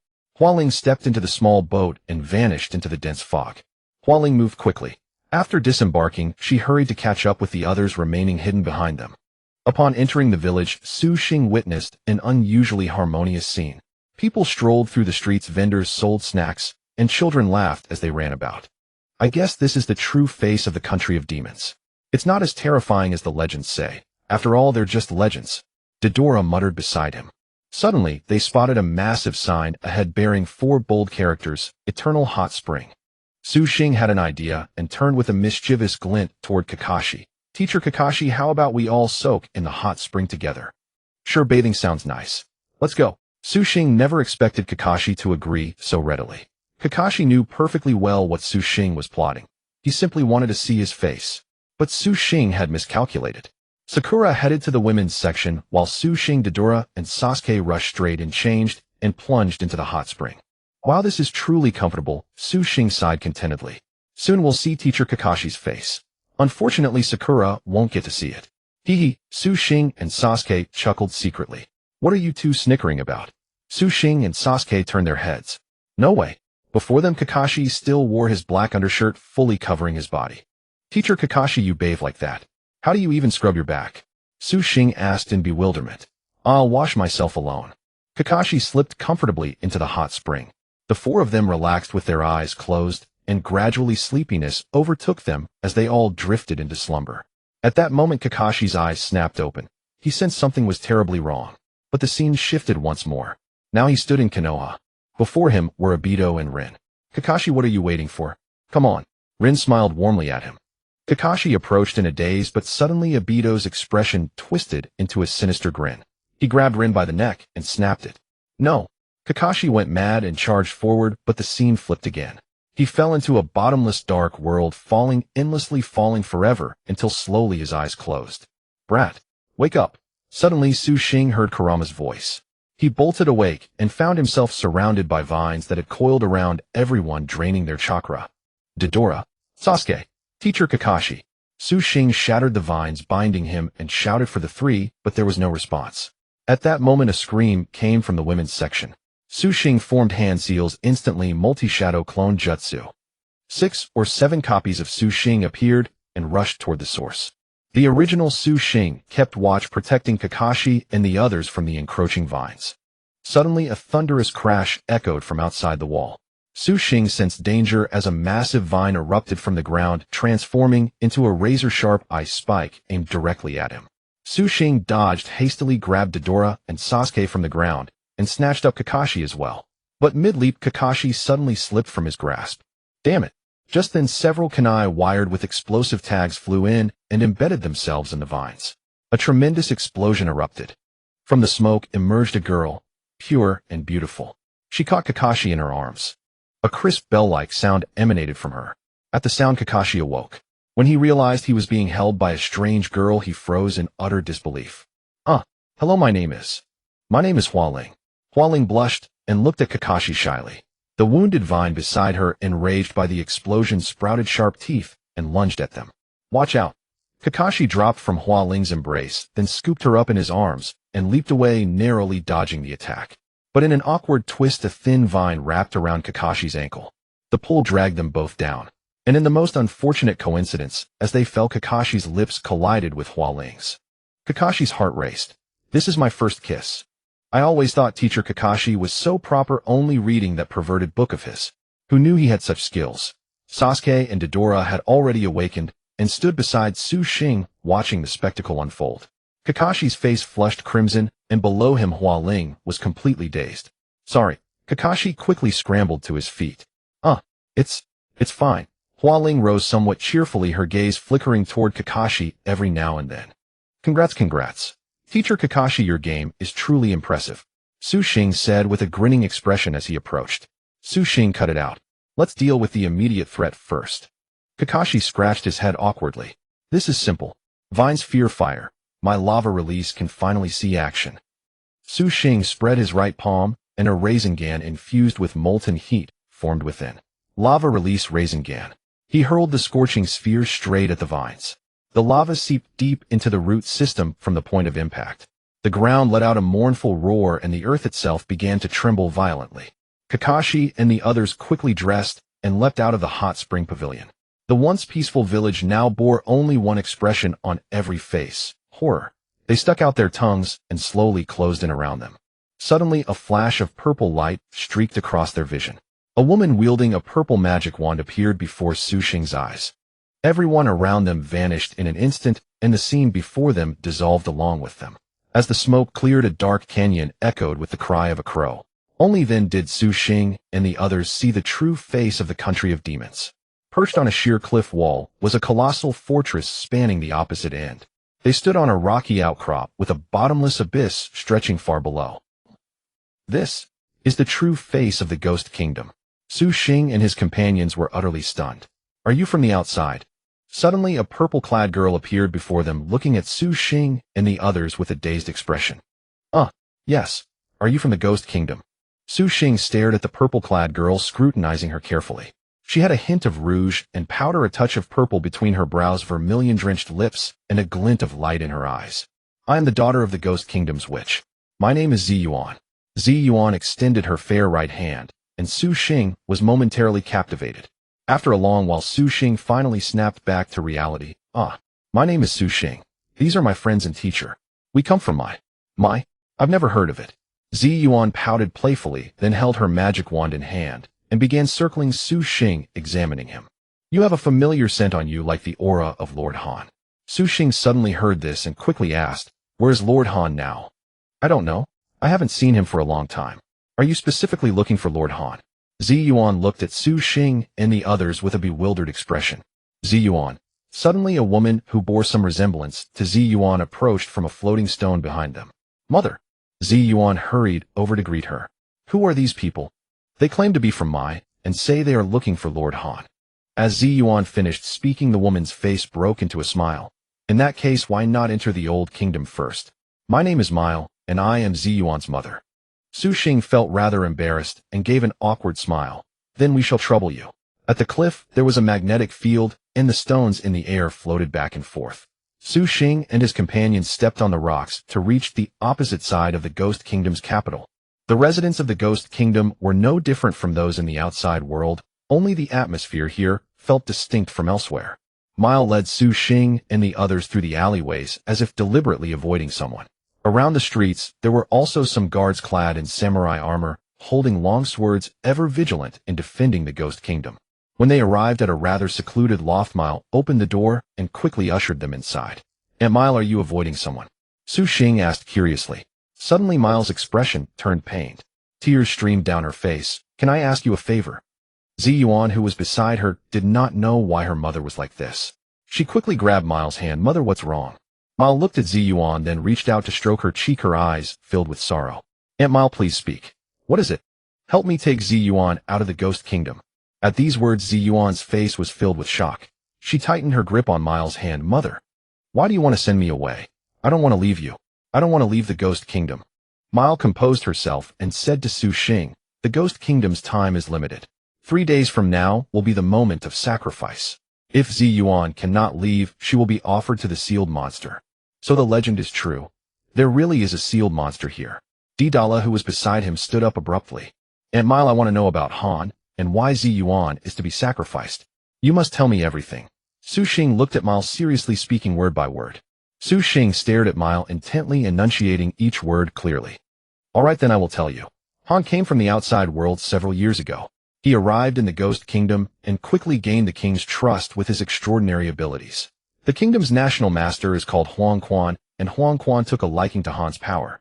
The two hit it off and controlled everything in the Ghost Kingdom. The kingdom was not originally here, it was once on the ground like other nations. Long ago, Huang Quan's father discovered a scroll in a cave, which contained secrets about time and space. Only by fully mastering the scroll's meaning could one gain power. But when Huang Quan's father finally understood its meaning, disaster struck. Mile's voice choked as she spoke. My husband Zi Yuan's father was the first to discover the calamity brought by Huang Quan's father. He led the people of the Ghost Kingdom to resist, but in the end, everyone died. The scroll opened a gateway to another world, releasing countless demons. Among them, 2 monsters ruled over all the others. The scroll revealed that only by controlling these 2 monsters could one gain dominion over the world. Their names are Wang Liang and Qi Mei. What happened then? Su Xing asked urgently. The leaders of the 5 great nations joined forces to seal them at the bottom of this canyon. The Ghost Kingdom was moved here to guard them for generations, and they found a way to maintain the seal over the ages. Generational seal. Su Xing was a bit confused. Yes, the scroll contained the method to seal the monsters. It required a pure female, and the price was her life. The method to unseal them was the same. Then Ziyuan. When I was young I met Ziyuan's father, and failed to uphold that resolve. Su Xing and the others were stunned. Where is that scroll now? Does it show where it came from? I remember. There were 2 characters on it, called Lulan of the Lost Tower. Mal suddenly stared at Su Xing as if lost in thought. Aunt Mile, is there something on my face? Su Xing felt a bit embarrassed. I just think you look like someone. When the 5 great nations sealed the monster, a man who resembled you participated. Hearing this, Su Xing guessed that the man was probably Bo Feng Shuiman. Why did they want to sacrifice Ziyuan? Because Huang Quan, through the clues left by his father, has fully controlled an undead army. But to bring the Ghost Kingdom back to the surface, they need the help of those 2 monsters. They want to use Ziyuan to break the seal. Mal couldn't help but hold Ziyuan tightly. My poor child. What about Han? Su Xing mentioned Han again, feeling that Mal didn't seem to know much about him. He entered the sealed land at the bottom of the canyon. Long ago Han went down there, and we haven't seen him since. However, Han must have come out to see Huang Quan, otherwise how could they plan to sacrifice Ziyuan? I see. Just then a hurried knock came from outside the door. Mal quickly signaled Su Xing and the others to stay quiet. Quick, hide first. Mal walked to a corner of the loft, opened a stone slab on the floor, and the group hurriedly climbed in. After straightening everything, Mal opened the door. A man in a tall hat entered. He took off his glasses, wiped them on his clothes, and said, Lady Mile, how goes the matter with Ziyuan? I'm a bit late today. I absolutely refuse to hand Ziyuan over to you. Mile shot the man a disdainful glance and turned away. Lord Mile, you must understand. Ziyuan is not being entrusted to me, but to the Guiji Gua. A sinister smirk curled at the corner of the man's lips. Awakening from beneath the stone slab, Su Xing felt a surge of fury, yearning to leap out and tear the man apart. Huang Xuan, you speak so grandly, yet it's all for your own ambition. So it's Huang Quan who entered. Su Xing pressed close to Ziyuan in the underground chamber beneath the stone slab, suddenly felt a softness. Looking down, he saw that Ziyuan's face had turned crimson, and Deidara had ample space in front, yet deliberately squeezed against him. Both Kakashi and Hualing seemed somewhat embarrassed. That kiss had made even the usually aloof Kakashi blush. Very well, but the witch's inauguration ceremony is 3 days from now.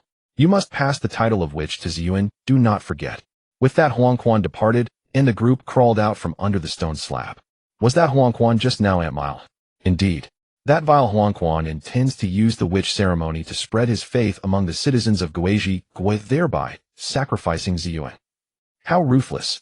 Mile turned and took Ziyuan's hand, saying, Ziyuan, your mother can no longer stay by your side. You must leave here tonight. No, I won't. What about you, mother? Ziyuan stubbornly pulled her hand away, her face full of reluctance. Aunt Mile, we will protect Ziyuan. We came here seeking Han. Whether it's 3 days or 3 years from now, I can safeguard Ziyuan at any time. The witch's transfer ceremony will proceed as scheduled in 3 days.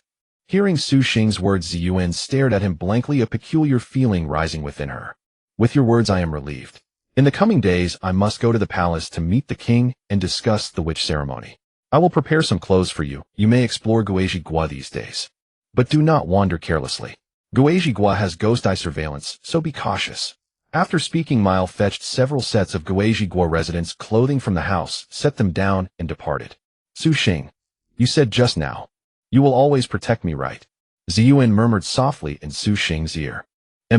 Since I made a promise to your mother, rest assured, I will not let any harm come to you. Seeing the firmness in Su Xing's eyes, Ziyuan felt an instant sense of security. Growl. Suddenly the stomachs of Sasuke and Deidara behind them rumbled. Ziyuan covered her mouth with a delicate giggle. Change your clothes, and I'll take you to eat. Great. Let's change and go eat. Deidara grabbed his clothes in haste and ran up to the attic to change. What a glutton, runs faster than anyone when it comes to food. Su Xing sighed, picked up his clothes, and headed up to the attic as well. The market of Guiji Gua was quite lively. At night the dark canyon was pitch black, but Guiji Gua, perched on the mountainside, was ablaze with countless lights. The group changed into beautiful kimonos and strolled through the streets of Guiji Gua. So where are you from? Kakashi asked Hualing, who was wearing a cherry blossom kimono. I'm just. Hualing's face suddenly flushed, her heart hesitating. She couldn't just admit that she was smitten by Kakashi's handsomeness, could she? I'm a wanderer, I love roaming around, and I happen to run into you. Hualing felt a pang of guilt, unsure if she could pull it off. Oh, I see. You must have been to many places. Kakashi actually believed it. Yes, I've visited many beautiful places. The two began chatting behind the group. Xing turned back to look at Kakashi, and Hualing, a knowing smile spreading across his face. During the day, few people appear in Guizhigua. Only at night does everyone come out to the streets. It's a custom here. It's bustling all night long. Soon the Glacier Market will appear. Does anyone want to go? Ziyuan turned around playfully and explained in detail. What is Glacier? Glacier is an independent market within Guizhigua. The items there are unique treasures that can't be bought with ordinary money, only traded for items of equal value. Hearing Ziyuan's explanation, Xing understood. Since they had time, why not go take a look? Let's go, Ziyuan. Lead the way. All right. Crossing a large bridge, the buildings before them seemed to ripple like mirrors. The group descended the bridge and felt as if they had entered another world. They had arrived at the entrance of Glacier. Thick mist swirled around them, giving a desolate feel like a barren mountain wilderness. Everyone was stunned. This is Glacier. Of course not. Ziyuan extended her fair jade hand and parted the mist, revealing a bustling street scene before their eyes. People in all sorts of strange clothing were selling goods, each with a stall in front of them. There were dancing beauties, acrobats, and magicians, truly lively. Here, suddenly Ziyuan handed out 6 face-covering masks. What's this for? Xing asked, bewildered. Outsiders entering Glacier must not show their true faces. Put them on. Taking the mask, Xing noticed Ziyuan also picked a purple eye mask. Why do you need one too? I'm just doing it to match you all. Ziyuan mischievously grabbed Xing's hand and dashed inside. Kakashi held the mask in his hand, speechless. I don't really need one. Walking along the bustling streets of Gishi, Xing felt as if he had returned to his life on Earth. His eyes swept over the bizarre items at various stalls. Suddenly a kunai caught Xing's attention. The kunai had a blood-red body and a talisman symbol engraved on it deeply intrigued him. This kunai feels extraordinary. Xing picked it up and examined it closely. Young man taken a liking to this kunai. The stall owner, a man in his 40s with an exceptionally long beard, walked over, stroking his beard with a troubled expression. This kunai is peculiar. How much is it? The rule of Glacier is to trade with items of equal value. This kunai was found in the sealed land of Guizhigua years ago. They say the symbol on it is related to space-time. The stall owner explained in detail. Kid, I think I've seen this kunai in the hands of Buofeng Shuimen. Jiolama inside Xing's body suddenly spoke. Xing then realized that Buofeng Shuimen, who had participated in the sealing, had dropped a special kunai on the ground, and a resident had picked it up. Xing himself also had a special kunai when using Buofeng Shuimen's card. But why did this kunai have such strange markings? Were they related to space-time? He had to keep this kunai, but what could he trade of equal value? Xing stared at the stall owner, pondering what to offer. Suddenly he noticed the owner's bothersome long beard. Uncle, I have a treasure that can deal with your beard. Would you be interested? Hearing this, the stall owner's face lit up with joy. What is it? Let me see. This beard has been driving me crazy. I can never clean it properly. Rumble. An electric shaver appeared in Xing's hand. Uncle, just move this gently over your face. The stall owner took it and tried it. It worked effortlessly, shaving his beard quickly. Overjoyed, he said to Xing, this kunai is yours. Xing, you sure have a lot of strange gadgets. What's that thing called? Kakashi approached curiously. Electric shaver. Xing was suddenly puzzled. Teacher Kakashi, are you interested too? Could it be that under your mask? No. Kakashi hurriedly walked away. As Xing walked down the street holding the kunai, a peculiar chakra light emanated from it and entered his mind. A vision appeared in his consciousness. On a desolate, ruined wasteland, Buofeng Shuimen was running. In the images that surfaced in his mind, a monster covered in tentacles was attacking Minato Namikaze from behind. Minato Namikaze swiftly evaded the attacks, leaping over ruins until he landed within a glowing barrier. He drew a red kunai, the very same one Xing now held in his hand, and plunged it directly into the crevice at the center of the barrier. The monster let out a piercing shriek before vanishing. The scream jolted Xing back to reality. Xing, what's wrong? Nothing. It's nothing. Xing touched his forehead, feeling a wave of exhaustion. But something even stranger occurred. Cheyenne's eyes suddenly glowed with a violet light, and from her pupils emanated a bewitching lavender mist that swirled around the group. A vision appeared. Shine's mother Moroku had a tentacle piercing through her chest, blood streaming from her lips. Shine let out a blood-curdling scream. Everyone in the ghost market dropped to their knees crying out, "The witch has prophesied! The witch has prophesied!" The vision faded and Shine collapsed to the ground drenched in sweat. Xing felt that the tentacles in the vision were essentially the same as those behind Minato Namikaze in his earlier mental image. "Shine, what's wrong?" Sakura quickly supported Shine. A bystander kneeling nearby said to them, "When the witch senses danger to those around her, she foresees it in advance. That was the witch's manifestation just now. It's just a prophecy, nothing to worry about." Deidara remarked wryly. "No. Those who are prophesied die without fail." Shine's face was streaked with tears as she threw herself into Sakura's arms sobbing. Meanwhile, in the palace of the ghost country, the king sat on his throne staring blankly at Moroku as she approached. Standing beside the king was Yomi. "Your Majesty, I pay my respects." Moroku bowed to the king, but he remained expressionless, offering no response. "Lady Moroku, the king bids you sit." Yomi spoke on the king's behalf, sensing the unease. Moroku felt a sense of foreboding, but still took a seat. "Did your Majesty summon me to discuss the witch's grand ceremony 3 days hence?" Moroku addressed the king with utmost courtesy, but the king remained silent. "Lady Moroku, regarding the witch's grand ceremony, we might not need to hold it." "Silence, Yomi. Since when do you have the right to speak in this court?" Moroku erupted in fury. The king had not uttered a single word. It was clear he was being manipulated by Yomi. Seeing this, Yomi dropped all pretense, walked over to the king, and flung him aside. The king's body was now a dried husk. Yomi sat down on the throne with a smirk. "Moroku, there's no need to keep up the charade any longer. How much longer will you deceive Shine?" Moroku stood up abruptly. "Yomi, you have the audacity to kill the king. I have no idea what you're talking about." Yomi began to tremble, then let out a derisive laugh. His eyes turned cold as he fixed his gaze on Moroku. "In truth, Shine was never born from you, and another man was she. That man was merely a cover." At these words, Moroku's brow furrowed. "Shine is a product of your consciousness." When Yomi uttered that sentence, Moroku could no longer stay seated. She formed hand seals to cast a sealing technique, but from behind Yomi, who sat on the throne, black-purple tentacles shot out and pierced through Moroku's body. Moroku stared in horror at the tentacle protruding from her chest, coughing up blood. "Merge with me." Guided by the tentacles, a gaping hole opened in Yomi's chest, and Moroku was pulled inside. In an instant, a powerful violet light burst from Yomi's body, and he laughed in exhilaration. After returning, Shine searched everywhere for Moroku, but found nothing. She curled up in a corner, hugging her knees, her eyes filled with sorrow. "Shine, maybe Aunt Moroku is just busy with something." Xing tried to comfort her, but Shine remained silent, her demeanor stirring a pang of sympathy in his heart. "I'm destined to be alone. I've never had friends since I was little. Every time I foresee the death of someone close to me, it comes true." Shine wept in grievance. Xing sat down beside her and said, "Don't worry. Even if everyone else leaves one day, I will still protect you as long as I have a single breath left." Hearing this, Shine gazed at him with tender eyes and slowly leaned her head on his shoulder. Suddenly, the violet light reappeared in her eyes, and a vision unfolded before them.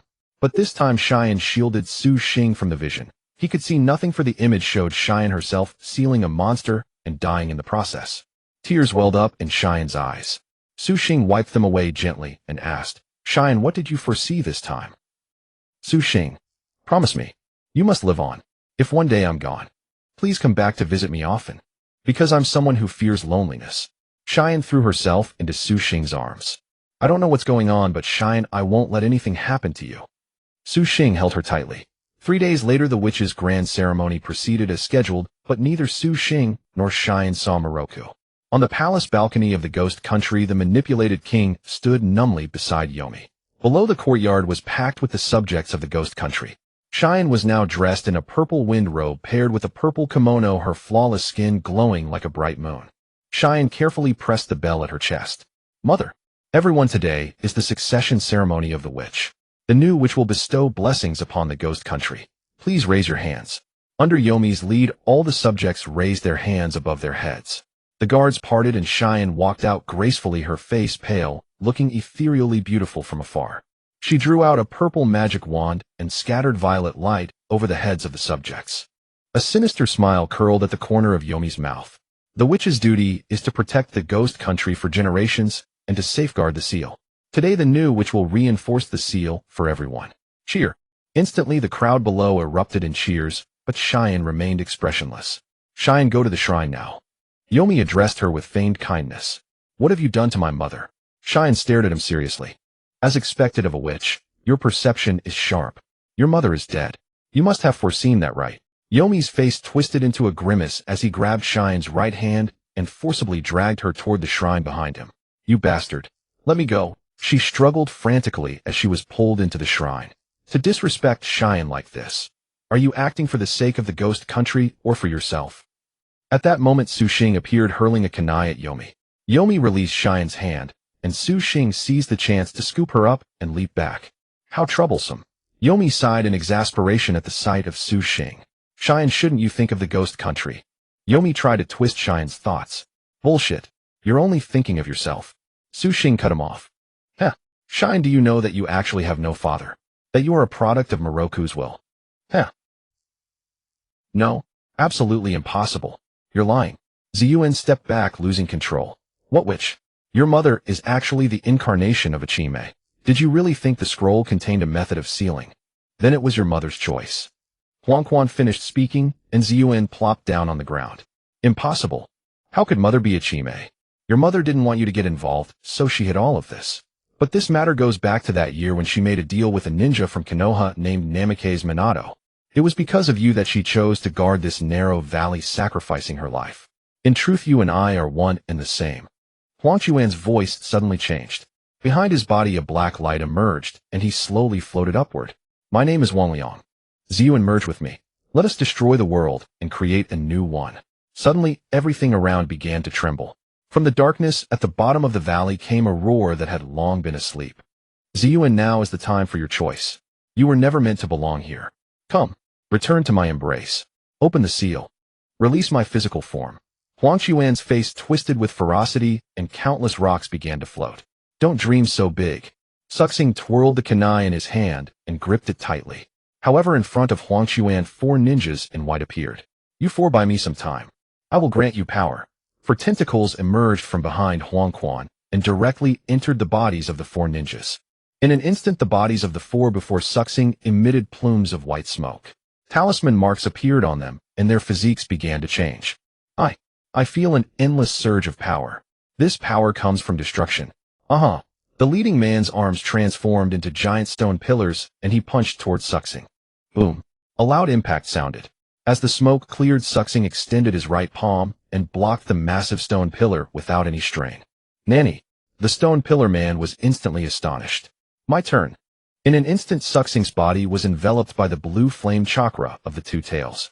In that split second, like a gathered whirlwind behind him, he punched through the stone pillar man, shattering the stone pillars into pieces. Huangquan then grabbed Ziyuan and took her toward the abyss at the bottom of the valley. Seeing this, Xing immediately gave chase. But from the shattered stone pillars, the stone pillar man reappeared and blocked Xing's path. Surrounded by the 4, Xing realized they all possessed the destructive power of Wang Liang. Just then, Kakashi and the others rushed out. Deidara directly threw a handful of clay bombs. Art is a Patrick star. Katsu. The huge explosion forced the 4 to retreat hastily. Xing took the opportunity to leap down into the valley. Kakashi blocked the stone pillar man's path. TCH. Acting like you're so tough. Don't block my way. The stone pillar man arrogantly swung his stone arm and smashed it toward Kakashi. Kakashi adjusted his headband, revealing his Sharingan. Well, I'm sorry, but I can't let you pass. The giant stone arm erupted with lava patterns. Kakashi dodged back and forth his Sharingan, instantly capturing the position of the stone pillar man's heart. That chakra just now provided the basis for his petrification, didn't it? Then if I find the weak point. The stone pillar man laughed wildly and smashed toward Kakashi. Dodging is useless. Face death. Boom. The lava on the stone arm erupted. Just as it smashed into the ground again, the Raikiri in Kakashi's right hand flashed with a sharp light. The surrounding stone pillar fragments were all shattered by the light around the Raikiri.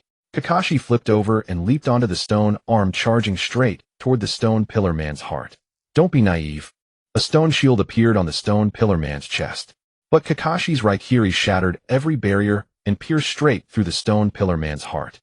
Without even time to be surprised, the stone pillar man was completely dead. Ziyuan. Xing used shadow clone technique in midair at the bottom of the valley, and tens of thousands of Xing appeared in the canyon. Get Ziyuan back. All the shadow clones rushed straight toward the falling Huang Quan.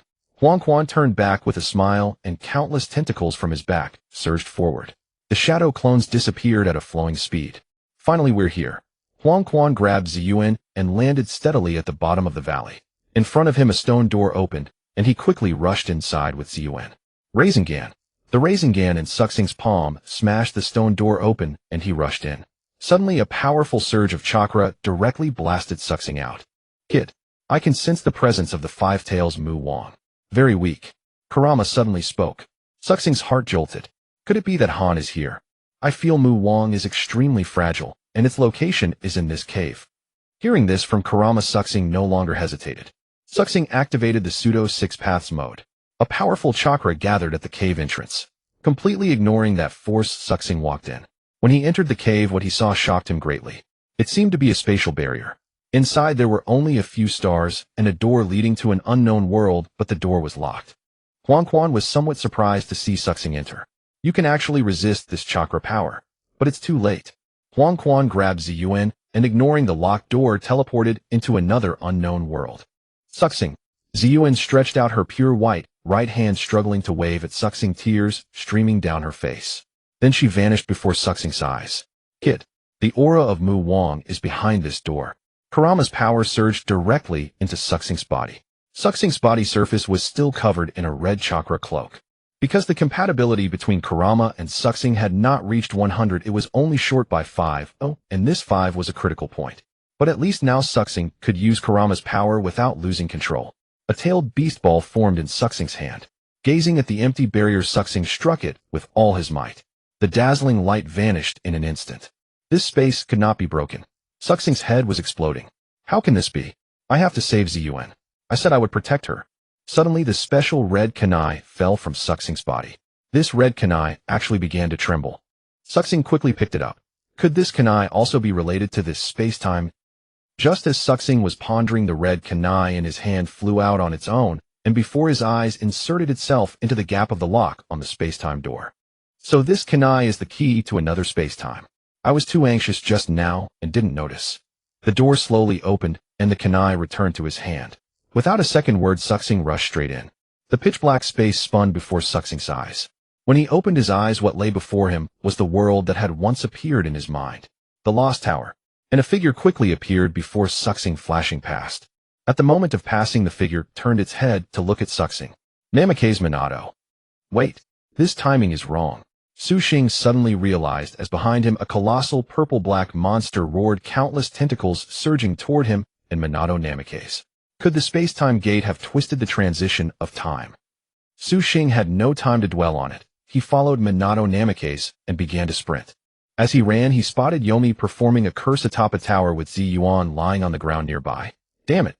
Xing changed direction, attempting to reach the tower to save Ziyuan, but the tentacles were too numerous, entangling him in frustration. One move to settle this. Xing stepped onto a piece of rubble, dispelling the hand seals. Two shadow clones appeared, grabbing his hands and hurling him into the air, while the Rasengan in his palms swelled with fullness and power. Great Ball Rasengan. A massive Rasengan smashed directly into the oncoming tentacles. Minato Namikaze, who had been running, halted, his eyes widening in surprise at the sight of Xing's Rasengan. The colossal purple-black monster before them was the physical form of Wang Liang. Atop the tower, Yomi was attempting to sacrifice Ziyuan to merge and resurrect. As Xing paused, he was knocked back by a swaying tentacle. In a critical moment, a youthful voice rang out, Chidori. Lightning flashed, and the tentacles before Xing were severed entirely. A small figure landed before him. Kakashi-sensei. It was the young Kakashi who had arrived. Huh, you call me sensei? Kakashi was completely baffled. Kakashi, this is no time to be stunned. Fire-style fireball jutsu. Another figure with an eye patch appeared, and a burst of flames drove back the tentacles. You two wait for me. The young Obito Uchiha and Rin Noira arrived at Xing's side. I don't need your help to handle this. Kakashi crossed his arms with a disdainful look. TCH, without my fire style you would have been hurt. Obito and Kakashi began to bicker, while Rin awkwardly scratched her head. This is no time for chatting. Scatter quickly. Reach the boundary. Minato Namikaze appeared before the four of them. Xing and Minato Namikaze exchanged a silent glance, lost in thought. If you're willing, come help us. Minato smiled at Xing and vanished while Kakashi and the other two scattered. Xing finally stood up, brushing the dust off his clothes. So the space-time warp brought me to the ceiling battle of Minato's era. Is Yomi using the space-time gate to return to that time, to resurrect? Why here? Could this be the birthplace of these monsters? Time was running out. Ziyuan's body emitted a dazzling light, and she bit her lip in agony. Kurama, Son Goku, Matatabi, grant me the power of all three. All right. 3 voices sounded simultaneously within his body. Xing's body was enveloped in a chakra cloak of 3 colors. Xing gazed at Yomi atop the tower, then vanished in an instant. With a single punch, he struck Yomi's face, but instead of pain, Yomi revealed a sinister smile. Yomi flew backward, tumbling hundreds of meters before colliding with the tower, sending dust into the air. Ziyuan. Xing immediately scooped up Ziyuan from the ground. Ziyuan slowly opened her eyes and saw Xing before her. You really came. I told you I would protect you. Xing helped Ziyuan up and carried her on his back. In the dust, Yomi hurled a massive boulder. Xing leaped aside, dodging it with Ziyuan on his back. Suddenly, a tentacle coiled around Xing's right foot. Minato Namikaze, seeing this from above, threw a kunai, but another tentacle knocked it away. In an instant, Minato appeared. Rasengan. A Rasengan slammed into the tentacle, causing it to release Xing. Both Xing and Minato retreated simultaneously. Kakashi, Obito, Rin, Gather, Yash. The 3 returned to Xing's side. But Ziyuan in his arms suddenly jumped down. Ziyuan, you. Xing didn't understand what she was doing. Do you know what I saw in my second prophecy that day? Ziyuan's eyes brimmed with tears as she spoke tremblingly. To completely seal Wangliang, my life must be the price. And I am truly the will of the demon. Ziyuan was sobbing uncontrollably. Suddenly Yomi rose into the air, his face twisted and grotesque, appearing particularly terrifying under the eerie purple-black light. I had already prepared a backup plan. If I couldn't obtain the demon, there was another way to merge.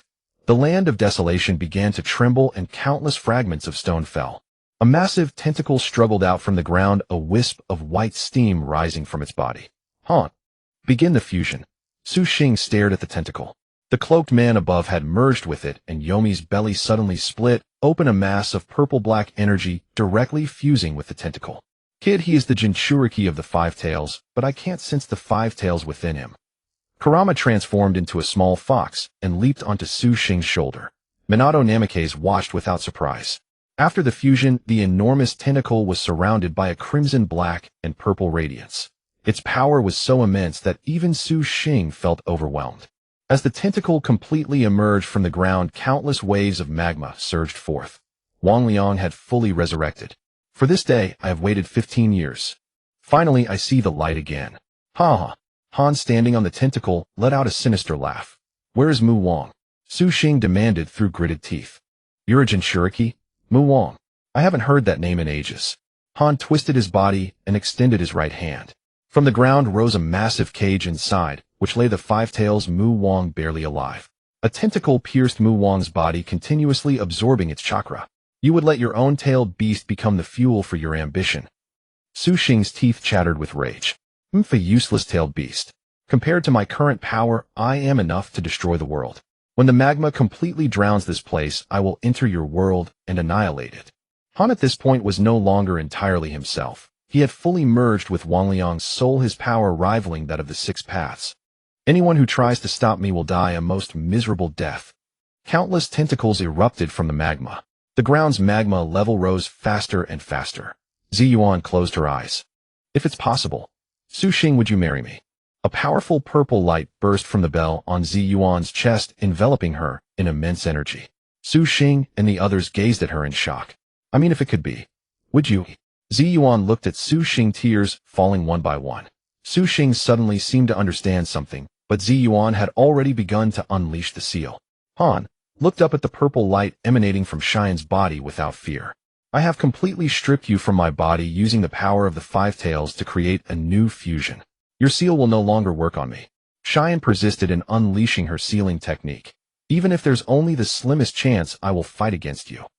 The magma had already surged up, and the enormous tentacle directly destroyed the entire lost city, causing everyone to fall through the air in an instant. The bell on Xian's chest emitted a crisp sound, and before they knew it, everyone stood before the time-space gate at the bottom of the Demon Country's valley. Kakashi, Sakura, Karen, Sasuke, and Deidara were all delighted to see Su Xing awake, but something unexpected happened to him. Behind him, Minato Namikaze along with young Obito, Kakashi, and Rin had also followed out. Sensei. Kakashi was instantly dumbfounded. Looking down at his younger self, young Obito, and Rin, he grabbed his hair in panic. What the hell is going on? Kakashi was about to go crazy, but Minato was not very surprised. He walked up to Kakashi with a smile and said, Kakashi, you have become a truly outstanding ninja. Sensei. The valley floor trembled again, and the enormous tentacle directly passed through the time-space gate into their world. Finally, as the rolling magma burst out of the ground, all 5 great nations sensed something ominous. Jiraiya and Inoki now stood on the edges of the 2 banks of the demon country. Looks like they still didn't succeed, but it seems they did their best. Behind them, the ninjas of the 2 nations stood assembled. Awaken, my dark undead army. Han raised both hands above his head, and countless netherworld guards broke through the ground, crawling out with hideous faces, hundreds of thousands of them.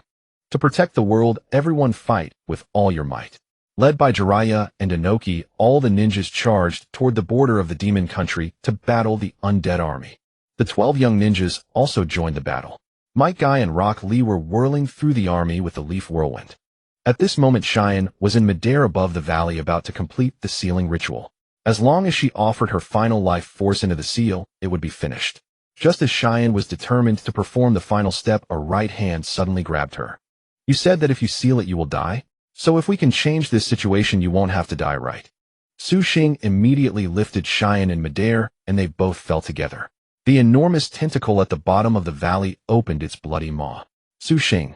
It's too late now. Only the seal. Cheyenne tried to push Su Xing away, but he held her tightly, his eyes filled with determination. I said I would protect you, and I will never let this ending happen. The 2 fell rapidly. Han sneered as he watched them. Looks like you've given up. A heartless person like you, why do you even live? To treat your own tailed beast like this, have you ever considered it as a friend? These words suddenly burst from Su Xing's mouth. Inside his body, Kurama's son Goku and Matatabi were all shocked. Friend. Kid. Those words are damn good. Inside, Chibaku suddenly woke up. Friend. They are just worthless beings that offer chakra to humans. They don't deserve it. Han smiled coldly.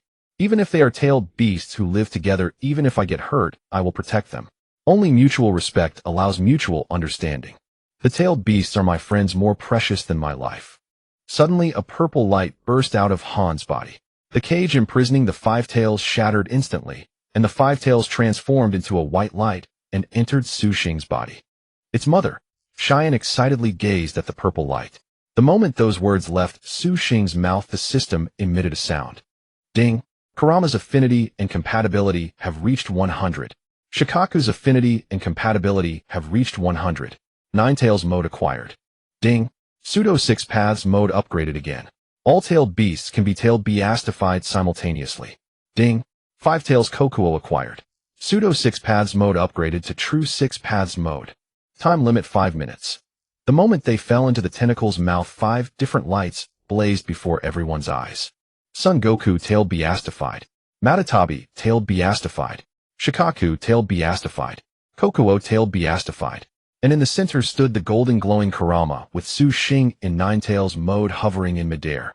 Everyone full attack. After Su Xing gave the order, all the tailed beasts charged directly, swirling around the valley floor, fighting the tentacle. To Son Goku, the magma on the ground was just a hot bath, so he jumped right and grabbed the tentacles and tore them all apart. Let me show you what real magma is. Lava released Mount Huagua. Son Goku leaped up and then crashed into the ground. The moment he landed, magma erupted from the earth and splashed onto the tentacles, which let out agonizing screams as parts of them melted. Han now sensed the danger.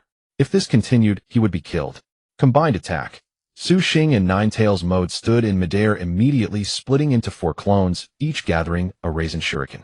Lava release Rasen Shuriken. Boil release Rasen Shuriken. Magnet release Rasen Shuriken. Wind release Rasen Shuriken. And one more tailed beast ball Rasen Shuriken. The overwhelming power flooded everyone's vision. This is no longer human limits. This is a god. Everyone gasped in shock.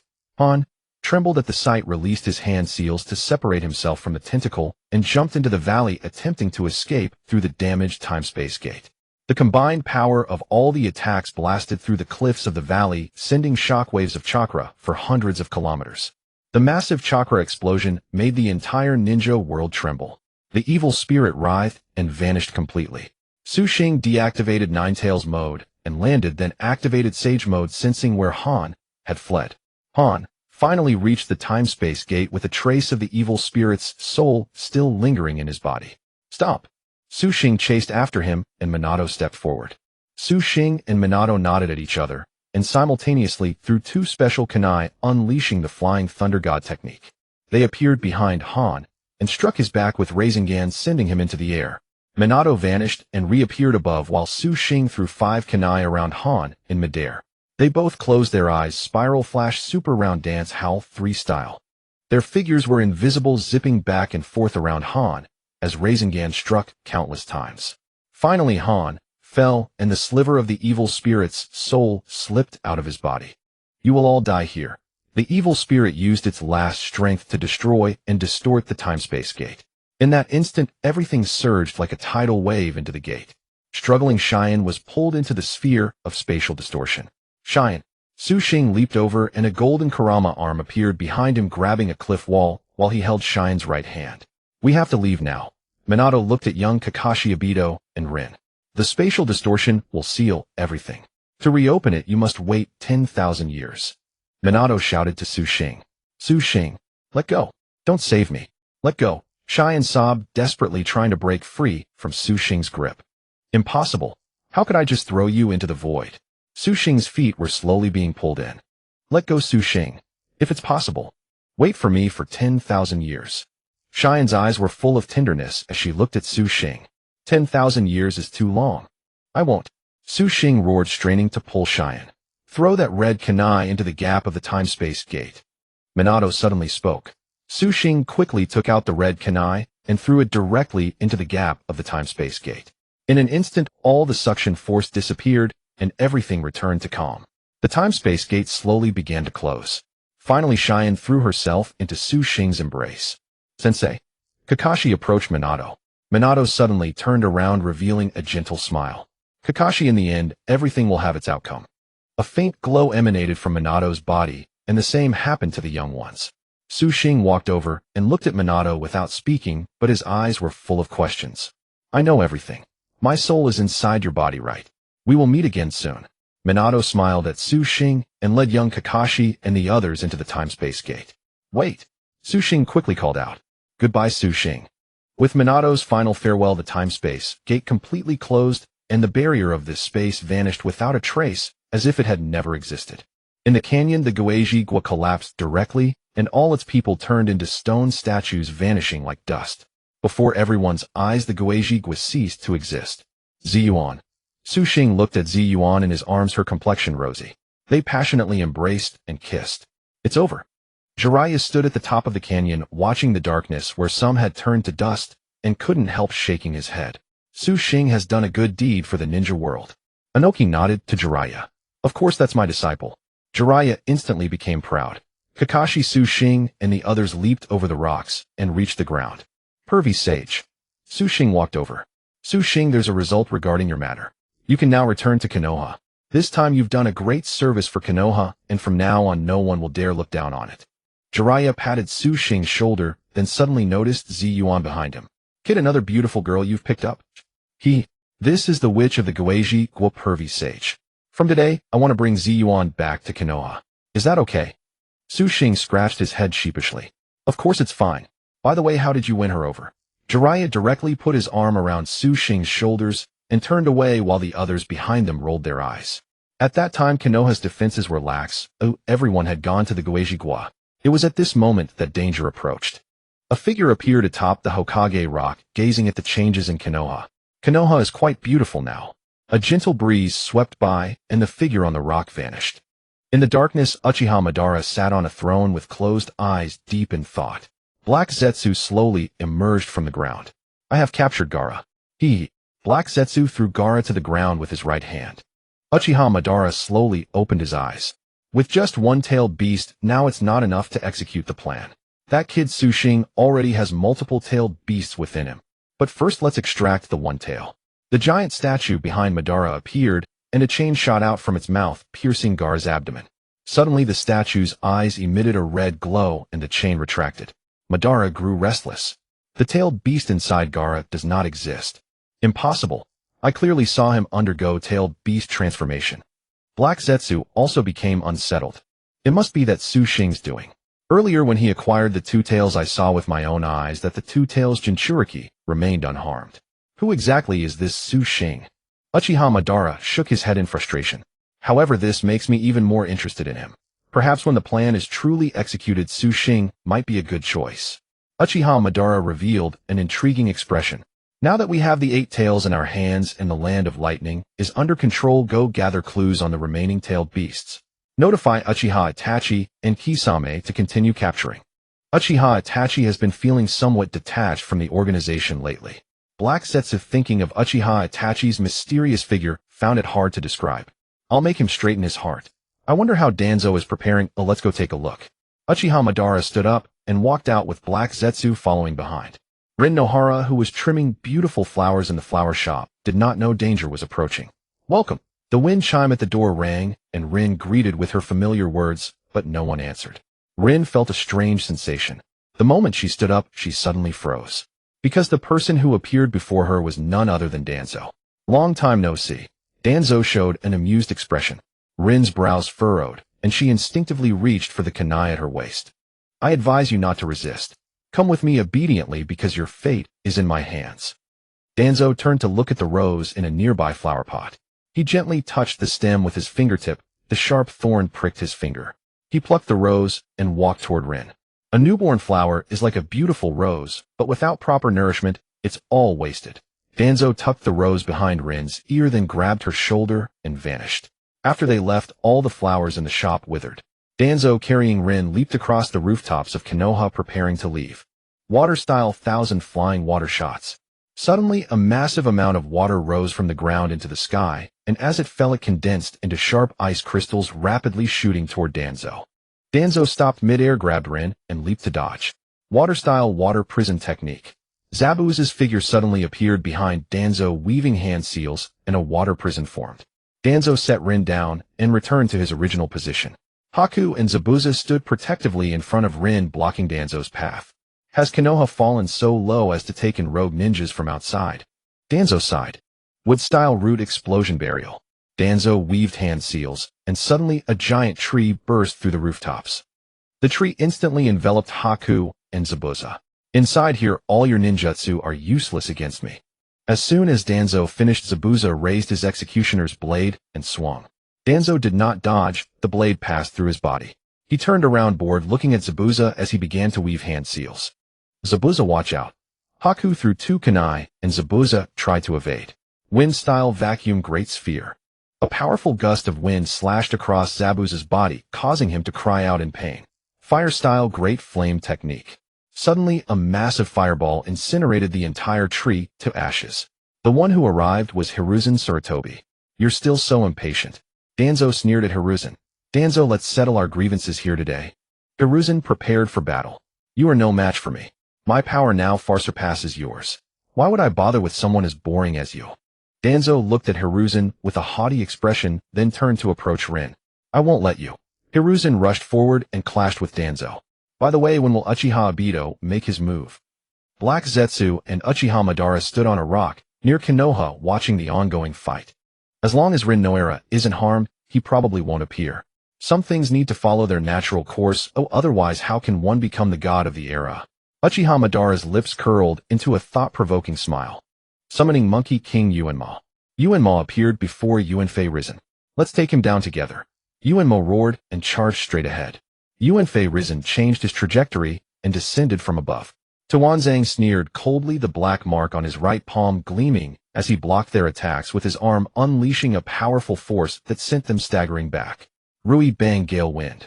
Yuanma transformed into the Rui Bang and flew into Yuanfei Risen's hand, infusing the staff with wind release. The Rui Bang stirred up a fierce gale, gradually pulling Tuanzang off balance. Compound ninja technique, Earth Dragon Flame Stream. Yuanfei Risen combined Earth Release and Fire Release, spewing a powerful fireball from his mouth with the Fire Dragon Jutsu. Paired with the Earth Dragon Jutsu, to launch an attack directly at Tuanzang. Yuanfei, I told you the gap between us is too vast. Tuanzang's face twisted with malice as the mark on his right palm spread across his entire arm. Empowered by this immense strength, his aura made everyone's legs tremble, forcing them to their knees. Wedge combine wind, release vacuum, great sphere. The black mark suddenly flashed, and from Tuanzang's mouth erupted a gale like 1,000 layers of waves sweeping through the buildings of Konoha. Its impact rivaled that of a tailed beast ball, surpassing even the almighty push of the Six Paths of Pain. Yuan Ma was instantly blasted into white smoke and vanished. Yuanfei Risen staggered back, multiple long wounds appearing on his body. Zaibuzan and Bai were blown directly into a house, which collapsed, leaving both unconscious. Cough. Yuanfei Risen spat out a mouthful of blood and rose trembling. I suppose I really am old. Tuanzang sneered, coldly gazing at his palm. It's because I am too strong now. But even if it costs my life, I will protect the safety of Konoha. Shadow Clone Jutsu. 7 shadow clones appeared behind Yuanfei Risen. Triple Seal. Suddenly 3 clones appeared around Tuanzang, forming a green transparent pyramid barrier from the east, south, and west, trapping him inside. 5 elements, great combo blast. For shadow clones and Yuanfei Risen stood in a line, unleashing attacks of 5 different natures: fire, lightning, water, earth, and wind, against Tuanzang within the barrier. A massive explosion erupted inside the barrier with thick smoke rising. Yuanfei Risen collapsed weakly to his knees, and 2 or 3 of his surrounding shadow clones faded away. You're quite naive. What? The smoke cleared, revealing Tuanzang standing and scathed a cold sneer on his face. He rushed straight at Yuanfei Risen, grabbing him by the neck and lifting him. In that instant, Yuanfei Risen sneered, "Dead demon, consuming seal." Behind Yuanfei Risen, the death god appeared, holding prayer beads, reaching out its right hand through Yuanfei Risen's abdomen to grasp at Tuanzang. It's over. Cough. Yuanfei Risen's eyelids drooped. Didn't I just tell you? Too naive. Wedge absorbed. Tuanzang raised his right palm, the mark flashing. The death god's expression turned fearful as the powerful mark emitted a tremendous suction force, pulling the death god directly into his palm. Yuanfei Risen had stopped breathing. Tuanzang tossed him aside and walked toward Yuanlin. No one can save you now. I might as well release you here. Tuanzang sneered, preparing to undo the hand seals. With the steps of victory as Xing and everyone else were on their way back, the jade in Jiraiya's hand suddenly cracked. Something's happened to the third. Jiraiya's face darkened. What happened to the third Hokage? Xing rushed over and asked. This jade was given to me by the third before my own jade hasn't been made yet. Each Hokage has a jade. When the jade cracks, it means the person is dead. Jiraiya's face was filled with sorrow. Master, could Konoha be attacked by someone? Xing dashed toward Konoha without another word. Everyone behind followed Xing's lead. They quickened their pace and soon arrived near Konoha. They're back. The little brat leading them is Xing, right? Heiju chuckled. Yes. I need to stop them for a while lest they delay Tuanzang's progress. Uchiha Bane cracked his neck and leaped forward with a burst of power. The moment he neared Konoha, he activated Susanoo and stood before everyone, blocking their path. Your speed is too slow. Uchiha Bane laughed mockingly. Did you kill the third Hokage? Xing clenched his fists as he stared at Uchiha Bane. That old man isn't worth me lifting a finger. There's more excitement inside, but for now you have to get past me to enter. Uchiha Bane shrugged helplessly, then gestured for everyone to come at him. Suddenly, a painful scream echoed from within Konoha, and Kakaxi's face instantly changed color. Lin is in danger. Kakashi couldn't hold back and prepared to rush in. Blade slash. Uchiha Bane controlled Susanoo to swing its massive sword downward. Watch out, Kakashi-sensei.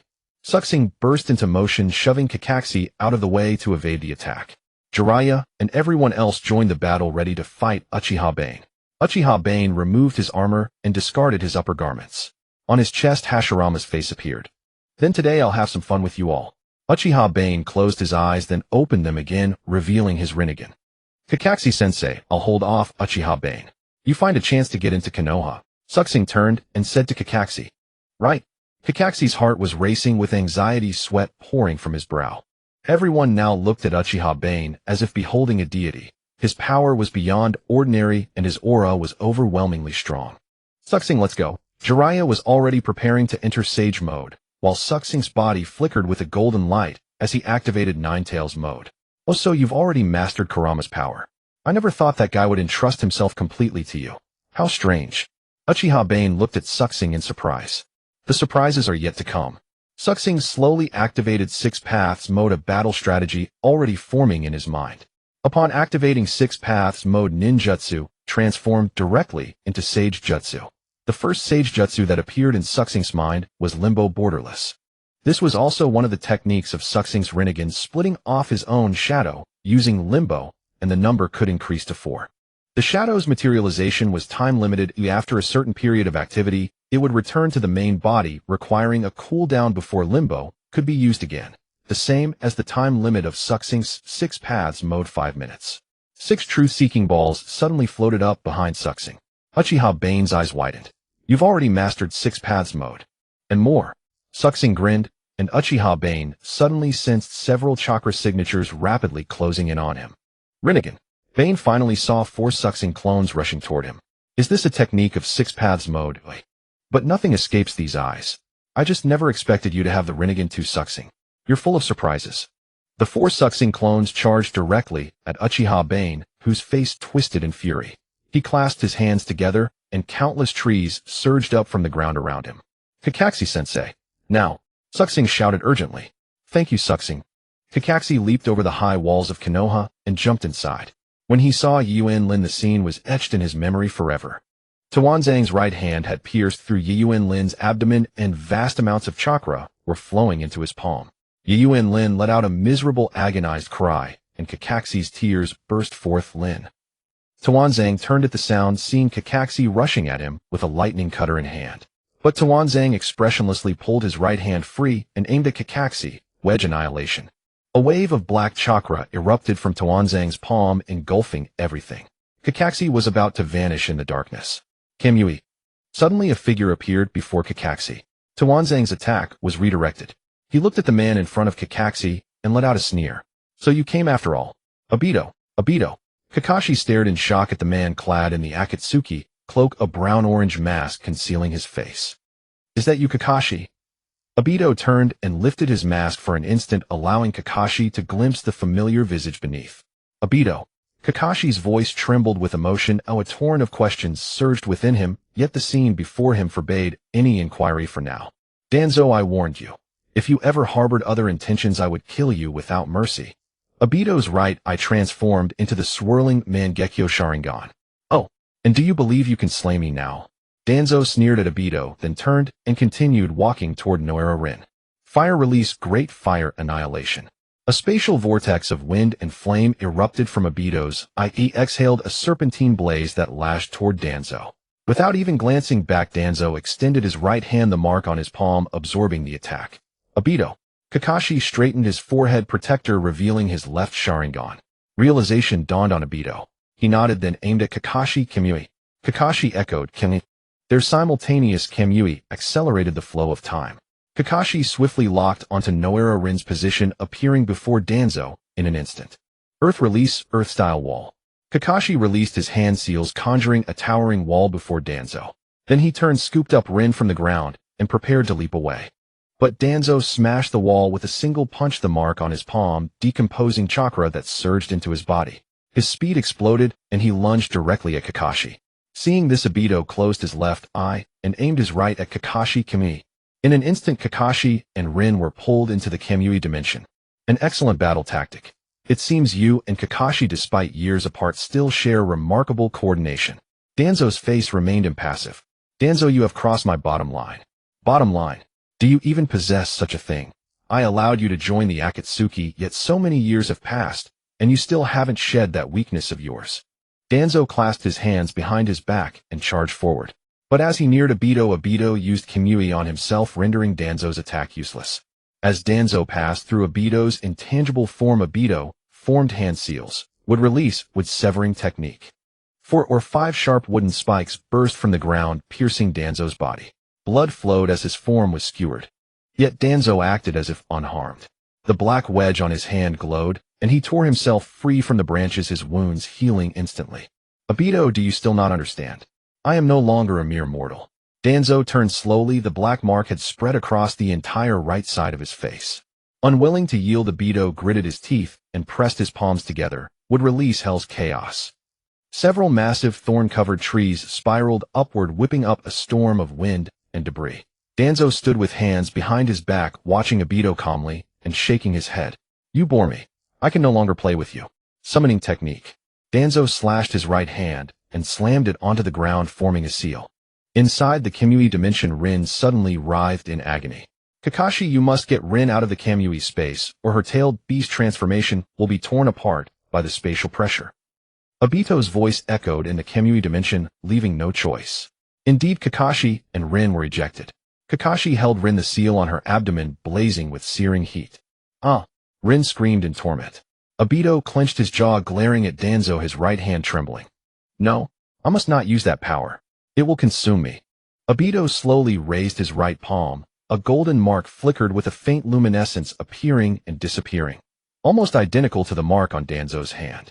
In that moment of hesitation, Rin could no longer contain herself and underwent a full-tailed beast transformation.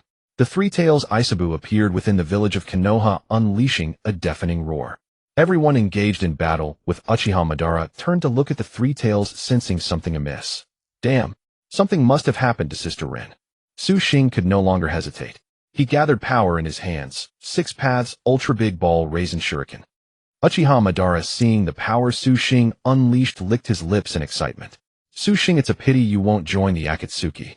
But I'll take that chakra of yours for you. With a thunderous boom, Xing hurled the Six-Paths Ultra Big Ball Rasen Shuriken. Uchiha Madara instantly extended his right palm. The red mark in his center glowed brilliantly, beginning to absorb Xing's attack. This power is truly magnificent. Madara laughed maniacally, then suddenly Leaf Whirlwind. A figure appeared in a flash, wreathed in blue steam, and kicked Madara flying. Might Guy? Xing stared in astonishment. Xing then recalled Might Guy relied solely on taijutsu, and Madara's mark, while capable of absorbing chakra, was useless against Guy. How dare you kick me? Madara scrambled up from the rubble, his face twisted with rage as he glared at Might Guy.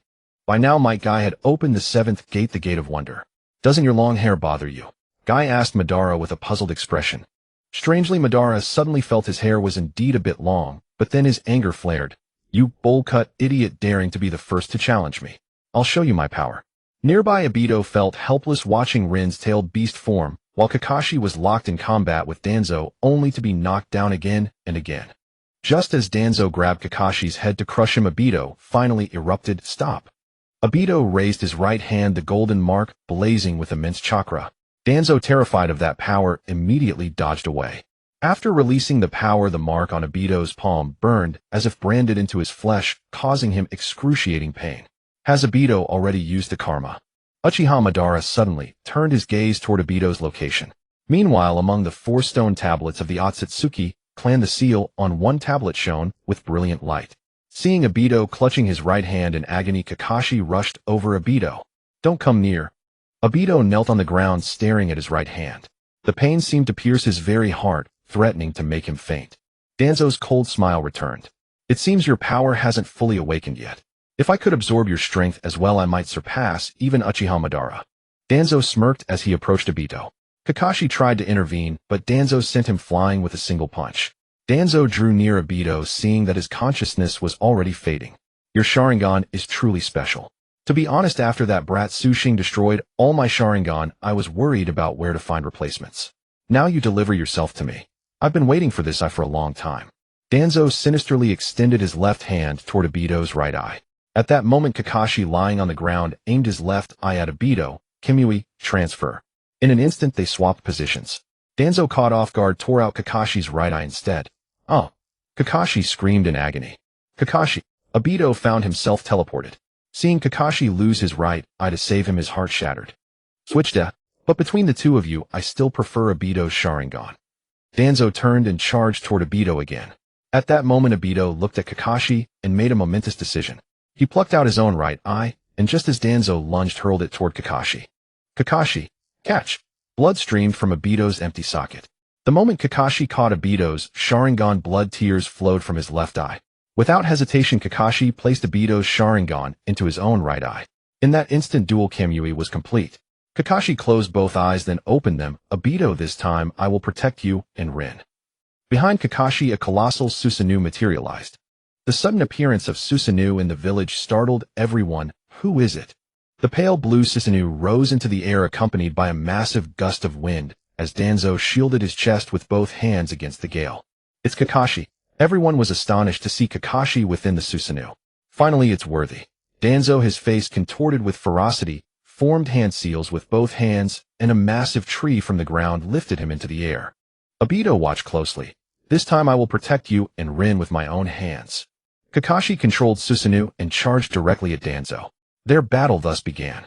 The Susanoo, wielding a giant blade, slashed at Danzo with immense force.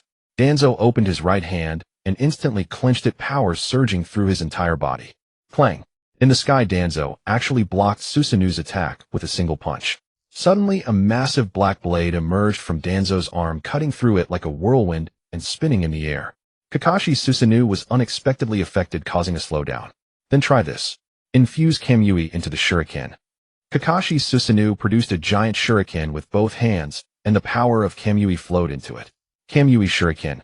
The shuriken instantly transformed into the shape of the Mangekyo Sharingan, and Danzo was greatly shocked at the sight. He extended his right hand with the mark on his palm, intending to absorb it, but the xia on his hand suddenly emitted a sharp pain.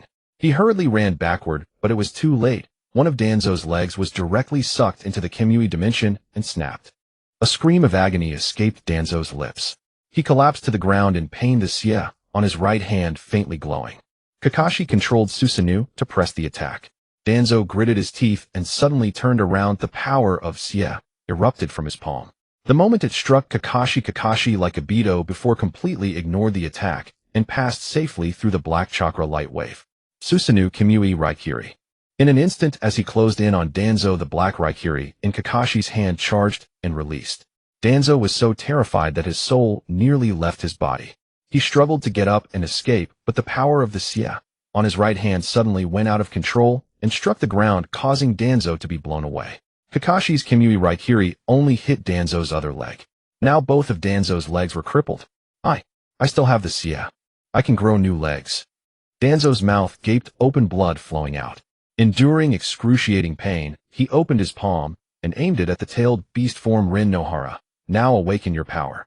Suddenly a figure descended from the sky and directly stomped on Danzo's head. Kakashi never expected that this person was none other than Uchiha Madara. Meanwhile, Xing was being entangled by Black Zetsu, who possessed the yin-yang release of the Six-Paths power and could also use wood release, making him quite troublesome. You're really dragging it out. It seems you've reached your limit. Uchiha Madara directly lifted Danzo from the ground. Take me to the Three Tails. Danzo struggled, his breathing weak. Did you really think that tailed beast was prepared for you? Uchiha Madara's right hand, which was gripping Danzo, suddenly displayed a red mark, and countless amounts of power rapidly entered Danzo's body. Danzo let out a miserable scream, ah. And at that moment, all of Danzo's memories were pulled back to the past. When Hiruzen Sarutobi and Danzo carried out missions together, Hiruzen always attributed the mission's merit to Danzo, and he never complained. In the past, Danzo participated in killing Nagato's parents and Amigakure solely for the sake of merit and the position of Hokage, while Hiruzen Sarutobi genuinely acted for the sake of Konoha. Countless memories rapidly flashed before Danzo's eyes. Only by keeping the sea in your heart can you see the shore. The face of Hiruzen Sarutobi appeared before Danzo. Is this all I can do? Am I to stop here? Danzo let out a helpless, self-deprecating laugh. Back then, when he chose to side with Uchiha Madara, there was still a place for Konoha in his heart. Slaughtering the Uchiha clan was actually to eliminate the threat of the Uchiha for the sake of Konoha. So Hiruzen Sarutobi knew everything. The scene shifted when Danzo was killing all the Uchiha. Hiruzen Sarutobi stood on a rooftop, watching everything, his face worn with age. Old monkey, all my life you've always been ahead of me. How infuriating. I haven't become Hokage. I haven't led Konoha to the true shore. What a pity. Danzo's consciousness gradually faded, and the xia on his right hand slowly spread across his body. Uchiha Madara looked on with a satisfied smile. Finally, when all the marks had completely covered Danzo's body, the xia on his right hand emitted a white light enveloping Danzo. Uchiha Madara directly pulled Danzo's corpse out of the white light and threw it next to Hiruzen Sarutobi's corpse. Hiruzen Sarutobi deceased, Shimura Danzo deceased, ha! Suddenly a burst of maniacal laughter came from the white light, which slowly condensed. Then it emitted an overwhelming pressure, stunning everyone. Crack! As the white light gradually faded, it cracked open like a newborn eggshell, and a pair of fair, delicate feet stepped out from the shell. Finally revived, Kakashi stared in shock at the man who had appeared, sweat continuously dripping from his forehead. Heish. That is... Congratulations, Lord Urashiki, on your rebirth. Uchiha Madara beside him showed an amused expression. The tightly closed eyes of Otsutsuki Urashiki suddenly opened, revealing a blue Rinnegan and a red six-tomo Rinnegan spinning into view. What a nostalgic aura. Otsutsuki Urashiki suddenly looked at the red mark on Uchiha Madara's palm, which seemed somewhat dim, and said with interest, "You gave me half the power of your mark. Are you trying to prevent him from being reborn inside you?" "No, I never thought that way." Uchiha Madara shook his head. In Otsutsuki Urashiki's eyes, Madara seemed very mysterious, as if he knew everything yet had his own thoughts. "Wasn't it agreed that I would absorb this tailed beast to be reborn? What's going on?" Otsutsuki Urashiki looked at the three tails beside him and asked woodenly. "Lord Urashiki, that was my original plan, but I would rather have him absorb it." Uchiha Madara suddenly pointed to Obito beside him. Otsutsuki Urashiki instantly saw the faint golden glow of the mark on Obito's right palm. "Has it been activated?" "Yes." Otsutsuki Urashiki gave Uchiha Madara a meaningful look and said, "I've just been reborn, so I need to stabilize my power. Once this trouble is settled, come tell me your plan." In the blink of an eye, Otsutsuki Urashiki vanished directly. Uchiha Madara slowly walked toward Obito, and Kakashi, seeing this, immediately rushed down and stood in front of Obito. "Uchiha, Obito absorbed the three tails before you using the Sie in your palm." "What are you saying?" Kakashi glared furiously at Uchiha Madara before him. Uchiha Madara shrugged his shoulders and glanced at Uchiha Obito beside him. "I have always intended to revive the Uchiha clan. Obito, once you absorb the three tails, your power will reach a new level." "What nonsense are you spouting? Haven't you seen Danzo's fate?" Kakashi could no longer bear to listen. "I will help you escape Danzo's situation, including myself." Uchiha Madara suddenly revealed a sinister smile. "Let me tell you another truth. Do you know why the fourth Hokage Minato Namikaze has never appeared in Konoha?" Obito's brow furrowed deeply upon hearing this. "Because he is dead." Uchiha Madara's voice, laden with sigh, echoed repeatedly in Obito's mind. Obito stumbled back 2 steps, his face filled with terror. "No. Impossible. Master can't be dead. I merely followed your orders and unleashed the Nine Tails upon Konoha. You told me it would be fine." Obito roared in a frenzied tone. Indeed, Obito had his own reasons when he released the Nine Tails in Konoha and fought Minato Namikaze.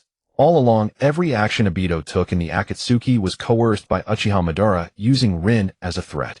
Driven by guilt, Obito had never noticed Minato Namikaze's disappearance. He simply felt too ashamed to face him. He never expected Minato to be dead, and from Uchiha Madara's words, it was because of him. In an instant, Obito collapsed to the ground. Obito, a truly powerful being, does not need a soft heart. "Follow my steps and become an indomitable god." Uchiha Madara extended his right hand. Kakashi turned to look at Obito, his heart filled with unspeakable sorrow. He had never imagined things would come to this. Suddenly, Obito let out a roar toward the heavens.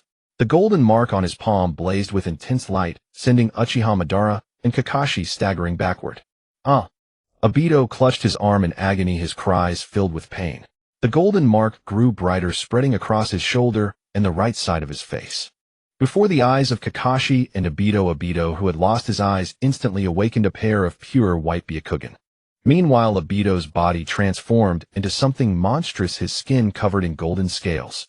As expected, forcing Obito into an uncontrollable state has made the mark achieve a perfect effect.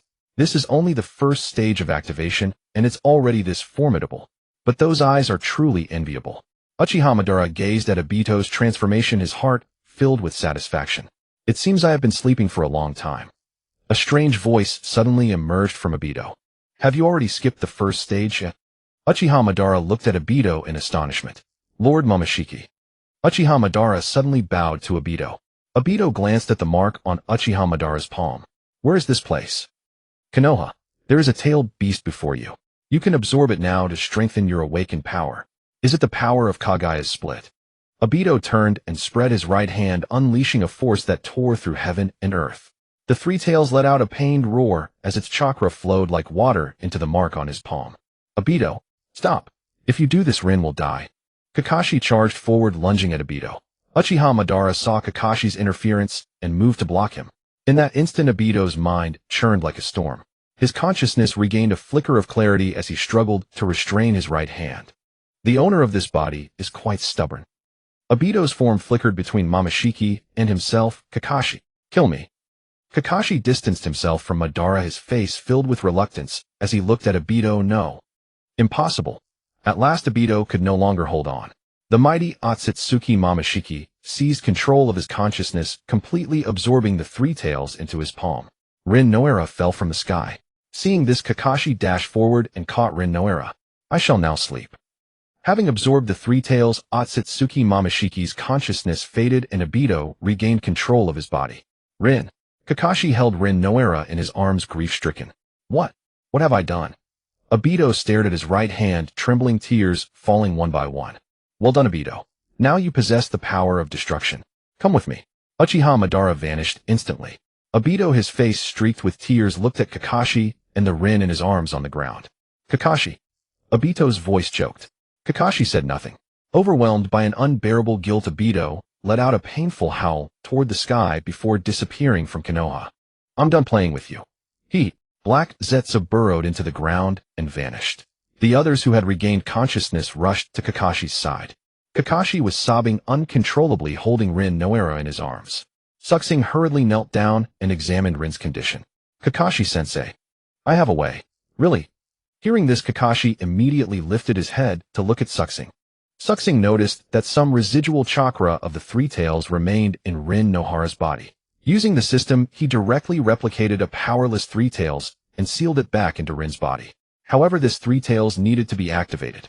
Xing recalled the Immortal's Talisman he had obtained from previous sign-ins.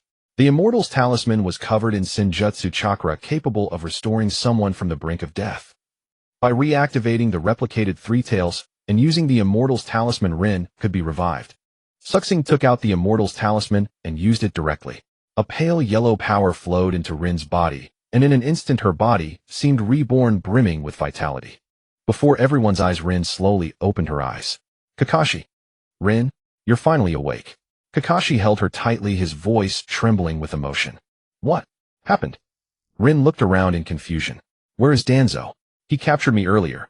Rin spoke excitedly. He is dead. Why did I feel as if Obito came back just now? Did he return? Rin stood up, abruptly grabbing Kakashi's shoulders, her voice urgent. Kakashi turned away, his expression sorrowful. He lowered his head in silence.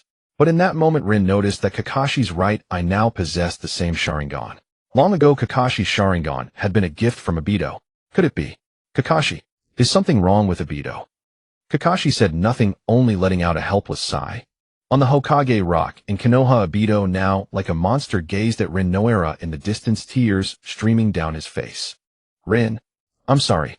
Meanwhile, Otsutsuki Urashiki sat beneath a waterfall, eyes closed, rapidly restoring his chakra. The power he had just regained was still chaotic. Uchiha Madara suddenly approached. Lord Urashiki, you seem to be in a pleasant mood. Otsutsuki Urashiki slowly opened his eyes, fixing an intriguing smile on Uchiha Madara. Come, tell me about your plan. In the beginning, scattered across the various corners of the Naruto world, there existed numerous tribes. People began to lead simple lives of farming. One night, tidal waves surged forth, and the moon in the pitch-black sky grew extraordinarily large. People gazed in awe at the celestial orb, exclaiming in wonder. This was the first time the moon had come closest to the earth. Look, what is that? All eyes turned to the moon as a silhouette slowly descended from the heavens. The people knelt on the ground, believing a deity had descended. The figure slowly landed, hovering just above the earth, untouched by even a speck of dust. With fair skin and delicate features bathed in the silvery moonlight, she left everyone utterly spellbound. The woman smiled at the people, and they were captivated by her. Since her arrival, life became intriguing. She taught everyone the ways of daily living, thus protecting them all. One day, conflicts erupted among the tribes. A powerful tribe began plundering and slaughtering the surrounding people. To protect them, she cut her finger.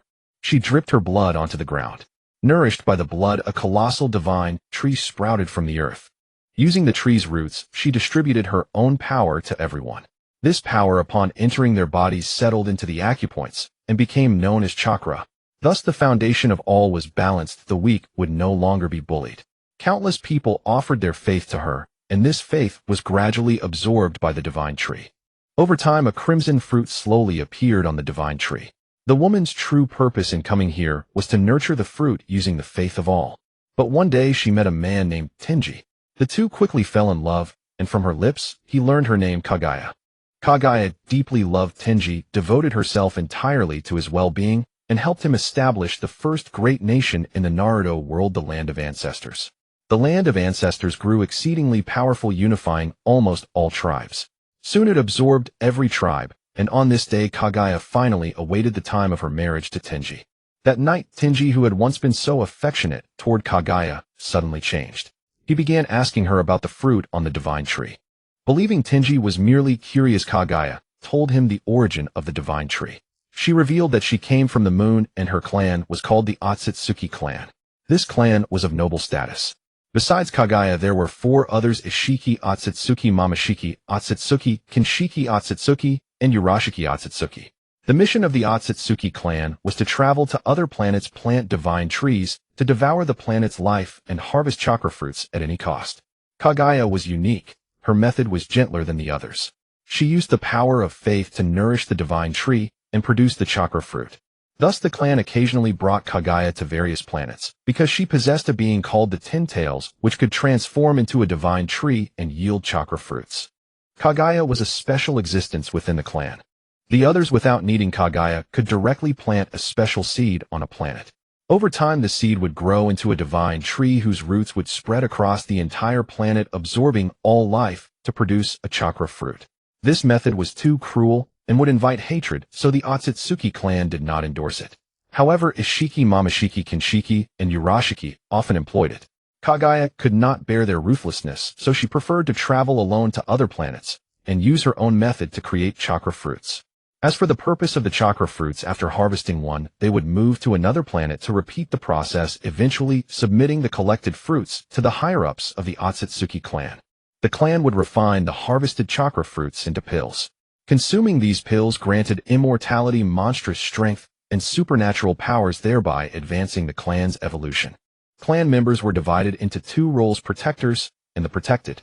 During normal missions, a protector and a protege would form a pair and act together. Ishiki Otsutsuki and Kaguya Otsutsuki formed one pair, Momoshiki Otsutsuki and Kinshiki Otsutsuki formed another, Urashiki Otsutsuki and an unidentified Otsutsuki made up the third.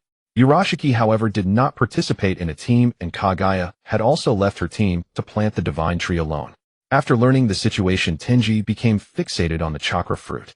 But Kaguya vehemently opposed Tenji. Obtaining the fruit for its power was unknown and would completely corrupt one's nature. Consumed by obsession, Tenji grew anxious, already determined to possess the fruit. Kaguya flatly refused, and in a rage Tenji stormed out of the bridal chamber. Kaguya felt desolate. Tenji sought other women to provoke her, and eventually Kaguya's heart turned cold. One night, when they met, Tenji demanded the chakra fruit, promising to be faithful to her forever. Kaguya naively trusted Tenji and produced the chakra fruit. But at that instant, a white horn pierced through Tenji's abdomen from behind. Tenji died on the spot. Only then did Kaguya realize that the person behind him was none other than Ishiki Otsutsuki, her former partner. Kaguya, long time no see. Ishiki Otsutsuki revealed a sinister smile. You killed my beloved. Kaguya held Tenji's cold corpse, tears streaming down like rain. Kaguya, you are a noble Otsutsuki.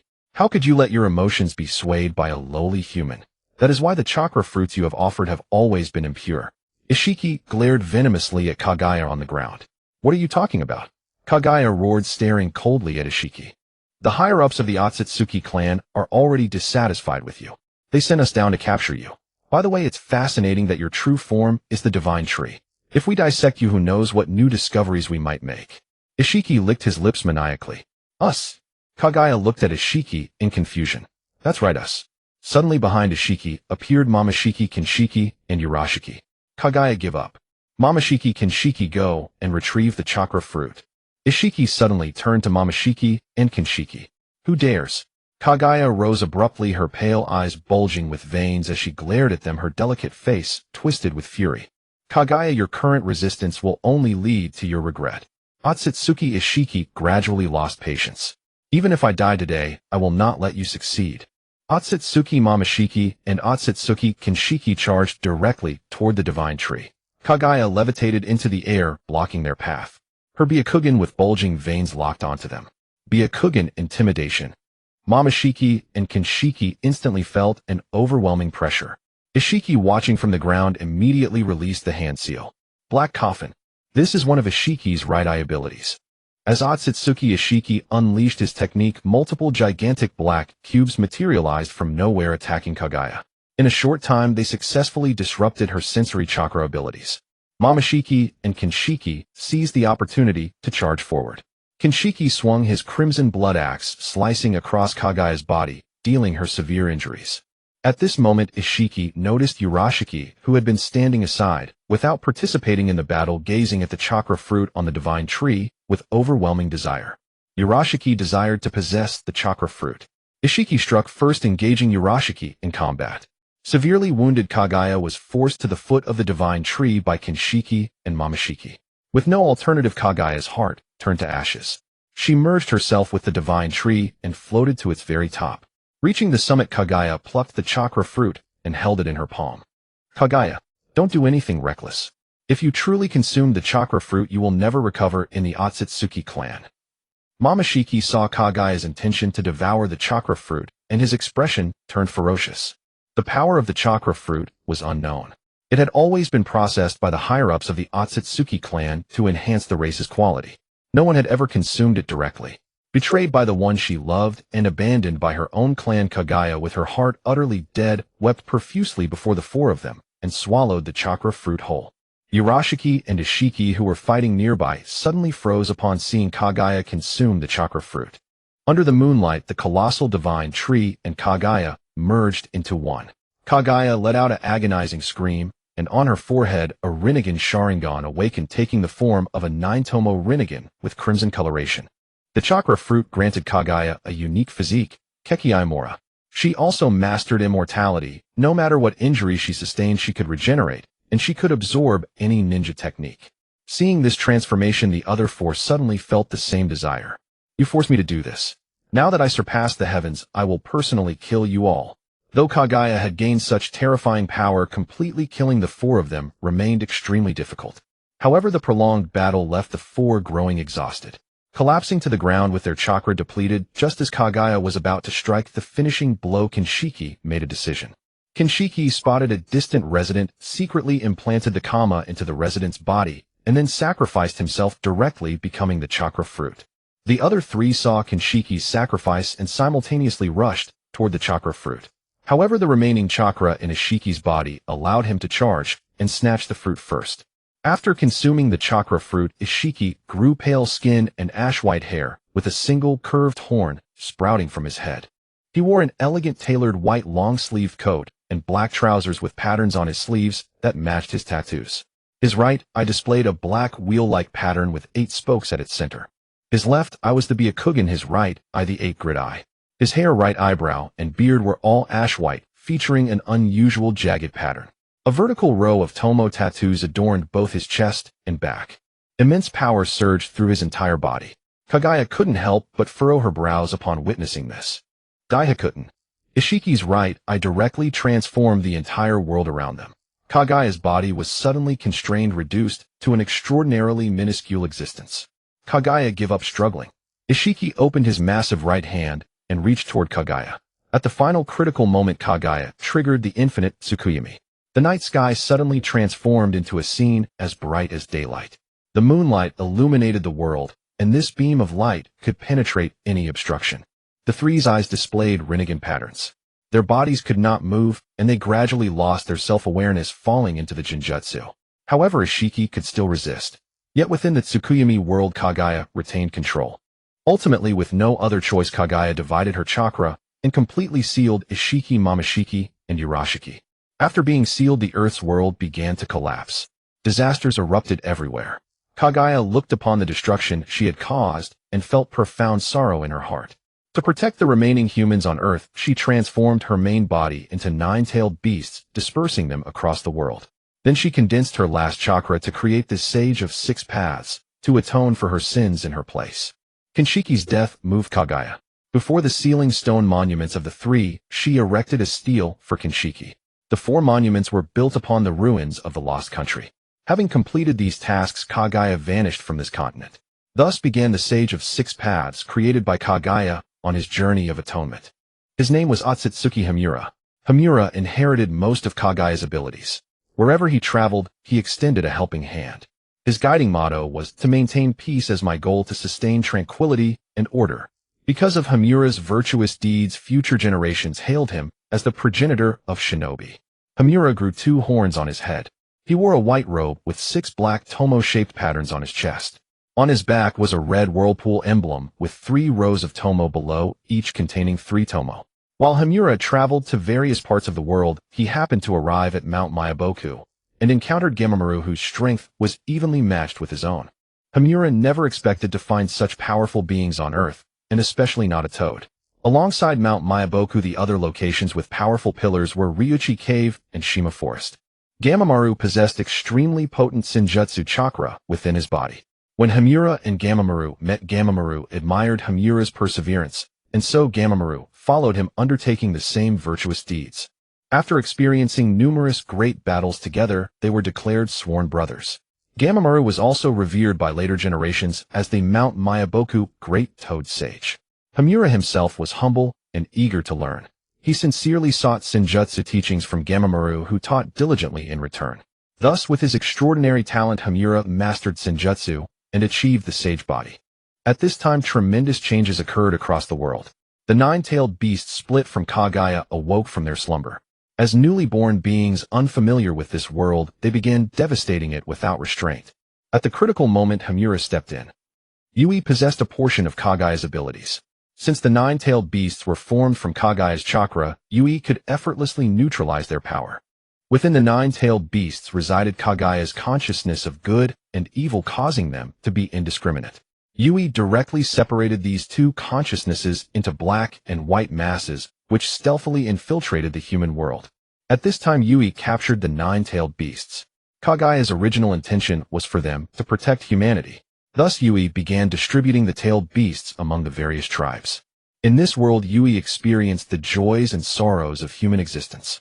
Walking alone through the world was too lonely. He met someone he loved, married, and fully integrated into human society. Soon 2 infants were born. Yui named them Yinshuayuo and Axioluo. Yinshuayuo was the elder and Axioluo the younger. From birth, Yinshuayuo inherited his father Yui's power. No matter what difficulties he faced, he could overcome them alone, leading him to believe that only strength could make all things possible. The younger brother Axioluo had low talent from childhood. He could not do anything well alone and often caused trouble. Yui did not forget his original mission because of his family and children. As Axioluo and Yinshuayuo grew up, Yui, having mated with a human, divided his chakra into Axuo and Yinshuayuo, showing signs of aging. He wholeheartedly wished for Axuo and Yinshuayuo to inherit his will, so he founded the ninja sect. All tribes, having just obtained the power of the tailed beasts, incompletely joined the ninja sect's camp. However, the position of leader of the ninja sect troubled Yui. Yinshuayuo was exceptionally capable, decisive in all matters, and took everything too seriously. His style was unique, but he preferred to act alone and lacked team awareness. Axioluo was honest and kind-hearted with a generous personality. He loved helping others, viewed everything with calm detachment, but his strength was lacking, and he often preferred to stay with the villagers. Thus, Yui made a huge decision to let the 2 choose for themselves.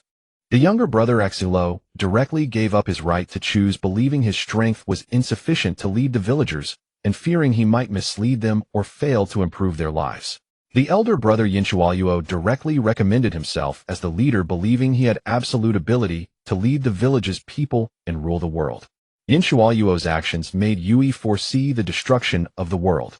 At that moment, he chose his younger brother Axioluo as the leader of the ninja sect. Yinshuayuo was greatly displeased, considering Yui's decision absurd. He then sought to seize the leadership of the ninja sect and challenged his younger brother Axioluo to a life-or-death battle. Yinshuayuo was born with a 3-tomo Sharingan and could activate the complete Susanoo. His strength was formidable, and his younger brother Axioluo was no match for him. Today I will seize the position of leader. If anyone tries to stop me, I will kill them. Yinshuayuo glared fiercely at everyone present. The villagers all agreed that Yui's decision was correct and were willing to accept Axioluo as their leader. These actions enraged Yinshuayuo completely. He activated the complete Susanoo, and everyone stared in terror at his godlike power, trembling with fear. See, this is the power of a leader. Choosing me is the right decision. Yin Shuaiyuo looked down arrogantly at everyone. Yin Shuaiyuo, you have achieved such greatness. Yui looked at Yin Shuaiyuo, his eyes filled with regret. Your abilities when used to assist your brother Axilo would be enough to pacify the world's conflicts. Your stubbornness will only fuel the flames of war. Say no more. In this world, strength is all that matters. The giant Susanoo swung its massive blade. Yui rushed forward to block the attack for Axilo. Due to his age, Yui was severely wounded and spat out a mouthful of blood. Father! Yin Shuaiyuo never expected Yui to block the attack for his brother Axilo. Overwhelming grief surged in his heart, and his Sharingan evolved directly into the Mangekyo Sharingan. This was the bloodline limit Yin Shuaiyuo inherited from Yui's chakra. The Mangekyo Sharingan is awakened by intense negative emotions triggered by the death or injury of a loved one. The eye's pattern changed, and its power was elevated to the maximum, housing unique and powerful ocular techniques. Having gained this power, Yin Shuaiyuo felt its overwhelming might for the first time, and his heart grew dark. Without hesitation, he continued to swing his blade. Grieving Axilo, supported by the faith of all the villagers, activated his inner power, a power similar to the faith Kagaya had once obtained. Axilo effortlessly blocked Yin Shuaiyuo's attack. Impossible. Before Yin Shuaiyuo's eyes, Axilo awakened the sage body. Thus the younger brother Axilo inherited his father's sage body. The power activated by faith surpassed Yin Shuaiyuo's and also rendered him immune to all of Yin Shuaiyuo's attacks. Black flames. Unyielding Yin Shuaiyuo adjusted the focus of his eyes, igniting a destructive black flame at the focal point toward Axilo. Multiple great ball wind spirals. Axilo first created a large wind spiral resembling a massive Rasengan, then added 5 smaller rotating spherical ninjutsu within it. The black flames were dispersed by this immense power. Axilo roared and charged forward. Yin Shuaiyuo activated his Susanoo to block the attack. Susanoo complete enhancement. The Susanoo enveloping Yin Shuaiyuo suddenly grew tremendously. Would release true several thousand hands. Axilo gathered all his faith power, and a gigantic wooden 1,000-armed cannon rose beneath his feet. Yin Shuaiyuo stared in terror at the cannon beneath Axilo, but gritted his teeth and swung his samurai blade directly. Sage art. Activate.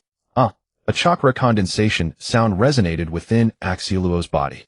The gigantic cannon spread all its palms and struck at Yin Shuaiyuo. The strike produced earth-shattering power. Yin Shuaiyuo was defeated. He decided to leave the village for the outside world. As he departed, his younger brother Axilo suddenly noticed the red mark on his right hand. Brother. Axilo tried to call out to Yin Shuaiyuo, but Yin Shuaiyuo did not turn back and left directly. Axilo did not dwell on this matter. He then inherited the position of leader of the ninja sect and began a new chapter. Not long after this incident, Yui passed away. 2 years later, Yin Shuaiyuo returned to the ninja sect and acknowledged his brother Axilo's views, and while yet he still held his own beliefs supreme. After the battle with Axilo, Yin Shuaiyuo suffered severe internal injuries. He left behind offspring and then departed from the world. Axilo, overwhelmed by grief from the loss of all his loved ones, for his bloodline was impure, being the child of Yui and a human, fell ill and died soon after. The ninja sect began to decline. All the tribes grew restless. Soon the nations that had received the tailed beasts began to divide and established new kingdoms. The descendants of Yin Shuaiyuo and Axilo through this turning point created the existence of Konoha. In the first year, Konohagakure was established. Guided by Azura, the villagers of the Ninshu lived resiliently, thus the new leader was designated as the Hokage. During this period, Azura's descendant Hashirama Senju served as the first Hokage. Azura's reincarnation Konoha was divided into 2 factions, with Indra's descendant Madara Uchiha elected as their representative. Indra's reincarnation, the name Konoha, was also chosen by Madara Uchiha, who designed the clan emblem and symbol for the Uchiha clan. Thus the pattern resembling a table tennis racket appeared on the backs of all Uchiha clan members. That year, Hiruzen Sarutobi was 6, while Kohor Udatane Hamura Mido Kato and Danzo Shimura were 5. The 5 great shinobi nations emerged that year: the land of fire, the land of wind, the land of water, the land of lightning, and the land of earth. The affiliated villages: Konohagakure, land of fire; Kirigakure, land of water; Sunagakure, land of wind; Amigakure, land of rivers; and Odogakure, land of rice fields. Many nations were small. People quickly began developing their own countries, and the strength of the 5 great nations lay in their control of tailed beasts and their formidable power. Thus the shinobi world was born. In the second year the land of fire flourished, the land of earth represented by Mu and Inoki sent envoys to Konoha to form an alliance. That year Inoki was 11. Madara Uchiha, believing his own abilities surpassed Hashirama's, and feeling the Uchiha clan was oppressed within the village, grew discontent and repeatedly sought Hashirama to resolve the issue. However, Hashirama, as the Hokage, had special duties and was too busy to attend to Madara. Hashirama Senju met Mito Uzumaki, the princess of the independent Uzumaki nation. They felt an instant connection and soon fell in love. Hashirama Senju held a grand wedding and married Mito Uzumaki. On that day, Mito Uzumaki had long red hair tied in twin buns, wore a golden crown, had a purple diamond-shaped mark on her forehead, and hung talisman-like ornaments from her buns. She was dressed in a white chipao. The Uzumaki clan, descended from Kagaya after the division of chakra, possessed special physiques, immense vitality, and sealing techniques. Ashina Uzumaki, the leader of Yuzushio village in the land of whirlpools, gave Mito's hand in marriage, and they entered the bridal chamber. Later, Ashina Uzumaki and Hashirama Senju formed a friendly alliance and established Konohagakure. To symbolize the enduring friendship between the two nations, the Konoha high-ranking officials printed the Uzumaki clan's emblem on the upper garments of the jonin. Thus, a deep bond and friendship were maintained between the two countries. In the 11th year of Konoha, the Nine Tails that Konoha had previously controlled went berserk. Madara Uchiha's plan to revive the Uchiha clan began. The cause of the rampage was Madara's stimulation of the smaller Nine Tails' dark side, causing it to grow and imprint a mark within it. To protect Konoha, Mito Uzumaki used a sealing technique to seal the Nine Tails within herself. In the 15th year of Konoha, due to Hashirama Senju's constant involvement in 5 great nations conferences and village development, he grew distant from Mito Uzumaki. The Nine Tails seal loosened, and during the time Mito was weakened from reinforcing the seal, Madara Uchiha seized the opportunity to release the mark he had left within the Nine Tails. Mito Uzumaki was gravely wounded, and Madara Uchiha stole the Nine Tails. Hashirama Senju, returning from his busy work, was informed and rushed back to Konoha, encountering the fleeing Madara in front of the clan stone statues. A fierce battle erupted between them. Madara's strength was no match for Hashirama's. Desperate to save Mito, Hashirama relentlessly attacked Madara. Madara used the smaller Nine Tails' dark side to oppose Hashirama. However, Hashirama was unafraid of this power.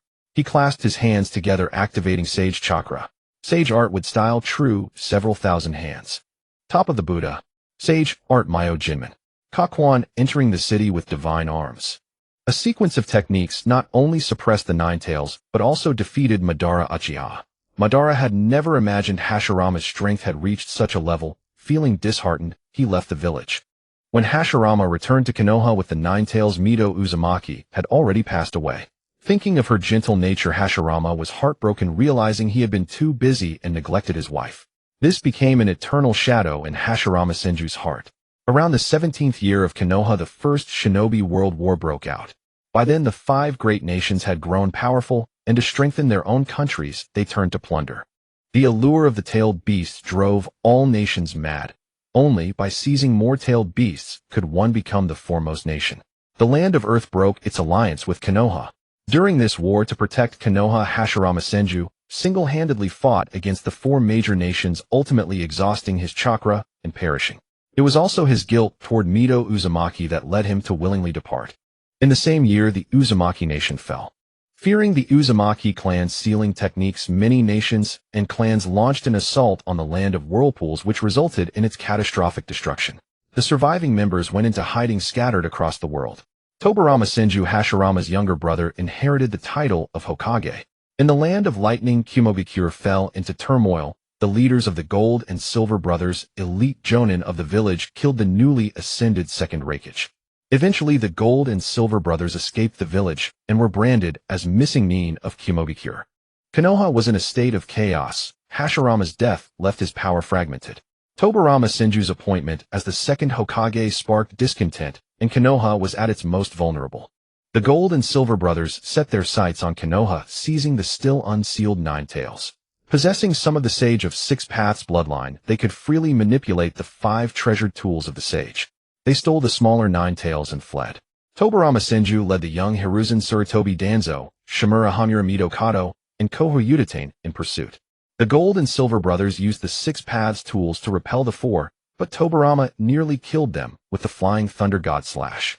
At the critical moment, the brothers consumed the flesh and blood of the smaller Nine Tails, gaining its power. At that crucial moment, Izuna Uchiha intervened. After Madara Uchiha left, his father Taijima Uchiha had passed away, and Izuna succeeded him as the clan head. Izuna Uchiha, known as a flawless and formidable opponent, excelled in the Mangekyo Sharingan and fire-style techniques, with exceptional swordsmanship, second only to Madara in strength. Working together, they successfully slew the Gold and Silver brothers and brought the Nine Tails back to Konoha. Following Hashirama's will, the Nine Tails was sealed beneath the stone coffin of Hashirama. From that day on, the Uchiha clan earned Tobirama Senju's trust. However, another Uchiha member, Setsuna Uchiha, harbored the same ambition as Madara to seize power from the Senju clan and elevate the Uchiha clan. In the 20th year of Konoha, Jiraiya Tsunade and Orochimaru became apprentices of Hiruzen Sarutobi. They began their training under him. Fighting together, their teamwork was impeccable. Peace was brief, and war resumed. In the 35th year of Konoha, the Second Shinobi World War began. During this time, the aging Madara Uchiha, despondently seeking to strengthen his power, discovered in Indra's tomb a pattern and explanation of the karma seal written by Indra before his death. At that moment, the karma that had once been in Indra's palm emerged from the remaining chakra within him, originally targeting Madara Uchiha. But just as it was about to attach, Madara unknowingly evaded it. He took a map of a ruined kingdom and headed to the 4 stone tablets where Kagaya's seal had been placed. The karma that had separated from Indra's residual chakra, too weak to follow Madara's consciousness, also arrived at the sealing site.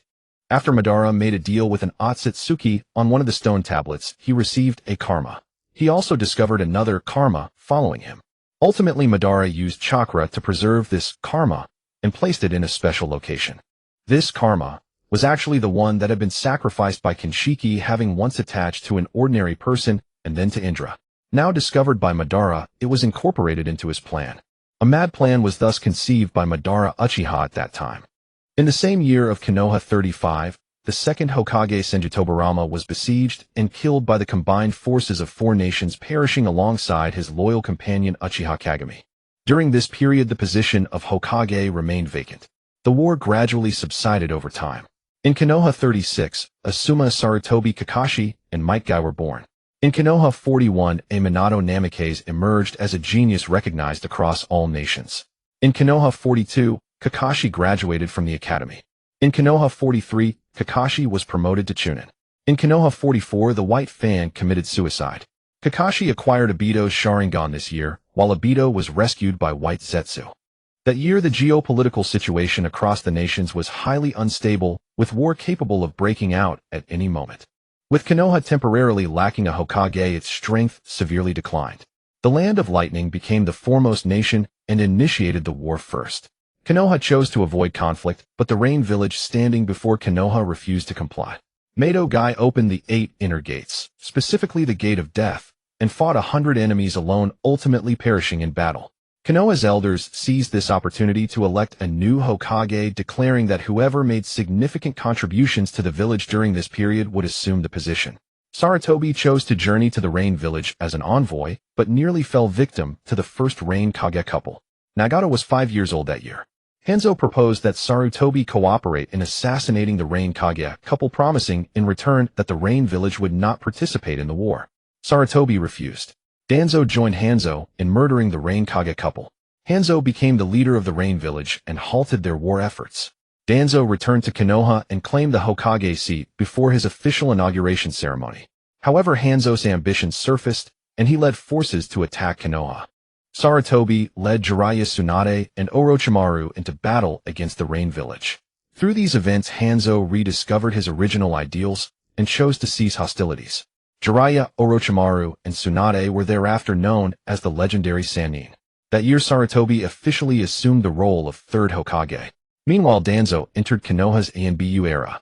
Uchiha Madara appeared and Danzo became the second vessel for the Kiss, gaining power that surpassed even that of Sarutobi. In Konoha 44, Uchiha Madara controlled the third Mizukage and unleashed the Three Tails onto Konoha.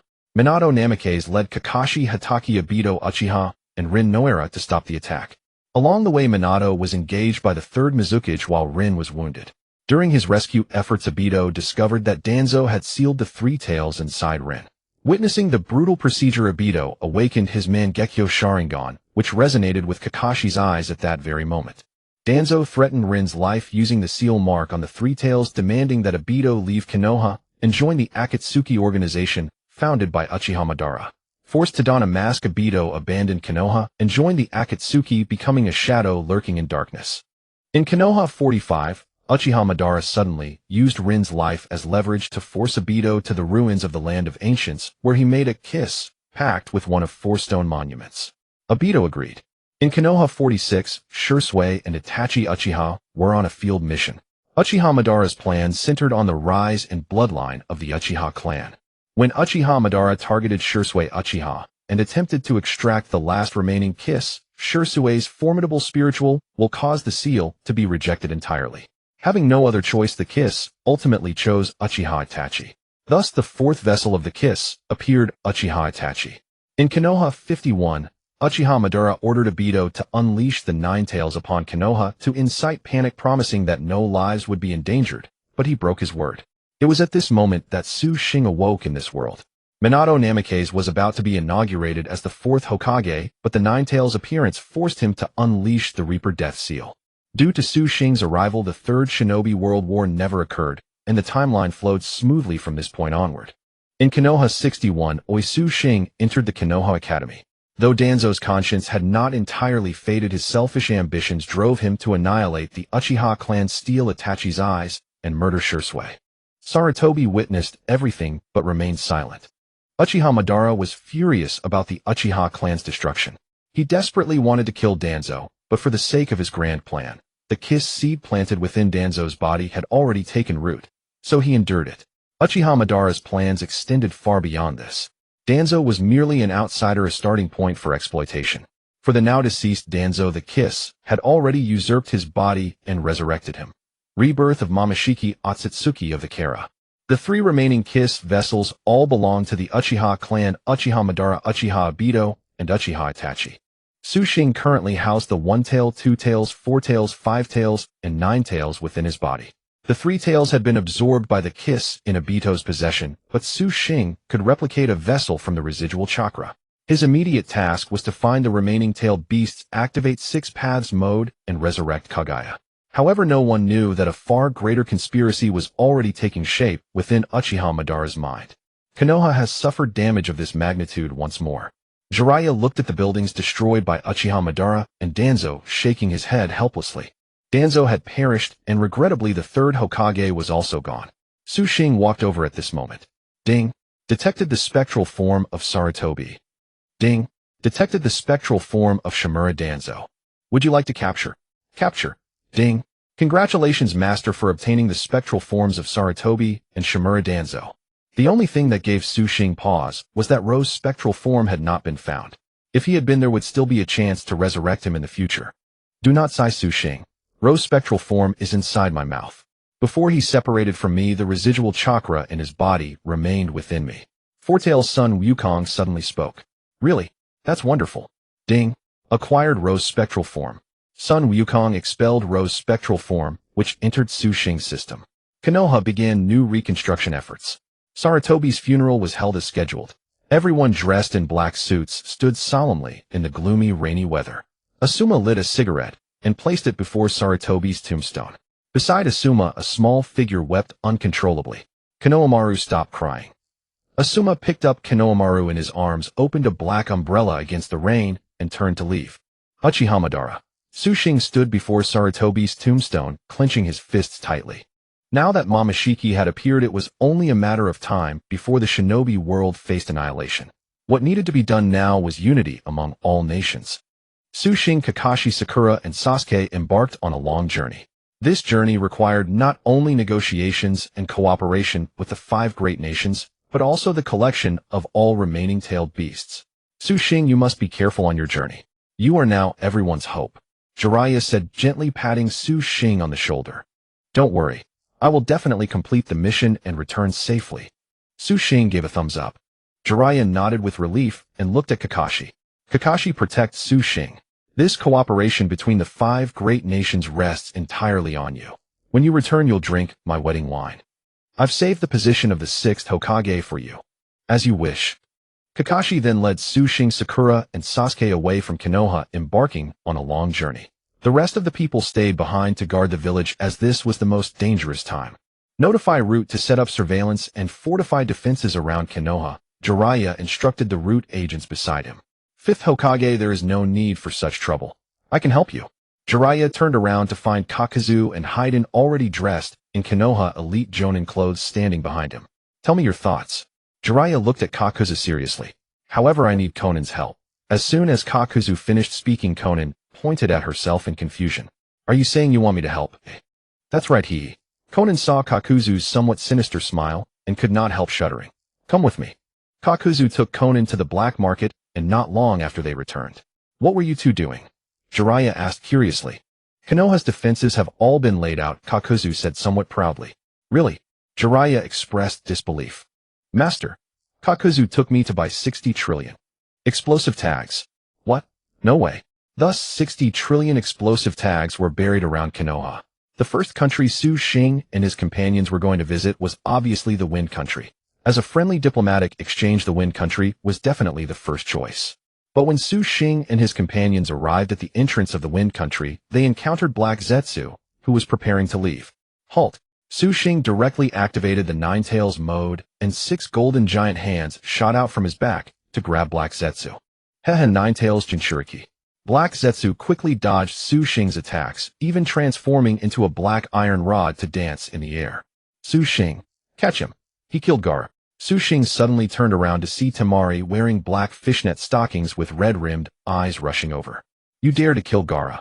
Su Xing accelerated and disappeared from the spot. His golden fist enlarged as he slammed it down on Black Zetsu's head, but Black Zetsu quickly used the leaves on both sides of his body to block in front of him. Looking at the soft leaves, they could actually withstand one hit from Su Xing's Nine Tails mode. Inyang release. Intum Heavenly Lightning. A purple lightning bolt flashed across the sky, quickly forming a purple spiral lightning ball overhead. Seeing this, Su Xing's hands rapidly condensed powerful chakra to generate wind force. Sage Art Magnet release Rasengan. Su Xing borrowed the One-Tail Shikaku's chakra to condense a giant Rasengan. Under these circumstances, the Rasengan could reduce Black Zetsu's speed and decompose his chakra. Black Zetsu gripped the purple lightning ball and leaped down from the sky, charging at Su Xing. Su Xing was not to be outdone, directly raising his right hand with the magnet release Rasengan and sprinting through the wind. The two forces finally collided. The tremendous power directly destroyed all the houses on the outskirts of the Wind Country, sucking them into the magnetic field, while the two of them resisted each other in the sky under the enormous pressure. It seems the Nine Tails power is nothing special. Hehe. Black Zetsu's right hand grew stronger under the power of the purple lightning ball. It's not over yet. Suddenly waves of white smoke appeared around Su Xing. Countless Su Xings in Nine Tails mode surrounded Black Zetsu. What? Black Zetsu was greatly shocked. He only wanted to tease Su Xing, but did not expect Su Xing to have already reached this level. Sage Art Multi-Rasengan. Each Su Xing held a Rasengan and charged forward roaring. Black Zetsu's face was twisted in fury. A scream echoed as Black Zetsu was continuously attacked by a large number of Rasengans. Final strike. Su Xing's magnet release Rasengan struck without hesitation. Black Zetsu transformed into a wisp of black smoke, preparing to escape. Kakashi below had already locked onto Black Zetsu's movements. Kimui. Space twisted and Black Zetsu let out a scream as his right arm was broken. You actually managed to injure me. But you cannot kill me. Next time we meet, I will not let you go. Black Zetsu instantly vanished. Su Xing wanted to pursue, but Kakashi called out to him. As soon as Su Xing deactivated his Nine Tails mode and landed on the ground, Temari threw herself into Su Xing's arms. Gaara is dead. Gaara is dead. Temari hugged Su Xing and cried bitterly. Su Xing had no choice but to try to comfort her, then walked to Gaara's side. Gaara was already lifeless. Su Xing frowned deeply and began scanning Gaara's soul through the system. Ding. Detected Gaara's soul. Would you like to capture it? Capture. Ding. Successfully captured Gaara's soul. Sister Temari, please restrain your grief. Do not let this break your heart. I promise you in the near future I will surely return Gaara to you intact. Su Xing turned around and said seriously to Temari. Su Xing, do not try to comfort me. How can someone who has died come back to life? I am just a girl, and now my younger brother has left me. Su Xing, can you stay? Temari suddenly hugged Su Xing from behind, her delicate hand reaching out secretly. Su Xing suddenly convulsed. Sister Temari. Su Xing clenched his teeth tightly. Do not reject me. Su Xing's mind went blank at that moment. He directly pushed Temari away and walked to the door. Sister Temari, I think you should choose someone else. I am really not suitable for you. Hearing this, Temari felt a wave of sorrow. She looked at Su Xing tenderly. Su Xing shook his head and continued. Regarding the cooperation between the Wind Country and Konoha, based on this partnership, I wonder if the Wind Country would still cooperate. I will cooperate. Temari blurted out directly, then turned and left. Su Xing was momentarily speechless, but there was nothing he could do. After all, Temari was really not his type. Thus the four of them left the Wind Country for their next destination. At the Kazekage's office, Temari watched Su Xing's retreating figure, tears in her eyes.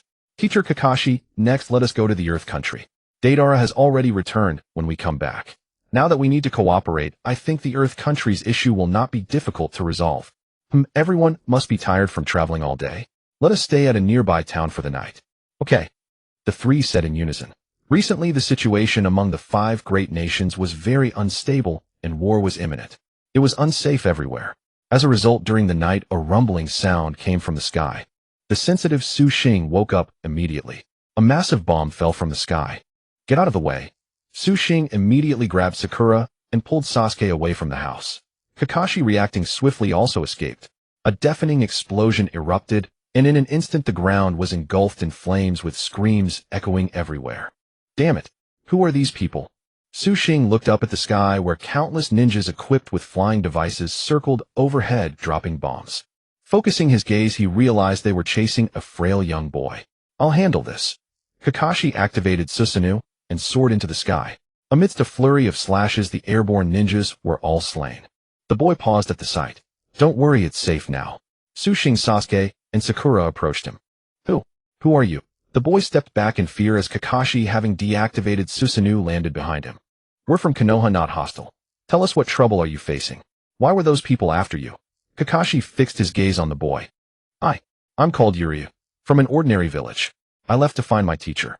Jiraiya seemed shy, but his words were suspicious. Then explain why you were being chased earlier. Kakashi pressed on. Jiraiya suddenly looked embarrassed.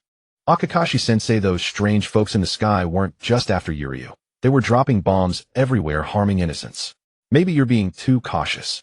Sasuke quickly intervened. Perhaps. Kakashi suddenly smiled at Jiraiya. How about traveling with us? You might run into your teacher along the way. Really? Yuriu's excitement was interrupted by a low growl from his stomach. Su Xing walked over and patted his shoulder. Come on, let's get you some food. But it's already late. There's always food to be had. And so the group of 5 gained a new member, Jiraiya. At that moment, a man wearing silver gloves stood in a ruined village. Coldly, he plunged a sharp blade into a man's chest, killing him instantly. This is where we were defeated all those years ago. Let's begin our revival from here. The man spread his flying device and vanished into the sky. In the dark caves beneath the village, the remaining villagers trembled in fear. By the way, Jiraiya, why did you leave to find your teacher? Su Xing asked as he walked beside Jiraiya. Well, our village was attacked by those people last night. My teacher is a powerful healer. I need to find him to treat the villagers. Jiraiya said earnestly. What's your teacher's name? I only know him as Susanoo. Jiraiya sighed wistfully after speaking. So you must have learned a lot from him. My teacher was very kind to me. I've been with him since childhood. I've learned a fair amount of medicine, but I'm not talented. The villagers still need his care. But where did your teacher go? He loves to travel, often practicing medicine near the borders of the Land of Earth. The Land of Earth. We're headed there. That's wonderful. Suddenly, Su Xing noticed Yuriu's face. It was inexplicably cute, even somewhat beautiful. Damn. Am I falling for a guy? Su Xing was startled. As they approached a village ahead, they saw it engulfed in flames, houses collapsed, and people wailing in misery. Those bastards again.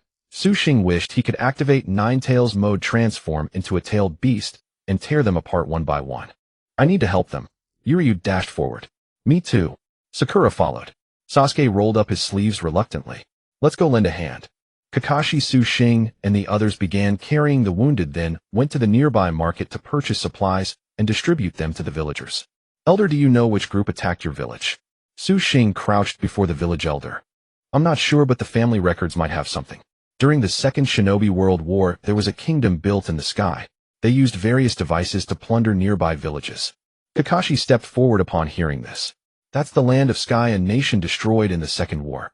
Those flying ninjas are called the Sky Group. After its fall, the kingdom vanished from the ninja world. Are they trying to revive it? Sasuke was perplexed. There might be some hidden secret behind its destruction, Kakashi mused, but he knew nothing more. Just then an old man staggered over from a distance.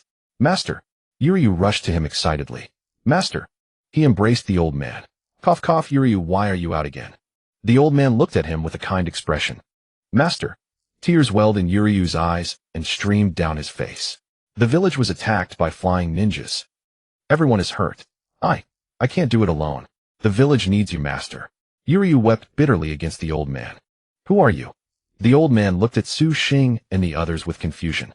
Oh, we're ninjas from Konoha. We rescued Yuryu earlier when he was attacked. Kakashi stepped forward. You must be Susanoo. Cough. Susanoo. I'm just a doctor trying to save people. Those are exaggerated nicknames. Susanoo's aged hand gently stroked Yuryu's hair, then his deep eyes rested on Xing. Is there something on my face? Xing was baffled. Your body is entwined with a terrifying malevolent aura.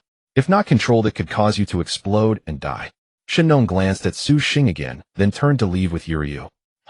I'll die. Xing was completely bewildered. Just joking, don't mind me. But if you have time, could you come to our village and help us? Susanoo turned back to Kakashi. Yuryu looked hopeful. All right, since there's nothing urgent now, saving lives comes first. Lead the way. Kakashi smiled. Thank you so much. Yuryu helped Susanoo and led the group toward the village. After they left, the silver-gloved man emerged from a house with several ninjas. Kill every last villager, then quickly follow them. Yes. Blades flashed and cries filled the air. All the villagers were slaughtered. Then the killers trailed behind Xing and his group. Dry grass swayed in the wildfire, collapsed houses lay scattered everywhere, and the villagers' corpses were strewn across the ground of the village.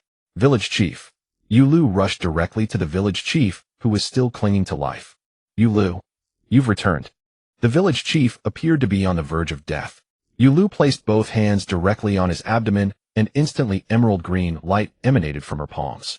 Yulu, don't waste your effort. I can't make it. There are still some surviving villagers. You must protect everyone. The village chief tightly grasped Yulu's sleeve, then drew his last breath. Tears streamed down Yulu's face. Susanoo walked over and patted Yulu on the shoulder. Do not grieve too deeply. If you wish to become a qualified doctor, you must face death every day. Sasuke, Sakura, go check if there are any surviving villagers nearby. Kakashi said to the two. Yes. The two split up and began searching for survivors. Yulu, if those bastards dare come back next time, I'll personally wipe them out. Xing helped Yulu to her feet.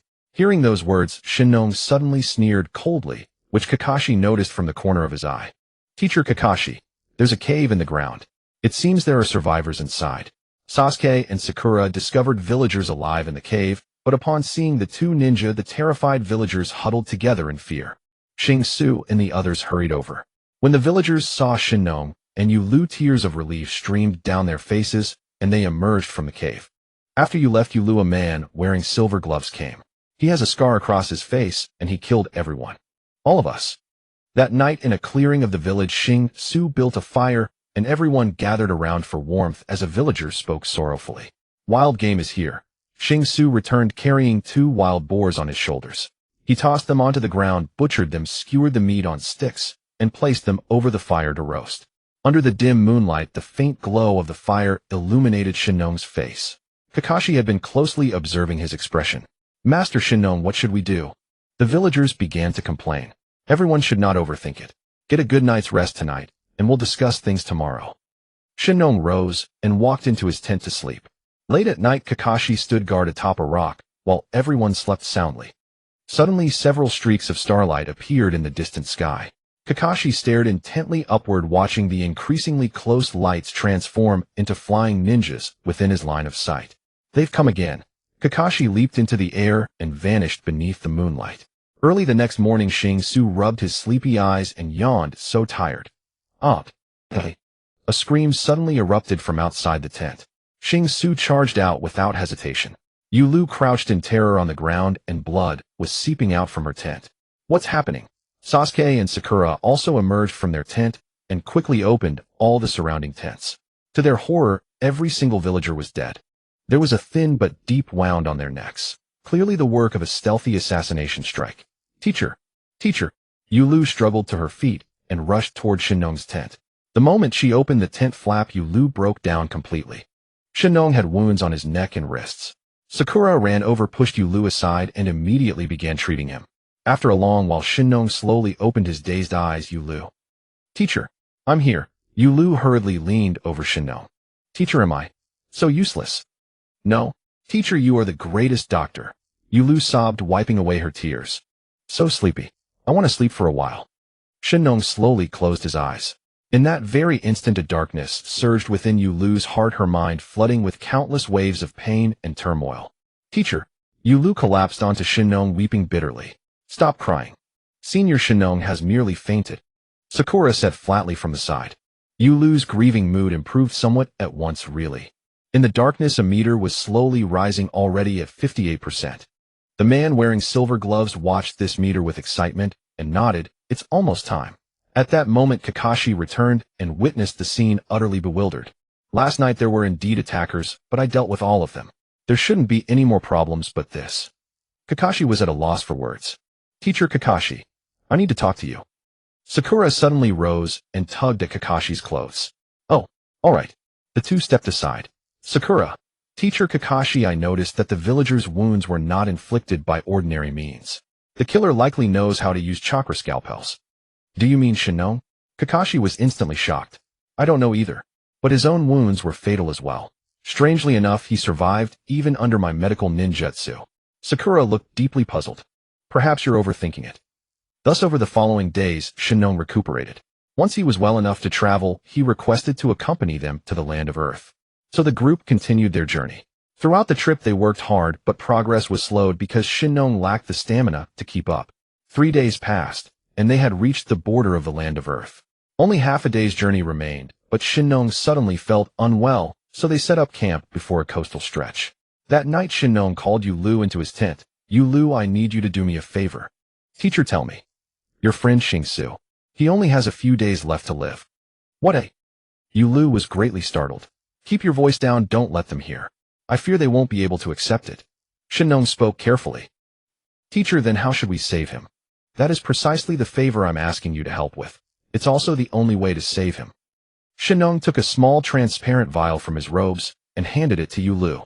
Put this on him, and without his knowledge take some of his blood and hair. Shinnong whispered carefully. Blood, hair. Hair is easy enough, but blood. Yulu was somewhat flustered. Yulu, if you truly wish to save him, this too is an act of healing.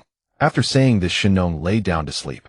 Yulu held the transparent vial and fell into deep thought. That night, it was Xing turn on watch. He sat cross-legged in front of the tent, gnawing on a chicken leg. Aren't you asleep yet? Yulu placed the vial in her pocket and walked over. Yeah, I'm on watch tonight. Don't worry. Xing smiled at Yulu. I have something I'd like to ask you. Go ahead. Do you feel any discomfort? Or any trouble breathing? Yulu looked at Xing earnestly. No, not at all. Are you kidding me? Xing looked at Yulu somewhat puzzled. Hey, you have a white hair. Yulu swiftly plucked a strand of Xing hair while he turned his head away. Ouch. Let me see. Xing turned back around. It blew away. Gone now. The hair was secured, but what about the blood? Yulu was utterly frustrated. But just then flying ninjas appeared in the sky once more. This time there were at least 1,000 of them. Watch out. A massive energy blast came hurtling toward them. This time it was no missile. Xing shielded Yulu, taking the full force of the impact on his back. Blood began to flow from his wound. Yulu hid quickly. After shouting, Xing charged straight into the sky. Kakashi and Sasuke, along with the others, woke up in time and joined the battle. At that moment, Yulu saw the blood on the ground, hesitated for a brief second, then collected some into the vial. Teacher, I found everything. She hastily handed the items to Shinnong, and the two ran out of the tent. Outside, hundreds of flying ninjas had already gathered, their combined energy blasts aimed directly at Yulu and Shinnong. Yulu. Without hesitation, Xing turned from the sky and dove straight toward Yulu. A colossal explosion rang out, and Shinnong vanished in the blast. As Yulu plummeted toward the cliff, she witnessed Shinnong being killed. Her two eyes instantly turned pitch black. She then jumped into the sea below the cliff. Xing followed her, diving into the water as well. Suddenly the calm seawater churned into towering waves, and a familiar roar erupted from beneath the ocean surface. This familiar chakra. Kakashi suddenly turned his head to look at the lake. Sure enough, a black vortex formed on the lake's surface, and a huge black beast crawled out from the vortex. Meanwhile, Xing grabbed the beast's body and lay on it. It's Zero Tails. Kakashi and the others finally realized that this familiar chakra was actually Zero Tails. Wasn't Zero Tails already eliminated in Bichio country? Why is it appearing here? Sasuke punched a flying ninja into the air and then looked over. Zero Tails let out a huge roar. The filling device has reached 99. Just one more step. The silver-gloved man stood in a castle looking at the filling device in his hand with a satisfied smile. A flying ninja picked up a transparent bottle containing Xing's blood and hair from where Susanoo had died, then flew away. Yulu, wake up quickly. In the hurricane of Zero Tails' roars, Xing punched Zero Tails' head. Instantly Zero Tails let out a miserable cry and then rushed out of the sea. My lord, your clone has died. Should we proceed to the final step of the plan? The silver-gloved man turned around and said respectfully to a robust man. The man stepped out of a pool, put on a bathrobe, picked up scissors to trim his beard, and walked to the mirror, carefully touching his own face. Wait until they reach the land of Earth before executing the final plan. Yes. Looking closely at the man in the mirror, it was actually Susanoo, who had just died in the energy cannon, but now he looked much younger. The flying ninja handed the bottle to Susanoo. He showed a satisfied smile, and then took the bottle into a nearby laboratory. Xing, how did you suppress Zero Tails last time? Sasuke shouted at Xing. I just beat it to death. Instantly Kakashi and the others were dumbfounded. Do we really have to kill you, Lu? Xing couldn't bear it, but chakra had already gathered in his hand. Seal. Suddenly, several ninjas from the land of Earth emerged from the grass. They formed a formation to surround Zero Tails, quickly making hand seals. It's Sister Kuratsuchi. Xing then noticed that among the ninjas from the land of Earth, there was actually Kuratsuchi. Kuratsuchi directly threw a sealing talisman. The surrounding ninjas from the land of Earth used Earth Release to restrain Zero Tails at the center. The moment the sealing talisman was applied, Zero Tails disappeared with a roar. The dark power in Yulu's body vanished, and she collapsed to the ground. Yulu. Xing rushed over and picked her up, but suddenly he felt something soft. He looked down and saw that Yulu had fallen into the sea and was completely drenched. Her thin clothes revealed something. Then looking at her face, Xing removed the headband from her head, and her brown long hair appeared. Instantly Xing's face turned red. Ahem. Yulu slowly opened her eyes, and suddenly saw Xing staring at her. Oh, pervert. With a slap, Xing was stunned. Yulu quickly covered her clothes. It hurts. So you're a girl. Xing stared at Yulu in surprise. So you're a girl? No wonder I felt attracted to you. Sasuke walked over with a grin, but Sakura impatiently punched him, sending him flying. Master. Is Master dead? Yulu stood up and began to look around for Susanoo. Everyone remained silent. Sister Kuratsuchi, why are you here? Xing asked curiously. Well, I heard recently that some flying ninjas are causing trouble nearby, so my grandfather sent us to patrol, Kuratsuchi said with a smile. By the way, why are you here? That's a long story. We need to see that Sasuke about something. Then you go ahead. I still need to patrol around a bit. See you later. An explosion sounded in the distance, and Kuratsuchi left anxiously. Tears flew from Yulu's eyes in the wind. Why? Why does everyone closest to me have to leave? But is this all I can be for my whole life? Yulu, you can still inherit your master's will and continue to practice medicine. I think that's what your master would have wanted. Kakashi said to Yulu. Keep living, huh? The previously sorrowful Yulu suddenly felt a glimmer of light in her heart. She nodded vigorously. Yes, I want to live. I want to create opportunities for more people to live. I will inherit my master's will. Let's go to the land of Earth. I can greet the Tsuchikage first, and you can stay there to help those in need. Xing walked over and stared at Yulu as he spoke. But for some reason, after knowing that Yulu was a girl, he felt a bit strange. The group began to enter the territory of the land of Earth. But just as Xing and the others entered the land, tens of thousands of flying ninjas appeared in the sky again. Damn, where did all these ninjas come from? Xing couldn't help but swear. A huge mechanical island slowly emerged behind the tens of thousands of flying ninjas. Land of the sky, Kakashi exclaimed as he looked at the island in the sky. So this is the land of the sky, eh? A familiar figure jumped down from the huge island in the sky. What's going on? Tsuchikage Onoki walked over from behind. It's the land of the sky which was destroyed in the Second Ninja War. It seems their conspiracy has been brewing for a long time.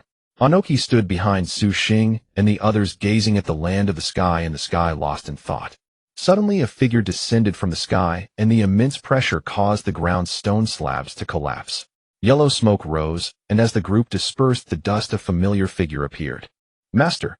Master! Yulu looked at the man in front of her excitedly. He was exactly like Susanoo, but much younger. No, Yulu. He is not your master. Yulu was about to rush forward, but Su Xing suddenly pulled her back. The man smiled seductively, flicked his long hair back, and looked at the group. Allow me to reintroduce myself. I am the leader of the land of the sky, and my name is indeed Susanoo. The leader of the land of the sky. Yulu looked at the man. The familiar face suddenly became strange. The gentle and caring Susanoo from before was this man, and all the villagers' deaths were because of him. What's wrong, my good disciple? Don't you recognize me? Ha ha. Susanoo let out a strange laugh. No. It's impossible. Master, you must be lying. Yulu struggled to ask. To tell you the truth, everyone along the way was killed by my orders. Susanoo watched Yulu's expression with amusement. Yulu grimaced and covered her head.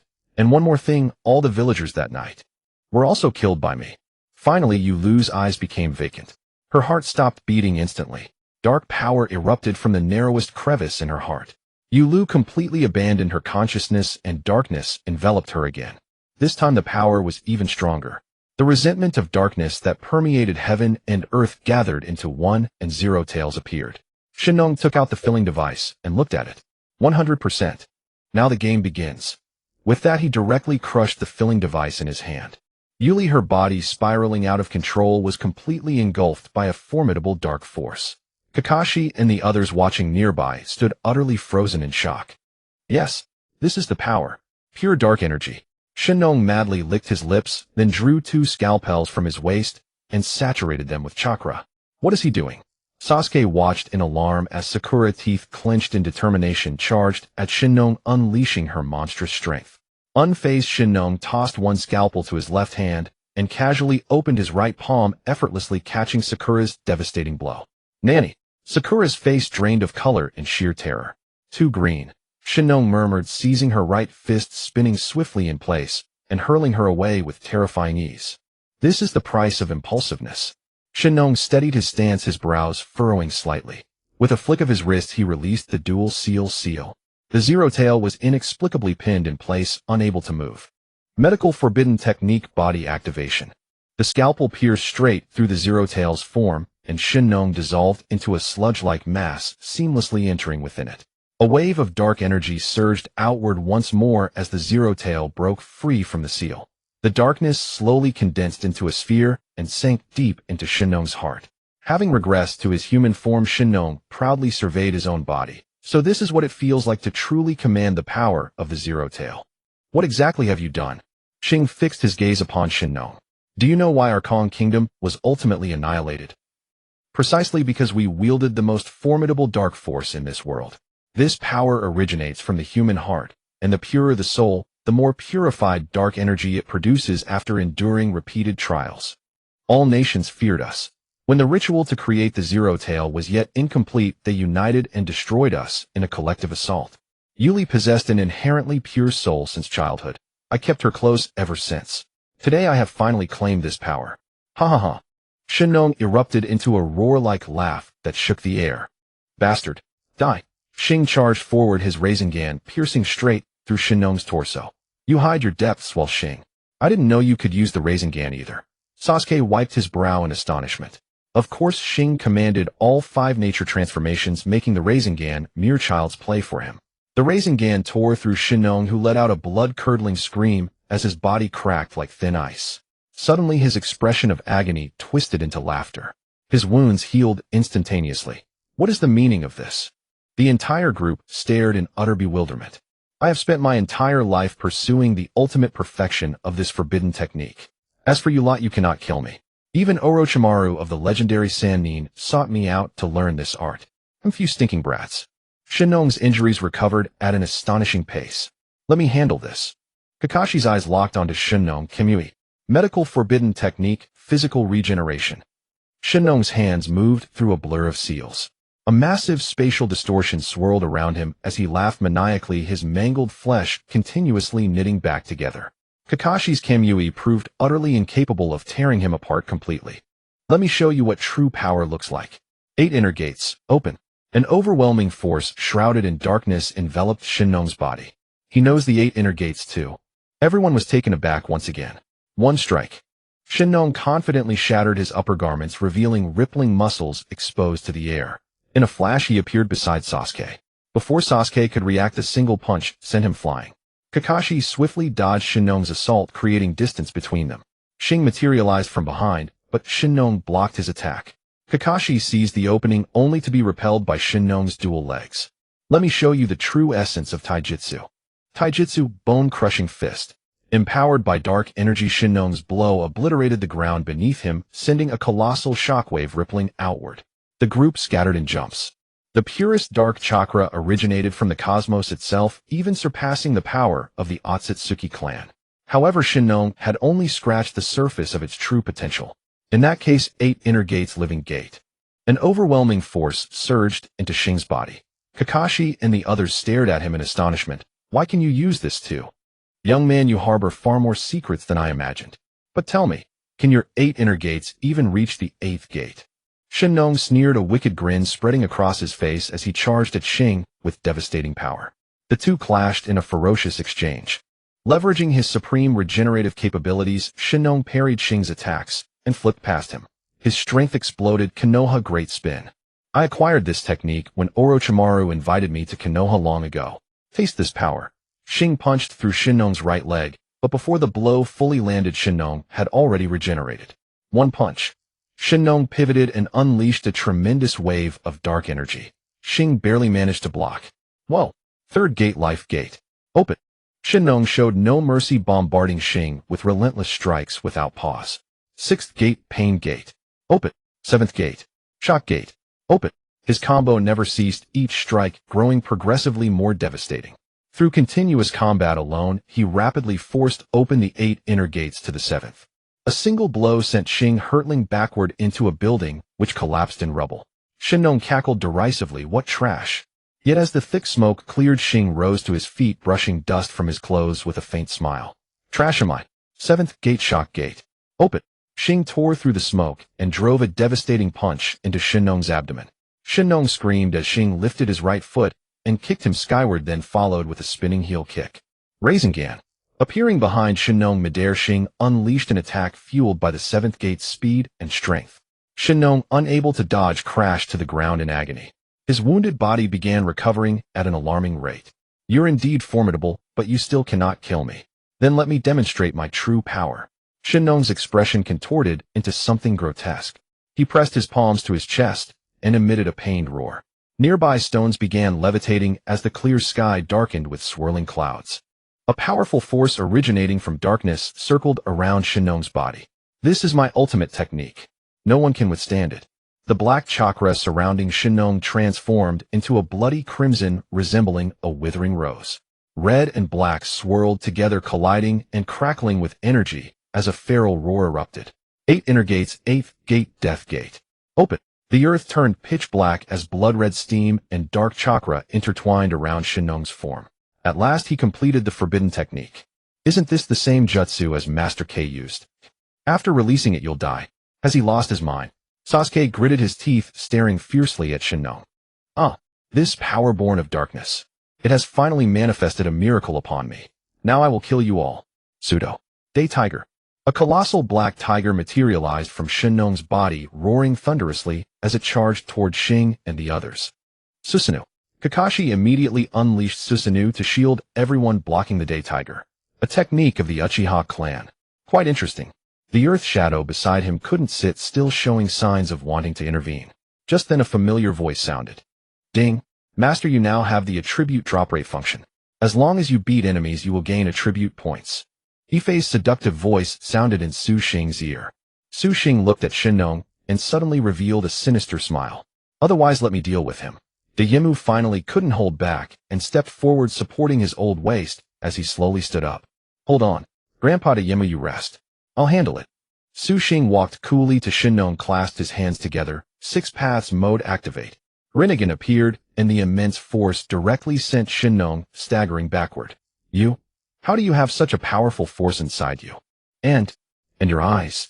Shinong looked at Su Xing with growing fear. Su Xing's power was constantly increasing, while he himself had already unleashed his strongest power. Although he couldn't die, he was uncertain what other tricks Su Xing had. Would Su Xing tell him that he still had several tailed beasts inside him? Currently, Sage Mode and Nine Tails Mode couldn't be merged, otherwise these two modes plus Six-Paths Mode would be enough to instantly kill Susanoo. But now what he had to do was beat Susanoo to gain attribute points. Here I come. Su Xing used Shuanpa and appeared in front of Susanoo. So fast. Susanoo hurriedly defended. Can you block it? Su Xing punched Susanoo in the face. Up. Susanoo recoiled in pain, and Su Xing quickly pursued using Minato's soul card. He threw 7 kunai around Susanoo, then shuttled back and forth near Shinong's body. 1 punch, 2 punches, 3 punches, 4, 5, 6, 7, 8 punches. Ding. Beating Shinong gains 10 attribute points. Ding. Beating Shinong gains 47 attribute points. Ding. Beating Shinong gains 175 attribute points. Ding. Beating Shinong gains 1 attribute point. Ding. 70, 95, 61, 497, 2475. Su Xing didn't know how many times he had hit then stopped. Shinong was beaten. Black and Blue looked up at Su Xing, and everyone around laughed mockingly. Ding. Master, you have gained a total of 7,000 attribute points. Attribute points will be randomly distributed automatically. You cannot manually assign them. Su Xing was dumbfounded. So he couldn't assign them manually. If he could, he would just add all to strength and become invincible. Open the attribute panel. Su Xing Six-Paths Realm Time Limit 5 minutes. Strength 4,000. Agility 7,000. Illusion 2,000. Defense 2,000. Taijutsu 2,000. Illusion 2,000. Damn. Strength got 2,000 points randomly, and the remaining 5,000 points all went to agility. What's the use of being so fast? Su Xing rolled his eyes in annoyance. Kid. You. How dare you insult me like this? Shinong gritted his teeth and got up from the ground, shakingly taking a bottle out of his pocket. A dark red liquid appeared in the bottle. What's this? Su Xing was confused. Shinong opened the bottle and swallowed the liquid, then burst into laughter. This is your blood and hair refined and improved by me. Your body contains powerful strength. It would be a pity not to use it well. Ha ha ha. Shinong's body began to change. Disgusting saliva dripped from his mouth, and then in front of everyone he opened his mouth wide and spat out a white eggshell the size of an adult. You so disgusting. Sakura got goosebumps all over. Come on, my dark power is about to merge. Shinong poured a large amount of black chakra into the eggshell with both hands. Slowly a crack appeared in the eggshell and a pitch-black claw directly extended out. Shinong's face twisted, revealing an excited gaze. A black whirlwind rose around them, and finally something crawled out of the eggshell. It's out. Huh. The product of darkness. The black whirlwind dissipated, and Su Xing and the others finally saw clearly that what had crawled out of the eggshell was a black fox. It was the kind of Jinchuriki tailed beast transformation, except this fox was completely black and had 5 tails on its back. It turned out that Shinong had used the 9 tails chakra from Su Xing's body to refine power and sacrificed his own power to give birth to this dark product. Your time of death has come. Shinong stood up, but suddenly the dark 9 tails directly extended its claw through Shinong's abdomen. What? Why? At this moment, everyone noticed that Shinong's wound-healing speed had slowed down. His power was being rapidly absorbed by the dark 9 tails, and Shinong screamed in agony. Why is the thing he summoned killing him? Sasuke scratched his head in confusion. The power of darkness originates from dark matter. The only mutually attracting force in the universe is the existence of black holes. When a powerful black hole appears, it will devour the other side. That is the law of dark survival. Su Xing stared intently at the dark 9 tails, ready to use his ultimate move. After Shinong was completely absorbed, all the flying ninjas who saw this turned and fled in fear. And Jiraiya was spat out by the dark 9 tails. Su Xing turned to Kakashi and the others and said, Teacher, you guys fall back. They retreated into the house, and the truth-seeking balls behind Su Xing slowly rose. Roar! The dark 9 tails let out a mournful cry and then charged at Su Xing. Su Xing flicked his right hand, and a black truth-seeking staff appeared in his hand. Come on! The dark 9 tails' claws suddenly elongated and reached for Su Xing. In the moment Su Xing jumped, he threw the truth-seeking staff to the ground, directly piercing the dark 9 tails' claw, thus pinning it to the ground. Ding! Critical hit on the dark 9 tails. Gained 400 attribute points. The Dark Nine-Tails screamed in pain, and actually reached out with its left claw to cut off its pinned right claw. So ruthless. As Su Xing landed, the Dark Nine-Tails' tail directly wrapped around the truth-seeking staff on the ground and stabbed it at Su Xing. Pretty clever. Su Xing waved his right hand and turned over. One of the truth-seeking balls behind him flew out and directly shattered the staff in the Dark Nine-Tails' hand, then shattered half of its body. But soon the Dark Nine-Tails' body recovered again. It has devoured Shinong, possessing Shinong's flesh incarnation. Originally, even if Shinong opened the Death Gate with this forbidden technique, he wouldn't die, but unfortunately. Su Xing's Rinnegan saw through the Dark Nine-Tails completely. Its body contained entirely dark chakra. It's impossible to destroy this thing, but there must be a way to make it disappear. Su Xing suddenly discovered a fragile heart hidden within the Dark Nine-Tails' body, a nearly transparent heart that shone like a brilliant crystal in the darkness, so clear and pure. Could this be its weakness?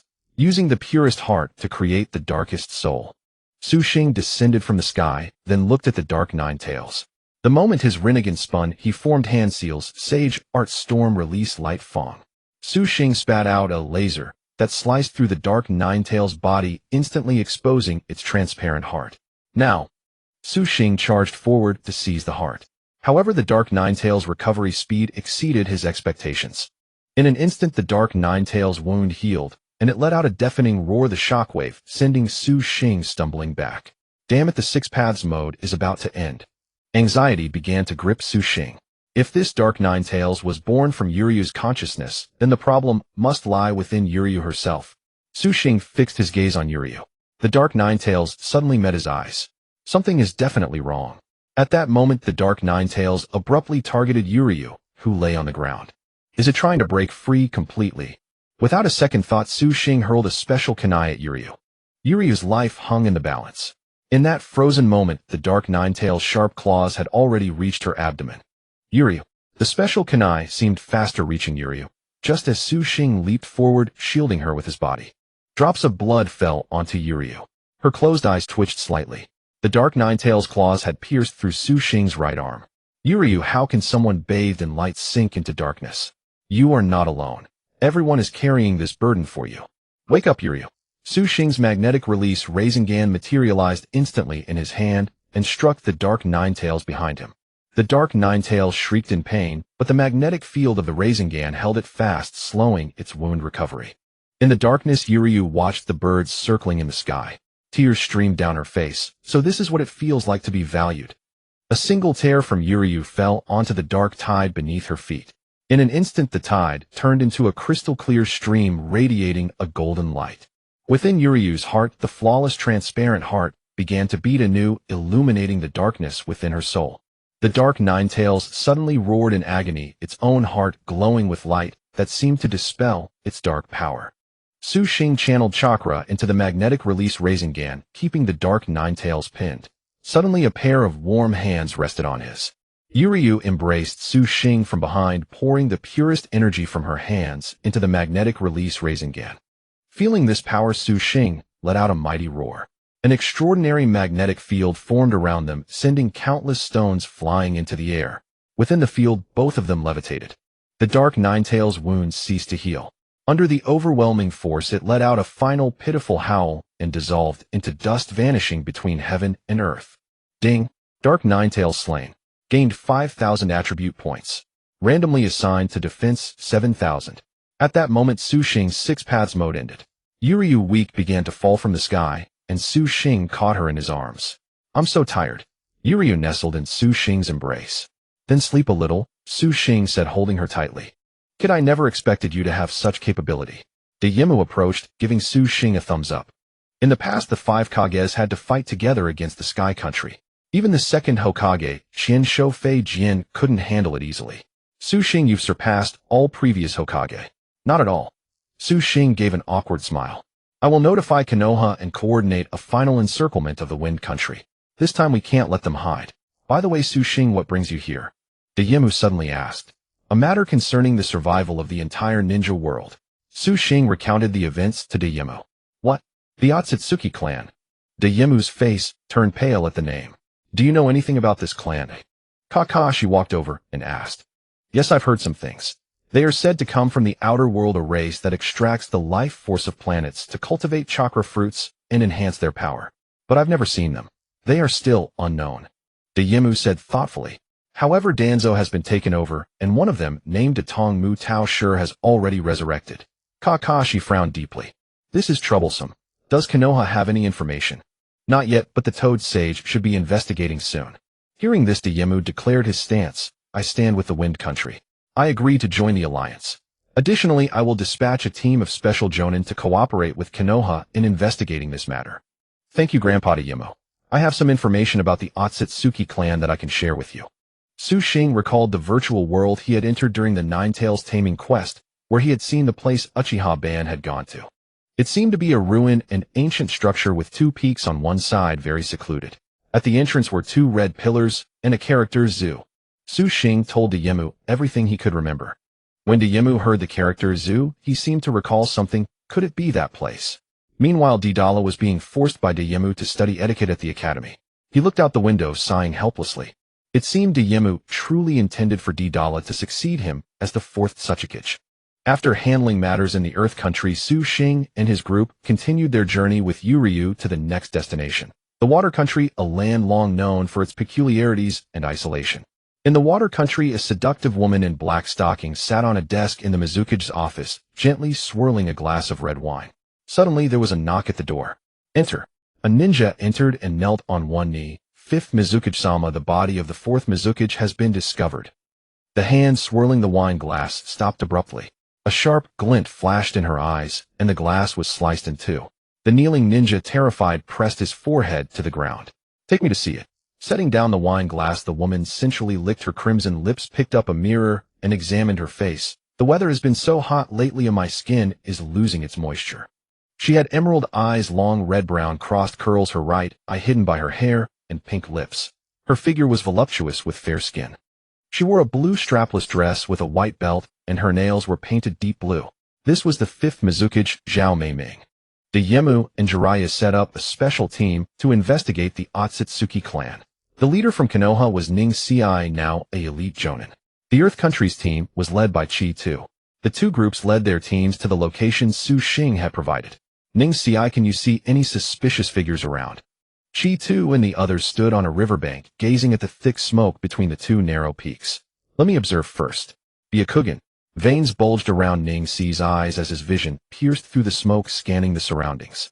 Suddenly, about a few kilometers away at a ruin, a strange force was absorbing the life of nearby creatures seemingly for a long time. This is...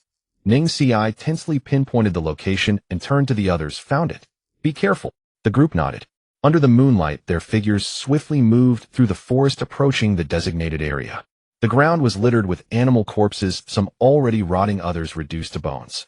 The surrounding plants had withered. Dead fish floated on the water's surface in the area. Ning Ci and his team heightened their alertness, slowly advancing deeper. The closer they got to the target, the more corpses covered the ground. The stench was indescribable. Under the waterfall, Datong Mu Pu Shur, who had been meditating with his eyes closed, slowly opened his Byakugan, revealing a blue Rinnegan and a red six-tomo Rinnegan. Someone is coming. How exciting. Yomi Hirasaka. A space-time portal appeared before Pu Shur. He stood up, stepped through it, and vanished. This place. Niji brushed aside the withered vines, entwining the stone tablet, scrutinizing the inscriptions upon it. It roughly recorded what had transpired earlier, along with a seal mark. It seems we have found it. As Niji rose, a portal suddenly opened in the surrounding space, and Urashiki Otsutsuki slowly emerged from within. You people, instead of living well, come here seeking death. Truly strange creatures. Urashiki licked his lips and descended from the air. Everyone be careful. All quickly gathered together. Oh, your eyes give me a sense of familiarity. Urashiki gazed at Niji with an intrigued expression. What do you mean? Niji's Byakugan fixed intently on Urashiki, beads of sweat trickling down his forehead. It means, Amino Hashabiki no Mikoto. A crimson fishhook suddenly appeared in Urashiki's hand, and he swung the glowing red rod, casting it toward the group. Earth Release Golem Technique. Akatsuchi, along with the shinobi from the land of Earth, charged forward, expelling a mass of earth from his mouth to form a colossal rock golem. It blocked the attack and then manipulated the golem to strike at Urashiki. I'll play with you for now. Urashiki strode through the air. Niji flashed out from behind the rock. 8 trigrams Mountain Crusher. Niji unleashed a concentrated blast of chakra, resembling a colossal laser beam, its immense power instantly shattering the small mountain behind them. Urashiki's speed was far beyond what ordinary eyes could perceive, but Niji with his Byakugan could at least grasp Urashiki's evasive patterns. Is it pure physical speed that enhances your evasion? Then your position has likely never changed. You've only created an optical illusion from your original spot. Niji gradually deciphered Urashiki's evasive maneuvers. Meanwhile, Urashiki also noticed Niji. With the Byakugan of the Hyuga clan, this one's talent is indeed quite impressive. Urashiki hurled his fishhook. Niji spread his palms. Gentle fist rotation of the 8 trigrams. A massive chakra barrier emerged around Niji, spinning at high speed to deflect the fishhook. As the rotation ceased, Urashiki found Niji had vanished.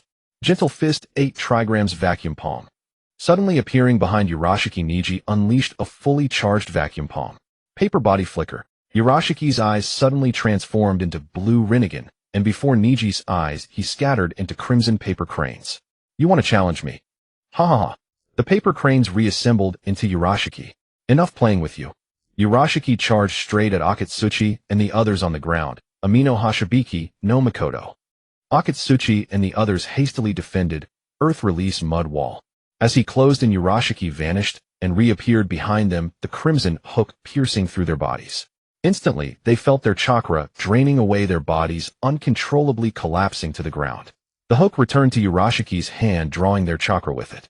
What fresh chakra! Still far from restoring my true power, but enough for now. As for you, Hyuga brat. Urashiki abruptly turned and hurled the hook at Niji. In a flash, Niji's mind raced. If his hook can extract chakra, what if the target has no chakra in their body? Tenketsu seal. Niji swiftly sealed the chakra points along his own flow. When Urashiki's hook struck Niji, his brow furrowed deeply. Retrieving the hook, Urashiki looked at Niji with renewed interest. Impressive. The Hyuga clan carries the blood of us Otsutsuki descendants. But with your chakra flow sealed, what can you do now, eh? Urashiki withdrew the hook and thrust his truth-seeking rod toward Niji. In that instant, Niji burst open the seal on his Tenketsu Byakugan. Veins bulging, Niji precisely perceived the flow of chakra within Urashiki's body. Gentle fist 8 trigrams 64 palms. A Taijutsu pattern appeared beneath Niji's feet. Urashiki couldn't help but admire Niji's formidable talent. Yamatsu Hirasaka. As Niji closed in, a black space-time portal opened in the air before him, and Urashiki stepped through. My power hasn't recovered yet. I'll spare you this time. Tell all the leaders of the nations to come and find me, ha. The portal closed. Niji stared at the vanishing space, lost in thought. Are you all right? Niji jumped down to Akatsuchi and the others. We're fine. What was that monster?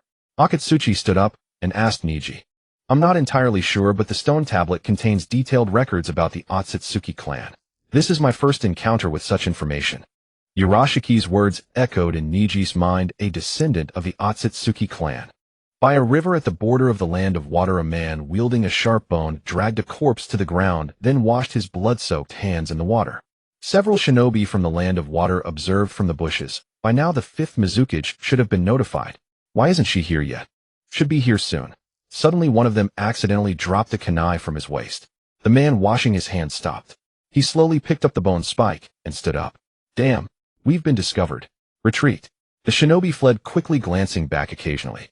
After running for a long time, they stopped, seeing no one following. Looks like he didn't follow. The Mizukage should be here soon. Everyone hold on. A massive bone with sharp spikes suddenly pierced through the shinobi's abdomen. A monster. The remaining 2 shinobi fell back in terror as the massive bone lifted the man into the air. The man holding the bone spike appeared behind them. Suddenly screams rang out and a flock of birds startled into the sky from the forest. 5th Mizukage. We heard a sound nearby. Pinpointing the location.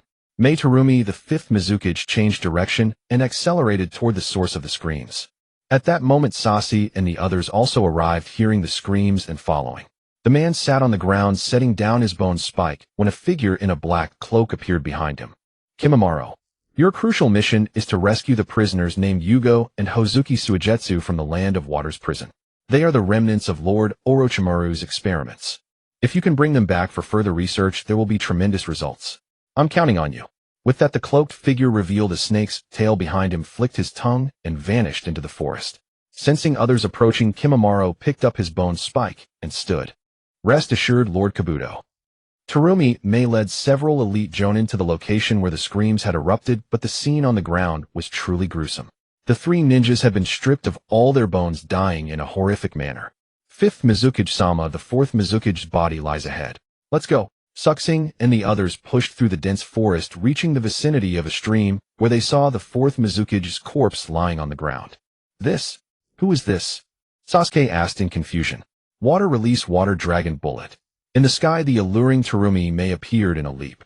Kakashi unhurried, formed hand seals in almost a second. Water release water dragon bullet.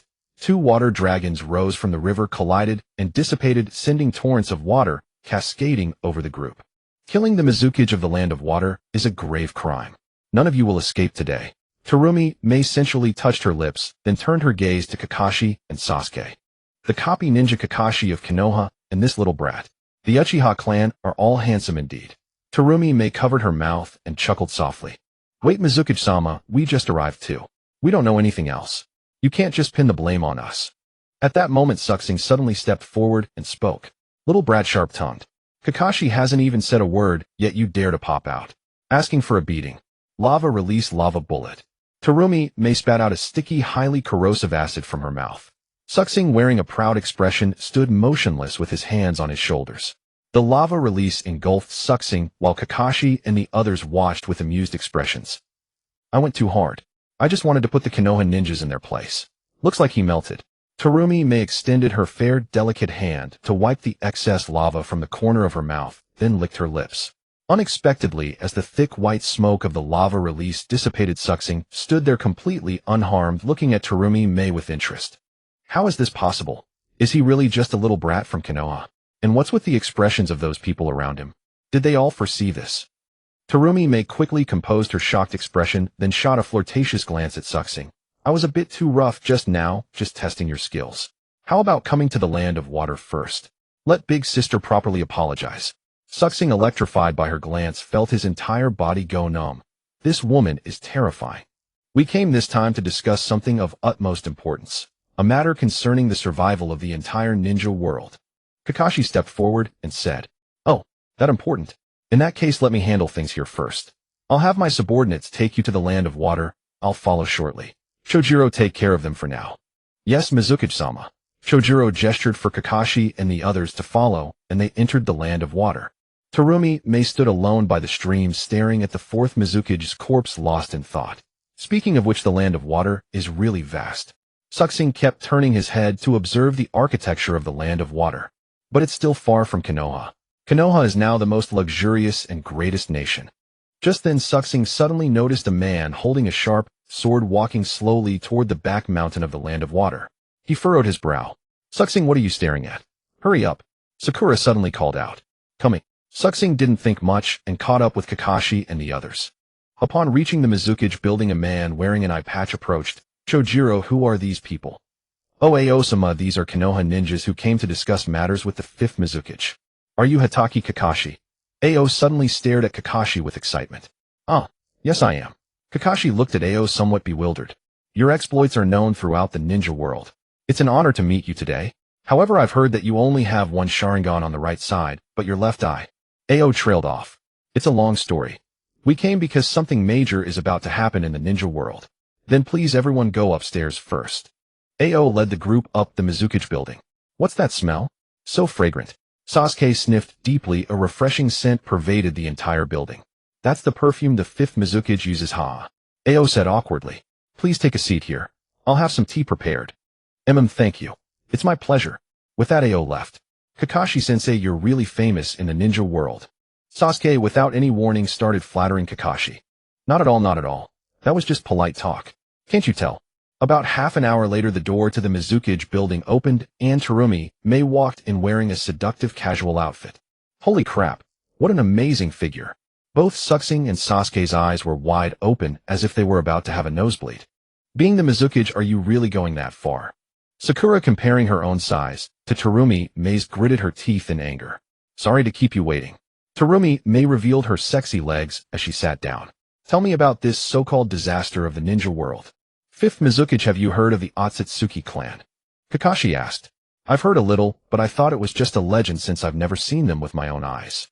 Terumi May spoke while filing her nails, engaging in conversation with Kakashi. Ahem, it's not a legend. They come from an unknown world aiming to destroy and absorb the places where everyone lives to enhance their clan's power. Kakashi-san, you sound like you're telling a story. A disaster has already occurred in Konoha. A member of the Otsutsuki clan has been resurrected. Terumi May, who had been filing her nails, suddenly stopped. Just one. No. There are currently 4. Their power is 100 times that of a Kage. Terumi May looked up, meeting Kakashi's serious gaze. She put down her file and stood up. So you want the Land of Water to ally with you? Why should we? This concerns not only Konoha, but a disaster for the entire ninja world. The Land of Wind and the Land of Earth have already joined forces. If you don't want, I won't force it. Then we'll take our leave. Wait. Just as Kakashi and the others were about to rise, Terumi May called them back. An alliance with the Land of Water is possible, but you must first do something for me. Name it. The Land of Water possesses a tailed beast, but the Jinchuriki previously defected from the village and is now imprisoned. I want you to persuade him to serve the Land of Water. If you can accomplish this, I will agree to the alliance. After all, a nation's power greatly increases with the strength of a Jinchuriki. Terumi May clapped her hands and Ao entered. If you agree, let Ao take you to the prison. Can I know his name? Xing suddenly asked. Utakata. Rest assured, his power has been sealed. Xing led Xing and the others along the path to the prison. The rusted gate was slowly pushed open by Xing, sending dust billowing into the air. Has this place been abandoned for so long? Xing asked, brushing away the dust. Who would come here for no reason? This place holds the most peculiar and dangerous felons. Xing cast a strange glance at the group. After passing through several rusted iron doors, Xing noticed a corridor where all sorts of bubbles were drifting out. We're here. Xing walked over, popped the bubbles directly, and opened the cell door. Inside, long-haired Yugao was blowing one bubble after another. He's the one known as Bubble Yugao. I'll wait outside, take your time. After speaking, Xing departed. Once Xing left, Yugao, seated in the corner of the cell, continued fiddling with the small iron rod in his hand. Hello, I'm Hitaki Kakashi. Pleased to meet you. Kakashi extended his right hand toward Yugao. Yugao lifted his head, disdainfully glanced at Kakashi, and said, The 5th Mizukage sent you, didn't she? If you want me to compromise, it's possible, but only if she agrees to incorporate the Tsuzu clan. The Tsuzu clan. Xing and the others were puzzled. Yes, you probably don't know why I'm imprisoned here. The 5th must have told you I was captured for defecting from the village, but that's not true. I was locked up because the 5th refused to accept the Tsuzu clan's incorporation. And my disciple is the granddaughter of the Tsuzu clan's chieftain. Hearing this, Xing asked curiously, Is the Tsuzu clan also within the territory of the Land of Water? Yes, they are descendants of the original tribes. Their settlement is in the Land of Water's fortress Guching Mountain and the mountain's hidden village. Then why did the Mizukage do this? Yugao slowly rose from the ground, gazing at the scenery outside the cell window for a long time. After a silent sigh, he said, Because the forbidden technique of the Tsuzu clan is like a time bomb ready to explode at any moment. The forbidden technique is called nefation, passed down through generations on their backs. Its characteristic is an outward explosion centered on the user, annihilating everything within a radius of hundreds of kilometers or more. It requires charging. Crucially, the chakra for this technique is natural chakra, that is Sage chakra, with a charge time of about 1800 seconds. The longer the charge, the greater the destruction range. If charged long enough, it can destroy an area spanning millions of kilometers. What? That means it could explode anywhere. Natural chakra. Xing understood, for he himself possessed sage arts. Sage chakra could absorb the essence of the air at any time. This was too terrifying. I pleaded with the Mizukage many times to incorporate the Tsuzu clan, but she refused. Yet leaving the Tsuzu clan unattended is impossible, because everyone is extremely interested in their forbidden technique. I fear. So I want to protect them.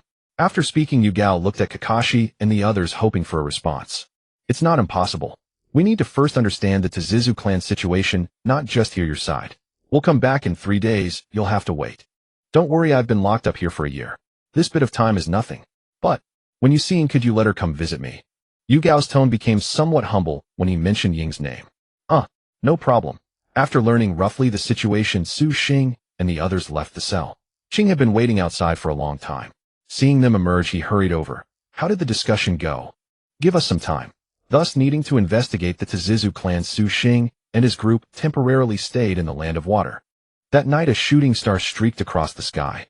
Xing was patrolling around the prison with a torch. Suddenly a figure flashed past. Who's there? Xing swiftly turned his head and pulled open his eye patch, wide-eye. The moment he saw the figure, the person charged at him with lightning speed. Water release, water rush wave. Xing quickly formed hand seals. Under the moonlight, the figure was none other than Junma from earlier. Wielding a bone spike, he spun rapidly in midair, deflecting all of Xing's ninjutsu, then stabilized and attacked again. Bingdi release. From behind Xing, Choshiro rushed out wielding the twin blades Bingdi. Choshiro emitted gas from the two round holes of the Bingdi, causing the entire weapon to glow. Then it formed a chakra aggregate, releasing a chakra orb that erupted outward with immense destructive force, forcing Junma to halt his attack and retreat. I sensed something suspicious during the day, and now you've shown up tonight. As an outstanding sensory-type ninja, Xing had detected Junma the moment he entered the land of water. Speak. Who sent you? Xing and Choshiro stood facing Junma. Junma remained expressionless. He touched the sharp bone spike in his hand, and without a word charged straight at them. Lord Xing, send the signal. Choshiro stepped forward to engage. Xing pulled the signal flare, and all the ninja of the land of water saw it, and rushed toward the designated location. Su Xing and the others were chatting in their assigned room when they suddenly saw colorful fireworks in the sky. How beautiful! Fireworks in the land of water. This place is really nice. Sasuke looked up at the fireworks with innocent admiration. No, look. They saw a ninja from all over the land of water swiftly converging on the spot where the fireworks had been launched. That's a signal flare. Something must have happened. Let's go help. It might also make the Mizukage more favorable toward the alliance. Right. Kakashi opened the window, and the group quickly jumped out and headed toward the destination. In the distance at the Mizukage's office, Terumi May held a wine glass, watching the direction Su Xing and the others had gone. What warm hearts. A large number of ninja arrived swiftly and surrounded Junma. Junma fought with ruthless ferocity. Choshiro struggled to match him, his heart pounding with fear. After a few exchanges, Choshiro and Junma distanced themselves. Junma steadied himself and saw the land of water's ninja everywhere. He sneered, spreading his fingers. You worthless lot. Shikatsumiyaku 10-finger drilling bullets. Junma 10-finger bones shot out like bullets. Using the power of Shikatsumiyaku, the bones could regenerate infinitely, so even after firing all of them, he could create more. Defend. Countless ninja fell like struck targets, screaming in agony, collapsing to the ground like a stream. Choshiro shielded Xing with the Bingdi, quickly parrying. One bone spike flew in. Choshiro hurriedly placed the Bingdi in front of his chest. The powerful spike dented the Bingdi's surface, leaving a shallow pit. Choshiro's body recoiled. By the time he reacted, Junma had already charged into the restricted prison area. Wide-eye. In Ao's world of the white-eye, Kimimaro swiftly moved through the prison corridor, halting before two unusually constructed cells. Is he attempting to abduct those two? Ao exclaimed in alarm. Quick! Block the positions of cells 13 and 14. Don't let him. Wave after wave of shinobi charged in, yet Kimimaro ultimately unlocked the cell doors. Massive bone spurs filled the entire tunnel, trapping everyone outside, unable to enter. Opening the door to cell 13, Kimimaro stepped inside. A man of remarkably ordinary appearance sat on the bed, gazing at him. Yugo. Who are you? Come with me. Yugo regarded Kimimaro with contempt, showing reluctance. It seems you need a bit of motivation. Kimimaro tossed a bottle of blue liquid. The air filled with a potent fragrance. Suddenly Yugo inhaled the scent and began to distort grotesquely. First came agony, then laughter as the curse mark spread across his body, his skin turning horrifying. Has it succeeded? Kimimaro kept his eyes fixed on Yugo. You bastard. Die. Ha ha. Yugo transformed into a monster, seized Kimimaro by the neck, and burst through the barriers of all the cells. Kimimaro's back slammed against countless walls. After bursting out into the open world, Yugo hurled Kimimaro aside. Aura, aura, aura. Yugo was now completely out of control in his curse-mark state. Kabuto-sama's plan seems a bit unreliable. Kimimaro rose, dusting off his clothes. Meanwhile, in cell 14, a pool of clear water slowly seeped out. A water country shinobi noticed the water on the ground moving and exclaimed in shock, "What is this?" The water reached the shinobi's feet, extended a hand, and pulled him into the liquid. Soon a man emerged from the water. Finally, I can breathe some fresh air. Suigetsu Hozuki. Kimimaro approached suddenly. You know my name? Did you set me free? Suigetsu wiped the water from his face and looked at Kimimaro. Kabuto-sama needs you. Orochimaru-sama's assistant. A crow turned into a phoenix, huh? Let's go. Suigetsu gestured that Kimimaro could depart with him. There are still some troubles to deal with. Kimimaro turned his gaze toward Yugo. Yugo had already gone berserk, brutally slaughtering the water country shinobi army with savage cruelty. Tall chimney cannon. Yugo transformed his cells into barnacle-like structures, releasing compressed chakra cannons at point-blank range against many shinobi. Several shinobi were blown to pieces. This guy is terrifying. Suigetsu hid behind Kimimaro, the water on his face trickling down in fear. Wood-style silent binding technique. Xing leaped down from the air, activating the 5 chakra natures. Branches erupted from the ground, rapidly extending and binding Yugo's body. Enraged by the restraint, Yugo's curse mark mutated further. Curse mark form 2, explosive shatter. With immense power, he broke free from Xing's wood style, then leaped from above, charging at Xing. Seeing this, Xing hesitated no more. He threw a punch directly at Yugo, sending him flying backward, blood spewing from his mouth. Who gave you the courage to clash with me? Xing accelerated and charged forward. Kimimaro moved to intercept, positioning himself before Yugo. Their eyes met. Kimimaro's bone spear sliced through the air towards Xing. The moment it pierced Xing's body, he vanished in a puff of white smoke. Shadow clone. Suddenly numerous shadow clones appeared around. Kimimaro lowered his bone spear, spreading his arms, corpse bone pulse dance of the willow. Kimimaro unleashed a series of attacks, combining gentle fluid taijutsu with his bones, instantly dispelling all of Xing's shadow clones. Yugo, stunned from the punch, stood up groggily, his curse mark state dispelled. Quick, let's hide. Suigetsu floated over and spoke to Yugo. Yugo, not knowing what was happening, was pulled by Suigetsu into the water, and the two submerged. At Utakata's cell, Kabuto appeared in a cloak. 6 Tails Jinchuriki. Utakata turned, looking warily at the enigmatic Kabuto. It's been hard hiding here. Let me help you. Kabuto's hands formed seals, releasing the chains binding Utakata and erasing the seal on his chest. Be angry. If there's hatred in your heart, don't suppress it. Let it all out. Kabuto's hand struck Utakata's abdomen, causing the 6 Tails inside to roar. The show is about to begin. With that, Kabuto transformed into a small snake and vanished. Utakata clutched his abdomen in agony, the power within him starting to spiral out of control. A red chakra cloak began to form around his body. Could it be? Am I losing control? Finally, unable to hold back any longer, Utakata roared, and the power in his abdomen was released. The cell behind Xing and the others exploded, revealing the 6 Tails, the rhinoceros beetle, hovering over the water country. How could the Jinchuriki lose control? It was sealed. Ao shocked shouted to the reserve shinobi behind him, quick, notify the 5th Mizukage. Facing an opponent like you excites me.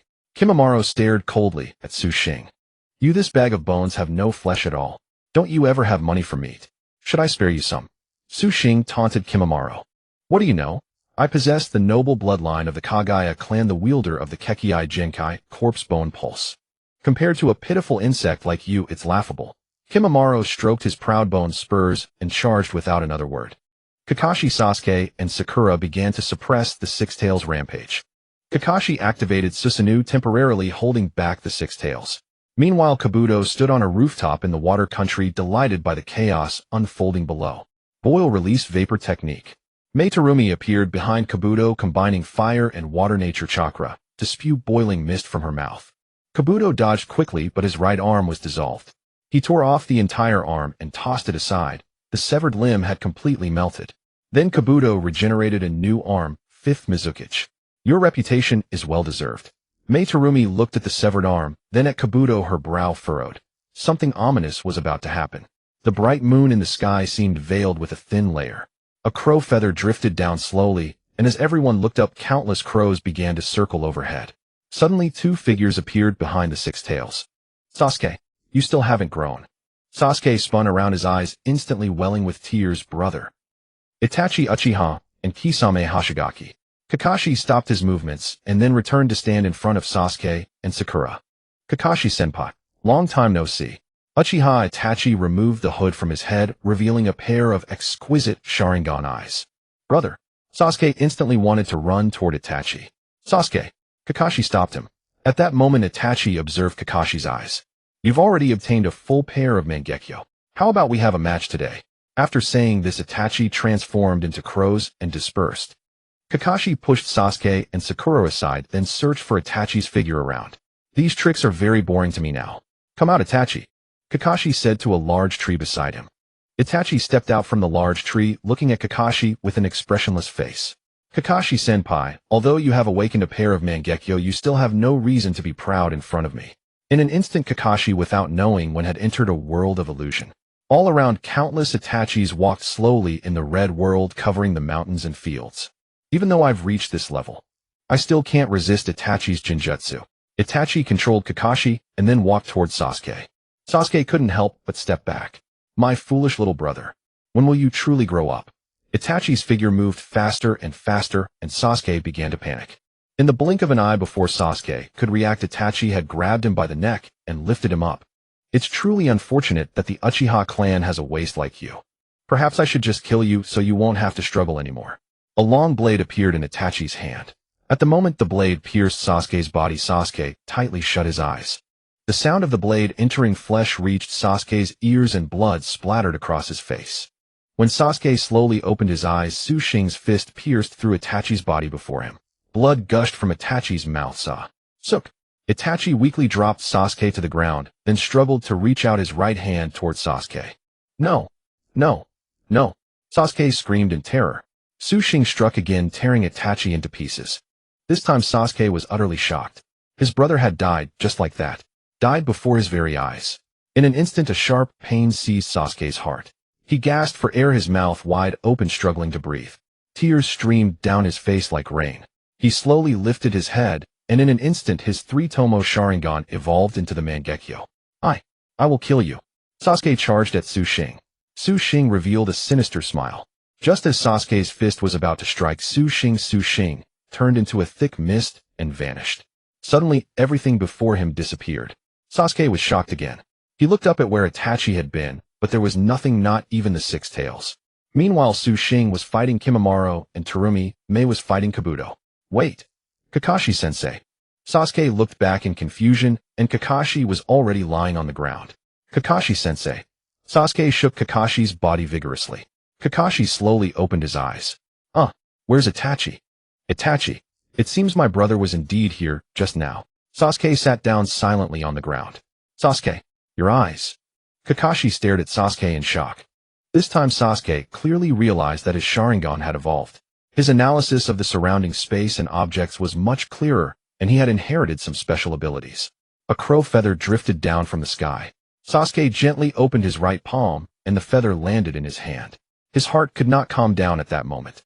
Look, everyone was under Jinjutsu just now. The six tails was transferred at some unknown time. Kabuto said to Terumi Mei. Terumi Mei turned around sharply. The rampaging six tails was indeed gone. Hurry up and deal with these troublesome matters. See you next time. Kabuto licked his lips, then used Earth Release to escape. Yugo and Suigetsu followed Kabuto into his cloak. Kimimaro looked at the place where the three had left, then lowered the bone spur in his hand. As my opponent, I hope you can live until our next meeting. Otherwise it would be a pity. Kimimaro drew a bone blade from his left arm. Kagaya's Dance of the Camellia. When Kimimaro plunged the bone blade into the ground, countless bone spikes erupted from the earth, covering the entire ground.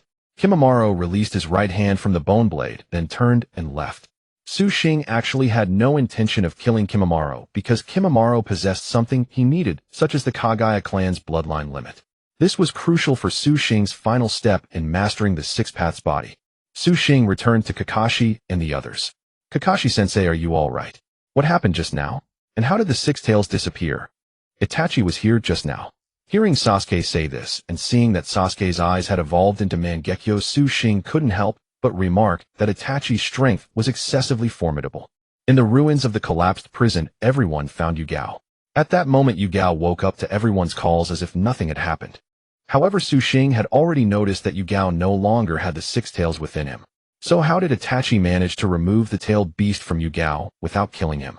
Itachi became more and more mysterious in Sushing's mind. Anyway, it was good that Yugao was fine, but now they faced a problem. Yugao had lost the six tails. How would they explain this to Terumi Mei? In that case, perhaps they no longer needed to worry about the Tsuchigumo clan's affairs. Yugao also sensed that the tailed beast inside him was gone. Perhaps he knew what he would face. He grabbed Sushing's shoulder and said earnestly, I beg you. Can you help me? Xing must not be manipulated by others anymore. She should be protected, she should be treated well. Just because she was born with a forbidden technique passed down, should she be treated differently for her entire life?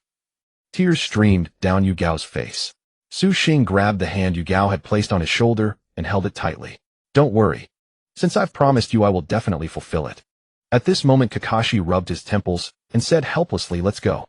It's going to be hard to explain to the fifth Mizukage again. Su Xing had an idea in his mind, and he wanted to try it. When he had touched Yu Gao's hand just now, he thought about using the residual chakra of the six tails inside Yu Gao to replicate one. However, the system was unable to detect the power within Yu Gao and even unable to analyze Yu Gao's chakra. A terrifying thought emerged in Su Xing's mind.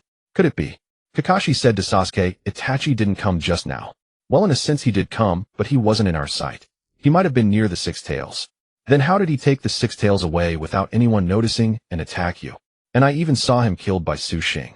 Sasuke was completely confused, then looked at Su Xing with embarrassment. Perhaps from the very beginning. Everyone was under Jinjutsu. Su Xing suddenly spoke. No way. There were so many people, thousands on the scene. How could he hypnotize everyone? At this moment, Su Xing sighed and said quietly, there is only one possibility that could achieve this. Uchiha Shursui. Kodo Amitsukami. At this moment, Uchiha Itachi stood on a rock on a mountain peak, his Sharingan eyes spinning continuously. Shursui. This time Sasuke has finally awakened the Mangekyo. Beside Uchiha Itachi, a figure stepped out. Itachi, only you can see me. Uchiha Itachi turned back to look at Uchiha Shursui behind him, revealing a gentle smile. You? What exactly are you doing this for? Kisame walked silently to Yu's side and said. You turned to look at Kisame and remained silent for a long time. A crow landed on Yu's shoulder and Yu spoke. You might not be able to understand the unwavering faith in something. Kisame let out a chuckle when he heard you say that. Ha ha, for a cold-blooded killer like you talking about faith. You joined the Shao, and now you speak of faith. Are you kidding me? You looked at Kisame seriously and sighed. Perhaps you don't understand. In a sense.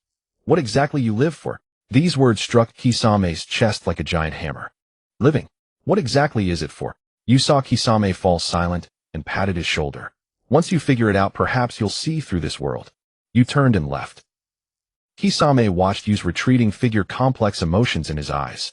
Mister, you. Have you already seen the essence of this world? Kisame hoisted Jiaoji onto his shoulder, smiled at Yu's departing figure, and then walked in the opposite direction. Sure enough, Kakashi had anticipated that Zhao Meiming would not see them again. The Mizukage building was tightly shut, and Qing and Chang Shirlang repeatedly apologized to them. This incident has greatly disturbed the Mizukage. Please go back for now. Once the Mizukage's mood calms, perhaps she will see you. Qing said awkwardly. Zhao Meiming thought that since the Six Tails was gone, Yu Gao must be gone too. In fact, Yu Gao had been temporarily hidden by Su Xing. Zhao Meiming was extremely displeased. If not for the arrival of Su Xing and his group, there wouldn't be so many troubles. Seeing this outcome, Su Xing and his group had no choice but to first deal with the matter of the Tzizu clan mentioned by Yu Gao. This time Yu Gao accompanied them, and they soon arrived at the Tzizu clan's village. Xing, Master is here to see you. Yu Gao arrived at the entrance of the Tzizu clan's village and shouted loudly. But no one responded. Instead, the guards at the entrance raised their weapons and blocked their way. I am Yu Gao. Do you still recognize me? Yu Gao said excitedly to the guards. It seems to be Lord Yu Gao. A guard slowly realized, and then lowered his weapon. Lord Yu Gao, you've finally returned. Hearing the guard's voice, all the people in the village came running out. Lord Yu Gao? It's really Lord Yu Gao. Adults and children rushed out and surrounded Yu Gao. I didn't expect Yu Gao to be so popular here. Su Xing watched as villagers kept pouring out. Wait. Where is Xing? Where has Xing gone? Yu Gao searched for Xing among the crowd, but couldn't find her anywhere. Hearing Yu Gao mention Xing, all the villagers fell silent. What exactly happened? Yu Gao asked anxiously. Lord Yu Gao, can the Tzizu clan be taken in by the water country? A villager suddenly asked from the crowd. In an instant, everyone fell silent, looking at Yu Gao with expectant eyes. Yu Gao's expression was conflicted. On one hand, he was worried about Xing. On the other, he had to explain the water country's stance to everyone. Su Xing stepped forward and said, Everyone, don't worry. The water country has agreed, but it will take time. Please wait a little longer. Really? Great. As expected, Lord Yu Gao is the best. The crowd cheered again. Yu Gao looked at Su Xing with a complex expression, unsure of how to speak. Don't worry, I'll help you this time. If Zhao Meiming doesn't agree, I'll fight her until she yields. Su Xing said sternly to Yu Gao. Su Xing, you can't act recklessly. Have you forgotten the mission the fifth gave us? Kakashi quickly said to Su Xing. Don't worry, Kakashi-sensei. Lord Yugao. Xing is no longer the clan leader. A villager suddenly spoke. What? She inherited the clan leader's forbidden technique. If she's not the leader, then who is? Yugao grew more anxious. It's Bai Lang. Who is Bai Lang? Yugao looked at the villager with confusion. It's me. Behind all the villagers, a white-haired man walked forward quietly. You are Bai Lang. Where is Xing? Yugao ran over and asked anxiously. To everyone's surprise, Bai Lang placed his hands behind his back and looked at Yugao arrogantly, saying, when did the affairs of my Tsuzu clan become something for an outsider to meddle in? Hearing Bai Lang's words, Yugao trembled with anger. You've been begging the Water Country to take in the Tsuzu clan, but after all this time have they taken you in? No. The Tsuzu clan possesses a powerful forbidden technique. Why can't we establish our own country? The moment Bai Lang said this, Yugao understood that Xing must have been used by the clan as a weapon to build a nation. You bastard. Giving back to me. Where have you hidden her? Yugao grabbed Bai Lang by the collar and said angrily. The strongest country in the entire ninja world right now should be the Lightning Country. If we first control the Lightning Country, then the whole ninja world would be won without a fight. Ha ha. Bai Lang laughed maniacally. At the border of the Lightning Country, Xing was tied up in a dark underground room. Above the underground room, Bai Lang's subordinates from the Tsuzu clan were confronting the Lightning Country's ninja. A small clan dares to threaten the Lightning Country. They must be tired of living. Louis stood in front of the Lightning Country's ninja, frowning. Speak. Yugao punched Bai Lang again and again. Even while being beaten, Bai Lang laughed crazily. This bastard, I can't stand it either. Su Xing clenched his fists and charged forward. You really won't tell, eh? Su Xing grabbed Bai Lang's wrist and said sternly. What are you going to do? Bai Lang suddenly became fearful. If I infuse the power of nature into your body, within 10 seconds you will turn into a stone frog. Then I'll smash you with a hammer and you'll shatter into pieces. How do you like that? Su Xing looked at Bai Lang with a smile. No. I'll talk. I'll tell you where. Bai Lang was completely terrified. At the border of the Lightning Country, a strong figure walked out from behind Louis. Louis, how is it? Fourth Hokage, they have been confronting us all along with no intention to attack. What I'm worried about now is the Tsuzu clan's forbidden technique. If it really explodes, the Lightning Country will become a pile of ruins. The Fourth Hokage AI sighed, then said to everyone behind him, better to strike first. Lord Hokage, if we act recklessly, what if something goes wrong? Darui asked cautiously. When has the land of lightning ever been threatened by others? Kill them all. We can't afford to worry about that now. The Fourth Hokage's temper flared instantly, and Darui could only acquiesce. Look, they're coming. Why hasn't Lord Nami shown up yet? The guard ninja of the Tsuchigomo clan immediately panicked. In a single exchange, the guards were all slain. Darui led his men into the underground chamber.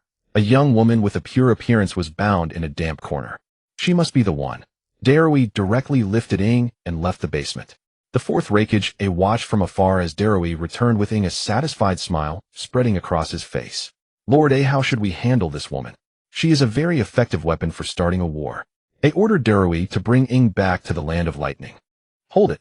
Yugao and several others rushed over from a distance. Putting down. Yugao leaped to snatch Xing. Turned abruptly, his thick arm crackling with lightning as he gathered power. Iron Claw. At the moment of awakening, the chakra of the Two Tails surged from his body. He dashed at incredible speed before Yugao, swinging a fist wreathed in blue flames that collided with A's iron fist. Instantly, A was sent stumbling back. Su Xing grabbed Yugao and landed steadily. Who are you, brat? A's heart jolted in shock. This kid seemed so young, yet he could withstand a punch from him without losing ground. The numbness in his right arm left a shaken. I am a genin from Konoha named Su Xing. What a genin. Everyone was stunned. The Hokage felt his dignity shattered. For Konoha genin. Are you declaring war on me? Konoha has some nerve. The Hokage set down Xing from his shoulder and shrugged. I must reclaim my honor today. Otherwise, how can I hold my position as Hokage with any stability? Whether Konoha has nerve isn't for you to decide. You speak so plainly. Are you the one who wants to start a war? Su Xing stared coldly at the Fourth Hokage's aura, making the Hokage feel uneasy. Playing tricks. Today I'll teach you a lesson on behalf of the Hokage. Hokage A charged forward without another word, moving at his fastest speed. Acting so arrogant, Su Xing activated the Six-Paths mode and rushed toward him. No one has ever dared to confront the Hokage head-on. This kid is truly overestimating himself. Darui closed his eyes helplessly, knowing that the Raikage's power was absolute. Su Xing would be crushed into a pulp. But Darui was wrong. The moment Su Xing closed in on the Raikage, he concentrated all his power into his fist. The strength of the Six Paths was beyond what a Kage-level fighter could endure. This punch would be more than enough. Lightning released lightning plow hot knife. The Raikage coated in lightning chakra rammed into Su Xing at full speed, aiming to deliver a fatal blow with his powerful wrist. Pathetic. You even used a jutsu. Get lost. Su Xing roared, his fist as heavy as 1,000 pounds. He swung once, and before the Raikage could react, blood-sprayed screams rang out, and the Raikage was sent flying thousands of meters away. How can this be? Lord Raikage. Darui rushed toward where the Raikage had fallen. So strong. Yu Gao stared at Su Xing in utter disbelief.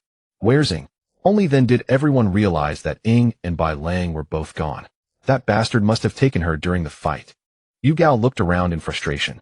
I have a way. Su Xing activated Sage Mode. If Ying's power came from the condensation of natural energy, then he could surely sense it. Indeed, Su Xing detected Bai Lang fleeing with Xing toward the border of the Land of Water. Follow me. Su Xing led the group swiftly toward Bai Lang's location. Bai Lang stood at the border of the Land of Water, releasing hand seals. As long as I gather enough chakra, the Land of Water will have to compromise. Huh. Then I could even become the Mizukage of the Land of Water. Xing closed her eyes in pain. Bai Lang tore open the back of her clothes, revealing a Tsuchigumo clan mark. A vast amount of natural energy from the surrounding air was flowing into the mark. This technique can no longer be undone once it started. Time to negotiate with the Land of Water. Bai Lang quickly threw a colored signal flare. The ninja of the Land of Water saw it, and immediately went on alert. That's the Tsuchigumo clan's signal. Looks like they're invading again. Bai Lang dragged Xing to the gates of the Land of Water and shouted loudly, surrender the Mizukage to me. Today I come to demand the position of Mizukage of the Land of Water. You're quite arrogant. Meitarumi suddenly appeared before Bai Lang. He stepped back involuntarily, but then stiffened his resolve, thinking of Xing as his trump card. The Tsuchigumo clan has never been treated fairly. Now I come to claim the land that rightfully belongs to us. What's wrong with that? Bai Lang said defiantly. With just that girl behind you. Meitarumi sneered. Are you looking down on me? With the power gathered now, if I detonate it directly, your Land of Water will cease to exist. Want to try? Meitarumi's heart wavered at his words. Let's talk nicely. Why so angry? Meitarumi stalled for time, trying to think of a countermeasure. Just then Su Xing and his group arrived. Meitarumi caught sight of Yu Gao behind Su Xing and flew into a rage. You little thieves! I trusted you so much. And you dared to take my prisoner from the Land of Water. You misunderstand. Yu Gao no longer has the six tails inside him. It was extracted that night. Su Xing explained to Meitarumi. Are you kidding me? How could he still be alive after the tailed beast was extracted? Meitarumi found it absurd. Sigh. Let me tell you then. Even Yu Gao himself doesn't know. He is actually already dead. Everyone was stunned by this revelation. Little brother Su Xing, you're getting more and more ridiculous. Meitarumi suppressed her anger and spoke to him politely, feeling he was treating her like a fool. Because I checked his condition that night. He can no longer use chakra now. And I have this. A pair of Rinnegan appeared. Meitarumi drew a sharp breath. I've seen these eyes in a book. Just then Itachi Uchiha, sitting on a rock, opened his eyes. It seems he has already discovered it. Then why is Yu Gao still alive? Zhao Meiming asked in confusion. Because the caster is fulfilling his wish. Su Xing turned and looked toward Yu Gao. At this moment Yu Gao trembled as he touched his own cheek, staring at Su Xing in disbelief. Am I really dead? Yu Gao collapsed onto the ground. Yu Gao, your wish was to find Xing, and now that you have seen her, is there any other wish left unfulfilled? Su Xing looked at Yu Gao on the ground and shook his head helplessly. Yu Gao stood up and slowly walked toward Xing. Bai Lang, seeing Yu Gao approaching, roared, Don't come any closer. Come any closer, and I'll blow her up. Take a rest. Su Xing kicked him, and Bai Lang rolled his eyes and breathed his last. Xing. Yu Gao slowly walked up to Xing, who opened her eyes. Master. I'm sorry. I failed to fulfill the promise I made with you to bring the Tsuchigumo clan into the Water Country's fold. Yu Gao extended his trembling right hand to caress Ying's cheek. Master. Don't say that. It has nothing to do with you. This is all our clan's affair. You shouldn't blame yourself. Tears fell from Ying's eyes one by one. At this moment, she did not know that Yu Gao had already died. Master, I've been waiting for you all this time, waiting for you to take me on a journey to wander far and wide. Are you free now? Can I go out with you again? Looking at Ying's innocent face, Yugao couldn't help but weep, of course. Master will always be with you. Master, why are you crying? Yugao wiped away his tears and said to Ying seriously, from now on you really must become a worthy leader guiding your people to live, well, even if there is no master in the future. Don't worry, Master, I will. But Master, is this your way of saying goodbye? Yes. Master is going to a very distant place now, and will come back to see you when there's a chance. What a pity. I wish I could go with you, but now that I'm the leader it's such a hassle. Yugao turned and bowed to Su Xing. Can you do me a favor? Help me protect and don't let her become a weapon of war again. She has already suffered enough, and now even I. Su Xing looked at Yugao's sorrowful eyes and silently nodded. Yugao finally let go of his stubbornness. He embraced Ying one last time, and suddenly the Tsuchigumo seal on her back was released. What is happening? Everyone was puzzled. The Tsuchigumo were originally a migrating tribe always shunned by everyone. Thus, every leader cursed the next heir upon death, granting them the power to control war. Perhaps the true way to break the curse is for the possessor to completely change their mindset.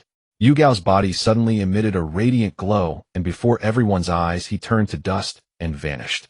It's over, Jishui. Let's go. Yuside rose and donned his cloak, disappearing into the thick mist.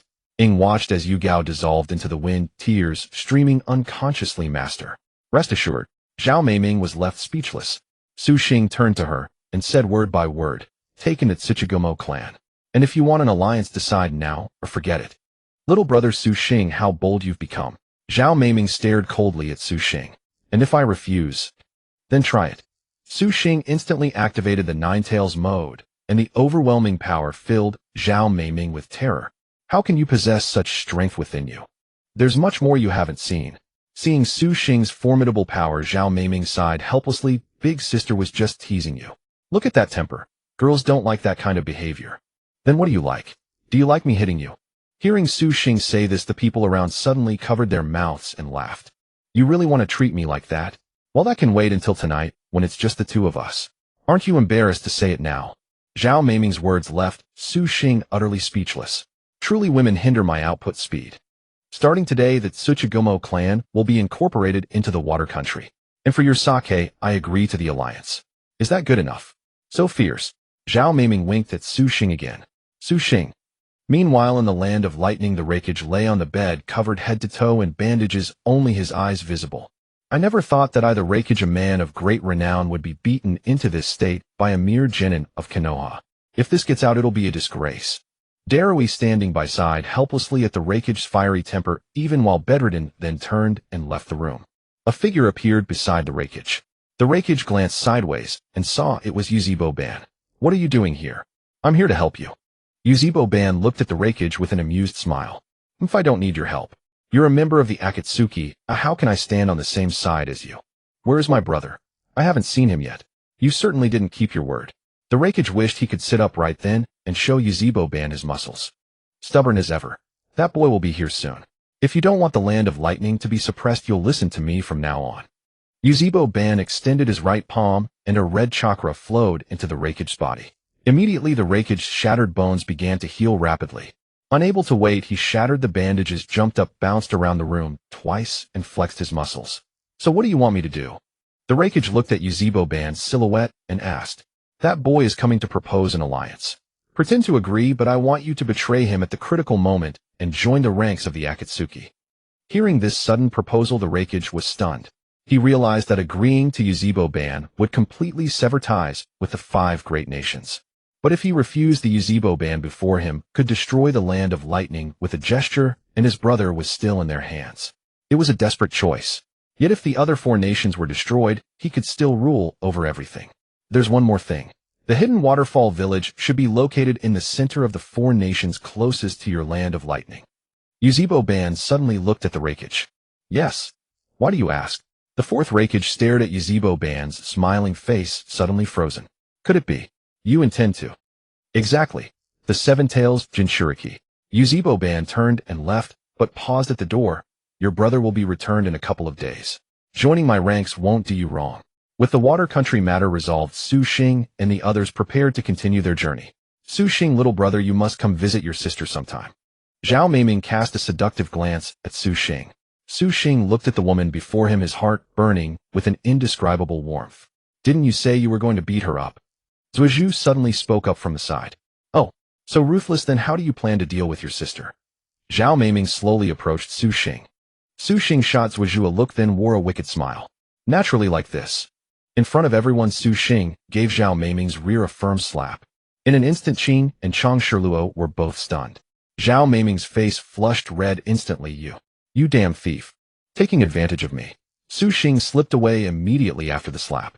Kakashi and Susanoo stood beside him, mouths agape in shock. Let's scatter. Soon the group quickly followed Su Xing's pace and disappeared from Zhao Meiming's sight. Damn it. Next time I'll make sure to take my revenge. Humph. Zhao Meiming secretly giggled to herself, then turned to Qing and Chang Shiluo. What are those expressions on your faces? No. Nothing. Qing and Chang Shiluo quickly composed themselves. One of the places we're heading is the Lightning Country. Damn it, Su Xing beat the Raikage into that state. How are we supposed to go now? Susanoo asked with a bewildered expression. How to go? Do you even need to ask? Last time we beat him to shreds, and this time he'd still dare to treat us poorly. Hearing Su Xing say this, everyone felt it made quite a bit of sense. Sure enough, upon arriving at the entrance to the Lightning Country, the gates stood open and Darui was already waiting there to greet them. How did they know we were coming? Sakura's sixth sense told her the Lightning Country was not this generous. We've been waiting for you all for quite some time. Darui approached with a practiced smile. Oh, I did something to the Raikage last time, and you're not even angry. Su Xing looked at Darui with interest. Young man, you jest. Our Raikage is a man of great stature. How could he hold a grudge against someone like you? Besides, our Raikage wasn't seriously harmed. Not seriously harmed. Su Xing was momentarily taken aback. He knew well the devastating power of that punch of his. Even if the Raikage's body were made of iron, a full-strength blow infused with the Six-Paths power would leave him bedridden for at least half a year. Then I sincerely apologize for yesterday. I may have struck too hard. But if it's truly no issue, then that's wonderful. If the Raikage feels it's insufficient, I could always give him another punch. Su Xing said this with an impish grin. A storm of inner cursing raged through Darui's heart. Looking at Su Xing, whose smug expression only made him more frustrated, Darui couldn't help but curse him internally. Are you doing this on purpose? If the Raikage were to hear this right now, his legs would probably buckle. Our Raikage has been awaiting your arrival for quite some time. Please follow me. Following Darui, the group entered the interior of the Lightning Country. The Lightning Country was the largest among the 5 great nations in terms of territory, and also the most powerful, with countless subordinate villages. In the early days, its assertiveness stemmed largely from its Jinchuriki possessing 2 tails. Upon entering the guest pavilion, Su Xing saw the Raikage seated at the center, appearing completely unharmed and in excellent spirits. This instantly put Su Xing on alert. Something was wrong here. Seeing Su Xing and the others approach, the Raikage AI rose and laughed boisterously, walking forward to welcome them. Welcome, welcome. Oh, in such high spirits. I didn't believe you had recovered when I heard the news. But seeing you with my own eyes proves it. Since you looked so miserable yesterday, how about we spar again? Hearing Su Xing say this, suddenly the Raikage's skin crawled all over. Ahem. Today is about welcoming guests. How can we resort to violence? Besides, you're a junior, how could I bully you? What happened yesterday was me letting you win intentionally. Don't let it go to your head. The Raikage's acting was truly impressive. Oscar-worthy, wouldn't you say? Kakashi and Susanoo snickered behind him. Honorable Raikage, we have come on a mission from Konohagakure. Essentially, we wish to discuss the potential issues that may arise following the alliance of the 5 great nations. Kakashi stepped forward and spoke. The potential issues? What issues? The Raikage pretended to be completely unaware, looking at them with feigned confusion. The matter of the Otsutsuki clan. They have shown signs of revival in recent times.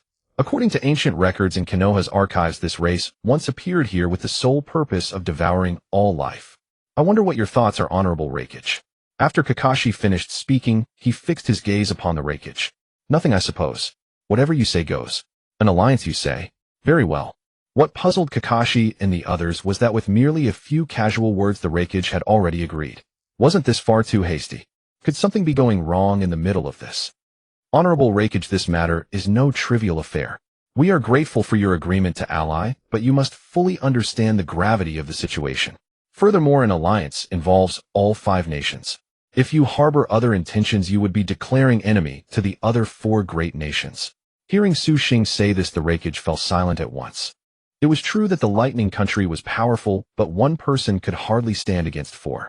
If they had chosen the wrong side when the time came, all they would receive was annihilation. Yet Kurabi was still in Uchiha Madara's hands. How should he choose? At this moment the Raikage's mind was a blank. Suddenly complex emotions flickered in the Raikage's eyes as he locked gazes with Su Xing, who instantly understood.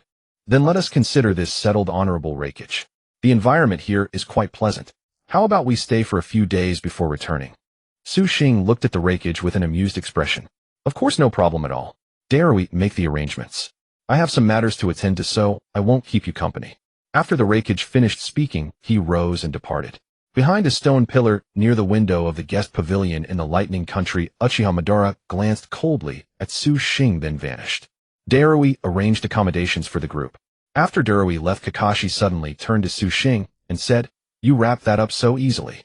The Raikage seems to have something on his mind." "Of course he does. He already told me just now." "Already told you." When Su Xing and the Raikage had exchanged glances moments ago, the Raikage's emotional fluctuations had been far too pronounced. It was clear he wanted to convey something to Su Xing. Something significant will happen tonight. Everyone should rest in advance. The results will come naturally tonight. Su Xing stretched lazily, then turned and collapsed onto his bed, immediately falling into a deep sleep. This kid falls asleep so fast. Kakashi glanced at Su Xing helplessly, and involuntarily the image of Obito surfaced in his mind. The sky gradually darkened, and a bright moon slowly rose into the heavens. A thin veil of mist lingered in the air, and looking up from the ground the moon appeared shrouded beneath a delicate gauze. A figure raced through the streets and alleys of the Land of Lightning, then leaped onto a pillar above the eaves. "You've arrived." Xing Su turned around, and saw a Raikage AI who had been waiting for a long time. "Tell me, what did you want to tell me today?" Xing Su jumped down from the pillar. "Actually, honestly speaking, I could have avoided all choices and made the Land of Lightning isolate itself." The Raikage stared at Xing Su and spoke. "Then is that your choice? You, the Land of Lightning, are the largest of the 5 great nations. If other nations wish to develop, they must naturally pass through your territory. The situation has already been settled. Are you saying this to tell me you want to withdraw?" Xing Su spoke without mercy. "Precisely because I harbor ambitions to conquer the other 4 great nations, I refuse to commit to any side. My brother Killer Bee is in Uchiha Madara's hands." At these words from the Raikage, Xing Su understood immediately. "Your injuries were also treated by Uchiha Madara, right? What did he say today?" "He asked me to feign agreement with the alliance, then switch sides when the time came for conflict." Upon hearing this, Xing Su's brows furrowed.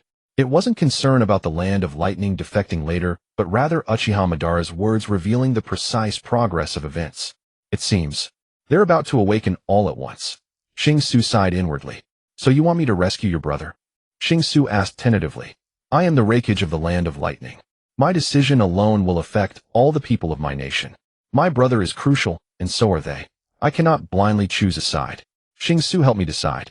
Xing Su suddenly looked up and saw the earnest expression on the Raikage's face. He waved his hand dismissively. "Oh, don't be so serious. It's really not a problem. But you're fortunate you didn't make a hasty choice.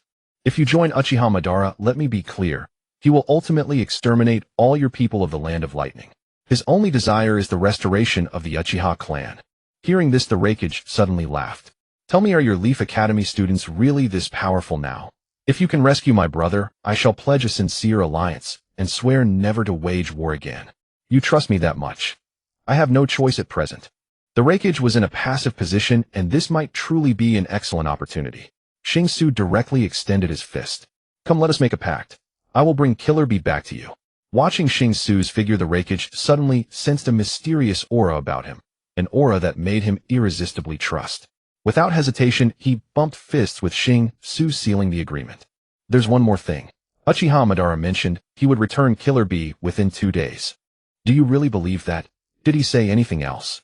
Xing Su asked curiously. "Yes. Kirigakure. The 8 Tails Jinchuriki." Xing Su was stunned. "I need to speed up regarding Killer Bee. I'm heading to Kirigakure tonight. Something tells me what he plans to do. If nothing goes wrong, he'll return your brother's corpse." Hearing this, the Raikage clenched his fists. "Don't act rashly. Wait for the right moment." After saying this, Xing Su turned and vanished into the night. Soon after, Kakashi saw Xing Su return. "How did it go?" "No problem, but I must go to Kirigakure tonight. This matter is particularly important. Sensei Kakashi, please take Sasuke and Sakura back first. I'll return as soon as I'm done." Kakashi wanted to object upon hearing this. "I'm your sensei, we're a team. Why do you want to act alone again?" "Please, Sensei Kakashi. It's not that I don't want you to come. It's just that if I go alone I'll be faster. Looking at Xing Su's resolute eyes, Kakashi sighed. Fine then. But don't do anything reckless. Konoha needs you now. If anything happens to you, the alliance of the 5 great nations would likely collapse. Don't worry, Sensei Kakashi. I'm leaving now. Please take care of those two. After saying this, Xing Su opened the window and jumped out directly. Kakashi watched Xing Su's disappearing figure and shook his head. Young people these days are so arrogant. I guess I really am getting old. At this moment, Xing Su activated the Two Tails chakra, using blue flames beneath his feet to accelerate as he darted through the dark jungle. Kirigakure was very close to the land of lightning. At Xing Su's speed, he would definitely arrive before dawn, though he didn't know when Uchiha Madara would make his move. Xing Su had made up his mind, no more holding back. If a fight was coming, he would go all out. The rising sun was like new life. In Kirigakure at this moment, a dark-skinned girl was drawing water with a youth standing beside her. Below the flowing stream, a magnificent waterfall crashed down. After filling their containers, the two quickly stepped on stones across the river, then passed through the flowing waterfall. Inside, there was a hidden world. A group of residents living there were busily harvesting food. Kirigakure, a village nestled within a waterfall. Shuyin, this time, we only managed to request 1 bottle of hero's water from our ancestors, but it should still give you enough confidence to protect the villagers. The dark-skinned girl handed over a bottle of white spring water. Thank you, Foam. The boy placed the water bottle in his backpack and smiled at her. This boy, named Shuyin, was the leader of Kirigakure. Though not old, he was one of the only young people in the village aside from another girl. The villagers here were all elderly. The young people had left for the outside world, leaving no one to care for them. Only these 2 children diligently protected the elders. Their clan lived within the waterfall, and it was rumored that their ancestor had slain a fierce dragon by drinking the hero's water. The hero's water required faith and a courageous heart to activate. The boy named Shuyin relied on this spring water to bolster his confidence. Just as everyone was busy, Uchiha Madara slipped through the waterfall and entered quietly. This place truly has a hidden world within. When they suddenly saw a stranger enter, the elderly gathered together in fear. Who are you? Shuyin looked at the Uchiha Madara before him proudly. Shuyin, don't speak. Phone watched Uchiha Madara warily, her aura gradually rising. Not speaking. I am the leader here. As long as I drink the hero's water, I can. Smack. Before Shuyin could finish, just as he was about to take out the bottle of spring water, Uchiha Madara slapped him, sending him flying backward into the wall. Uneducated brute. How much confidence can a bottle of spring water give you? Can it surpass my power? Uchiha Madara's Rasengan eyes looked down contemptuously at Foam. Soon Shuyin crawled out from the dust. What happened? I'm actually fine. Shuyin's body was surrounded by a layer of chakra similar to a tailed beast cloak. He looked at Foam with a bewildered expression. Foam. You. Uchiha Madara watched Foam interestingly. The 7 tails, Jinchuriki. It's you, isn't it? In an instant, a powerful chakra erupted from Feng's body. Behind her, a pair of colorful wings covered the entire cave. Why does everyone I meet wish to dance? Uchiha Madara curiously licked his lips, a ferocious expression on his face as he looked at Foam before him. At that moment, Foam spread his colorful double wings to shield everyone behind him. The power of the 7 tails. Uchiha Madara's Rasengan eyes shifted back and forth as he stretched lazily and opened his right palm, Chibaku Tensei. At that instant, Foam felt a powerful suction pulling at him, and panic stirred in his heart. Amidst the turmoil, Foam noticed the Rasengan in Uchiha Madara's eyes. She steadied her body and drew the short sword at her waist. Is this the power of those eyes? Flinging the short sword forward, Uchiha Madara effortlessly dodged it. Using the gravitational pull of Chibaku Tensei, Foam accelerated her movement. Secret technique, scale powder concealment, jutsu. As long as I block your vision, your ability should become useless, right? The moment she was pulled close by the gravitational force, Foam used the power of the 7 tails to exhale clouds of phosphorescent powder. Uchiha Madara watched as thick clouds of phosphorescent powder swirled toward him, his body gradually going numb. So this is the unique chakra of the 7 tails, numbing opponents and obscuring vision. What a useless tailed beast. Uchiha Madara's figure was swallowed by the phosphorescent powder. Foam tumbled backward through the air. Did it work? Just as Foam felt a surge of excitement, a voice appeared behind her, making her shiver with dread. It seems your abilities are useless against me. What a pity. Uchiha Madara materialized behind Foam and delivered a punch to her back. Foam screamed in agony, rolling several meters across the ground before spitting up blood. Foam. Shuyin, seeing Foam fall into the ground, quickly picked up the vial of hero's water nearby. Uchiha Madara cast a glare, and Shuyin trembled all over in terror.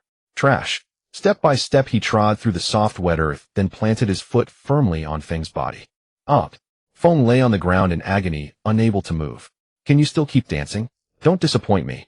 With a sudden burst of frenzied strength, Uchiha Madara crushed down. The ground collapsed beneath him, and Feng's eyes went white in an instant. After ripping off Feng's wings from her back in one brutal motion, Uchiha Madara threw back his head and laughed madly. Suddenly, thick smoke of phosphorescent powder erupted from within Feng's body. Huh. Uchiha Madara looked down, but Feng let out a roar and launched herself from the ground, landing a devastating punch squarely on Madara's face. Uchiha Madara was sent flying backwards, smashing through walls and waterfalls before crashing onto a rock formation that shattered on impact, sending clouds of dust billowing into the air. Feng. Shueyan watched in horror as Feng's body underwent a terrifying transformation, curling into a tight ball. Feng clutched her body in agony as the tailed beast transformation took hold. Uchiha Madara fell from the shattered rocks and slowly rose, stepping out through the settling dust. Meanwhile, the transformed Feng burst through the waterfall and soared into the sky, unleashing a tremendous gale in an instant. From afar, a beetle-like creature with 6 wings and a single tail locked eyes with Uchiha Madara amidst the howling gale. Now that's impressive. The power of the 6 tails. Zhongming ranks 3rd among the 9-tailed beasts. You truly haven't disappointed me. Would release would dragon jutsu. With an impassive expression, Uchiha Madara clenched both hands, and a colossal wooden dragon erupted from behind him, charging toward the 6 tails. The moment the wooden dragon ascended into the sky, Uchiha began sprinting, launching himself onto its back. Let me feel the thrill of battle once more. An iron fan materialized in Uchiha Madara's grip, his expression brimming with anticipation as he engaged the 6 tails in combat. Massive wings battered the sky as Zhongming spotted Uchiha Madara charging forward, rapidly lashing out with all 7 tails. Uchiha Madara's agile movements and mastery of the Rinnegan pushed his speed to its limit in an instant. With a sweep of his iron fan, Zhongming swiftly dodged the attack. Madara's strike missed, but Zhongming circled around to attack him from behind with the massive horn atop its head. To his surprise, the wooden dragon roared and surged forward, wrapping itself around Zhongming. Zhongming struggled, desperately flapping its wings to break free from the wooden dragon. Mid-air, Uchiha Madara spun and began his descent, releasing the hand seals, fire-style dragon fire projection jutsu. Uchiha Madara unleashed 4 dragons of flame that converged on Zhongming from above, below, and both sides. A strike with a guaranteed hit rate of 100%. Zhongming couldn't evade and let out a tragic cry as the fire dragon struck home. The extreme heat of the flames consumed even the wooden dragon coiled around Zhongming. But soon after, once Uchiha Madara landed safely, Zhongming vanished from the sky. Whirling around, he saw Zhongming materialize to his right, gathering massive chakra in its mouth to form a tailed beast ball. Uchiha Madara had no time to dodge and was struck directly by the tailed beast ball on his left side. The colossal explosion shook the heavens, and as Zhongming ascended and ceased its assault, watching the white smoke clear on the ground below, Uchiha Madara stood on the ground, his left side rapidly regenerating. You're quite remarkable. Still quite the challenge, even without using the karma. But Hashirama cells truly are useful. They've granted me new flesh through sealless healing. Seeing Uchiha Madara, unscathed, Zhongming began forming small-tailed beast balls in the sky, launching continuous attacks against him below. Uchiha Madara gripped the flame team fan tightly in his right hand, charging up his power as he leapt into the sky. I haven't had a battle like this in so long. Zhongming frantically unleashed small-tailed beast balls, but Uchiha Madara's speed suddenly surged to impossible levels, vanishing from Zhongming's sight. Tailed beasts remain mere animals, devoid of the sharp, agile thinking that humans possess. Appearing behind Zhongming, Uchiha Madara revealed a sinister smile. Zhongming whipped around, its tailed beast ball aimed and charging at Uchiha Madara. Uchiha Madara lifted the flame team fan before him, the corners of his mouth curling upward. Reflect. The moment Zhongming released the tailed beast ball, a blinding white light erupted, and both the man and the tailed beast vanished within the explosive brilliance. After what felt like an eternity, white smoke trembled as he picked up the hero's water from the ground and rose to his feet, making his way toward the exterior of the waterfall. Feng, where are you? Feng. White smoke called out Feng's name as he walked. The instant he emerged from beyond the waterfall, white smoke collapsed back onto the ground in terror, the hero's water slipping from his grasp and spilling across the earth. The outside was scarred with destruction everywhere, resembling a scene of artillery bombardment. In his view, that long-haired man, Uchiha Madara, stood before Fong. Fong lay sprawled on the ground, having reverted from her tailed beast form, her fate unknown. Hoisting her onto his shoulder, Uchiha Madara slowly passed by White Smoke. White Smoke remained frozen in terror. As Madara walked past him, he paused. For someone as laughable as you, can a bottle of tasteless, colorless spring water truly restore your courage? Heh. With that, Uchiha Madara continued onward, carrying Fong away. Suddenly, Uchiha Madara sensed an unprecedented pressure bearing down upon him. Furrowing his brows, he set Fong down from his shoulder and turned his gaze toward the frogs in the spring water, chirping restlessly nearby.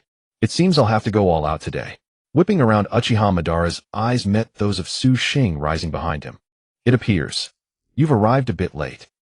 The moment Uchiha Madara blinked, the vermilion eyeshadow around Su Xing's eyes appeared, and Sage Mode was activated instantly. Your aura seems different today. I must admit I'm quite startled. Uchiha Madara looked at Su Xing with a hint of amusement. Uchiha Madara, what exactly is your meticulously planned scheme? A gentle breeze swept past them, and the air was thick with a scorching tension. Thus the two faced each other in silence. Uchiha Madara's sudden quietness left only the sound of the wind filling the air around them. After a long pause, Uchiha Madara smiled. Compared to you dull mortals, my heart is filled with nothing but infinite yearning. Do you honestly believe there is anything in this world that truly matters to you? Hearing this, Su Xing fell silent. Since arriving in this world, nothing seemed to have unfolded according to the normal order. So what exactly was the meaning of his existence? Join me and become a new race. Su Xing looked at Uchiha Madara in astonishment, breaking his silence. A new race? Could it be? That's right, revive the entire Otsutsuki clan. And I will be the new leader. You're insane. Did you not see what happened to Danzo? Su Xing angrily dismissed Uchiha Madara's irrational idea. The revival of the Otsutsuki clan. Without a guide, how could one reach a new world? Uchiha Madara suddenly revealed a sinister grin. I intended to kill Danzo myself. I just never expected that after obtaining the karma, he would go on to massacre the Uchiha clan. But no one is foolish enough to use their life to make a choice. The weak make choices. I take everything. Hearing Uchiha Madara's thoughts, Su Xing was deeply shaken. Could he truly not fear the backlash and possession of the karma? But speaking of which, your appearance truly surprised me. The ability to replicate tailed beasts. Su Xing never expected Uchiha Madara to see through his weakness. The choices I make are my own affair. But before that, defeating every obstacle in my path is the best choice. Su Xing rubbed his palms together and power surged within him. Uchiha Madara looked at Su Xing with a helpless smile. Hashirama, he was really just like you back then. So, before you brag, show me your best dance. In an instant, the two clashed head-on. In close quarters, their Rinnegan locked onto each other. Simultaneously, they kicked out, sending both staggering backward. Uchiha Madara steadied himself, the pupils of his Rinnegan suddenly dilating. Chibaku Tensei. A colossal meteorite tore through the atmosphere, its tail trailing flames from air friction as it descended with a deafening roar. Chibaku Tensei. Su Xing unleashed the same technique, summoning a meteorite. Two celestial bodies loomed above them like an apocalyptic vision. They collided in a cataclysmic explosion. Across the 5 great nations, all eyes turned to the disturbance in the distant sky. Sweat dripped from foreheads. Your dojutsu is not bad, but I have something even more amusing. Su Xing flashed a wicked grin and once again activated the Rinnegan's dojutsu, Heavenly Obstruction Star. 6 paths, Sage Mode activate. One meteorite after another appeared in the sky, causing Uchiha Madara's brow to furrow. Leaping into the sky, Uchiha Madara punched the first meteorite, his immense power cracking the rock. Then the second came crashing down, then the third. Uchiha Madara struggled to hold the meteorites, a trickle of blood escaping from the corner of his mouth. With only the Rinnegan and a fraction of the 6 paths power, I really can't withstand this. The red mark on his right palm began to glow. Closing his eyes, Uchiha Madara punched lightly into the sky. In an instant, a colossal force like a lion long dormant beneath the earth effortlessly shattered every meteorite. Uchiha Madara descended from the sky, the red mark spreading across his entire shoulder and right eye. Do you see this? This power is an offer you cannot refuse. Su Xing snorted coldly. Is that truly your power? Without hesitation, Su Xing charged forward, engaging Uchiha Madara in a tangled brawl. Uchiha Madara, now with his eyes closed, deftly dodged Su Xing's attacks, his hands behind his back as he laughed freely. After several missed strikes, Uchiha Madara suddenly opened his eyes. The red mark tinged his Rinnegan with a faint bloodlust. A punch landed on Su Xing's stomach. Gritting his teeth, Su Xing formed a Rasengan in his right hand and struck at Uchiha Madara. Uchiha Madara caught Su Xing's wrist, flung him into the air, and delivered a powerful kick to Su Xing's back. Again. Midair, Uchiha Madara used the power of the karma to enhance his taijutsu, unleashing a relentless barrage upon Su Xing. Su Xing was instantly overwhelmed, unable to fight back. At that moment, Kurama's voice rang out from within. Su Xing, switch consciousness with me. After being on the defensive for so long, Uchiha Madara was suddenly sent flying by a single punch from Su Xing. Kurama, what are you doing with my body? Su Xing stood in his inner world looking at Kurama with curiosity. The Six-Paths Sage mode inherently contains the power of tailed beasts, but the independent tailed beast mode has never been integrated. I want to try merging your Nine Tails chakra mode with the Six-Paths Sage mode. Oh, Kurama knows quite a lot. Su Xing couldn't help but tease. Brat, I am after all the strongest of the nine-tailed beasts. The fusion of power within his body proceeded without conflict, successfully extending the duration of Su Xing's Six-Paths Sage mode by 1 hour. Truth-seeking balls rose behind Su Xing, and a truth-seeking rod materialized in his hand. Sensing the change within Su Xing, Uchiha Madara grew cautious. The karma on your palm hasn't fully awakened, yet has it?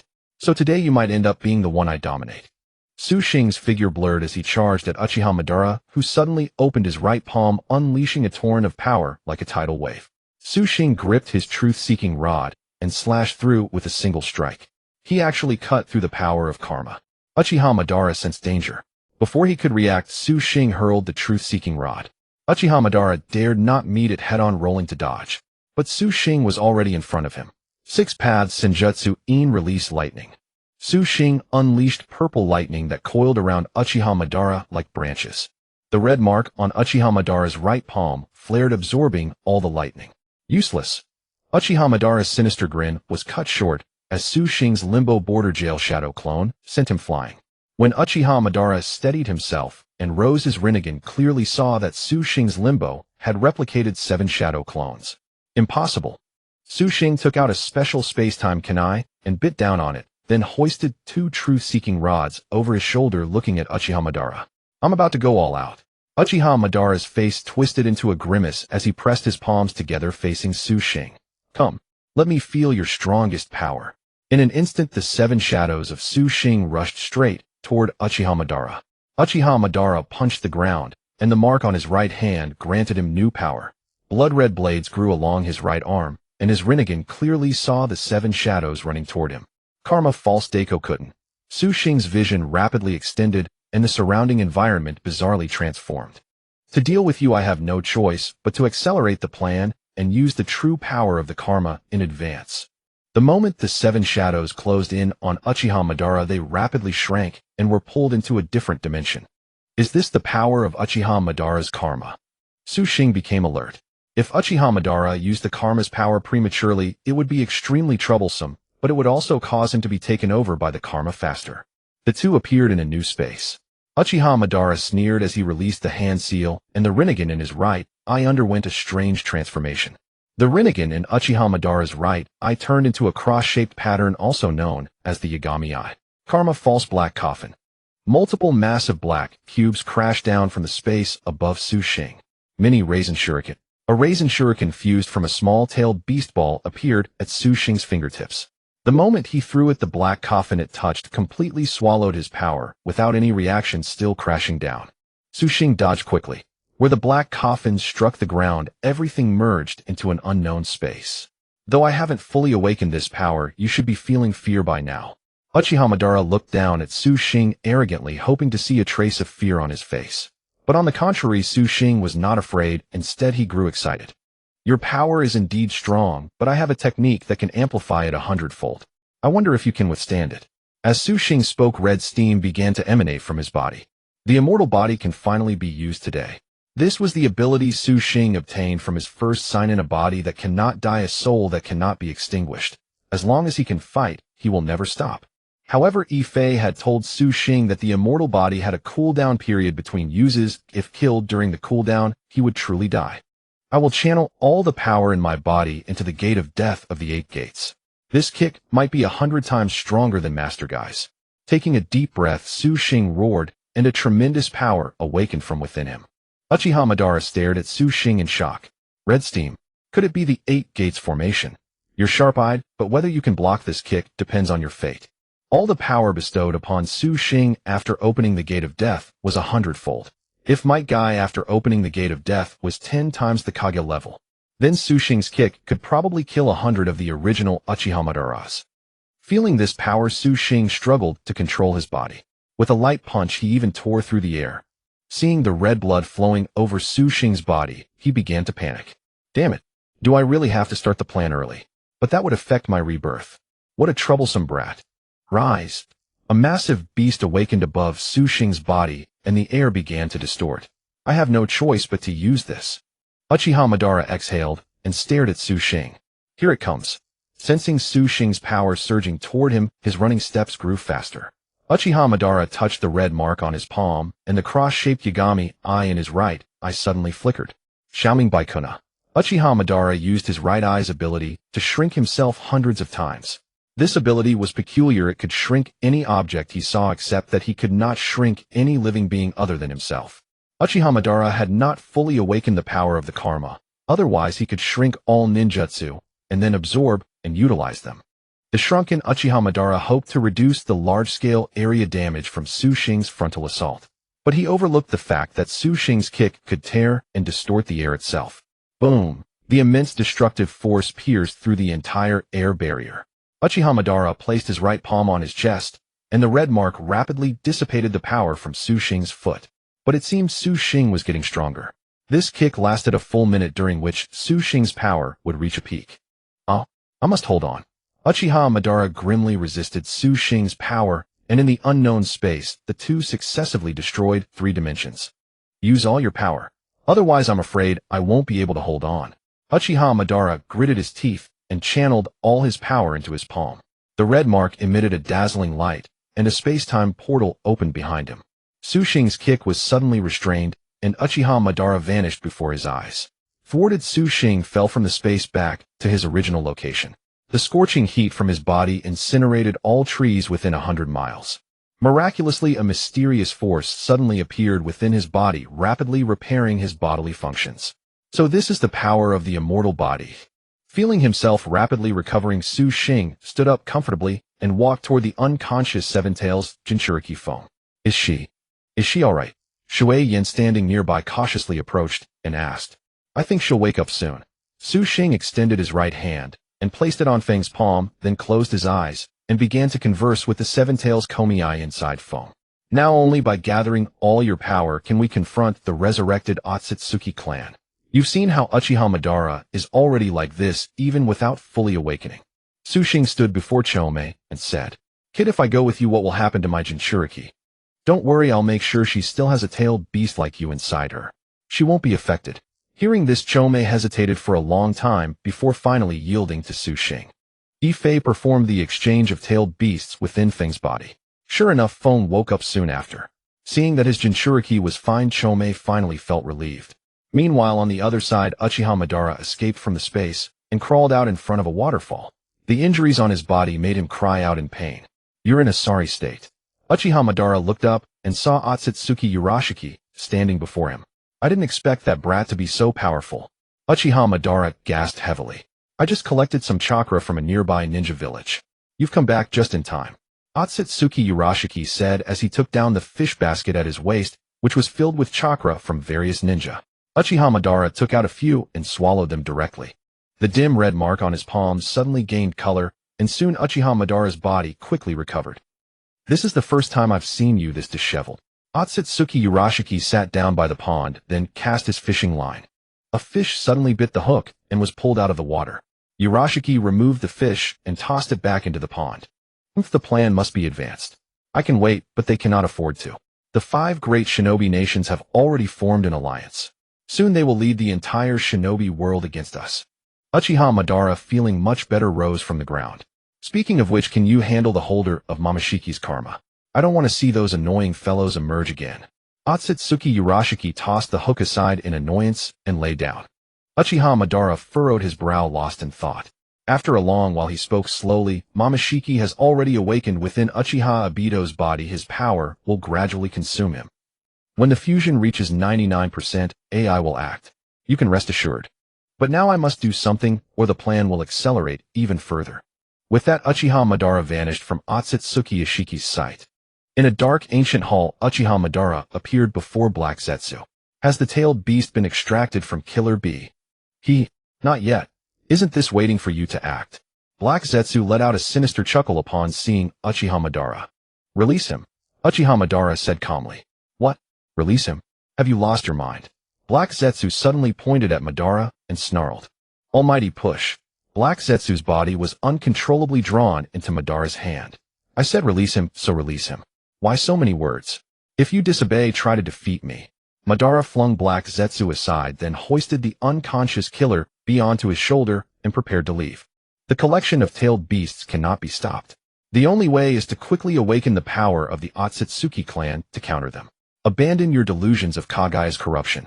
If Kagaya's consciousness had originally been aligned with the perfect ideals of the Otsutsuki clan, then the other Otsutsuki would not be sealed now. What makes you an evil creation think she will listen to you when she appears? Humph. With that, Uchiha Madara vanished from Black Zetsu's sight.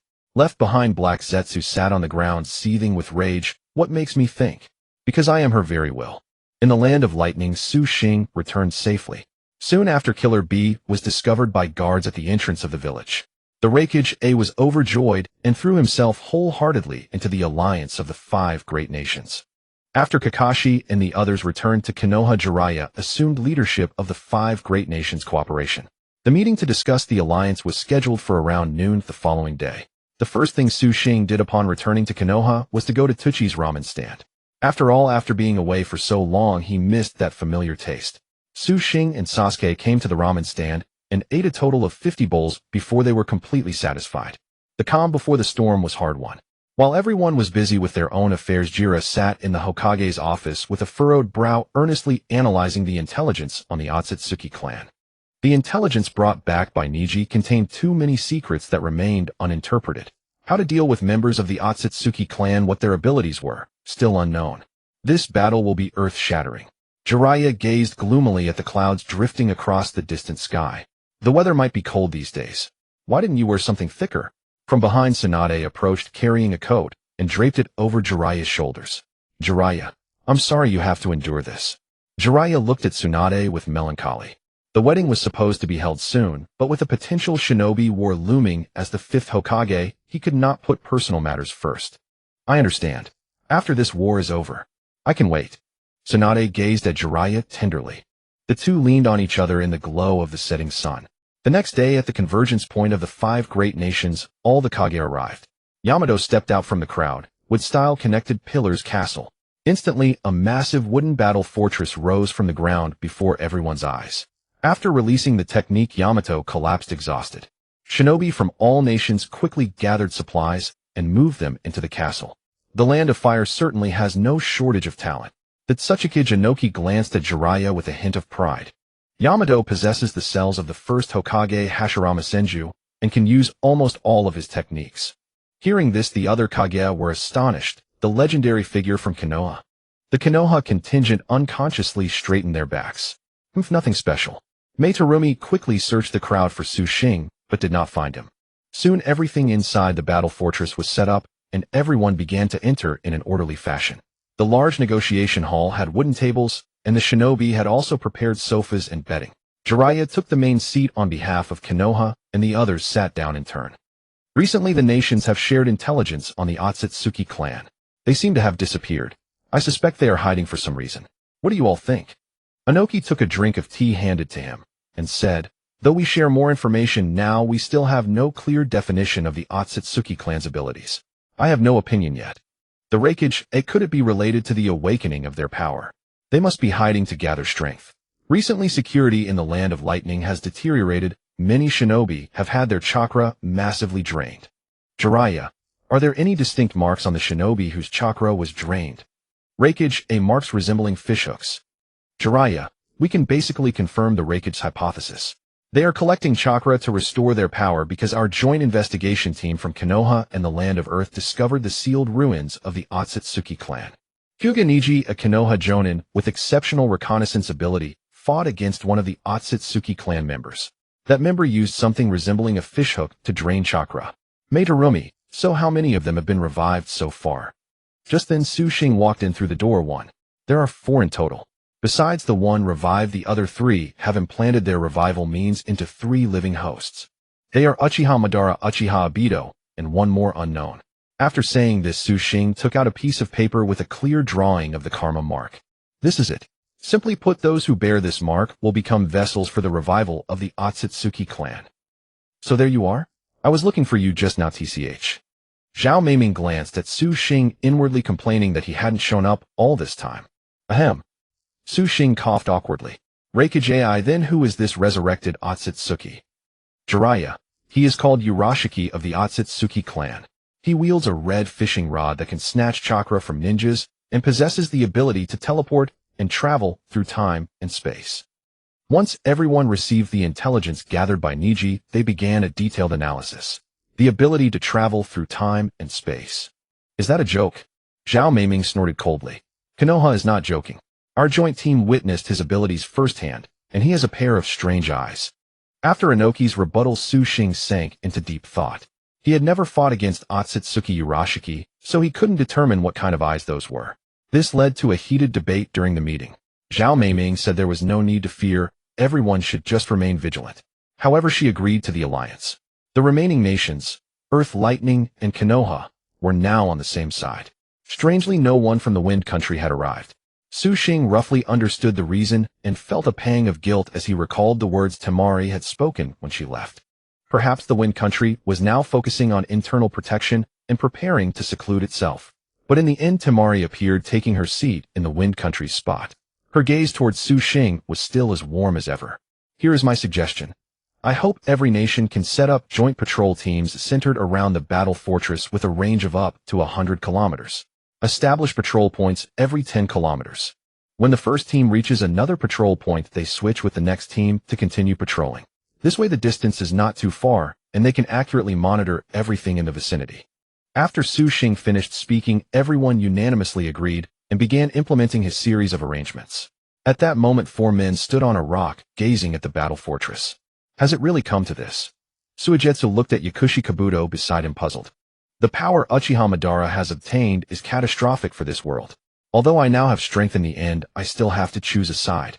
Under Kabuto's black robe, snake scales covered his entire body. He had never wished to be a good person or a bad one, he merely wanted to prove himself useful. Uchiha Madara and Danzo had looked down on him before, so he had to accomplish something meaningful. That kid Xing has already obtained the 1 tail, 2 tails, 4 tails, 5 tails, 7 tails, 9 tails, and the 8 tails. Given his methods, he should acquire it soon. But the remaining 3 tails has been absorbed into the mark on Uchiha Obito's palm, and the 6 tails was taken by Uchiha Itachi. What will he do? Indeed, even if he found the 6 tails, it still couldn't rival the power of a complete sage of 6 paths. This was extremely troublesome. However, from my analysis of Uchiha Madara, in the end, only one of my abilities might be able to restrain him. But my power isn't enough. It's up to that kid Xing. After saying this, Kabuto vanished from the rock with the other 3. On the side of the 5 great nations, alliance strongholds were quickly set up. All ninjas departed with their respective teams. If they spotted any enemy, they were not to engage in battle, but instead fire the signal flare at their waist. Uchiha Madara sat beneath a waterfall, feeling the wind brought by the falling water. They've already begun. Otsutsuki Urashiki fiddled with the chakra in the fish basket at his waist. How is your power awakening? Uchiha Madara turned his head and asked. Almost there. Just need the chakra of 100 more ninjas to reach the peak. Hearing this, Uchiha Madara flashed an amused smile. In that case, you alone could take on the 5 great nations. That kid you call Xing has Kagaya's power within him. Before I'm absolutely sure you've gained enough strength, I won't act rashly. I don't want to be sealed again. Otsutsuki Urashiki said cunningly. I can't tell if you're being cautious or clever. Uchiha Madara rose and vanished into the waterfall. Amidst a vast expanse of flowers, Uchiha Obito sat on the ground staring at his hands. His body was increasingly merging with the karma seal, and spikes and scales were spreading all over. His original face was becoming unrecognizable.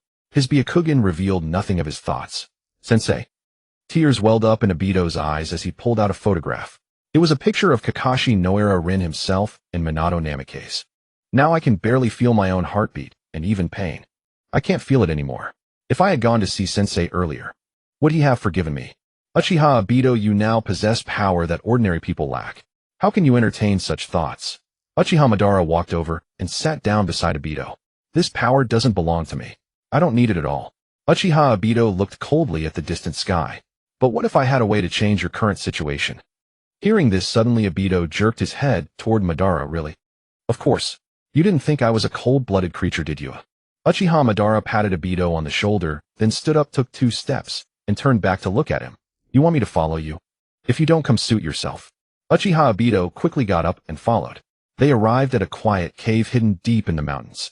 Uchiha Itachi observed the surroundings, cold and gloomy. After walking down a long corridor, Uchiha Madara pushed open a wooden door. The moment Uchiha Obito stepped inside, he was stunned. This is... Before him stood a massive container filled with transparent liquid. Inside, a man who bore a striking resemblance to Uchiha Madara stood with his eyes tightly shut. A long time ago, I asked Orochimaru to do something for me. He refused, but his assistant Yakushi Kabuto helped me accomplish it. As he spoke, Uchiha Madara walked over to the container and tapped on the glass. At that moment, the man inside suddenly opened his eyes. A pair of Mangekyo Sharingan appeared before Uchiha Obito. He's alive. Obito didn't understand what Madara meant. He is my younger brother, Uchiha Izuna. Uchiha Madara drained the liquid from the container, then shattered it with a single punch. Uchiha Izuna, lying on the ground, used his weak right hand to remove the mask from his face. Brother, long time no see. But as far as I know, didn't Uchiha Izuna die at the hands of the second Hokage, Senju Tobirama? Uchiha Obito asked in astonishment. Ahem. Back then, I was very close friends with Senju Tobirama, until a degenerate among the Uchiha clan, Uchiha Setsuna, stirred up trouble. In that battle, I chose to take my own life, but was saved by my brother. After that day, I remained in this vessel. For decades, Uchiha Madara helped Izuna to the chair beside him. Brother, I have already dispersed all the chakra pathways in my body. Even if you saved me, I will not live long. Izuna shook his head weakly. But I cannot bear to watch you die before my eyes. Hearing this, Izuna laughed. Why bother? From the very beginning, the Uchiha clan stood at the pinnacle of Konoha. It was all their own doing. But brother, before I go, I want to do one last thing for you. With these words, Izuna directly plucked out his own Mangekyo eyes. Uchiha Madara showed no great reaction to Izuna's act, as if it were only natural. From the day you saved me, I knew I would become a burden. Though I never caused you trouble over the years, I always considered myself a strong-willed person. And now, Izuna chuckled bitterly and tossed his Mangekyo over. Uchiha Madara caught it directly, opening his palm with a conflicted expression. Consider it the last thing I do for you. Izuna stood up, walked silently to the bed behind him, and lay down. Uchiha Obito, standing nearby, had never expected the brothers' reunion to unfold like this. Let's go, Obito. Oh. The moment Obito stepped out of the cave, tears fell from the corners of Uchiha Madara's eyes onto the ground. You? Obito saw that Uchiha Madara was actually crying. Obito, these eyes are now yours. Compared to your previous Mangekyo, you are more suited to these eyes now. Uchiha Madara handed over the eyes. Obito was momentarily bewildered, unable to understand what Madara was trying to do. These eyes can free you from your current state, but you still need to wait a while longer. Taking the pair of Mangekyo Sharingan, Obito fell silent. Uchiha Madara left the place. Obito understood Madara's intentions toward Izuna. He saved you out of brotherly love. He couldn't bear to see you die before his eyes. But even though he knew you would eventually serve another purpose, he never spoke of it. Izuna saw through everything clearly. In the end, he himself handed over his Sharingan to Uchiha Madara, drawing a final close to the matter. Obito now found himself uncertain of what choice to make. After several struggles, he had fallen into a passive situation. In the land of lightning, Killer Bee, still not fully recovered, was resting in bed. Black Zetsu stealthily infiltrated the land of lightning. Uchiha Madara, I am not your will, so I have no reason to bow to you. This time I will make you watch me revive Mother, and then rule over the Otsutsuki clan. No one has ever seen my true power, because I know how to endure humiliation. From now on, I will no longer hide myself. Black Zetsu located Killer Bee's position and attempted to abduct him directly. But the Eight Tails inside Killer Bee suddenly sensed it. Bee, wake up quickly. Hearing the Eight Tails call, Killer Bee opened his eyes and instantly saw a dark, shapeless mass sitting before him. Whoa! Lariat slash. A swift reaction sent his attack straight through Black Zetsu's body. Black Zetsu's body was not heavily affected and quickly regenerated. What's this? Killer Bee looked at Black Zetsu in utter confusion. B, you can't fight him now. You need to call for help. The Eight Tails spoke to Killer Bee from within his body, trying to escape. Today I'll show you my true power. Spatial confinement. A dark barrier materialized around them instantly, sealing the area. Damn. Is it a unique chakra ninjutsu? No. Why does this chakra feel so familiar? The Eight Tails sensed something ominous. As Mother's I can use some of her techniques. Though not as powerful as Mother's, it's more than enough. The spatial barrier Black Zetsu created was confined to a small area unlike Kagaya's, which enveloped the entire planet. But for Killer Bee there was absolutely no chance of victory. Even in a small domain Black Zetsu held absolute control. Thus, without anyone noticing, Killer Bee was once again taken out of the land of lightning by Black Zetsu. The sky again began to drizzle, dark clouds obscuring the bright sunlight. The roadside grass, nourished by the rain, became lush and translucent. Uchiha Itachi walked out of a tavern in the village into the rain. Suddenly, an umbrella appeared over his head. Itachi-san, don't catch a cold. Kisame appeared beside him. Kisame, I've told you many times. Standing in the rain might help one see the truth more clearly. Itachi's face showed no emotion as he looked at Kisame. I know. Perhaps I don't understand. But this might be the last time I hold an umbrella for you. Kisame smiled awkwardly. The two stood in silence, gazing at the distant clouds in the rain. After a long moment, Itachi stepped through the shimmering puddles, leaving only an umbrella on the ground. Kisame's figure faded from Itachi's sight. When Itachi picked up the umbrella and raised it over his head, Kisame, perhaps you two will never understand the meaning of duty. I hope you can find some insight. Shursui, it's time we did something. Uchiha Itachi turned and Shursui approached, took the umbrella, and the two walked away in the opposite direction from where Kisame had departed. Is the meaning of duty a merciless choice from the very beginning? Kisame recalled how before becoming a rogue ninja, he had been ruthlessly used and slaughtered. Itachi-san, what you can do I can do too. At that moment, Kisame hoisted Samehada onto his shoulder and looked at the distant sky. The rain had almost stopped and a ray of sunlight pierced through the clouds. Indeed, clouds cannot conceal the light. Meanwhile, in a pitch-black palace, Black Zetsu placed Killer Bee on the altar before him. There is only one way to make Mother go dark. They all thought I was truly ignorant, but as Mother's how could I not understand? The method is to use my body as the Jinchuriki of all nine-tailed beasts. Then awaken Mother. In doing so, Mother will inherit the original consciousness of the Otsutsuki clan. With that, Black Zetsu moved to extract Killer Bee's chakra and become the Jinchuriki himself. But just then footsteps echoed from the dark corner of the palace. Black Zetsu warily turned toward the sound. Finally found you. Itachi-san, I don't know what you're doing. But if I can be like you, that wouldn't be so bad. Under the dim candlelight, Kisame's sinister face appeared before Black Zetsu. Kisame, what are you doing here? Black Zetsu relaxed his guard. I'm here to take your life. What nonsense are you spouting? Heiju stared at Guo Jiao in utter bewilderment. I know perfectly well what I'm saying. Hand over the Eight Tails to me. Guo Jiao gave Heiju a sinister grin. That smile instantly made Heiju's hair stand on end. Another reckless fool who doesn't know when to die. All who join the Akatsuki are eccentric. Heiju shook his head helplessly. Then I'll just have to take it by force. Without another word, Guo Jiao charged straight at Heiju. Would release silent binding technique. Heiju pressed his palms together and branches stretched out hurtling toward Guo Jiao. Guo Jiao grabbed the Samehada on his back and swung it swiftly, cutting through the branches before him. The moment Guo Jiao closed in on Heiju, wooden vines suddenly sprouted from Heiju's right arm. Would release great force technique. A torrent of vines ensnared Guo Jiao, who leaped into the air, dodging nimbly, but still had to retreat. Trying to get close to me. You're far too green, Hoshigaki Kisame. Heiju flashed a cold smile, but then Guo Jiao vanished before his eyes. Where did he go? Water shark bullet technique. From above, Guo Jiao gathered a massive amount of chakra into a shark shape, enveloping himself as he swooped down toward Heiju. Great shark bullet technique. As he glided, another colossal chakra shark materialized behind him. He intends to use himself as bait to land the second attack. Naive. Heiju let out a sinister chuckle. A truth-seeking ball appeared in his hand, and he hurled it directly at Guo Jiao. Water prison technique.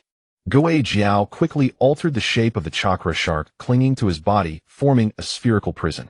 He retreated into the water using it as a shield to protect himself. The massive shark behind him passed through Gui Jiao and charged straight at Heiju. The moment Heiju touched the shark, his chakra suddenly vanished. What? Heiju stared at Gui Jiao in disbelief, feeling the chakra drain from his body. Didn't expect that, did you? If my great shark bullet technique makes contact, it drains the opponent's chakra. The water prison dissolved.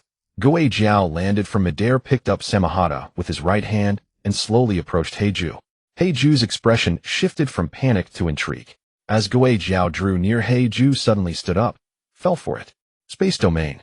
A black sphere like a truth-seeking ball rapidly expanded before them, pulling them into an unknown realm. In here I call the shots. Heiju's arms stretched out, transforming into sharp needles that shot toward Gui Jiao. Gui Jiao dodged hastily, then steadied himself. Suddenly a spatial rift opened behind him, and Heiju's head emerged. Would release 4-pillar prison. Massive wooden pillars erupted from beneath Gui Jiao's feet, forming a colossal wooden cage. You have nowhere left to run. Heiju stood before the wooden prison, watching Gui Jiao. Going through all this trouble, you must be exhausted. Gui Jiao released the hand seals and smiled. Explosive water collision wave. Heiju leaped away from the prison just in time. A massive torrent of water burst through the wooden cage, and in an instant the water spread like a lake, growing ever larger. This space of yours must have limits, right? It's rather small. Gui Jiao stood atop the water, eyeing Heiju with amusement. But it's more than enough to deal with you. Heiju plunged his hands into the water, and suddenly a multitude of trees emerged. Would release deep forest emergence. Countless trees sprouted rapidly from the lake, uprooting themselves and forming a small forest in an instant. Your water is excellent nourishment for my trees.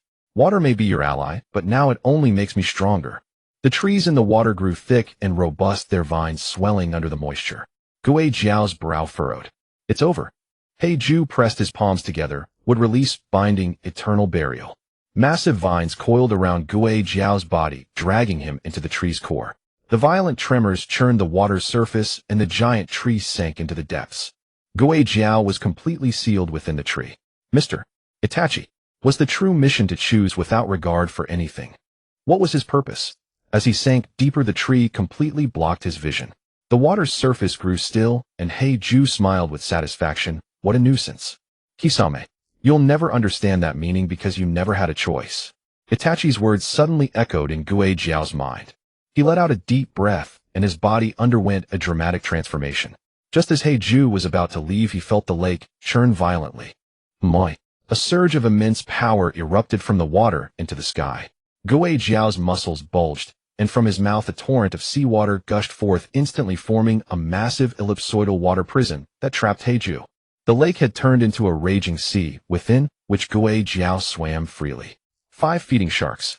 He slapped the water with one hand, instantly creating 5 shark-shaped water bullets from chakra, which then shot toward the trapped Heiju. Damn. Would release tree barrier.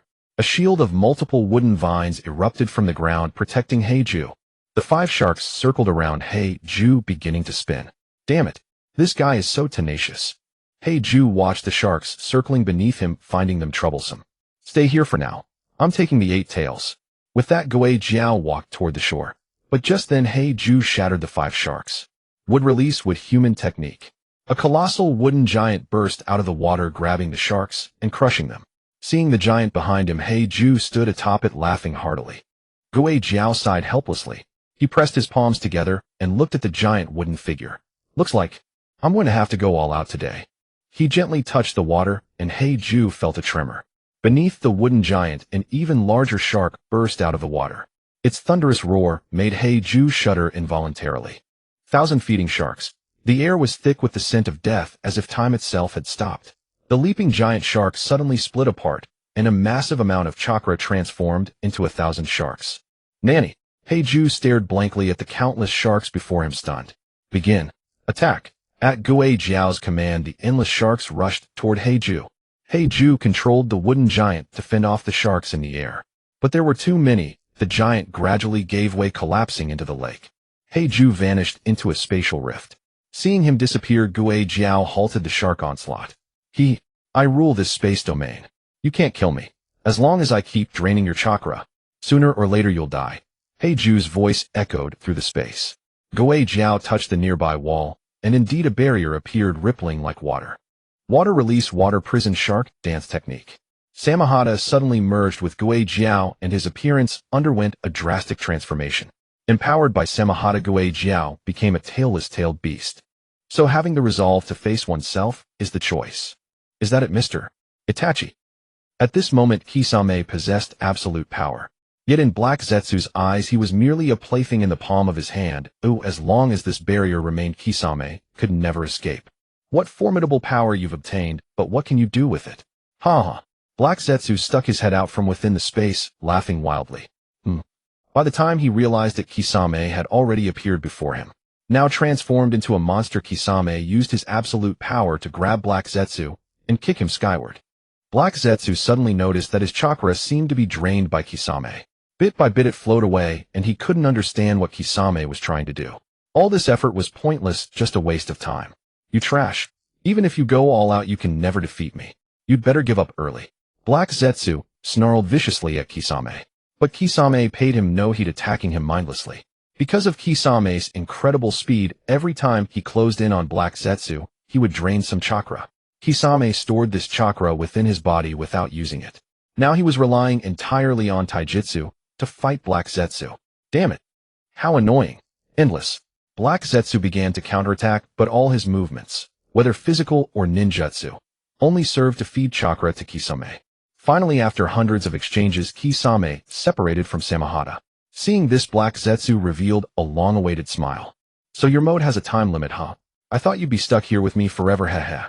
Kisame glanced at Black Zetsu, expressionlessly closed his eyes, and pressed his palms together.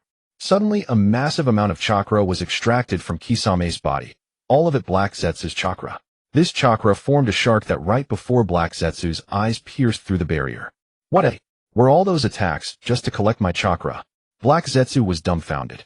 The shark that passed through the barrier hoisted Killer Bee onto its back and fled outward. Itachi-san. Choosing is the true awakening for oneself. Perhaps you were already prepared. Kisame looked at Black Zetsu, then used his remaining chakra to transform into a shark and charge at him. Damn it. I can't let Killer Bee escape. Black Zetsu grabbed truth-seeking balls and rushed at Kisame. Weakened and drained of all chakra, Kisame closed his eyes.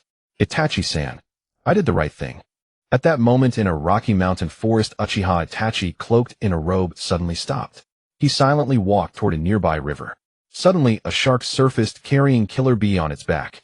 Uchiha Itachi stared at the shark for a long time, without speaking, lost in silence. Kisame, this is your choice. Suddenly, several birds took flight from the distant forest. Itachi inexplicably looked up toward the trees. Black Zetsu appeared, suddenly leaping out with truth-seeking balls in both hands. Leave Killer Bee. But midair he saw the man before him. Uchiha Itachi. Uchiha Itachi ignored Black Zetsu entirely, hoisted Killer Bee onto his shoulder, and turned to leave. Black Zetsu seemed to recoil from Itachi, but still forced himself to shout. You can't take Killer Bee. He's mine. Shut up. Suddenly Uchiha Itachi spun around, his Mangekyo Sharingan rotating in his eye sockets. In an instant Black Zetsu felt as if he had been thrust into another dimension, the air around him compressing relentlessly. It hurts. I can't breathe. It hurts. Black Zetsu flailed his arms desperately, trying to hold the space open. The powerful ocular technique directly severed his right arm. He felt an excruciating pain spread through him, and he fell to his knees. I don't want to kill you. Get lost. If I ever see you again, I won't show mercy. Uchiha Itachi finished speaking and left. Black Zetsu, trembling all over, watched his retreating figure. With just a glance he could kill me. Has he reached such a level? It was clear he didn't intend to kill me just now. Otherwise, with that one look, I would have shattered instantly. Black Zetsu got up shakily and disappeared into the forest. Perhaps Kisame didn't need to bring Killer Bee back, but this was Kisame's choice all along, a kind of resolve. In a dim underground chamber, Yakushi Kabuto was studying something. Suddenly a figure appeared behind him. Sensing the chakra, Kabuto sneered. So you've come after all. I want you to do me a favor. The visitor was none other than Uchiha Madara. Madara-sama still speaks in a commanding tone, as if I can do anything. Kabuto said sarcastically. I can give you a choice, Uchiha Madara suddenly said. What choice? Kabuto was curious. The chance to join the Otsutsuki clan. When Madara finished, Kabuto fell silent. You won't refuse. Then you will leave this place and go to a new world where we will become gods of the new world. Why should I trust you? Kabuto flicked his snake-like tongue. Because of my strength. I could kill you right now, but I haven't. Uchiha Madara revealed a red mark on his palm. After a long pause, Kabuto laughed. I know what you're after. It's true I sealed Orochimaru, and I have his cells within me. With that, Kabuto took out the sword of Totsuka and gently stroked it. It's never troublesome to work with a clever person. Then I'll leave the ninja world's forces to you. Uchiha Madara smiled at Kabuto. Humph, but I need something to suppress Orochimaru now. Kabuto then walked into the secret laboratory behind him, closing the door. This should buy us some time. Uchiha Madara wore an intriguing smile. At the Five Great Nations Alliance headquarters, the 5 Kage were in a meeting when a shinobi entered. Report. While patrolling the borders of Konoha, we discovered a race at the earliest ruins of the village. Hearing this, all 5 Kage were shocked, especially Jiraiya. The earliest ruins of Konoha were built during the first Hokage's time to alliance with the Land of Whirlpools. After all, he married Uzumaki Mito. What else did you find? Jiraiya pressed. A woman. She sealed all 3 of our patrol brothers. At that, Jiraiya slammed the table and stood up. Sealed. Everyone grew vigilant at the sudden appearance of the sealing woman. Amidst the murmurs, Su Xing suddenly emerged. After such a long period of tranquility I can finally stretch my limbs. What's with those expressions? Witnessing the tension on everyone's faces, Su Xing couldn't help but feel bewildered. Su Xing, there's something I need you to investigate. Zilai rested his chin on his hands, gazing at Su Xing seriously. Speak, master. Regarding the woman who appeared at my ruins and uses sealing techniques. She sealed 3 patrol squads. I want you to confirm whether she hails from the lost Schwanwa clan. When Zilai uttered these words, the other 4 Kage were somewhat astonished, realizing why Zilai remained relatively composed. According to the information in Su Xing's mind, the woman who wields seals and specializes in imprisonment, the lost Schwanwa clan. Could it be Schwanwa Jinchuriki? Your current strength is sufficient to rival the Kage tier. This mission is yours to scout alone. Rest assured, master, I will complete the task. Su Xing vanished from the 5 Kage joint base in an instant. A winding stream flowed beneath Mai's river, leading to a secluded place, an ancient relic jointly built by Mai and the Schwanwa clan long ago. A woman was bathing in the water, sunlight streaming into the stream, the bottom crystal clear. She had auburn hair and appeared gentle and beautiful. Finally here. Su Xing arrived swiftly at the scene, noticing the remnants left on the ground. The drag marks like chains were very distinct. Su Xing confirmed that this sealing technique was likely left by Jinchuriki or possibly Xianglen. Su Xing walked deeper into the forest when he suddenly heard the sound of flowing water. Curiously, he peeked out from the bushes toward the source of the noise. Damn it! Blood instantly gushed from his nose. The scene before him was utterly uncontrollable, delicate fair skin paired with an exquisite face. Su Xing was completely captivated. Is this really necessary? Su Xing carefully prepared to leave, but accidentally stepped on a frog. Ribbit, ribbit. Who's there? The woman in the water immediately shielded her body warily, then turned toward Su Xing's direction. You damn frog. Why didn't I crush you? Suddenly Su Xing sensed a foreboding feeling. In the blink of an eye, the woman had slipped into a thin one-shoulder garment and appeared before him. Slap, slap, slap. Su Xing grabbed the frog and delivered several smacks. Slap, slap, slap. The woman also slapped Su Xing several times. You shameless scoundrel. You dared to spy on me bathing. Die. Before Su Xing could react, countless silver-white chains erupted from behind the woman. Jingang Feng Suok. No time to waste. Su Xing spun, flipped over a chain, dodged its entanglement, then grabbed a chain and yanked hard. Out. The woman was pulled by Su Xing and fell into his embrace. Damn. This feeling. Su Xing's nosebleed couldn't be stopped. Despicable. The woman drew a kunai from her waist, shoved Su Xing away, and slashed at him. Su Xing dodged deftly. Don't be angry, let's talk things out. What is there to discuss with someone like you? Bastard. Suddenly the woman's hair ignited, and her eyes turned black. Shinra Tensei. She swung her right fist with full force, the immense shockwave, sending Su Xing hurtling into the sky. So violent. Su Xing's eyes narrowed in grievance, and the power of the 9 tails emerged. Tailed beast. The woman revealed an amused smile. Seal of tailed beast binding. Chains appeared again. This time Su Xing found his tailed beast power suppressed, as if something were restraining it. Even Geolama and the other beasts were beyond his perception. What's going on? Su Xing was completely bewildered as the woman's chains bound him tightly. If you won't escape this time. The woman clapped her hands and approached Su Xing with a sinister grin. What are you doing? Don't come near me. What do you intend to do in broad daylight? I'm warning you. Su Xing swallowed hard as he saw the woman's wicked expression. Hee, what do I intend? Ah. A few minutes later, Su Xing was hanging from a tree while the woman sat by a fire roasting a piece of wild meat. As dusk fell, Su Xing stared listlessly at the woman. In truth, he could have broken free using the Six-Paths power. But he wanted to know who she really was. Hey, what's your name? Su Xing asked while dangling in midair. My name? A prisoner doesn't deserve to know. The woman smirked proudly. Prisoner? Damn it. Su Xing felt an urge to break the chains, pin her down, and teach her what prisoner really meant. Seeing Su Xing silent, the woman suddenly said, Jinxinii, Xuanhua Jinxinii. She turned back with a smile, under the moonlight her delicate face beamed, and Su Xing's heart melted. And you? What's your name? Jinxinii took a skewer of grilled meat and walked over. I'm Su Xing. A good name. Su Xing wants some meat. Jinxinii waved the skewer in front of Su Xing. Who would eat that? I'm no prisoner. Su Xing turned his face away. But Jinxinii pinched his nose and shoved the meat into his mouth. Hot. It's actually delicious. After the burning heat faded, the aroma of roast meat lingered. Suddenly the chains around Su Xing vanished as Jinxinii retracted them. Why did you release me? Su Xing asked curiously. You don't seem like a bad person. Where are you from? Jinxinii munched on the meat, looking at Su Xing. My. Jinxinii froze at those words. Coincidence. She stared blankly at Su Xing. Suddenly Su Xing sensed a powerful surge of chakra approaching. Watch out. Su Xing instantly grabbed Jinxinii and rolled to the side. A massive explosion erupted where they had been sitting, leaving a huge crater. Jinxinii found herself on top of Su Xing. They gazed at each other, and her cheeks flushed crimson. I heard rumors of the Xuanhua clan's whereabouts, and indeed I found you.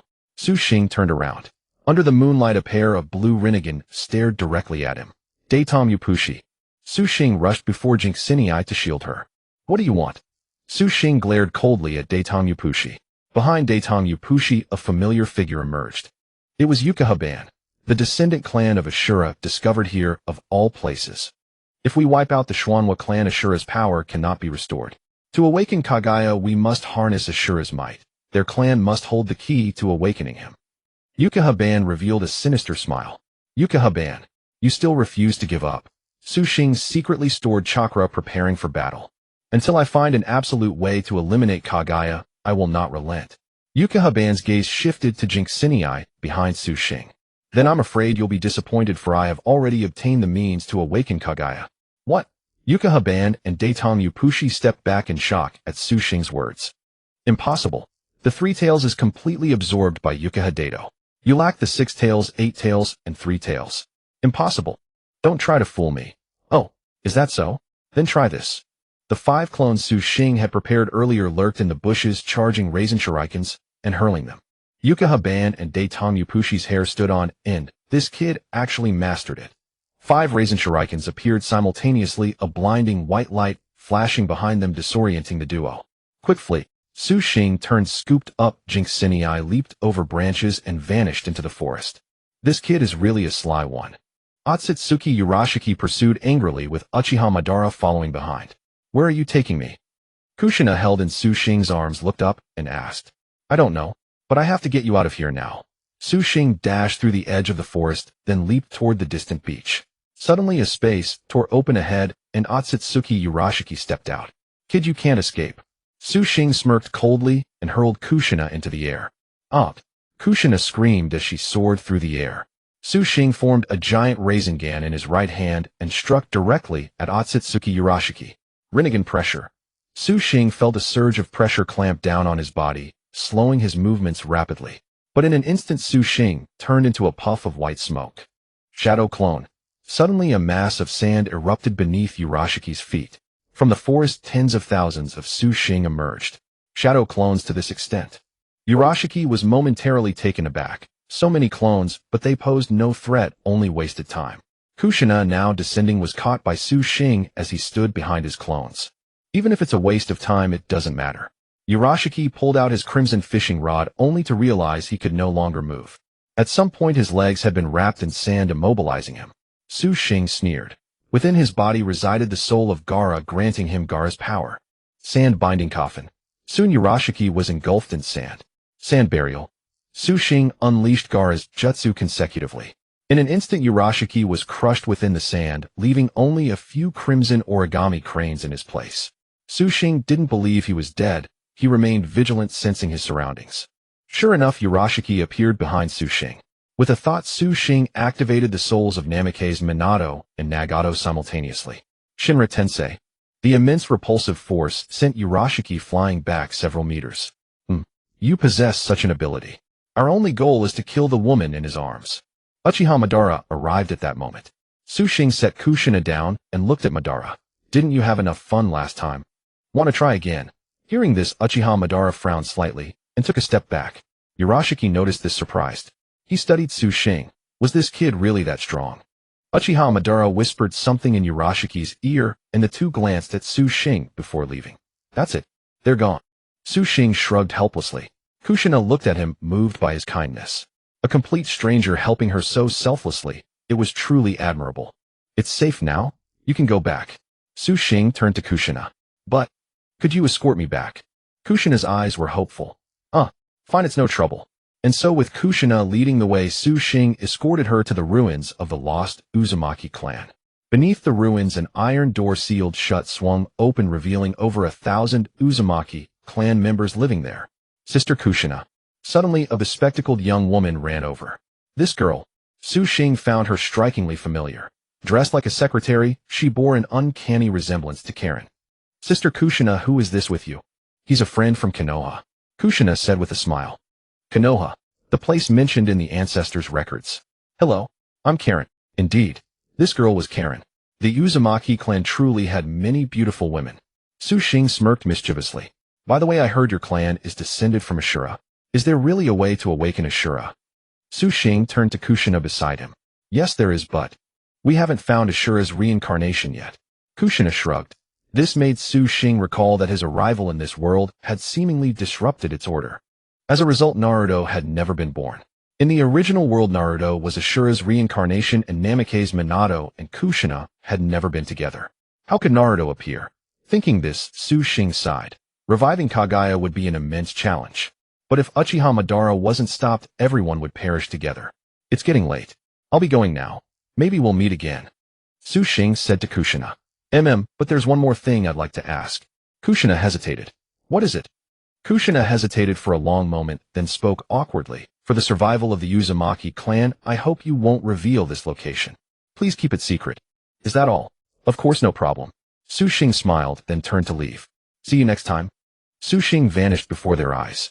Karen watched Kushina staring at the spot where Xing had disappeared, lost in thought, and couldn't help teasing. Sister Kushina, what are you thinking? You don't have a crush on that Xing, do you? What nonsense. Just wait till I get you. Karen turned and ran with Kushina chasing after her. The two playfully tussled until they reached a house and knocked on the door. Soon the door opened and a woman stood at the entrance. What have you two been up to? Naruto want to go take a bath together. Kushina smiled at the woman before her. This woman was indeed the Naruto of this world, auburn-haired with a seductive figure and delicate face. She smiled gently. Sure, let me grab my things. She turned and left. If Xing saw this now, he would be utterly shocked. Naruto was female in this world, and she was beautiful. If Naruto existed, then she was still Ashura's reincarnation. But haha. Meanwhile, in the forest, Otsutsuki, Urashiki, and Uchiha Madara poked their heads out. So this is the place. For now, don't provoke Xing. If we cut off every chance to revive Kaguya, we'll have nothing to fear and no lingering worries. They exchanged a knowing smile, stepped out from the bushes, and headed toward the underground entrance of the Uzumaki nation's ruins. At that moment, Xing felt something was off. Uchiha Madara and Otsutsuki Urashiki couldn't possibly give up so easily.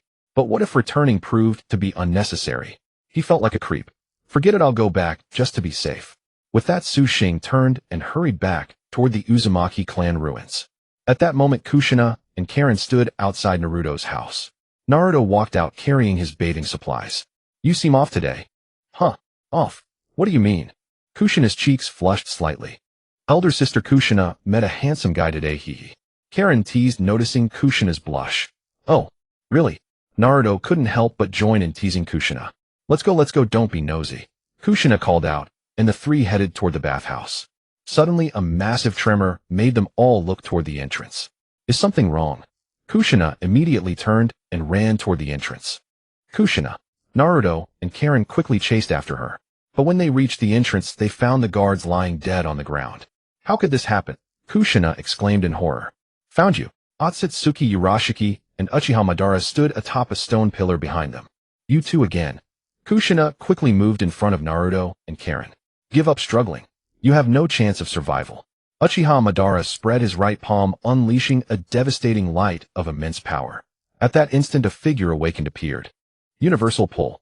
Uchiha Madara froze, his body uncontrollably pulled forward, but he quickly reacted, grabbing a nearby rock and resisting the force. As if anticipating this, Xing instantly appeared before Madara with a special kunai. Too late. Before Madara could react, Xing followed the kunai, Flying Thunder God. Second step. Spiral Sphere. A powerful blast of chakra struck Madara directly, sending him flying. Spiral Flash. Super Round Dance Roar. Triple Style.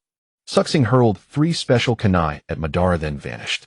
Madara, anticipating this, sensed Xing's reappearance and grabbed his wrist. Caught, huh? Awkward. Not necessarily. Suddenly, Xing vanished again before Madara's eyes. Flying Thunder God. Mutual Instant Rotation Technique. Earlier, Xing had thrown 3 kunai on the ground. 1 appeared in front of Madara, and 2 behind him. Xing instantly swapped positions with the kunai behind Madara. Activating Ninetales Chakra Mode, he held a charged tail beast ball Rasengan ready.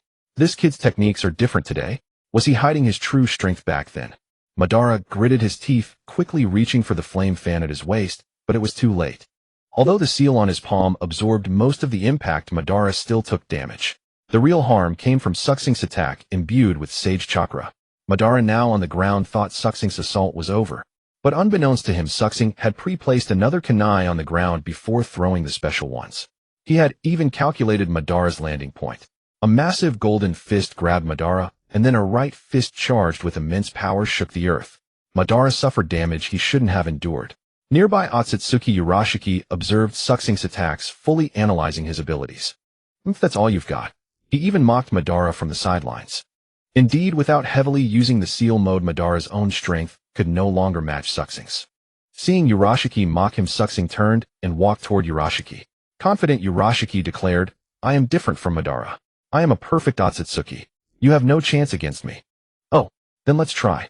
Urashiki eyed Xing, plotting inwardly. My chakra recovery is nearly complete, though still flawed. But I can at least use time rewind. With that thought, Urashiki threw his red fishing rod toward Xing. When it comes to speed, I'm not necessarily slower. Xing tossed 10 kunai around and vanished. 1 kunai flew toward Urashiki. Xing now held a lightning cutter.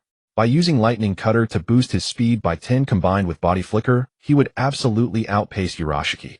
As he closed in, Urashiki dodged nimbly, then flipped in midair and threw the red fishing rod again. Xing vanished again with his back to Urashiki, reappearing on the ground.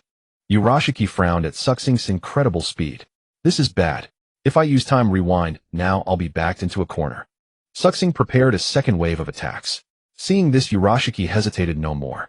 His bright 6 Tomo Rinnegan gleamed as he devised a new strategy. Xing vanished. Suddenly, dozens of his shadow clones appeared on the ground, leaping back and forth, each holding a Rasengan as they charged at Urashiki. Is he trying to divert my attention? He's about to use his ultimate move. Urashiki ready rapidly stored chakra. Nearby, Kushina, Naruto, and Karen watched Xing in awe. Who is this guy? Naruto asked curiously. He's the handsome guy elder sister Kushina met today. Karen interjected. Kushina, however, kept staring at Xing, her eyes swirling with various emotions, lost in thought. Sure enough, as a clone threw a Rasen Shuriken, Urashiki spread his right palm, intending to absorb the chakra. But at the last moment, it turned into Xing himself. Urashiki swung his fishing rod, but Xing instantly activated Six-Paths mode, deflecting the rod with a truth-seeking rod. Feeling Xing's surge in power, Urashiki no longer underestimated him. Time rewind. This was one of Urashiki's blue Rinnegan abilities, allowing him to return to a point several seconds earlier in time. By experiencing an enemy's attacks dozens of times, he could analyze their moves and choose the safest counter. The drawback was that the rewind time had a limit, and it could only reverse external time by a few seconds, not his own timeline. Xing's movements seemed slowed 100-fold. Urashiki rapidly scanned the scene, dodged easily, and unleashed a powerful energy wave from his right hand. With a boom, Xing couldn't react in time and was struck down, creating a massive crater in the ground. What just happened? Xing felt as if Urashiki had become impossible to track. In a blink, he was gone from sight, and before he could react, he was already on the ground. He give up, kid. Xing looked up to see Jiraiya floating toward him. It must be some form of localized disappearance, but his real body should still be at the original position. Xing turned, pulled something from his waist. While Jiraiya was puzzled, Xing threw it, and formed hand seals, shadow shuriken jutsu. In an instant, the green shuriken multiplied into hundreds of millions of shurikens. What? Jiraiya was completely caught off guard. A torrent of shuriken sharp as steel needles rained down toward Otsutsuki Jiraiya. This technique was one of Minato Namikaze's most formidable finishing moves. Damn, too many. Even if I use the paper clone, the range won't reach, and I'll definitely get hurt. Do I have to use time rewind again? Without a moment's hesitation, Otsutsuki Jiraiya activated time rewind once more. Time warped again, and seeing the shuriken vanish, he felt relieved. You really think I'd fall for the same trick twice? What a... Jiraiya suddenly turned around. Su Xing was right behind him. During their earlier clash, Su Xing had placed a time-space mark on Jiraiya's back. The instant Jiraiya used time rewind, Su Xing followed and appeared behind him. Susanoo, a colossal warrior, materialized behind Su Xing, swinging its blade. Jiraiya raised a thin, truth-seeking rod, but it was shattered in one blow. Unable to dodge in time, Jiraiya tumbled beside Uchiha Madara. Damn! He staggered to his feet, furious to find himself wounded. How dare you injure me like this? I will kill you today no matter what. Su Xing watched Jiraiya warily. Suddenly Jiraiya tore out his own Rasengan and swallowed it, and the fish basket at his waist dissolved into power that he absorbed. After a brief moment, a wave of devastating energy swept across the battlefield. Oh! Jiraiya's body underwent a dramatic transformation. A golden Rasengan appeared on his forehead. The eyes he had gouged out regenerated into new golden ones, and black horizontal stripes appeared on his face. Huge bird-wing-like horns grew from his head, and his feet transformed into black claws. Su Xing sensed that Jiraiya's aura had changed. Ha ha ha! Empowered by new strength, Jiraiya became manic and savage. I'll kill you right now. Even his manner of speech grew coarser. Jiraiya lunged at Su Xing, who could clearly feel the increase in both power and speed. Su Xing raised a specially made kunai to block, but Jiraiya's ordinary punch shattered it. The immense force sent a shockwave through Su Xing's chest, making him spit blood and tumble backward. This is my crane form. You die with honor, kid. With a roar, Jiraiya attacked Su Xing again. Su Xing instantly activated the Nine Tails chakra mode. A giant golden arm caught him and lifted him away from the attack. In Nine Tails mode, he simultaneously opened the seventh gate of the 8 gates. With a swift spin, he kicked Jiraiya square in the chest. Jiraiya was sent flying back dozens of meters. Did he lose the ability to use his previous jutsu after entering this form? Seizing the opportunity, Su Xing manifested 6 arms, each holding a Rasen shuriken. The chakra came from the tailed beasts. As Su Xing hurled them, Jiraiya grinned. Shinra Tensei. With his absolute power, Jiraiya's Shinra Tensei was far more potent than Nagato's. All the Rasen shuriken were repelled, causing a massive explosion. Su Xing accelerated for a second strike, slamming a giant Rasengan directly into Jiraiya. Absorb. Jiraiya extended his right palm and absorbed the entire attack. Seeing the overwhelming power before him, Su Xing clenched his fists and gritted his teeth. Is the gap still too great? Before he could react, Su Xing channeled the power of the 6 paths throughout his body. But as he looked up, Jiraiya was already standing in front of him. Jiraiya opened his right palm. Amatsu no Mikaboshi Temikazura. A barrage of purple light of various shapes shot from his palm. Su Xing was about to be engulfed. Suddenly a figure appeared before him. Hua. Sensing the newcomer's formidable power, Jiraiya grew wary. Dust released detachment of the primitive world technique. A transparent cubic barrier materialized, disintegrating matter at the atomic level. A thunderous explosion erupted. Smoke rose everywhere. When it cleared, standing before Su Xing were the 4th Hokage, the 4th Mizukage Terumi, May the 5th Hokage Jiraiya, and the Sand Village's substitute Kazekage Temari. The 3rd Tsuchikage Inoki stood at the front. Everyone's here. Suddenly, a giant clay bird flew in with Deidara riding atop it. As Deidara flew over, Jiraiya's head, a massive clay bomb dropped. Art as a bang. A huge explosion rocked the area, and Jiraiya stood still, a curious smile on his face. So this is the strength of today's shinobi. Interesting, very interesting. His expression twisted into a snarl as he extended his right palm, and purple light gathered again. Everyone be careful. Just as the attack was about to target them, Inoki slammed the ground. Earth release moving earth core. A rising core of earth erupted beneath Yurashiki's feet, destabilizing his stance and causing the purple light to veer off course. Raikage. Inoki leaped onto A's back. Earth released lightweight rock technique. A's body became instantly lighter, vastly increasing his speed. In the blink of an eye, he appeared before Yurashiki. Earth release heavyweight rock technique. The moment Inoki touched A's back, immense gravity slammed down. Heavy rock lightning release horizontal thousand dance. A's fist connected with Yurashiki's chest, sending him flying backward hundreds of meters. The two descended from the air. That single blow had crushed Yurashiki's chest. He should be immobilized for a while. But just as everyone thought it was over, Yurashiki stood up again. What a thrill. Huh. Is that all you've got? Terumi may charge forward. Boil release skilled mist technique. She combined fire and water nature chakra, spewing a boiling, highly acidic mist that she could freely control. But Yurashiki absorbed the entire jutsu. Ninjutsu is useless against him. Everyone be careful. Inoki warned the others. He feel despair. I shall return all the power you've given me. Yurashiki's face was expressionless as he opened his right palm. Amatsu no Mikaboshiyugu. From his palm, he released a four-pointed star-shaped purple chakra, which transformed into a giant black-violet oarfish. The serpent's mouth released a massive dark violet energy sphere. Sensing the power, the five Kage staggered back a step. This power is beyond anything a normal person can withstand. Beads of sweat dripped from their foreheads. Xing rose from the ground. His regeneration ability was now on cooldown. If he forced that technique, he would vanish completely. He closed his eyes, took a deep breath, and stepped forward to stand before the five, ready to face death with resolve.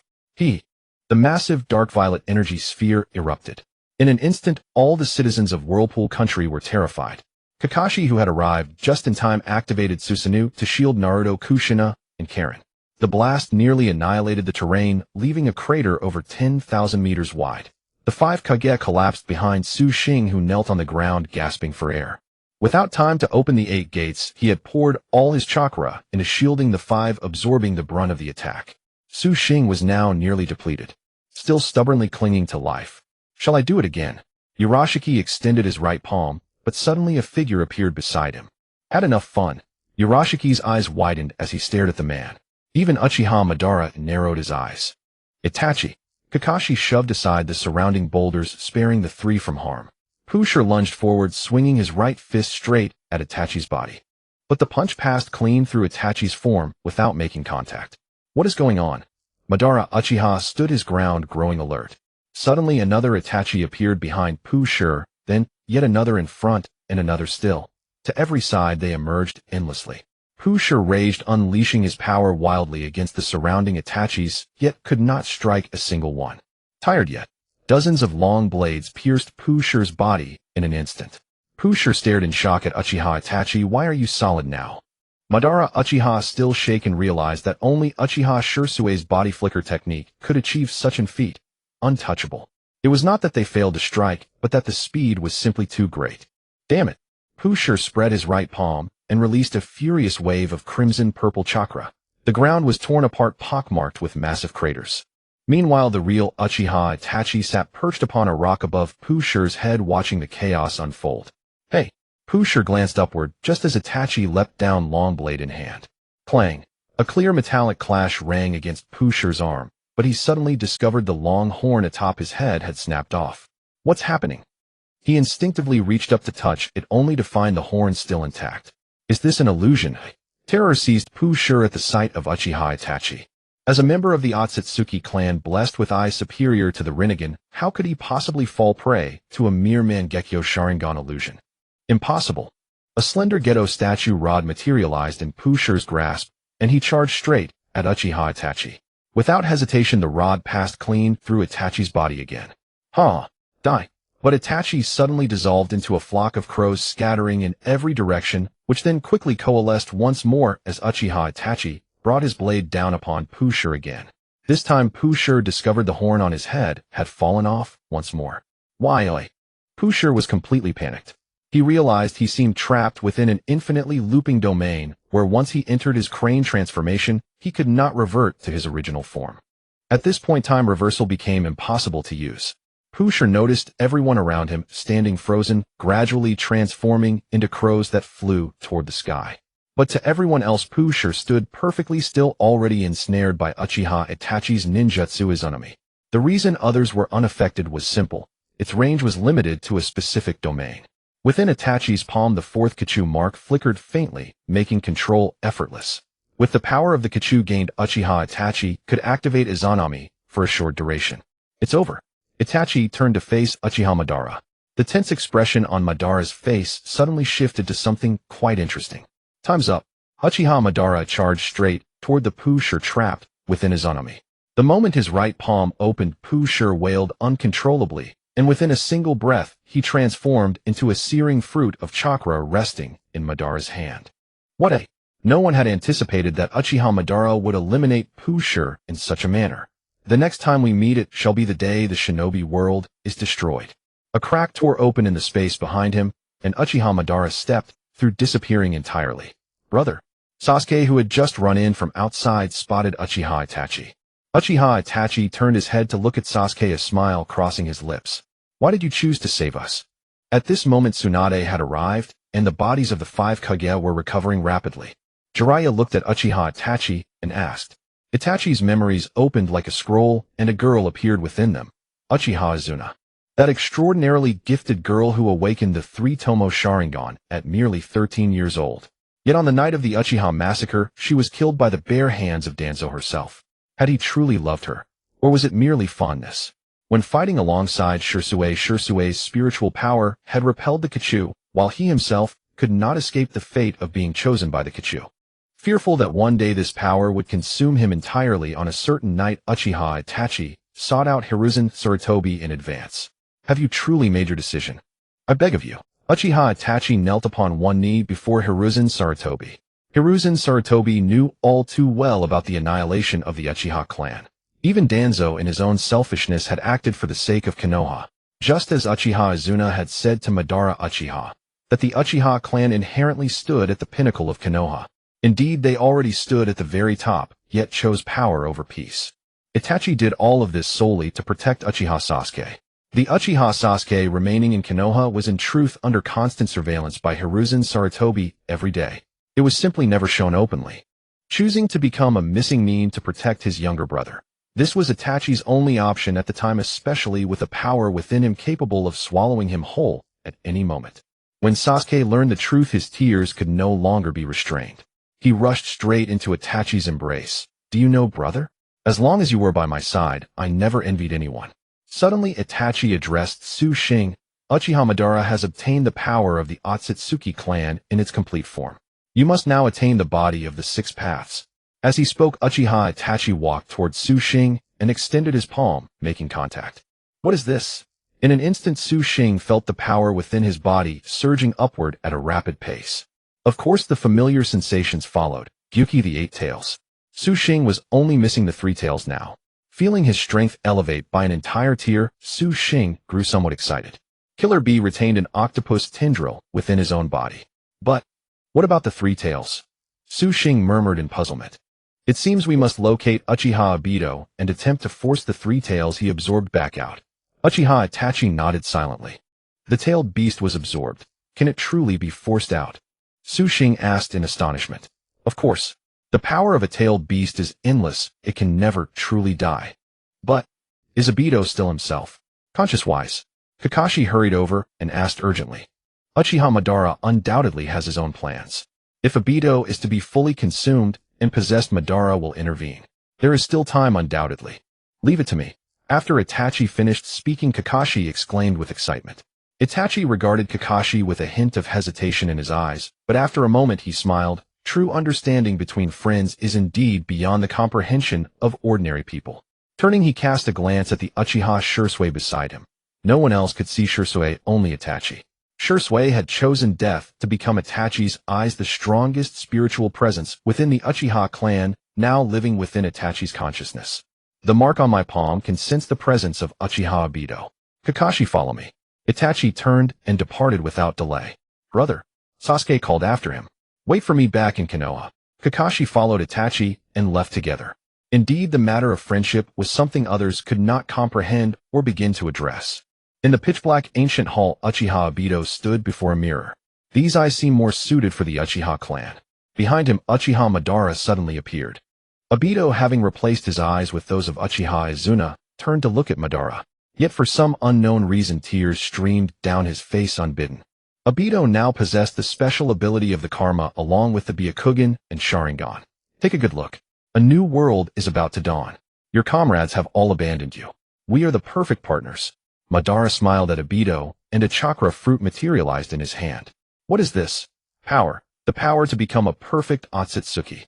Obito stared at the gleaming blood-red chakra fruit lost in thought. You can have one too. His name is Uchiha Itachi.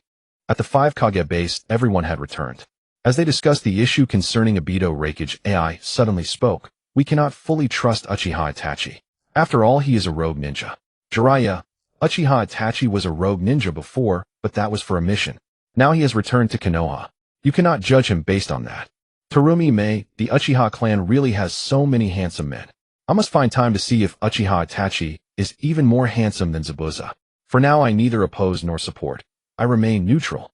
Inoki sat with his eyes closed, saying nothing, lost in thought. In the land of Wind, Temari also remained silent. After the meeting, the Raikage was deeply resentful because of Killer Bee. Having lost the 8 Tails, Killer Bee was now as good as useless, and the power of the Land of Lightning had plummeted. AI believed that Konoha was responsible. What Uchiha Itachi? He extracted my brother's 8 tails. And now they talk about retrieving the 3 tails from Obito. Sheer nonsense. Sure. Samui. Yes. 2 female ninja appeared suddenly. I heard that Obito has a beloved named Noera Rin. Bring her to me. I will make Uchiha Itachi return the 8 tails. Negotiating with Obito seems easier with this girl at hand. Understood. With that, the 2 ninja vanished. Uchiha Itachi and Kakashi arrived at the entrance of an ancient hall. Sensing Obito's chakra, Itachi pushed open the door. He is here, Itachi said to Kakashi. Obito. Kakashi called out into the pitch-black hall. No one answered. Obito, I know you have suffered greatly. None of this is your fault. Don't you want to go back and see Rin? Hidden in the dark corner, Obito abruptly lifted his head. Right? Rin. After a moment of contemplation, he suddenly spoke. Are you not afraid to see my hideous appearance now? Obito, we are friends. Those simple words directly opened Obito's heart. It was as if they were back in childhood with only a step between them. Friend. Slowly he emerged from the darkness. Under the dim candlelight, Kakashi saw Obito's body, nearly consumed by decay. It was covered in scales. Kakashi extended his right hand. Obito, come back to Konoha. Obito looked at Kakashi with tears in his eyes, then slowly raised his hand. Can I? I want to go back so badly. I miss Rin so much. At that moment, Uchiha Itachi felt the time was right and patted Kakashi on the shoulder. Kakashi nodded. Let's go. First go see Rin. No. She will despise me like this. I don't. Obito hurriedly covered his face. Obito, do you think Rin really cares about your face? Obito froze. Come back with me. Kakashi activated Susanoo, lifting Obito into the sky with Uchiha Itachi following behind. Konoha. Sure and Samui entered Konoha. At this moment, all 5 great nations were in a state of weakened defense, as everyone had been relocated to the joint stronghold of the 5 great nations. Only a few guards remained in Konoha. With the alliance of the 5 great nations, Sure and Samui entered the village without trouble. Having been injured in a previous incident, Noera Rin stayed in Konoha's flower shop, tending to her blossoms. As she was pruning the flowers, she suddenly sensed 2 chakra signatures approaching. Frowning, Rin quickly dodged as Sure and Samui descended from the sky. 3 or 4 kunai flew down. Rin drew her own kunai to parry. Who are you? Spotting the headbands on the 2 women, Rin realized with a start the Land of Lightning. Clapping her hand over her mouth, she turned and fled toward the security forces post, but it was about 10 kilometers away. Seeing Rin flee, the 2 grew anxious. We cannot let her escape. We are in the era of the 5 great nations alliance. She already knows we are from the Land of Lightning. If we cannot capture her, eliminate the route. They exchanged nods and gave chase. Lightning release, illusion, lightning, illusion, flash, pillar. As they quickly caught up to Rin, Sure unleashed the jutsu. Sure's body transformed into a flash of lightning. Mistaking it for an offensive jutsu, Rin threw a shuriken, hoping to buy some time. But it was merely Sure's illusion. The moment she threw the shuriken, Rin's entire body was electrocuted. Got her. Sure and Samui halted. But just as they reached out to grab Rin, her body turned into a log. Substitution. They quickly realized Rin had been fleeing in the opposite direction. This was merely a shadow clone layered over a substitution jutsu. Damn, we were tricked. Furious, they turned back. Pull me. Samui grabbed Shi's right hand, and Shi's body emitted a flash of lightning. Their speed surged as they raced toward the opposite direction. Rin, panting heavily, ran for a long time. Suddenly, she spotted a patrol unit ahead, just as she was about to cry for help. She noticed the headbands on the patrol members bore the insignia of the Land of Lightning. She quickly covered her mouth. This was a patrol exclusive to the Land of Lightning. Rin quietly evaded the squad and continued fleeing. At present, Konoha had almost no guards. Even if there were, those two women's strength was formidable enough to overcome them. Shi and Samui quickly caught up. To prevent her from slipping away again, we might have to kill her directly. After all, we've been exposed. Yes. They drew their sharp blades and slowly approached Rin. Just as Rin was fleeing, she suddenly saw Kakashi, Obito, and Uchiha Itachi flying overhead. Her face lit up with joy. Kakashi, Obito. Kakashi and Obito turned around at that instant, but in that same moment the sharp blades of Shi and Samui slashed through Rin's body. Cloud-style flying blade. Under the moonlight, blood scattered like cherry blossoms in the air. Rin tremblingly extended her right hand toward Kakashi and Obito. Obito in the sky was stunned. A surge of resentment and anguish flooded into his body. The air was thick with sorrow, resonating with Obito. Damn it! Uchiha Itachi beside him furrowed his brow. Suddenly, a tremendous power erupted from Obito's body. Rin. The immense power emanating from Obito's body directly knocked back both Uchiha Itachi and Kakashi. An enemy. Shi and Samui looked up, saw Obito, and charged forward with their long swords gleaming. Under the bleak moonlight, the long swords plunged into Obito's body. Obito let out a mournful cry. Slowly raising his head, he fixed a pair of eyes disillusioned with the world upon the two. Unscathed. With a gentle lift of his hand, the heads of the two fell. Dark clouds gathered in the sky, and lightning flashed. Obito slowly walked toward Noira Rin. Rin. Tears instantly streamed from Kakashi's eyes as he rushed over. Get away. Obito directly spread his right hand, unleashing a surge of immense power. Susanoo. A green Susanoo materialized around Uchiha Itachi, blocking Obito's attack. Rin. Obito crouched beside Rin, his hands trembling, his mouth slowly opening wide as the suffocating pain flooded his heart. The air itself seemed filled with anguish. Helpless Obito rolled beside Rin, tears streaming down ceaselessly. Perhaps overwhelmed by grief, he suddenly lost his voice. With trembling hands, he gently lifted Rin's head, placed it against his chest, and his whole body began to quake. Kakashi collapsed to his knees, powerless, staring at Rin and Obito before him. Heavy rain began to pour. A fierce wind howled, and Uchiha Itachi's face remained expressionless. Obito slowly lifted Rin and turned to leave. Obito! Kakashi cried out in anguish. But Obito kept his gaze fixed on the distance. Rain soaked their clothes. Treading through the mud, Obito departed. Let's go, Itachi said to Kakashi. But Obito... Kakashi's heart was heavy with sorrow. Rin was gone, and so was Obito. This time the ninja world faces disaster. Give it your all. Itachi finished speaking, leaped onto a tree, and disappeared. Raikage. Kakashi slammed his fist into the ground in fury. The allied shinobi forces of the 5 great nations. The Raikage was deeply troubled, uncertain if the two had completed their mission. Just as the 5 Kage were in conference, a figure suddenly appeared. In an instant, Obito's form pierced through the entire wall, his right hand directly gripping the 4th Raikage by the neck. Uchiha Obito. Everyone be careful. All present rushed forward, alertly surrounding Obito. Obito, what are you doing? Jiraiya furrowed his brow, staring at the Obito before him. Today, I have come here to declare to the 5 great nations. He paused and looked down upon them all with supreme arrogance. War. At these words, Obito's body erupted with colossal chakra. A fierce gale struck, and the 5 Kage and the tailed beasts raised their arms defensively. I will show no mercy, and kill you one by one. With that, Uchiha Obito tightened his grip, and the 4th Raikage breathed his last. What? The crowd was stunned, killing a Raikage with bare hands. What level of power had he reached? The Land of Lightning will be the first nation I destroy. With that, Obito vanished before their eyes, leaving only the startled Kage staring at the Raikage's corpse on the ground, sweat beading on their brows. The situation is getting worse. Didn't Itachi say he would take Kakashi to persuade Obito? How did this happen? Jiraiya rubbed his temples helplessly. I know some of the truth. At this point, Darui could no longer keep silent. He had been outside the door when the Raikage arranged the mission. The 4th Raikage sent assassins to capture Noira Rin from Konoha. Judging by the current situation, Rin is probably dead. Jiraiya's headache worsened upon hearing this. He had been so busy with the frontline work that he had forgotten to protect those in the village. At that moment, Obito, carrying Rin's body, walked barefoot through the mountain forest. Sharp rocks cut into his ankles and droplets of blood scattered on the ground. Rin, only that way can you be brought back. In a cave, Obito placed Rin's body on a rock, gently brushed her hair aside, and tears of remorse streamed down his face. Why didn't I appear by your side at the first moment? Why did I hurt you once before?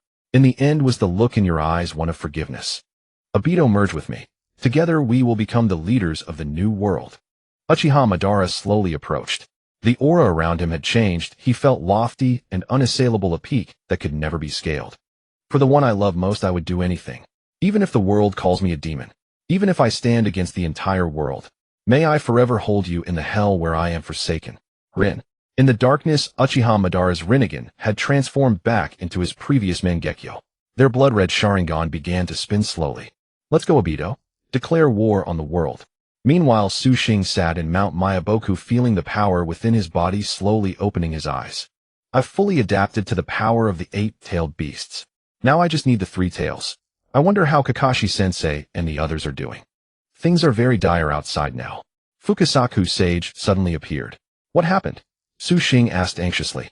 Fukasaku told Su Xing everything that had happened outside, Noara Rin's death, the Fourth Hokage's murder, and Obito's fall into darkness. Hearing this, Su Xing could no longer restrain himself, insisting on going out. Su Xing, you haven't fully grasped the essence of Sage Mode. You can't yet merge the immature Six-Paths mode and Nine-Tails Chakra mode with Sage Mode. You can't defeat them like this. Fukasaku hurriedly stopped Su Xing. Why? The importance of Sage Mode is like water to a fish. Even the Sage of Six Paths achieved a Sage body. Against the Otsutsuki clan, Sage Mode is the most basic effective attack. Aside from Sage Mode, other attacks are useless except for Taijutsu. Su Xing fell silent. But with the outside world so critical, how could he abandon everyone and stay in such a peaceful place? Su Xing, stay put. Focus completely. Only when you can merge Sage Mode should you go out. Fukasaku finished speaking and hopped away. Extending his hands, Su Xing felt a tumult in his heart. In Kabuto Yakushi's laboratory, Orochimaru was placed inside a transparent glass tank. Kabuto was tirelessly replicating Orochimaru's genes. Obito walked in. How are things going? Almost done, but because Orochimaru-sama has a serious pathogen, the clones won't survive long. We need new regenerative cells. Kabuto said. Obito then removed the upper part of his clothes and thrust his right hand into the right side of his body. Obito, what are you doing? Stop! White Zetsu cried out in pain. Obito pulled White Zetsu out of his body. The kama on his right palm glowed faintly, and the right side of his body completely healed. This should be enough for you. With that, he tossed White Zetsu over. Obito, you can't do this. White Zetsu was wrapped in Yaoshido's snake tail and thrown directly into the container. I'm sorry. Obito slowly lowered his head and walked out. I only need half a day. Also, Yaoshido suddenly flashed a chilling smile. Several coffins rose from the ground. Opening one lid revealed some ninjas from the 5 great nations and past Kage. Anyone who had awakened, but whose soul had not been captured, was at Yaoshido's hands. Edo Tensei. That's right. This will be an act of creation. I hope so. Obito turned and left without expression. The 5 great nations. All ninjas had already gathered, with the 5 Kage standing before the ninja forces to distribute battle strategies. Do you think we'll win, Oi? Anoki suddenly asked Jiraiya. Jiraiya's face was etched with weariness. If destruction is inevitable, then let us at least fight with everything we have.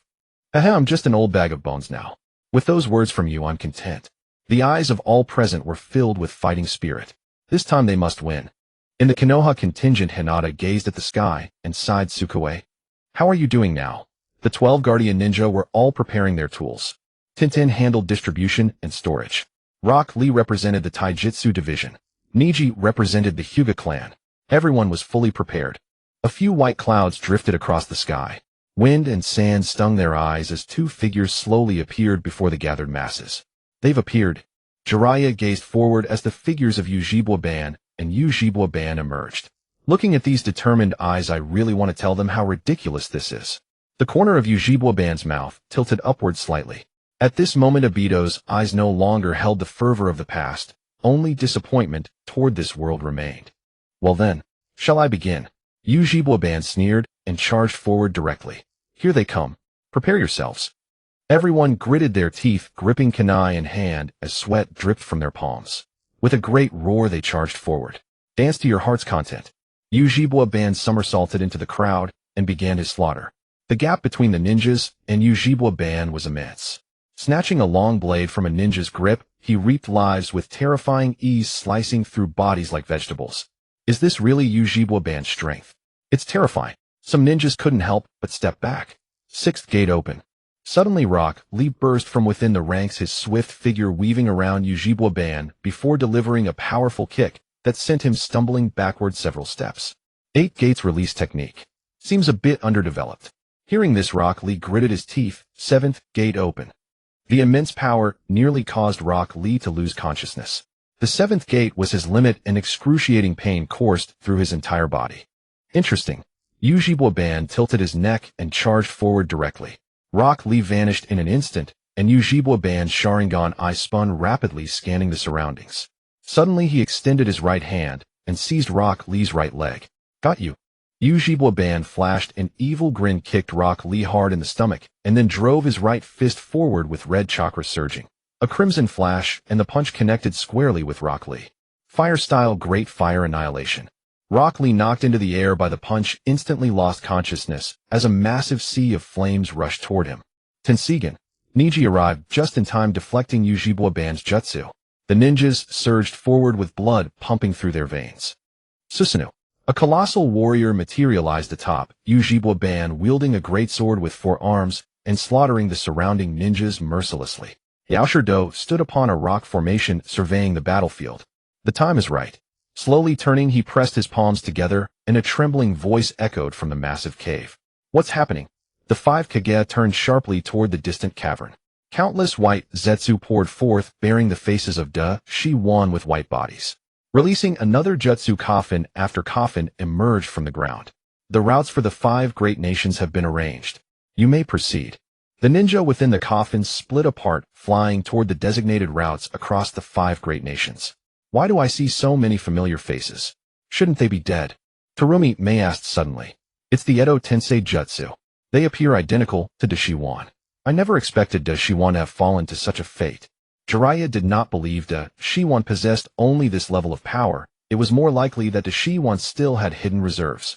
Tsunade, you'll substitute for the Raikage. We 5 will face Ban alone. Temari had the weakest overall strength among them, yet possessed the highest explosive potential. The 5 nodded silently and charged downward. Because Yaoshido had unleashed Edo Tensei, numerous ninja were scattered and dispatched to various nations for rescue operations. You worthless waste. Yujibwa Ban, having activated Susanoo and become virtually invincible, deliberately shut it down to experience the thrill of close-quarters combat. Dance. Suddenly a colossal gust of wind flashed through the crowd, sending Yujibwa Ban soaring backward until he crashed against a rock formation. Has a true strong one finally arrived?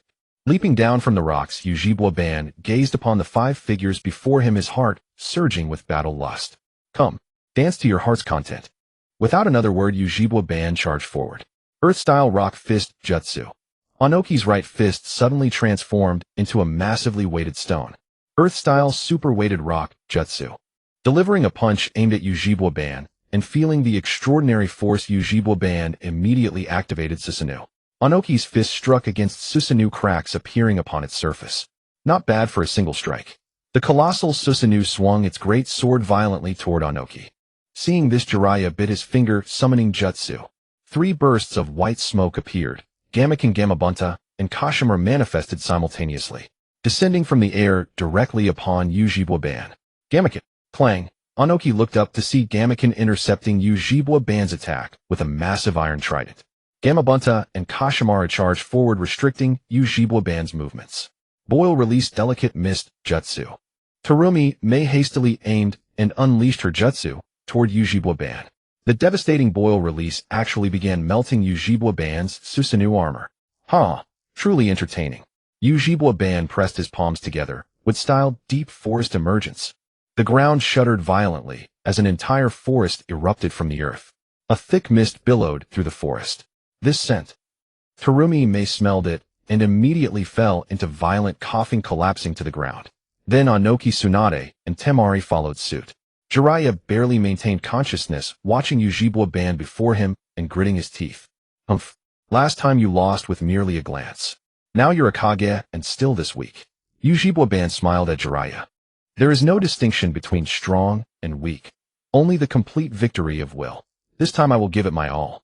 Jiraiya turned and glanced at Tsunade lying on the ground, a smile forming on his face before his expression hardened with resolve. Then let me show you the ultimate secret technique of Sage Mode. Pressing his palms together, Jiraiya's eyes instantly transformed into frog-like pupils and red markings appeared upon his face. Ujibwa, I will defeat you. Oh, then I shall take you seriously. Uchiha Madara sneered as Susanoo continued to manifest, summoning jutsu. Fukasaku Sage and Shima Sage appeared on Jiraiya's left and right arms. Little Jiraiya, have you already engaged Uchiha Madara in battle? Fukasaku Sage cautiously eyed the Uchiha Madara before him. The Kage can't even withstand a few of Madara's attacks now. We must go all out.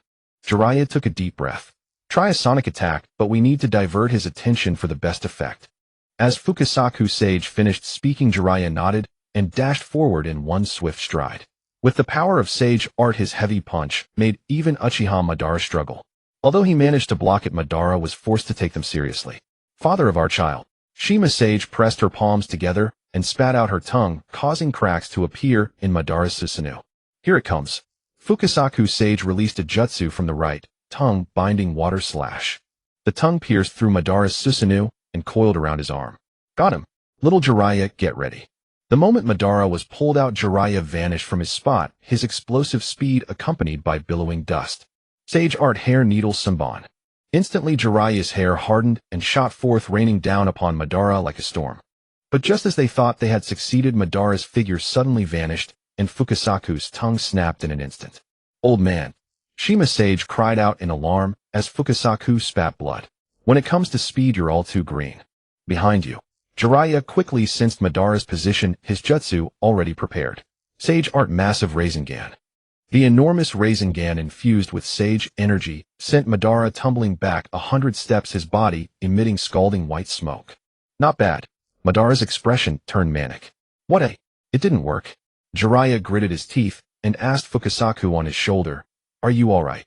Having already regenerated his tongue with Sage Art, Fukasaku nodded at Jiraiya. Sage Art Toad chant. From the mouths of both Fukasaku and Shima came a deafening chorus of croaks. Hearing this sound, Madara shook his head helplessly. When it comes to Jinjutsu, I admit that sound-based techniques are the strongest, but don't forget that the Uchiha clan Sharingan is the progenitor of Jinjutsu. Speed up the tempo. Demonic Illusion Toad Confrontation Chant. Jinjutsu Unbreakable. The two toads unleashed practically every jutsu they had, yet Madara showed no reaction. I've given you your chance. Madara produced his Uchiha War Fan and flipped forward to attack. Little Jiraiya. Use that move. Sage Art Gomen. Fire Release, Oil Wind Release. In an instant, everything before them was consumed and Madara's figure vanished into the flames. But Jiraiya and the two toads had miscalculated. The endless flames and wind were suddenly absorbed by a mysterious force. Before them, Madara spread his right palm, gazing coldly at them. Is that all you've got? His figure flashed past, and blood instantly scattered across the sky. Konoha. A horde of white Zetsu rushed in. Quick. Defend. The guards grabbed their weapons and charged to the entrance to mount a defense. But these white Zetsu, even when killed with weapons, quickly regenerated. The Konoha ninja were shocked and suffered heavy casualties due to their carelessness. Kamui Raikiri. A figure swiftly weaved through the enemy white Zetsu. In the blink of an eye, they were all dead. It's Kakashi-senpai. Instantly, the Konoha ninja's morale soared. Konoha Whirlwind. Some fleeing white Zetsu were suddenly ambushed by Might Guy, who burst out from the side. Just as Konoha's defense succeeded amidst the horde of white Zetsu, Kakashi spotted a familiar figure. This was someone he could never forget, not in this lifetime. The familiar hairstyle and face. Very similar to Kakashi with the same hair color. He was the white fang of Konoha Chimuzuyun, Kakashi's father. For a moment, Kakashi was stunned as father and son stood facing each other from the highest points of their respective sides. Kakashi, you've grown up. Chimuzuyun showed a relieved smile. Father. Kakashi's expression was complicated, as if he had so much to say, while looking at Chimuzuyun. To meet you like this, I don't know if I should be happy, or... Chimuzuyun suddenly uncontrollably drew the short sword from his waist. I cannot control my actions. Kakashi, draw the sword I gave you long ago, and let me see your true strength with my own eyes. Meanwhile, Kakashi slowly drew the short sword from his waist. This weapon was once used by Chimuzuiyun in life, and after his suicide it became Kakashi's possession. The weapon's name is White Fang. A specially made chakra short sword emanating a white chakra glow, it was Chimuzuiyun's most trusted weapon, with which he had carried out countless missions. Don't hold back. Chimuzuiyun's figure vanished. Kakashi witnessed for the first time his father's true power. It was like a beam of light that slashed through his body. Kakashi grunted in pain, blood gushing from his right arm. That speed was utterly terrifying, several times faster than even Kakashi's own speed. Kakashi, you should be stronger than this. Chimuzuiyun tossed his short sword into the air, leaped, and kicked toward Kakashi with both legs. Kakashi bent down and swung his right fist. Chimuzuiyun instantly stepped on Kakashi's fist, flipped in midair, caught the falling short sword, and slashed down. Another wound appeared on Kakashi's chest. Why can't I understand father's swordsmanship? Kakashi stared blankly at Chimuzuiyun. Kakashi, do you remember what I told you when you were little, eh? Chimuzuiyun looked at Kakashi calmly. When I was little. As Kakashi was recalling, Chimuzuiyun uncontrollably charged forward. Kakashi hastily drew White Fang to block the attack. During this time, Kakashi rapidly recalled his father's words. Chimuzuiyun's short sword swung mercilessly at Kakashi. Each blow Kakashi barely blocked. The two weapons clashed with a clear sound. Could it be? Flowing clouds, water-like slash between clouds. Just as the thought struck Kakashi, Chimuzuiyun leaped up and brought his weapon down heavily. Kakashi instinctively raised White Fang to defend. Clang! Before Kakashi's eyes, White Fang snapped in an instant. Watching it break, Kakashi saw his own bewildered gaze reflected in the fragments. I understand. So the realm of flowing swordsmanship is all about the heart. In the moment, Kakashi believed he understood. Chimuzuiyun's second strike had already been triggered. Chimuzuiyun was the foremost among the 8-colored legendary super ninjas, rumored to be a madman-level prodigy. He became a Chunin at 7 and a Jonin at 13. He participated in the First Shinobi World War, earning great renown. By 17, he was already a captain of the Umbu, and at 21, he became a special Jonin. He completed 256 D-rank missions, 384 C-rank missions, 266 B-rank missions, 123 A-rank missions, and 27 S-rank missions. This terrifyingly powerful record was on par with the third Hokage, the god of shinobi, deemed the strongest Hokage in history. A single slash could strike 10 times, and you might already be wounded where you couldn't see. Kakashi's swordsmanship was no match for Chimuzuiyun's. No matter what. Susanoo. Kakashi was forced to unleash Susanoo to block the attack. Yet Chimuzuiyun's blade actually carved an opening in Kakashi's Susanoo. This spoke volumes of the level of Chimuzuiyun's swordsmanship. A ninja who relied solely on his blade without any ninjutsu could still become a center of attention in the shinobi world. One could imagine how formidable he was. Kakashi, where is your friend? Chimuzuiyun suddenly asked. Kakashi's expression turned distant. He is one of those who started this war. Hearing this, Chimuzuiyun closed his eyes. Yuzebo Daitu. Chimuzuiyun recalled that child who always liked to play the hero in front of Kakashi and swore to become Hokage. Kakashi remained silent, which served as confirmation. Has it come to this? Chimuzuiyun slowly opened his eyes, looking at Kakashi. You must try to accept his mistakes. Father, you. Kakashi was suddenly stunned. Chimuzuiyun revealed a long-lost smile. Is it because of my suicide? It's been so long. Chimuzuiyun gazed up at the sky. Kakashi, truly understanding a friend requires you to see things from a broader perspective. Don't assume it's hopeless just yet. Back then I chose to save my comrades and never regretted it. My suicide wasn't out of guilt, but because you needed to grow. Hearing this, Kakashi was utterly shocked. Did his father die for his sake? If you lived forever under my shadow, you would never become strong. Amid everyone's condemnation, I chose to create an environment of struggle for you. Kakashi was already in tears. His father's lifetime of achievements had shaken the shinobi world, yet he was scorned by the village for abandoning his mission to save his comrades. In the end, it was all for him. Seeing Kakashi weeping, Chimuzuiyun shook his head. I didn't do this to make you feel guilty. Now that I see your growth, I am truly satisfied. Your eyes, eh? Chimuzuiyun then noticed Kakashi's Sharingan. Yuzebo Daitu's eyes. A pure heart, yet ruthlessly exploited. Suddenly Chimuzuiyun lost control again and charged at Kakashi. Inside a pitch-black laboratory, Yaoshiro was manipulating the situation of the impure world reincarnation. So you're here after all. Yaoshiro turned around and Yuzebo Zhuozhu appeared. Yuzebo Zhuozhu, you look different than before, especially those eyes of yours. Yuzhibo Zhuozhu saw the container behind Yaoshirdo, with Dashawan's body covered in curse marks sealed inside. I come to rescue your teacher. Do you have the strength? Then let's try. Susanoo. A massive Susanoo materialized around Zhuozhu. I'll kill you. Zhuozhu directed Susanoo's arm to strike Yaoshirdo. Yaoshirdo sneered, coldly transforming into a slim snake to evade the attack. As his robe fell away, his body was exposed before Zhuozhu. Zhuozhu stared at Yaoshirdo in shock, as if looking at a monster. Hee Zhuozhu, you never imagined what I found in your teacher's lab. The Ryuchi Cave Sage Mode, a masterpiece that makes me a new human. A long serpent emerged from Yaoshirdo's abdomen, wearing a grotesque expression. Zhuozhu frowned. Amaterasu. Black flames ignited on Yaoshirdo's shoulder. Useless.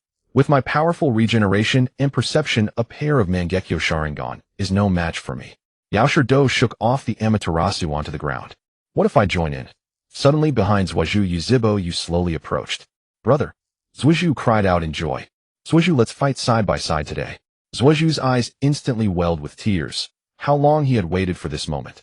Listen, neither of us can match his speed, and ninjutsu is ineffective against him. We can try Jinjutsu, but it must land. Don't take risks. Yuzhibo, you said to Zhuozhu. Have you brothers finished discussing? So shall I start with the elder or the younger? Yaoshirdo licked his lips wildly, then his neck stretched out and lunged at Zhuozhu. Phoenix Flower Jutsu. Yuzhibo threw shuriken while releasing the technique, and blazing flames flew toward Yaoshirdo. Yaoshirdo flashed a sinister grin, dodged the shuriken, and as he closed in on Zhuozhu, he suddenly turned and thrust his right hand through Yuzhibo's body. Brother! Zhuozhu roared. But before Yaoshirdo turned into crows and vanished. Zhuozhu, don't get distracted. Drawing his longsword, Yuzhibo appeared behind Yaoshirdo and swung downward. Yaoshirdo turned to block. Jinjutsu bubbles. Yaoshirdo's eyes met Yuzhibo's. He instantly entered a void-like world. With Sage Mode, I'm a complete being. Why did I fall for it? Forcing chakra to surge through his limbs, Yaoshirdo snapped out of it. Hidden shadow snake hands. Countless long serpents erupted from his right hand. Yuzhibo retreated swiftly to Zhuozhu's side. At that moment, Yuzhibo suddenly tugged Zhuozhu's arm. Look into my eyes. Zhuozhu turned abruptly and met Yuzhibo's gaze. For the brothers saying goodbye. Sage Art White Raging Technique. The air in the surrounding area vibrated violently, and Zhuozhu felt his own bones grinding against each other. Brother. Zhuozhu turned again, but Yuzhibo was gone as if he had never been there. Zhuozhu's eyes could barely see through the thick fog. A numbing sensation spread through his entire body. Found you. Yaoshirdo suddenly sensed Zhuozhu's chakra and transformed into a massive serpent lunging at him. But in that instant, Zhuozhu instinctively looked up, locking eyes with Yaoshirdo. In a mountain forest, Yuzhibo sat on the ground, revealing an enigmatic smile. Transcription seal Kodo Amitsukami. It turned out that Yuzhibo had only projected an illusion here, while his real body remained in a distant mountain recess. In an instant, Yakushi Kabuto was stunned, his consciousness trapped in struggle. Sasuke, still unaware of what had happened, kept looking back for Uchiha Itachi. Sasuke, as he turned, the world around him transformed into a blood-red mirror. Uchiha Itachi walked over slowly. I have Kabuto under control now. It will take some time to undo the impure world reincarnation.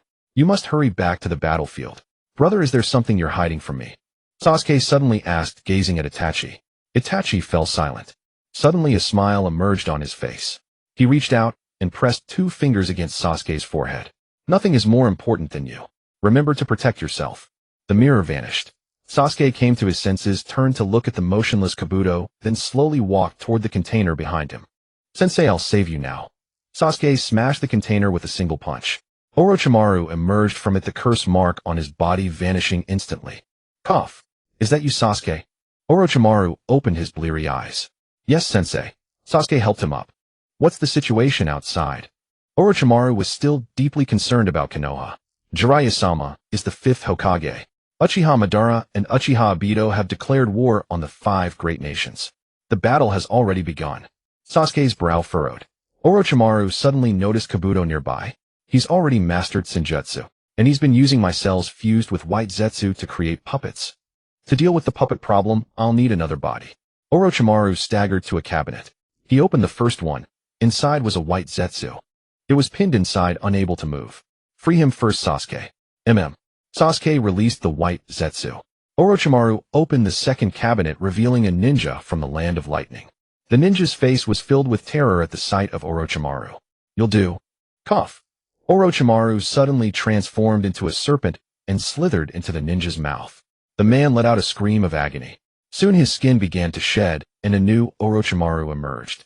On the battlefield, the white Zetsu lost their regenerative ability because Orochimaru's release severed the cell supply. A single strike was enough to kill them. Asuma and his squad were locked in battle with a group of white Zetsu unable to finish them off. Suddenly, the white Zetsu lost their regeneration, making the fight much easier for Asuma. It seems someone has dealt a blow to the caster, Neji said, then charged into the fray. But the white Zetsu still hadn't awakened.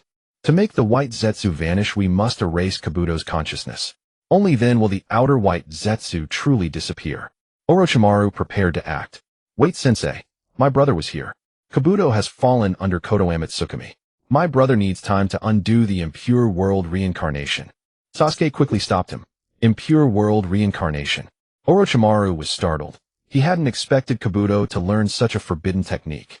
From the other two cabinets came trembling sounds. Orochimaru grinned. Sasuke, bring these two along.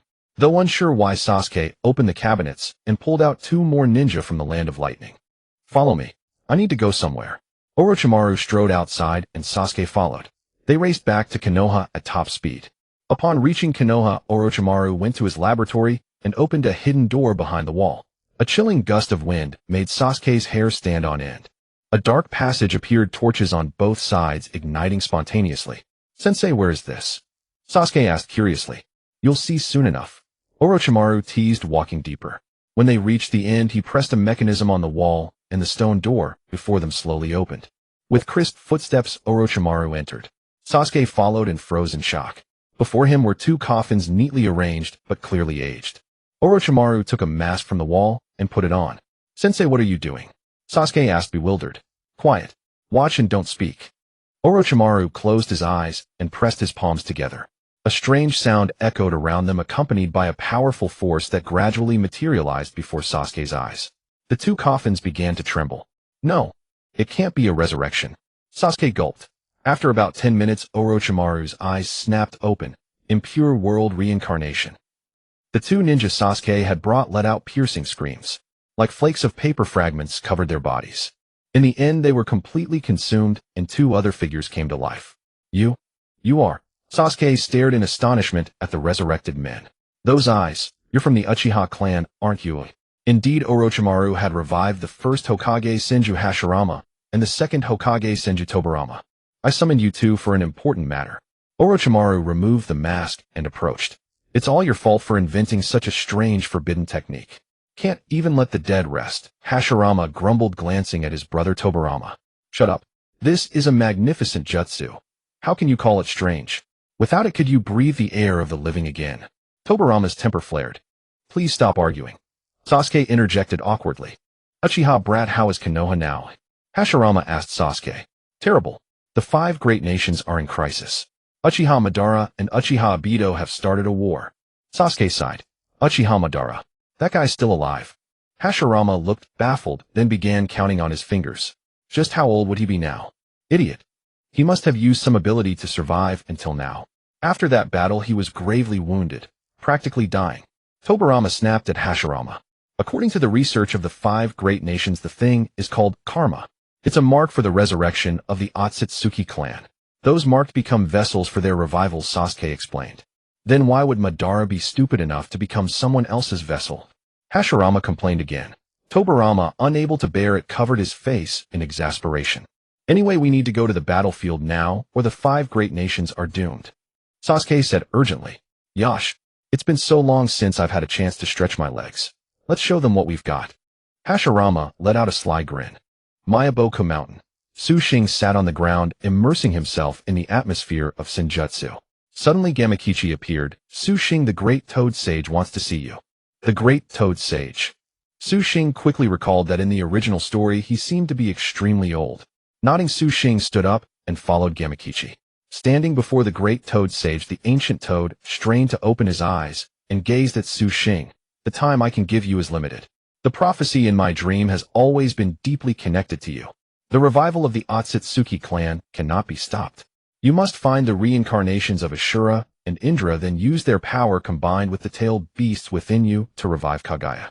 But I am still missing one tailed beast, the three tails. It has been absorbed by Obito Uchiha and cannot be retrieved. Xing said helplessly. Don't worry. In my prophecy there is another person who will help you. Who? Xing asked hurriedly. Snore snore. Xing was speechless. The great toad sage had already fallen asleep. His body was nearing its limit, and after delivering a prophecy, he would always slumber for a time. This left Xing deeply conflicted. All right. There is a scroll here. Take it and open it. It was left by the Sage of Six Paths long ago. Gamakichi handed over the scroll. Xing was about to ask who the helper was, but the great toad sage had already fallen asleep again. After obtaining the scroll, Xing hesitated for a long time. Taking a deep breath, he unrolled the scroll. The moment it opened, a powerful suction force pulled Xing inside. What's happening? Ah! A vortex appeared before his eyes, and Xing fell into an endless world. After landing, he looked around. Where is this place? Suddenly, an old man appeared before him. Young man. Xing stared at the elder bewildered. Are you talking to me? Yes. My name is Otsutsuki Hagoromo, known to the world as the Sage of Six Paths. Xing immediately understood. Aren't you dead? How can you be here? Xing asked curiously. Ahem. I am the chakra born from Kaguya. Though my body perished, my soul is immortal. The crisis is imminent, so I have come to help you now. Hagoromo smiled at Xing. Then what do you propose? Xing asked quickly. I have here the power imprints of Ashura and Indra. You must find their reincarnations and return the imprints to them. This will at least buy you some time. How can I find these two? Ashura's imprint is the sun, Indra's is the moon. When the two reincarnations appear beside you, the imprints will glow. Hagoromo spread his right hand, and two imprints flew into Xing's palm. You must seize the time or the earth will be destroyed. With that, Hagoromo vanished, and Xing found himself standing at the entrance of Konoha. I'm back.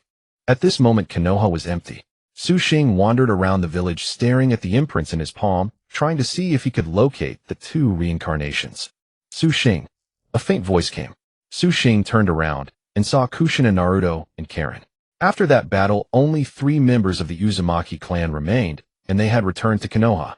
Where is everyone? Xing asked urgently. The battlefield. Kushina replied seriously. No, I can't waste any more time. I must go to the scene now. Just as Xing turned, the sun imprint in his palm suddenly flickered. Wait, the reincarnation of Ashura. He whirled back to face the 3, then slowly extended his right hand toward them. The 3 looked at him with confusion. What are you doing? Don't talk. When Xing placed the imprint before Kushina, it only glowed faintly, the same with Karen. But when he held it in front of Naruto, the sun imprint of Ashura burst into dazzling radiance. Naruto, could it be that you are the reincarnation of Ashura? In his original world, Xing had never finished watching Naruto, so he didn't know the later plot. Moreover, this world was different from the original Naruto universe from the start. So many things were not as he remembered, including the fact that Naruto before him was a girl. Suddenly, the sun imprint flew out of Xing's palm and sank into the center of Naruto's forehead. Instantly, Naruto let out a strange sound. Did it work? Naruto, do you feel like you have endless power now? Xing asked eagerly. No. Naruto gave a shy smile. Never mind. Come with me. Xing grabbed Naruto's right hand and rushed toward the battlefield where the 5 great nations were fighting. At that moment, Jiraiya knelt on the ground, blood dripping down drop by drop. His vision gradually blurred. Tsunade. Jiraiya crawled to Tsunade's side and held her tightly. Tsunade slowly opened her eyes. Before her, Jiraiya was covered in blood, on his mouth his clothes. Jiraiya. Tsunade sat up abruptly. I did my best. Jiraiya collapsed to the ground. No, don't. You'll be fine. You'll be fine. Tsunade burst into tears, lifting Jiraiya and cradling him in her arms. The seal on her forehead began to dissolve. The 100 healings jutsu activated and powerful chakra transformed into medical ninjutsu in her palm, flowing into Jiraiya's body. Is that all? Madara Uchiha let out a cold laugh, then slowly walked toward them. From the ground, he picked up a long blade. Enjoy the embrace of your beloved while you can. There won't be another chance. Madara snorted, his speed surging as he swung the blade towards Tsunade. Summoning 5 Rashomon. 5 colossal iron doors with demonic faces burst from the ground, separating Madara from Tsunade and Jiraiya. Moi. Madara suddenly sensed a familiar chakra. As the dust cleared, Hashirama Senju and Tobarama Senju stood before Tsunade. Bullying my granddaughter. Madara, you've lived long enough. Hashirama pointed angrily at Madara. Hashirama, have you finally come? Madara let out an unnatural sneer, his eyes fixed on Hashirama with heightened vigilance. Indeed, the person Madara feared most was Hashirama Senju. Even now with the Karma Seal, he wasn't sure if he could defeat Hashirama, the first Hokage and second Hokage of Konoha. What a nostalgic scene. Allow yourselves to enjoy a moment of happiness. Madara suddenly slapped the ground, summoning jutsu. A coffin slowly emerged from the earth. At that moment, Orochimaru and Sasuke rushed over. Seeing Jiraiya on the ground, Orochimaru frowned deeply. He walked over, tore off a piece of his own cell tissue, and placed it on Jiraiya's chest. The cells were absorbed, and Jiraiya's wounds healed rapidly. Soon he stood up. Behind Hashirama and Tobirama stood Tsunade, Jiraiya, Orochimaru, and Sasuke. The three legendary ninja had reunited. When the coffin was opened, Orochimaru's eyes instantly welled with tears. Third Hokage. Slowly stepping out of the coffin, Hiruzen Sarutobi looked at them with a bitter smile. Master. Jiraiya, Orochimaru, and Tsunade stood before Hiruzen Sarutobi, their brows deeply furrowed. Orochimaru, it has been a long time. Hiruzen Sarutobi gazed at Orochimaru with a benevolent smile. Indeed, the bond between master and disciple runs deep. I see you have already begun reminiscing. Uchiha Madara let out a scornful chuckle. Come then, attempt to defeat me and grant me release. Hiruzen Sarutobi regarded the three, his palms slowly rubbing together. I shall entrust Hiruzen Sarutobi to the three of you. I will face Uchiha Madara myself, while Tobirama will assist you. After finishing his words, Senju Hashirama turned directly toward Uchiha Madara and declared, Come, let us duel once more. Hashirama, I have awaited this day for far too long. The two departed the battlefield in succession, leaping westward. Summoning jutsu. Hiruzen Sarutobi slammed both palms against the ground, and Enma materialized. Within their contractual bond, summoned creatures must obey the caster. Thus Enma's allegiance lay with Hiruzen Sarutobi. Master, forgive me. Orochimaru barked coldly, fierce serpent stomp. Two massive serpents slithered forth, charging toward Hiruzen Sarutobi. He leaped into the air and unleashed a ninjutsu upon the pair below.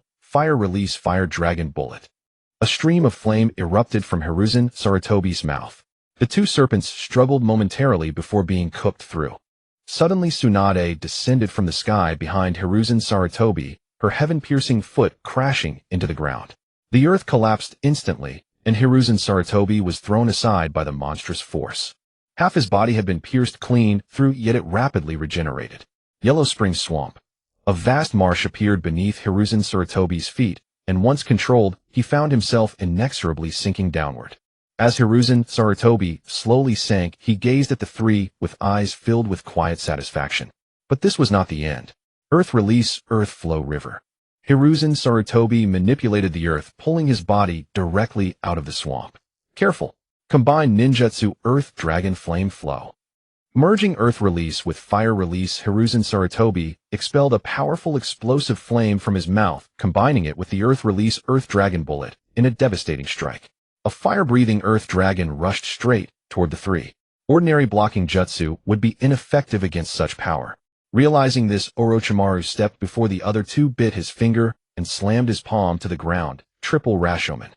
The Ashura Gate, summoned from the depths of hell, materialized. Its cavernous maw opened without restraint, absorbing Hiruzen Sarutobi's combined ninjutsu. Well done, Orochimaru, Hiruzen Sarutobi said with a smile regarding the trio. But how do you intend to withstand this next technique? 5-element Big Link Technique. Four clones appeared behind Hiruzen Sarutobi, simultaneously unleashing fire, lightning, water, earth, and wind nature transformations, all striking the three at once. Orochimaru wasted no time, immediately casting his summoning jutsu, Great Snake. Manda materialized before them in an instant. Before comprehension could form, his colossal body intercepted and nullified Hiruzen Sarutobi's assault. After repelling the attack, Manda fixed Orochimaru with a vicious glare. Damn you, you wretch. Next time I'll finish you. With that he vanished. Jiraiya and Tsunade, standing nearby, looked at Orochimaru in bewilderment, while Gamabunta turned toward Jiraiya and swallowed hard. Watch out ahead, Tsunade suddenly shouted. Hiruzen Sarutobi's three clones had already reached Orochimaru's side. Threefold Sealing Barrier. Instantly, a barrier materialized around Orochimaru. The moment he touched it, searing flames scorched his right hand. Jiraiya rushed to rescue Orochimaru. First, take care of yourself. Hiruzen Sarutobi's original body appeared behind Jiraiya.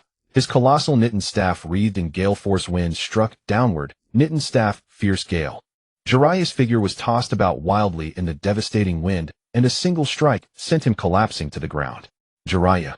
Tsunade hurled a furious punch at Hiruzen Sarutobi. Hiruzen Sarutobi increased his speed, rapidly backing away to evade the attack. Water release water dragon bullet. A water dragon surged towards Tsunade's feet. Upon striking the ground, the water dragon dissipated into a shallow pool. Lightning water dragon bullet. Suddenly, a crackling electric water dragon erupted from beneath Tsunade's feet, roaring as it struck her directly. Water and lightning coursed across Tsunade's body as she let out a piercing scream and fell to the ground. Senju Tobirama, who had been observing the battle from the sidelines, shook his head in resignation upon seeing the three defeated, then prepared to intervene. Yet the moment Senju Tobirama moved to act, Jiraiya slowly rose from the ground. Master, is compassion unnecessary toward the strong? Hiruzen Sarutobi looked toward Jiraiya, his face etched with sorrow. I'm no powerhouse, haha. I am Jiraiya, one of the legendary Sannin. Burning with passion, Jiraiya walked towards Tsunade and helped her to her feet. The two shared a knowing smile. Never surrender, never give up. That is my ninja way. Tsunade and Jiraiya simultaneously struck the triple seal surrounding Orochimaru, and cracks began to spread across the barrier. With a mighty shout, Tsunade poured every ounce of her strength into another devastating blow. The barrier shattered, freeing Orochimaru. The three confronted Hiruzen Sarutobi, once more their fighting spirit renewed. The once sorrowful Hiruzen Sarutobi gazed at the three, memories flooding back, moments of training them long ago. Tears streamed down his face uncontrollably. Excellent. As shinobi of Konoha, you must dance with the wind. Jiraiya pressed his palms together, and sage mode ignited instantly. Orochimaru spat forth the Kusanagi, sword gripping it tightly. Tsunade provides support from the rear. Understood. One cough. With sage mode activated, Jiraiya's speed skyrocketed as he charged toward Hiruzen Sarutobi at incredible velocity. The Kusanagi sword in Orochimaru's grasp gleamed with icy cold light. Kusanagi, sword sky partitioning blade. Simultaneously, a massive serpent burst from his mouth, surging toward Hiruzen Sarutobi. Hiruzen Sarutobi executed a flawless flip, hurling a colossal shuriken. Gamabunta leaped forward, drew his long blade, and swiftly cleaved the projectile apart. Orochimaru scaled Gamabunta's body, sprinting toward its crown. Jiraiya, go! Empowered by Gamabunta's accumulated energy, a beam of sunlight bathed Jiraiya's body, and a colossal Rasengan materialized in his hands. Witnessing this, Hiruzen Sarutobi's expression softened into a satisfied smile. It is over. As the serpent drew near Hiruzen Sarutobi, it opened its massive maw. Orochimaru emerged from within the Kusanagi, sword thrusting straight through Hiruzen Sarutobi's body. At that exact moment, Jiraiya's massive Rasengan plummeted from the sky, crushing down upon Hiruzen Sarutobi. And blinding white light engulfed the battlefield. The ground collapsed instantly, and everything in the vicinity was utterly annihilated. Hiruzen Sarutobi's body began to dissipate in the wind. The two retreated to Tsunade's side, watching their master fade. Orochimaru, Jiraiya, Tsunade, thank you. You have grown into fine adults. With those words, Hiruzen Sarutobi completely vanished from this world. Uchiha Madara and Senju Hashirama arrived at a deserted place to confront each other. Uchiha Madara, what exactly is your plan? Hashirama asked coldly. Hashirama, does it still matter to ask such things now? Uchiha Madara disdainfully brushed the dust off his shoulder. This guy. Hashirama looked calmly at Uchiha Madara. This guy's aura had indeed changed, completely different from before. Whether he had a chance was still unknown. But even if it meant death, he would give his all. As if he had already died, Hashirama scratched his head in confusion. If we're going to fight, start quickly. Stop dilly-dallying. Uchiha Madara looked at Hashirama impatiently. Then I won't hold back. Hashirama put his hands together. Sage art would release true several thousand hands. A massive amount of chakra instantly filled Hashirama's entire body. Uchiha Madara's pupils dilated as he frowned at Hashirama. This was destined to be a fierce battle. The title of God of Shinobi was not earned for nothing. Behind Hashirama, a massive thousand-armed cannon appeared. Using your ultimate move from the start. Uchiha gritted his teeth. This guy was truly ruthless. Black marks appeared around Hashirama's eyes. Uchiha Madara, today, I'll show you a jutsu you've never seen. Chojo Kabutsu. Suddenly, the thousand-armed cannon retracted its hands and transformed into a giant Buddha. Let's go. Hashirama let out a cold shout. The giant Buddha suddenly opened its eyes, and in an instant charged at Uchiha Madara at speed, causing Madara's scalp to tingle. A rising dragon punch struck Uchiha Madara, sending him into the air. The giant Buddha began to rapidly throw invisible fast punches around Madara, each punch creating flames from friction with the air. The continuous attacks left Uchiha Madara completely unable to fight back. After being brutally beaten in the air, he fell directly to the ground. Sage Art Myo Jinmin. The moment Uchiha Madara landed, Hashirama pressed his palms together, and a red torii gate descended from the sky, crashing heavily onto Madara's body. Uchiha Madara's chakra was suppressed. Hashirama deactivated the Sage Art and landed on the ground. He looked at the unconscious Madara and shook his head. It's over. With that, he leaped away from the spot and headed toward Jiraiya and the others. 1 minute after Hashirama left, the red mark on the suppressed Uchiha Madara's palm suddenly emitted a red glow, and Madara's fingers began to tremble slowly. After deliberately suppressing Uchiha Madara, the next target was only Uchiha Obito. Uchiha Obito had been standing on a high rock looking down coldly at everyone, his face expressionless. It's over. Hashirama returned to the group. Big brother, you were a bit slow this time, Tobirama said coldly. Sasuke, who was nearby, was completely shocked. That powerful Madara and Hashirama just took him down like that. The god of shinobi was indeed incredible. They all turned their eyes to Uchiha Obito on the high ground. Uchiha Madara has been subdued. Uchiha Obito, give up. Jiraiya frowned at Uchiha Obito. Obito's face was emotionless, and he ignored them. Instead, he looked down at the ground. A small white flower was dancing in the wind in a crevice of the rock. He crouched down, picked the small flower, and held it in his hand. Rin. Suddenly Obito crushed the small flower in his palm and looked coldly at everyone. You are already dead. A tremendous power emitted a brilliant glow from Uchiha Obito's palm. Uchiha Obito let out a miserable scream. That power surged violently inside his body, his flesh constantly breaking apart and reforming. It looked extremely cruel. What is he doing? Sasuke asked in shock. I don't know, but I have a bad feeling about this. Hashirama frowned deeply. That power pierced through heaven and earth so strong that even Hashirama felt a hint of fear. Ah! Rin! Uchiha Obito let out the most agonizing scream in the golden light. Images of Rin appeared one by one before Obito. When the golden light reached its brightest peak, Uchiha Obito's body completely shattered. Blood splattered into the golden light, and the blood emitted tiny golden sparks. Become a new race. Live for Rin. The images of Rin shattered before Obito. The voice of Otsutsuki Kinshiki emerged from within Obito's body, finally. It's time to revive. At that moment, Uchiha Obito's Sharingan spun rapidly. Transcription seal. What? Otsutsuki Kinshiki suddenly trembled in terror. No. No. The golden light was directly absorbed into Uchiha Obito's body. Kinshiki struggled desperately, but finally with a roar he was completely absorbed by Obito. In everyone's eyes, the light on Uchiha Obito's body suddenly exploded. They all tried to defend themselves, but were blasted back 1,000 meters. Even Hashirama was pushed back. This power. Hashirama looked at Obito in terror. Feathers fell. That pair of beautiful Byakugan replaced the previous Mangekyo Sharingan, and even Obito's clothes transformed into those of the Otsutsuki clan. Behind him, a glowing blood-red axe appeared. Clenching his right hand, Uchiha Obito stretched lazily. I succeeded. What happened? Jiraiya climbed out from the rubble nearby, and several others emerged from the ruins at the same time. Sweat kept dripping from Hashirama's forehead. Sasuke saw this and looked at Uchiha Obito in fear. Even the god of shinobi is afraid of this power. Uchiha Obito, what have you done? Hashirama asked warily. I just did what I had to do, become a complete Otsutsuki member. Obito replied coldly. How did you manage to do that? Hashirama grew uneasy. Transcription seal, a sealing technique unique to the Mangekyo Sharingan. It can seal specific ocular power into one's own or another's eyes, and after a certain period, or when the conditions set by the caster are met, it activates automatically. Obito looked at Hashirama with amusement. Sealing Izanagi into his own eyes, then letting the possessing Otsutsuki member think he was about to succeed, and then absorbing him when he was weakest. Hashirama understood completely. That's right, as expected of the god of shinobi. Obito suddenly laughed maniacally.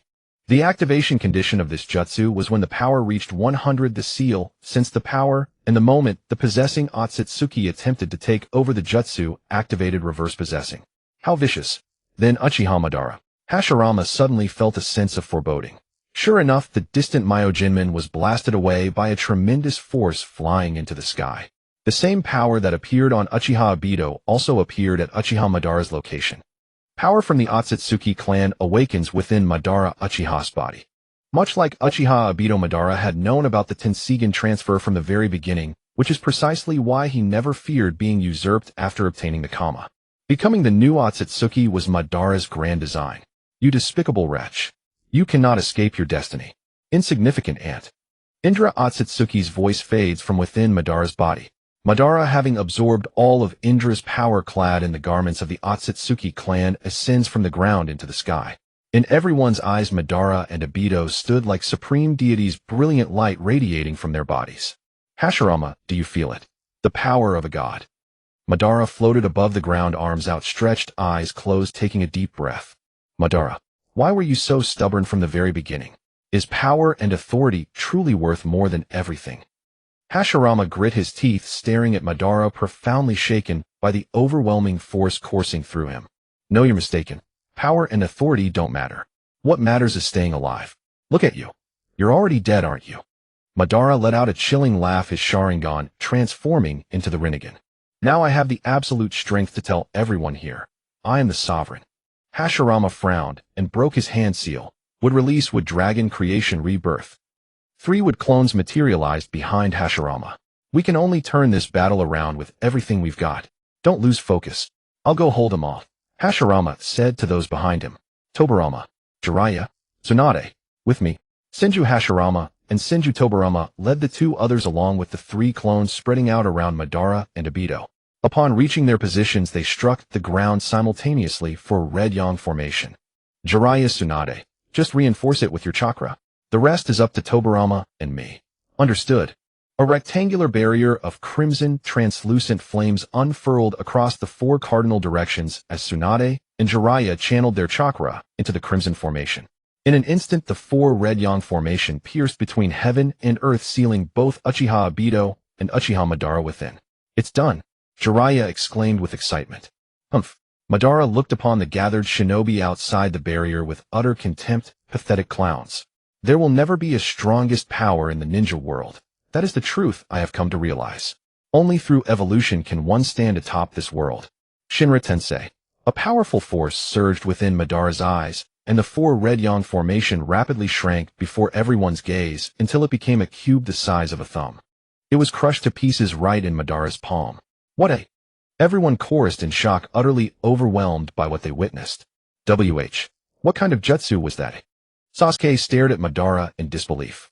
Hashirama refused to believe it, clenching his fists and charging forward. Would human. A colossal wooden colossus erupted from the earth, and Hashirama leaped onto its shoulder. Madara let out an indifferent yawn. Hashirama ninjutsu is useless against me. You must understand, the gap between us now is immeasurable. Shinra Tensei. The wooden giant shrank once more, sending Hashirama plummeting from the sky. Madara took a single relaxed step. Though he stood a kilometer away in that instant, he was at Hashirama's side. Hashirama despair.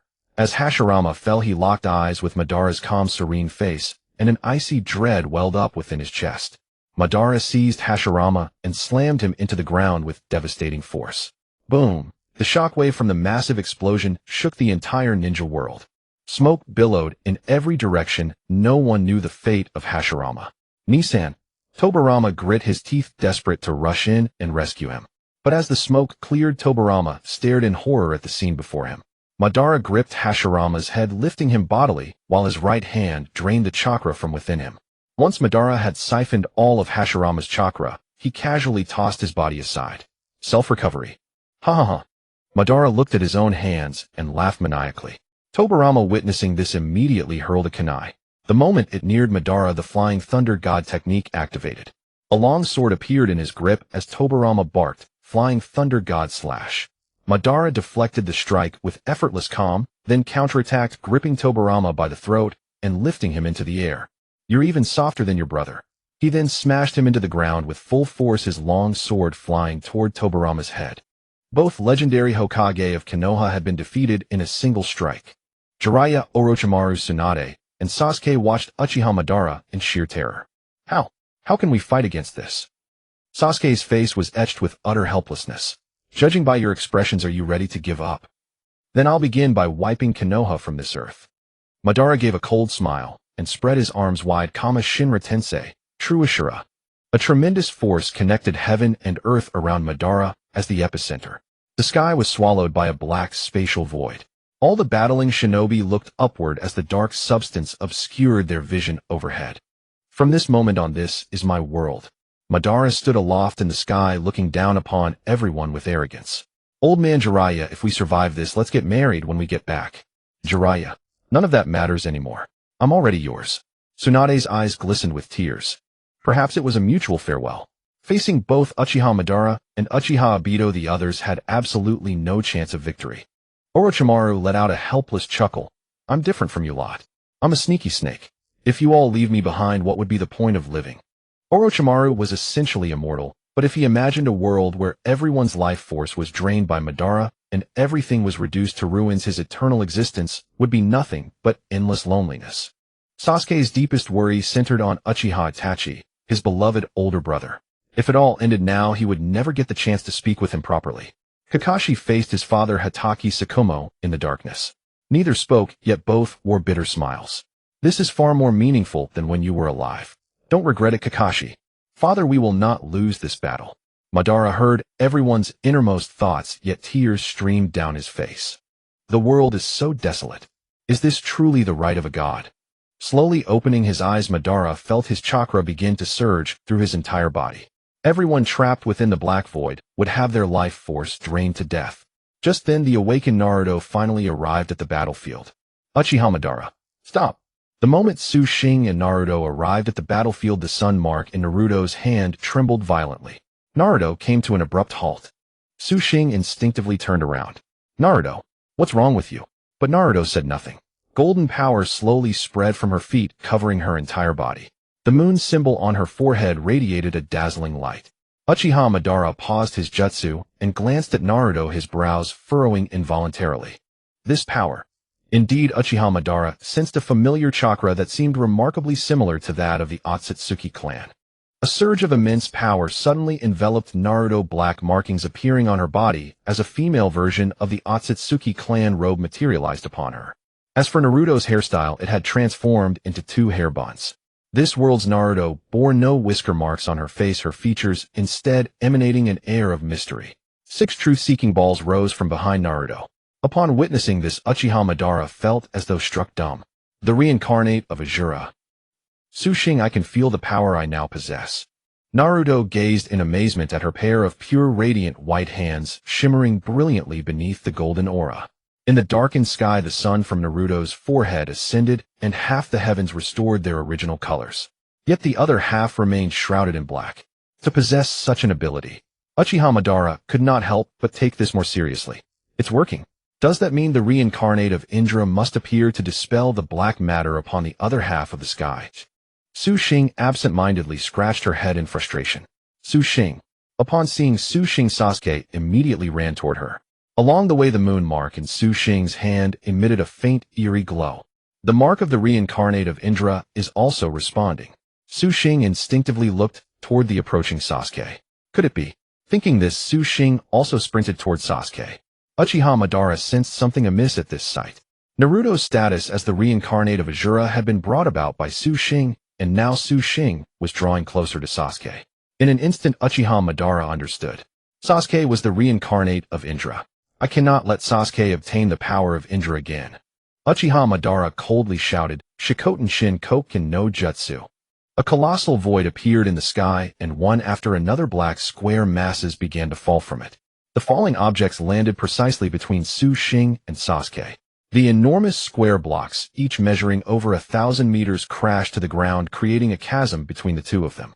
Black energy eroded all life wherever it passed, reducing everything to nothingness. It was like a bottomless abyss had opened between 2 cliffs, stretching endlessly into darkness below. Sasuke and Xing were thus separated. Sasuke, stay where you are, do not move. Xing hurriedly called out, but gazing at the chasm before her filled with black matter that incessantly devoured the life force of surrounding creatures. Sasuke had not yet grasped what was happening, but he obeyed Xing's command and stood his ground. Remembering this, Xing immediately activated Temari's spirit card. Sand emerged beneath her feet, and Su Xing stepped onto it, soaring through the air, spanning the distance between the cliffs and arriving directly before Sasuke. Uchiha Madara flew toward them from the sky to intercept. "You want to harm Su Xing? You'll have to go through me first." Naruto immediately ascended into the sky, summoning a truth-seeking rod and clashing with Uchiha Madara. Meanwhile, Uchiha Obito stood motionless, watching them all, without expression, refusing to intervene. "Obito, stop hesitating. If Sasuke obtains the power of Indra, things will become far more troublesome." Uchiha Madara struck Naruto away with devastating force, then turned and shouted at Uchiha Obito. Yet Uchiha Obito remained unmoved. Finally, Madara devised a plan. "Obito, once this is over, we can reach the other world and revive Rin." Hearing this, Uchiha Obito's expression finally shifted. He slowly clenched his fists, his brows knitting together tightly. Damn it! Is Uchiha Obito going to join the fight as well? Jiraiya at that moment understood the vast, almost immeasurable gap between themselves and the current Uchiha Madara and Obito. But in order to buy Su Xing more time, he rubbed his palms together and turned to Tsunade and Orochimaru. "The three of us were once the legendary Sannin. We cannot be looked down upon today. The glory of the past shall bloom once more." The three of them nodded in unison, then charged towards Sasuke. Along the way, Jiraiya activated Sage Mode, and the third Tsuchikage Inoki also awoke and joined the battle. Mei Terumi's eyes softened as she saw Su Xing arriving. Uchiha Obito finally moved. Kamatsu Yorai. A spatial rift manifested behind him, and with outstretched arms he manipulated the Katsu to launch a barrage of weapons toward Jiraiya and the others. Upon seeing this, Jiraiya gathered his strength and leaped. Ninpo Sharp Sun Needle Jizo. Countless needle-like projectiles erupted from his silver-white hair, deflecting the weapons Obito had unleashed. At this moment, the group had reached Sasuke and formed a protective barrier around him. Uchiha Obito sneered coldly and gripped the crimson, glowing axe on his back. Intangibility. Uchiha Obito's body suddenly vanished, and a blood-red axe descended upon Jiraiya and the others before their eyes. Having obtained the power of Kagaya Otsutsuki, Uchiha Obito now possessed the dojutsu unique to the Otsutsuki clan, granting him the ability to freely traverse space and dimensions.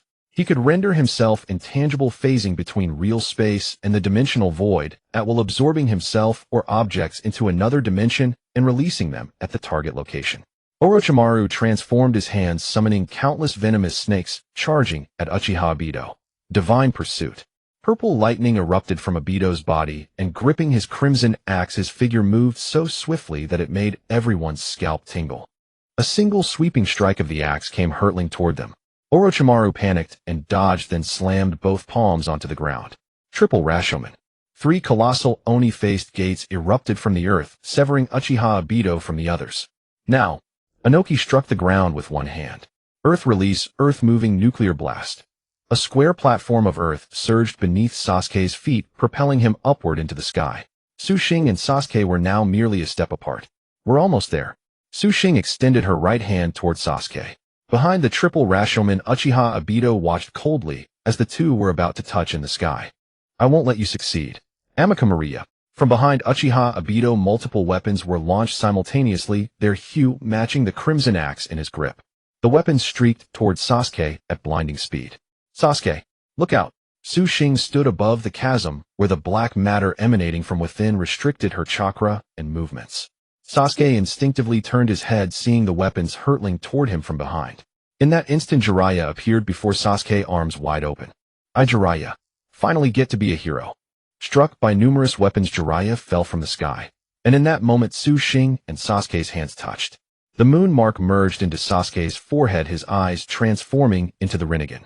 Not a single Rinnegan, as this story takes a different path. Jiraiya. As he fell, Su Xing paused and looked toward Jiraiya, tears streaming freely from her eyes. Tsunade broke down in tears. She was only 100 steps away from Jiraiya's falling form, yet each 2 steps she took ended in a stumble. Overcome with grief, her strength failed her, and a woman's heart shattered completely. Still, I couldn't stop it. With eyes that refused to give up, he stared at Su Xing in the sky. The 5th Hokage Jiraiya had fallen. After Sasuke obtained the power of Indra, he summoned a colossal complete Susanoo behind him, carrying Su Xing to the shore. Upon landing, Su Xing looked at Jiraiya, who had already lost all signs of life, and tears streamed down his face. Tsunade staggered over, finally reaching his side. "Why? I had already saved Jiraiya from Pain's hands. Why? Su Xing clenched his fists in fury, his power flickering in and out of visibility. Uchiha Madara coldly observed the scene. Su Xing, how ridiculous you are. With your current strength, what can you do against me? Have you felt the pain of losing someone closest to you? Uchiha Obito looked at Su Xing with a knowing gaze, deeply understanding that feeling. Orochimaru remained silent. Suddenly Tsunade turned and grabbed his hand. Aren't you the one who conducts all kinds of research? Can't you find a way to prevent death? Help me. Help Jiraiya. Her heart-wrenching cries made Orochimaru unable to hold back his tears. Tsunade, Jiraiya is dead. His cells are dead. Shut up. Tsunade hysterically picked up Jiraiya and vanished from the battlefield. It began to rain. Su Xing took off the leaf headband from his forehead and held it in his hand. Raindrops fell one by one onto the headband. Reflected on the headband was his own face. Su Xing couldn't help but sneer. Humph, what is this? I'm nothing but a failure after all. Su Xing, pull yourself together. Don't let Jiraiya-sensei's death be in vain. Sasuke grabbed Su Xing by the collar and shouted angrily. Can you defeat both of them? Su Xing gave Sasuke a cold stare. Sasuke slowly lowered his hand. I don't have your grand ideals, but I'll charge ahead even if it means death. At least I'm not afraid. With that, Sasuke turned and flew straight toward Uchiha Madara. A single word woke Su Xing from his stupor. He realized why he had come to this world. Wasn't it to protect the so-called justice? Wasn't it to protect the ones he wanted most to protect? Looking at his own reflection on the headband, Su Xing nodded and put it back on. Su Xing. From afar, Niji Hinata Tenten, everyone had arrived. What a lively gathering. But to prevent any more variables, I must kill Su Xing first. Uchiha Madara bypassed Sasuke and charged directly at Su Xing. Damn it. The 11 young ninjas simultaneously rushed to Su Xing and surrounded him protectively. They unleashed all their ninjutsu at once. Uchiha Madara was actually forced back a step. Interesting. Is this the power of comrades? Uchiha Madara revealed a vicious expression. Then today, I'll make you watch your comrades die before your eyes. Black coffin. A vast number of black spaces appeared in the sky. Countless black square objects rained down. Everyone dodged frantically. At that moment, Uchiha Itachi looked up at the distant sky and shook his head. Let's undo the impure world reincarnation first. He closed his eyes and Uchiha Shirsei, standing beside him, nodded. After the hand seals were released, all those reincarnated by the impure world reincarnation dissipated and left. Kakashi, from now on you must become the pride of Konoha.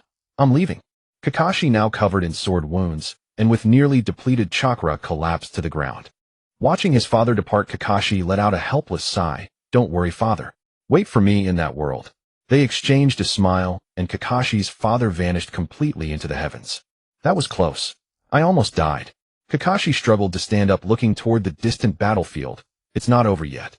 I have to give it my all. Gritting his teeth, Kakashi disappeared from his spot.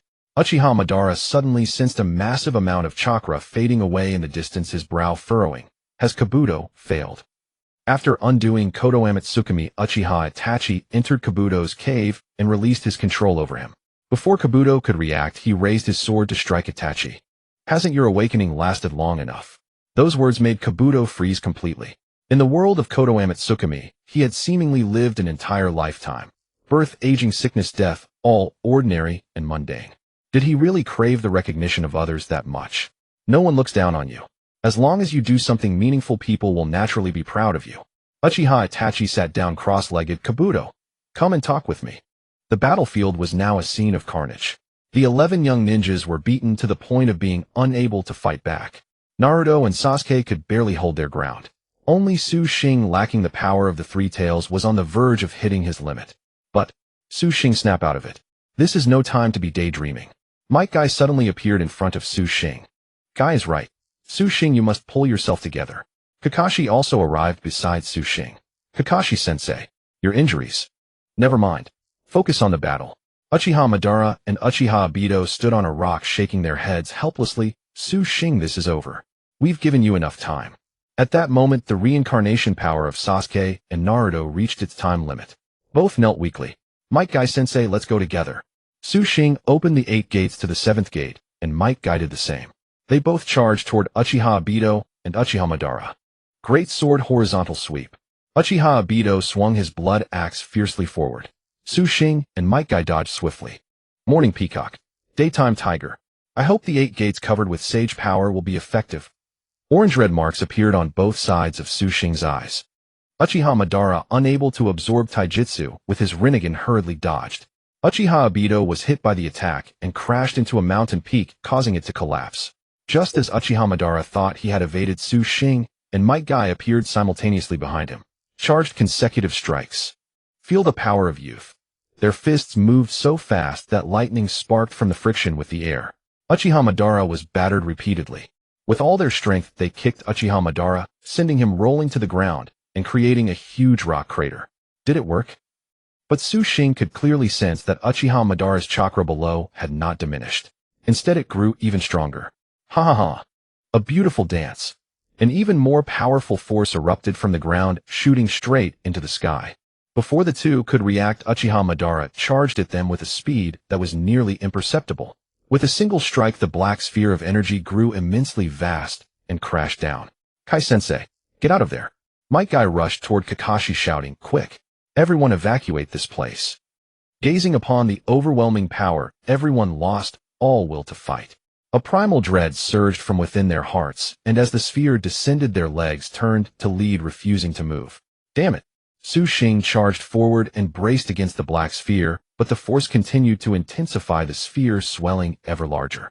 Su Xing was on the verge of collapse, blood spilling incessantly from his lips. The undying body won't reactivate for another hour. Am I really going to fail? In despair, Su Xing let out a bitter chuckle and closed his eyes. Suddenly, the crimson special kunai at his waist erupted with a dazzling golden light. It was the kunai he had acquired at the ghost market of the ghost country, the very same one once wielded by the Fourth Hokage Minato Namikaze. Uchiha Madara stared at the golden power, a flicker of surprise in his eyes. As if cloaked by the Nine Tails' radiance, the golden aura enveloped the black sphere above Su Xing's head. In the blink of an eye, the black sphere vanished. What? Uchiha Madara whipped around to look behind Su Xing. Sorry, am I late? Su Xing turned and saw a familiar face, the first he had encountered upon arriving in this world. Kakashi and Uchiha Obito stood frozen. The fourth. Sensei. It was indeed Minato Namikaze. Why? Su Xing stared at Minato in bewilderment. He remembered that Minato had died while sealing the Nine Tails. There's no why. Remember our meeting in the ghost country. I am a time-space ninja after all. Minato flashed a charming smile. Seeing the stunned expressions on everyone's faces, Minato announced cheerfully, ready. It's going to explode. Boom, boom. A series of distant explosions shattered an entire island into rubble. So strong. Su Xing, I already foresaw the course of events. I've pulled the three tails from another dimension through time and space. It's exactly what you need now. Minato placed his right hand directly on Su Xing's abdomen. Power surged in an instant. Sensing the overwhelming energy, Su Xing closed his eyes and sat down on the ground. Within his inner world, all nine-tailed beasts appeared. Everyone, thank you for all your help. Today you will return home. Su Xing bowed deeply to the nine-tailed beasts. Kid, you sure have a sweet tongue. If it weren't for that Uchiha Madara outside, I'd almost be reluctant to leave. Shikaka chuckled. The atmosphere grew somber. Sensing the awkwardness, Shikaka snorted, forget it, I'm done talking. I'm off. A black void opened behind Su Xing, and Shikaka staggered into it, disappearing. Su Xing, take good care of Yujito. Matatabi followed Shikaku into the void. Then came Isabu's son Goku, Kokuo, Saiken, Komiai, and Gyuki. When Kurama reached the gate, he hesitated. Brat, keep up the good work. Kurama turned abruptly and spoke to Su Xing. Kurama, you're actually quite warm when you're gentle. Su Xing smiled at Kurama. TCH, what a bastard. Making this so sentimental. I'm leaving, don't miss me. Kurama turned away, his expression a complex mix of emotions. He glanced back at Su Xing, forcing a reluctant smile. I'm actually a little sad to go. He sighed and stepped into the void. At that moment, the nine-tailed beast marks on Su Xing's abdomen all began to glow. Behind him, a divine tree slowly broke through the earth, growing rapidly. Everyone, this is the critical moment. We must protect Su Xing. Minato addressed the group. The battle rekindled their spirits and morale soared. And me? Tsunade walked over alone, a reluctant hand resting on her slightly protruding belly. This was Jiraiya's will of fire passed on. You should rest. Let me handle it. Orochimaru stepped in front of Tsunade. But, for Jiraiya. Orochimaru smiled at Tsunade and strode toward the battlefield. Su Xing, the moment of truth has arrived. You have now activated the Six-Paths power and can resurrect all the soul cards in your body. Do you wish to resurrect them? Ifei's voice echoed. Resurrect. One by one soul cards flew out from within Xing, soaring into the sky and radiating a myriad of brilliant lights. Minato's card had vanished at some point, for the original was already here. A blindingly bright light bathed the earth. The dazzling light forced everyone to shield their eyes. After a long moment, the light faded and Gaara, grandmother Chiyo, Rashi, Sasori, and Nagato all appeared. And Haiden and Kakuzu materialized on the battlefield simultaneously. Resurrected, they showed no surprise, for they had learned everything while inside Xing. This was the decisive battle. Come on, the Akatsuki is assembling. Deidara flew down from the sky and landed before Nagato. In an instant, Nagato, Sasori, Haiden, Kakuzu, and Deidara, all clad in Akatsuki robes, stood in a line. Only Itachi Kisame and Black Zetsu were missing. Overreaching. Uchiha Madara charged without a second thought, while Uchiha Obito stood utterly frozen, stunned by Minato's appearance. Everyone, let's go. Haiden was the first to charge, scythe in hand. Uchiha Madara thrust a truth-seeking rod straight through Haiden's body. Idiot, it hurts like hell, but I really can't die? Annoying, isn't it?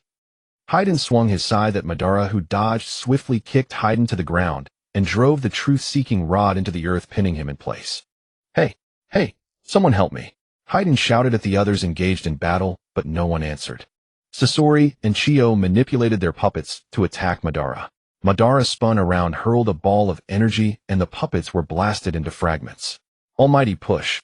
Nagato extended his right hand and unleashed a gravitational pull on Madara. Admittedly, Nagato's possession of the Six-Paths power gave him an edge over Madara, whose body began to be uncontrollably drawn in. Behind Xing, the divine tree was slowly blooming. It was almost time. Under the restraint of the crowd, Uchiha Madara was temporarily unable to go berserk. Meanwhile, Namikaze Minato slowly walked toward Uchiha Obito. Obito. As Minato approached, Obito's hands began to tremble. Sensei. I know. With these simple words, tears streamed down Obito's face. All the pain he had carried was finally understood by someone. I know everything about your departure from Konoha, but Obito, fate could not be chosen back then. Now you have a choice. Come to my side. Namikaze Minato extended his right hand. Seeing this, Uchiha Madara suddenly shouted at Obito. Obito, have you forgotten Rin? Obito, who had just taken a step, froze. He then withdrew his foot. Sensei. I'm sorry. I can't lose Rin. His face was filled with anguish. Obito, are you still living in a dream? Minato's words struck Obito like a slap across the face. Namikaze Minato suddenly appeared beside Obito. The mark left by the Rasengan allowed him to teleport directly. As his right hand touched Obito's head, a scene from the past emerged. Uchiha Madara appeared inside the wreckage room. The Eight Tails was taken by Obito. Are you just going to give up? I had already released your younger brother, but Uchiha Obito stole him again. Uchiha Madara sat before wreckage, speaking. What am I supposed to do? Damn that Uchiha Obito. I never intended to join the war with Obito. It was he who was pulling the strings all along. After saying this, Madara revealed a sinister smile. So the fact that I can stand here and talk to you now is proof. I have a way to deal with Uchiha Obito. What way? Wreckage asked frantically. This method can both quell the battle and restore the Eight Tails to the land of lightning. Is there really such a good thing? Seeing the wreckage take the bait, Madara continued, Konoha's Noera Rin, the girl Uchiha Obito loves most. With that, Madara vanished from the room. Realizing the truth, Obito wept tears of regret. He had been a fool, manipulated by Madara all along. Rin. Obito clutched his head and wailed. Obito, what you need to do now is avenge Rin. Minato walked over and patted Obito's shoulder. Kakashi also approached Obito. Seeing the resolve in their eyes, Obito suddenly turned his gaze to Madara, his blood axe already clenched tight. It was him. He had forced Obito down this path, forcing him to hide in the shadows for so many years. It was him. He had driven Rin to her death. At the same time, the divine tree behind Xing finally bloomed. Sasuke, Naruto, merge the power of your reincarnations into the corresponding divine tree bodies.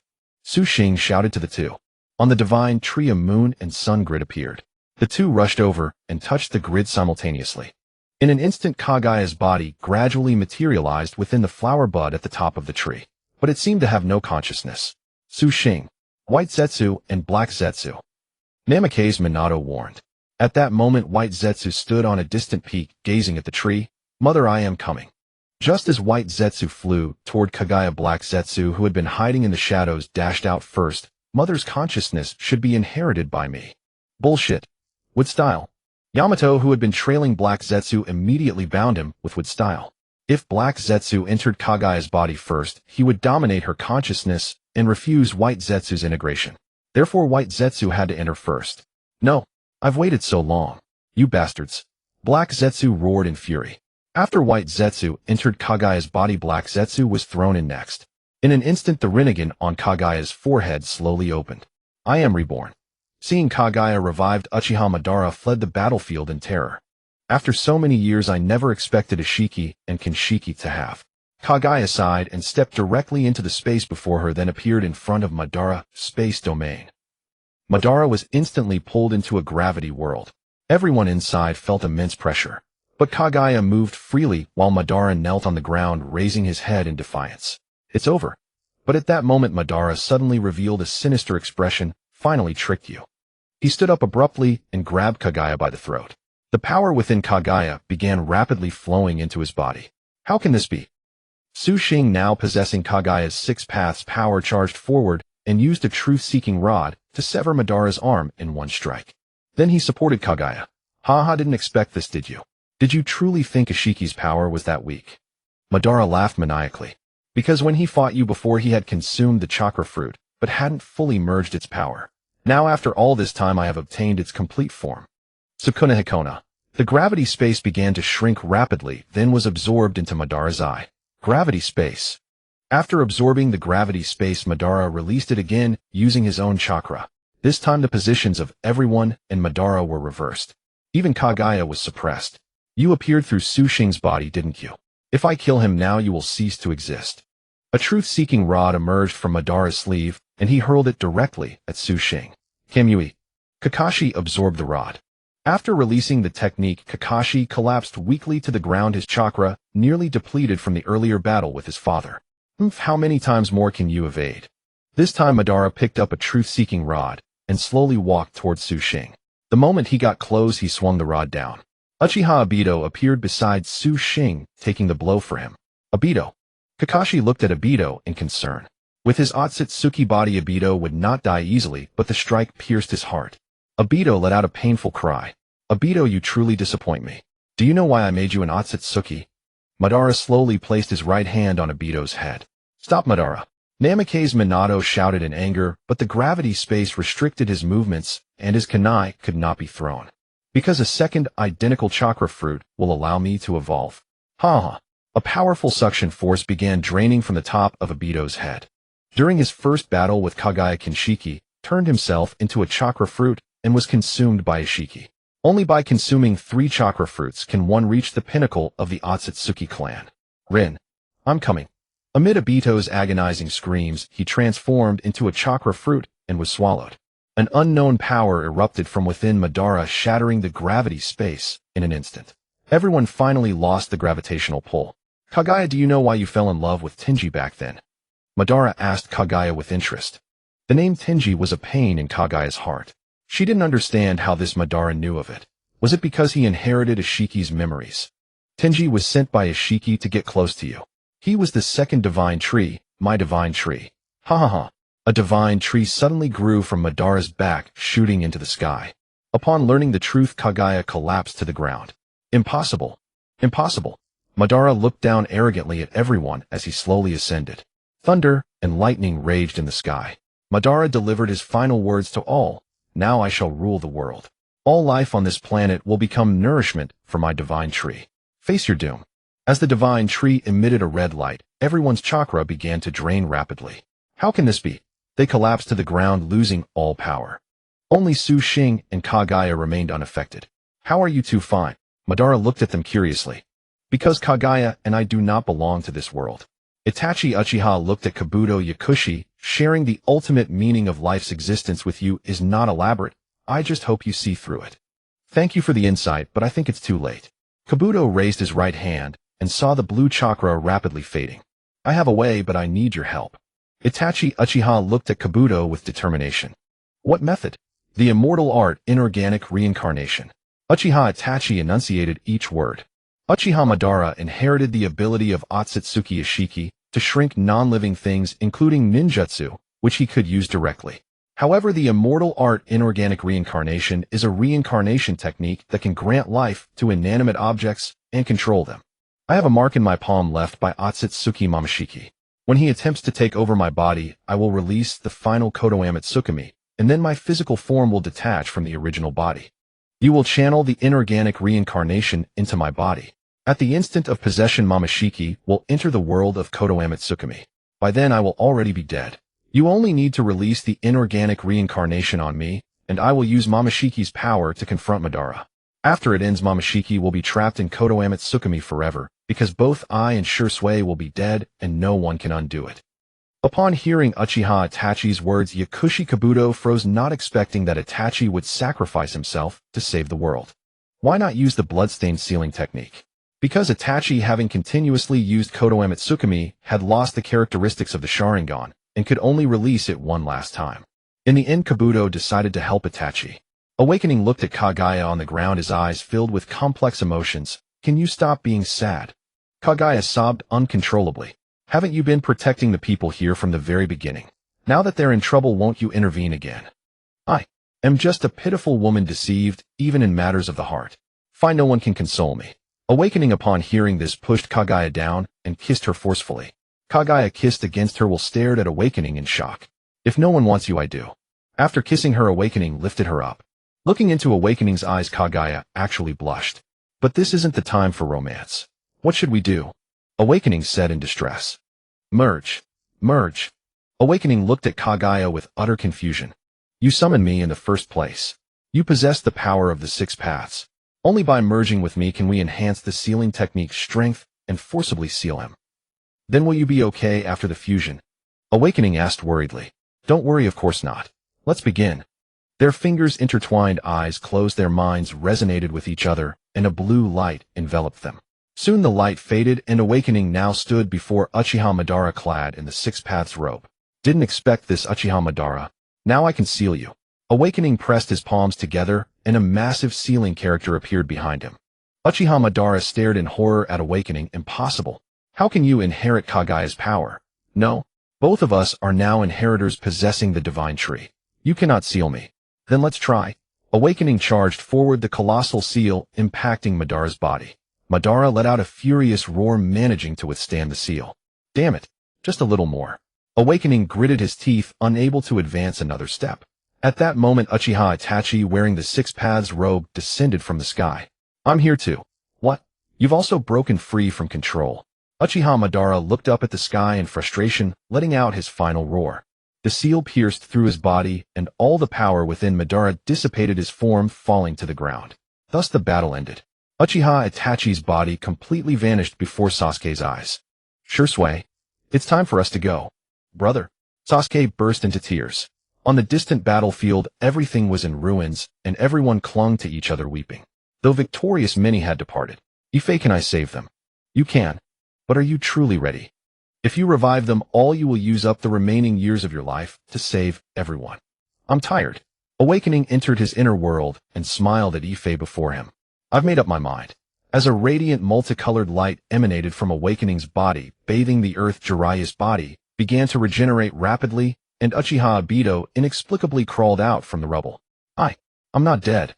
Obito had now regained his original appearance, though both eyes had become ordinary. Obito. From afar, Rin Noera ran and threw herself into Obito's arms. Rin, am I dreaming? Tears streamed down Uchiha Obito's face as he tightly embraced Rin. The feeling was real. Hana Rin walked over to Kakashi, helping him up, and they embraced as well.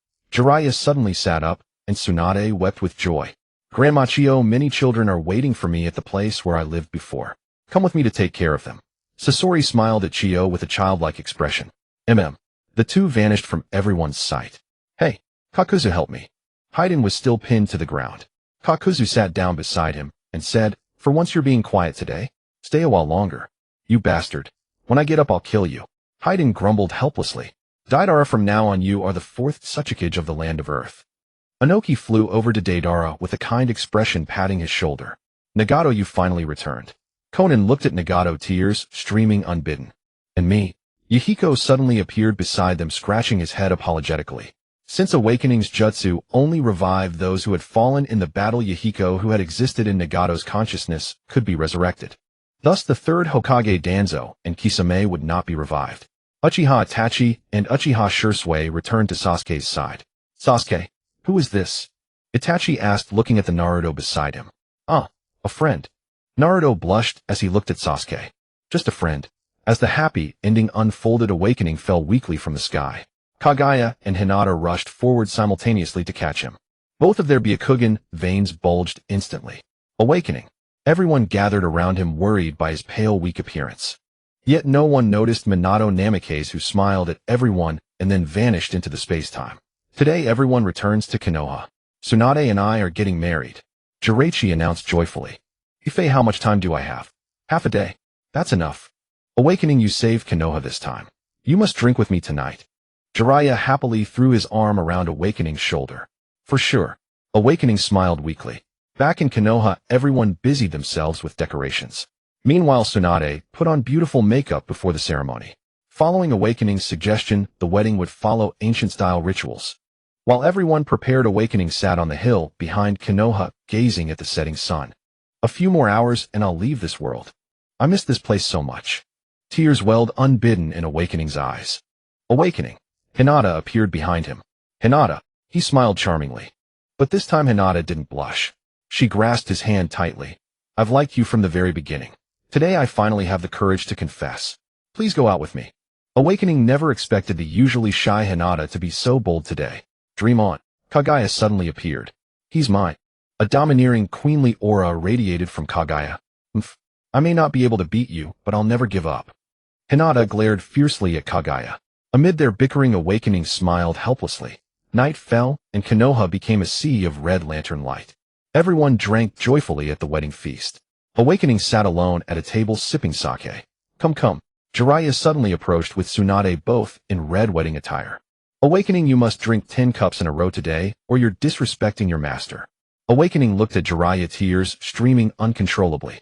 He raised his glass and downed 10 cups. The sake tasted bitter with tears. Good. Jiraiya patted Awakening excitedly. Don't drink too much. Time for the bridal chamber prank. With that, Jiraiya went to toast elsewhere. Awakening watched Jiraiya's retreating back and whispered goodbye. Master. In the distance, fireworks shot into the sky and the streets flooded with people. Everyone rushed out to watch the fireworks. But Awakening, standing behind the crowd, felt an indescribable sorrow. His body grew increasingly transparent. Time is up. Ife's voice sounded. Farewell. Everyone I love. Awakening faded completely from the world of Naruto. When the others returned, Jiraiya came to toast Awakening again, only to find an empty cup on the table. Doctor, is it normal for a 16-year-old not to have awakened the Sharingan? Awakening was back at the moment. He had been sitting in front of his computer. Looking at the screen, the doctor replied, as before, sorry, what is the Sharingan? I suggest you get an eye exam. Awakening burst out laughing, stood up, and stretched. Time to eat. After replying to Awakening, the doctor turned off the computer and let out a cold laugh. His eyes had transformed into the Mangekyo Sharingan. Just as Awakening stepped out the door, he bumped into a girl. Sorry. I'm so sorry. Awakening quickly apologized. It's okay. The girl laughed, covering her mouth. Awakening looked up. The girl was a perfect double of Hinata, but without the Byakugan, just normal eyes. May I know your name? Awakening asked suddenly. Of course, my name is Hyuga Hinata. The girl smiled playfully. The end.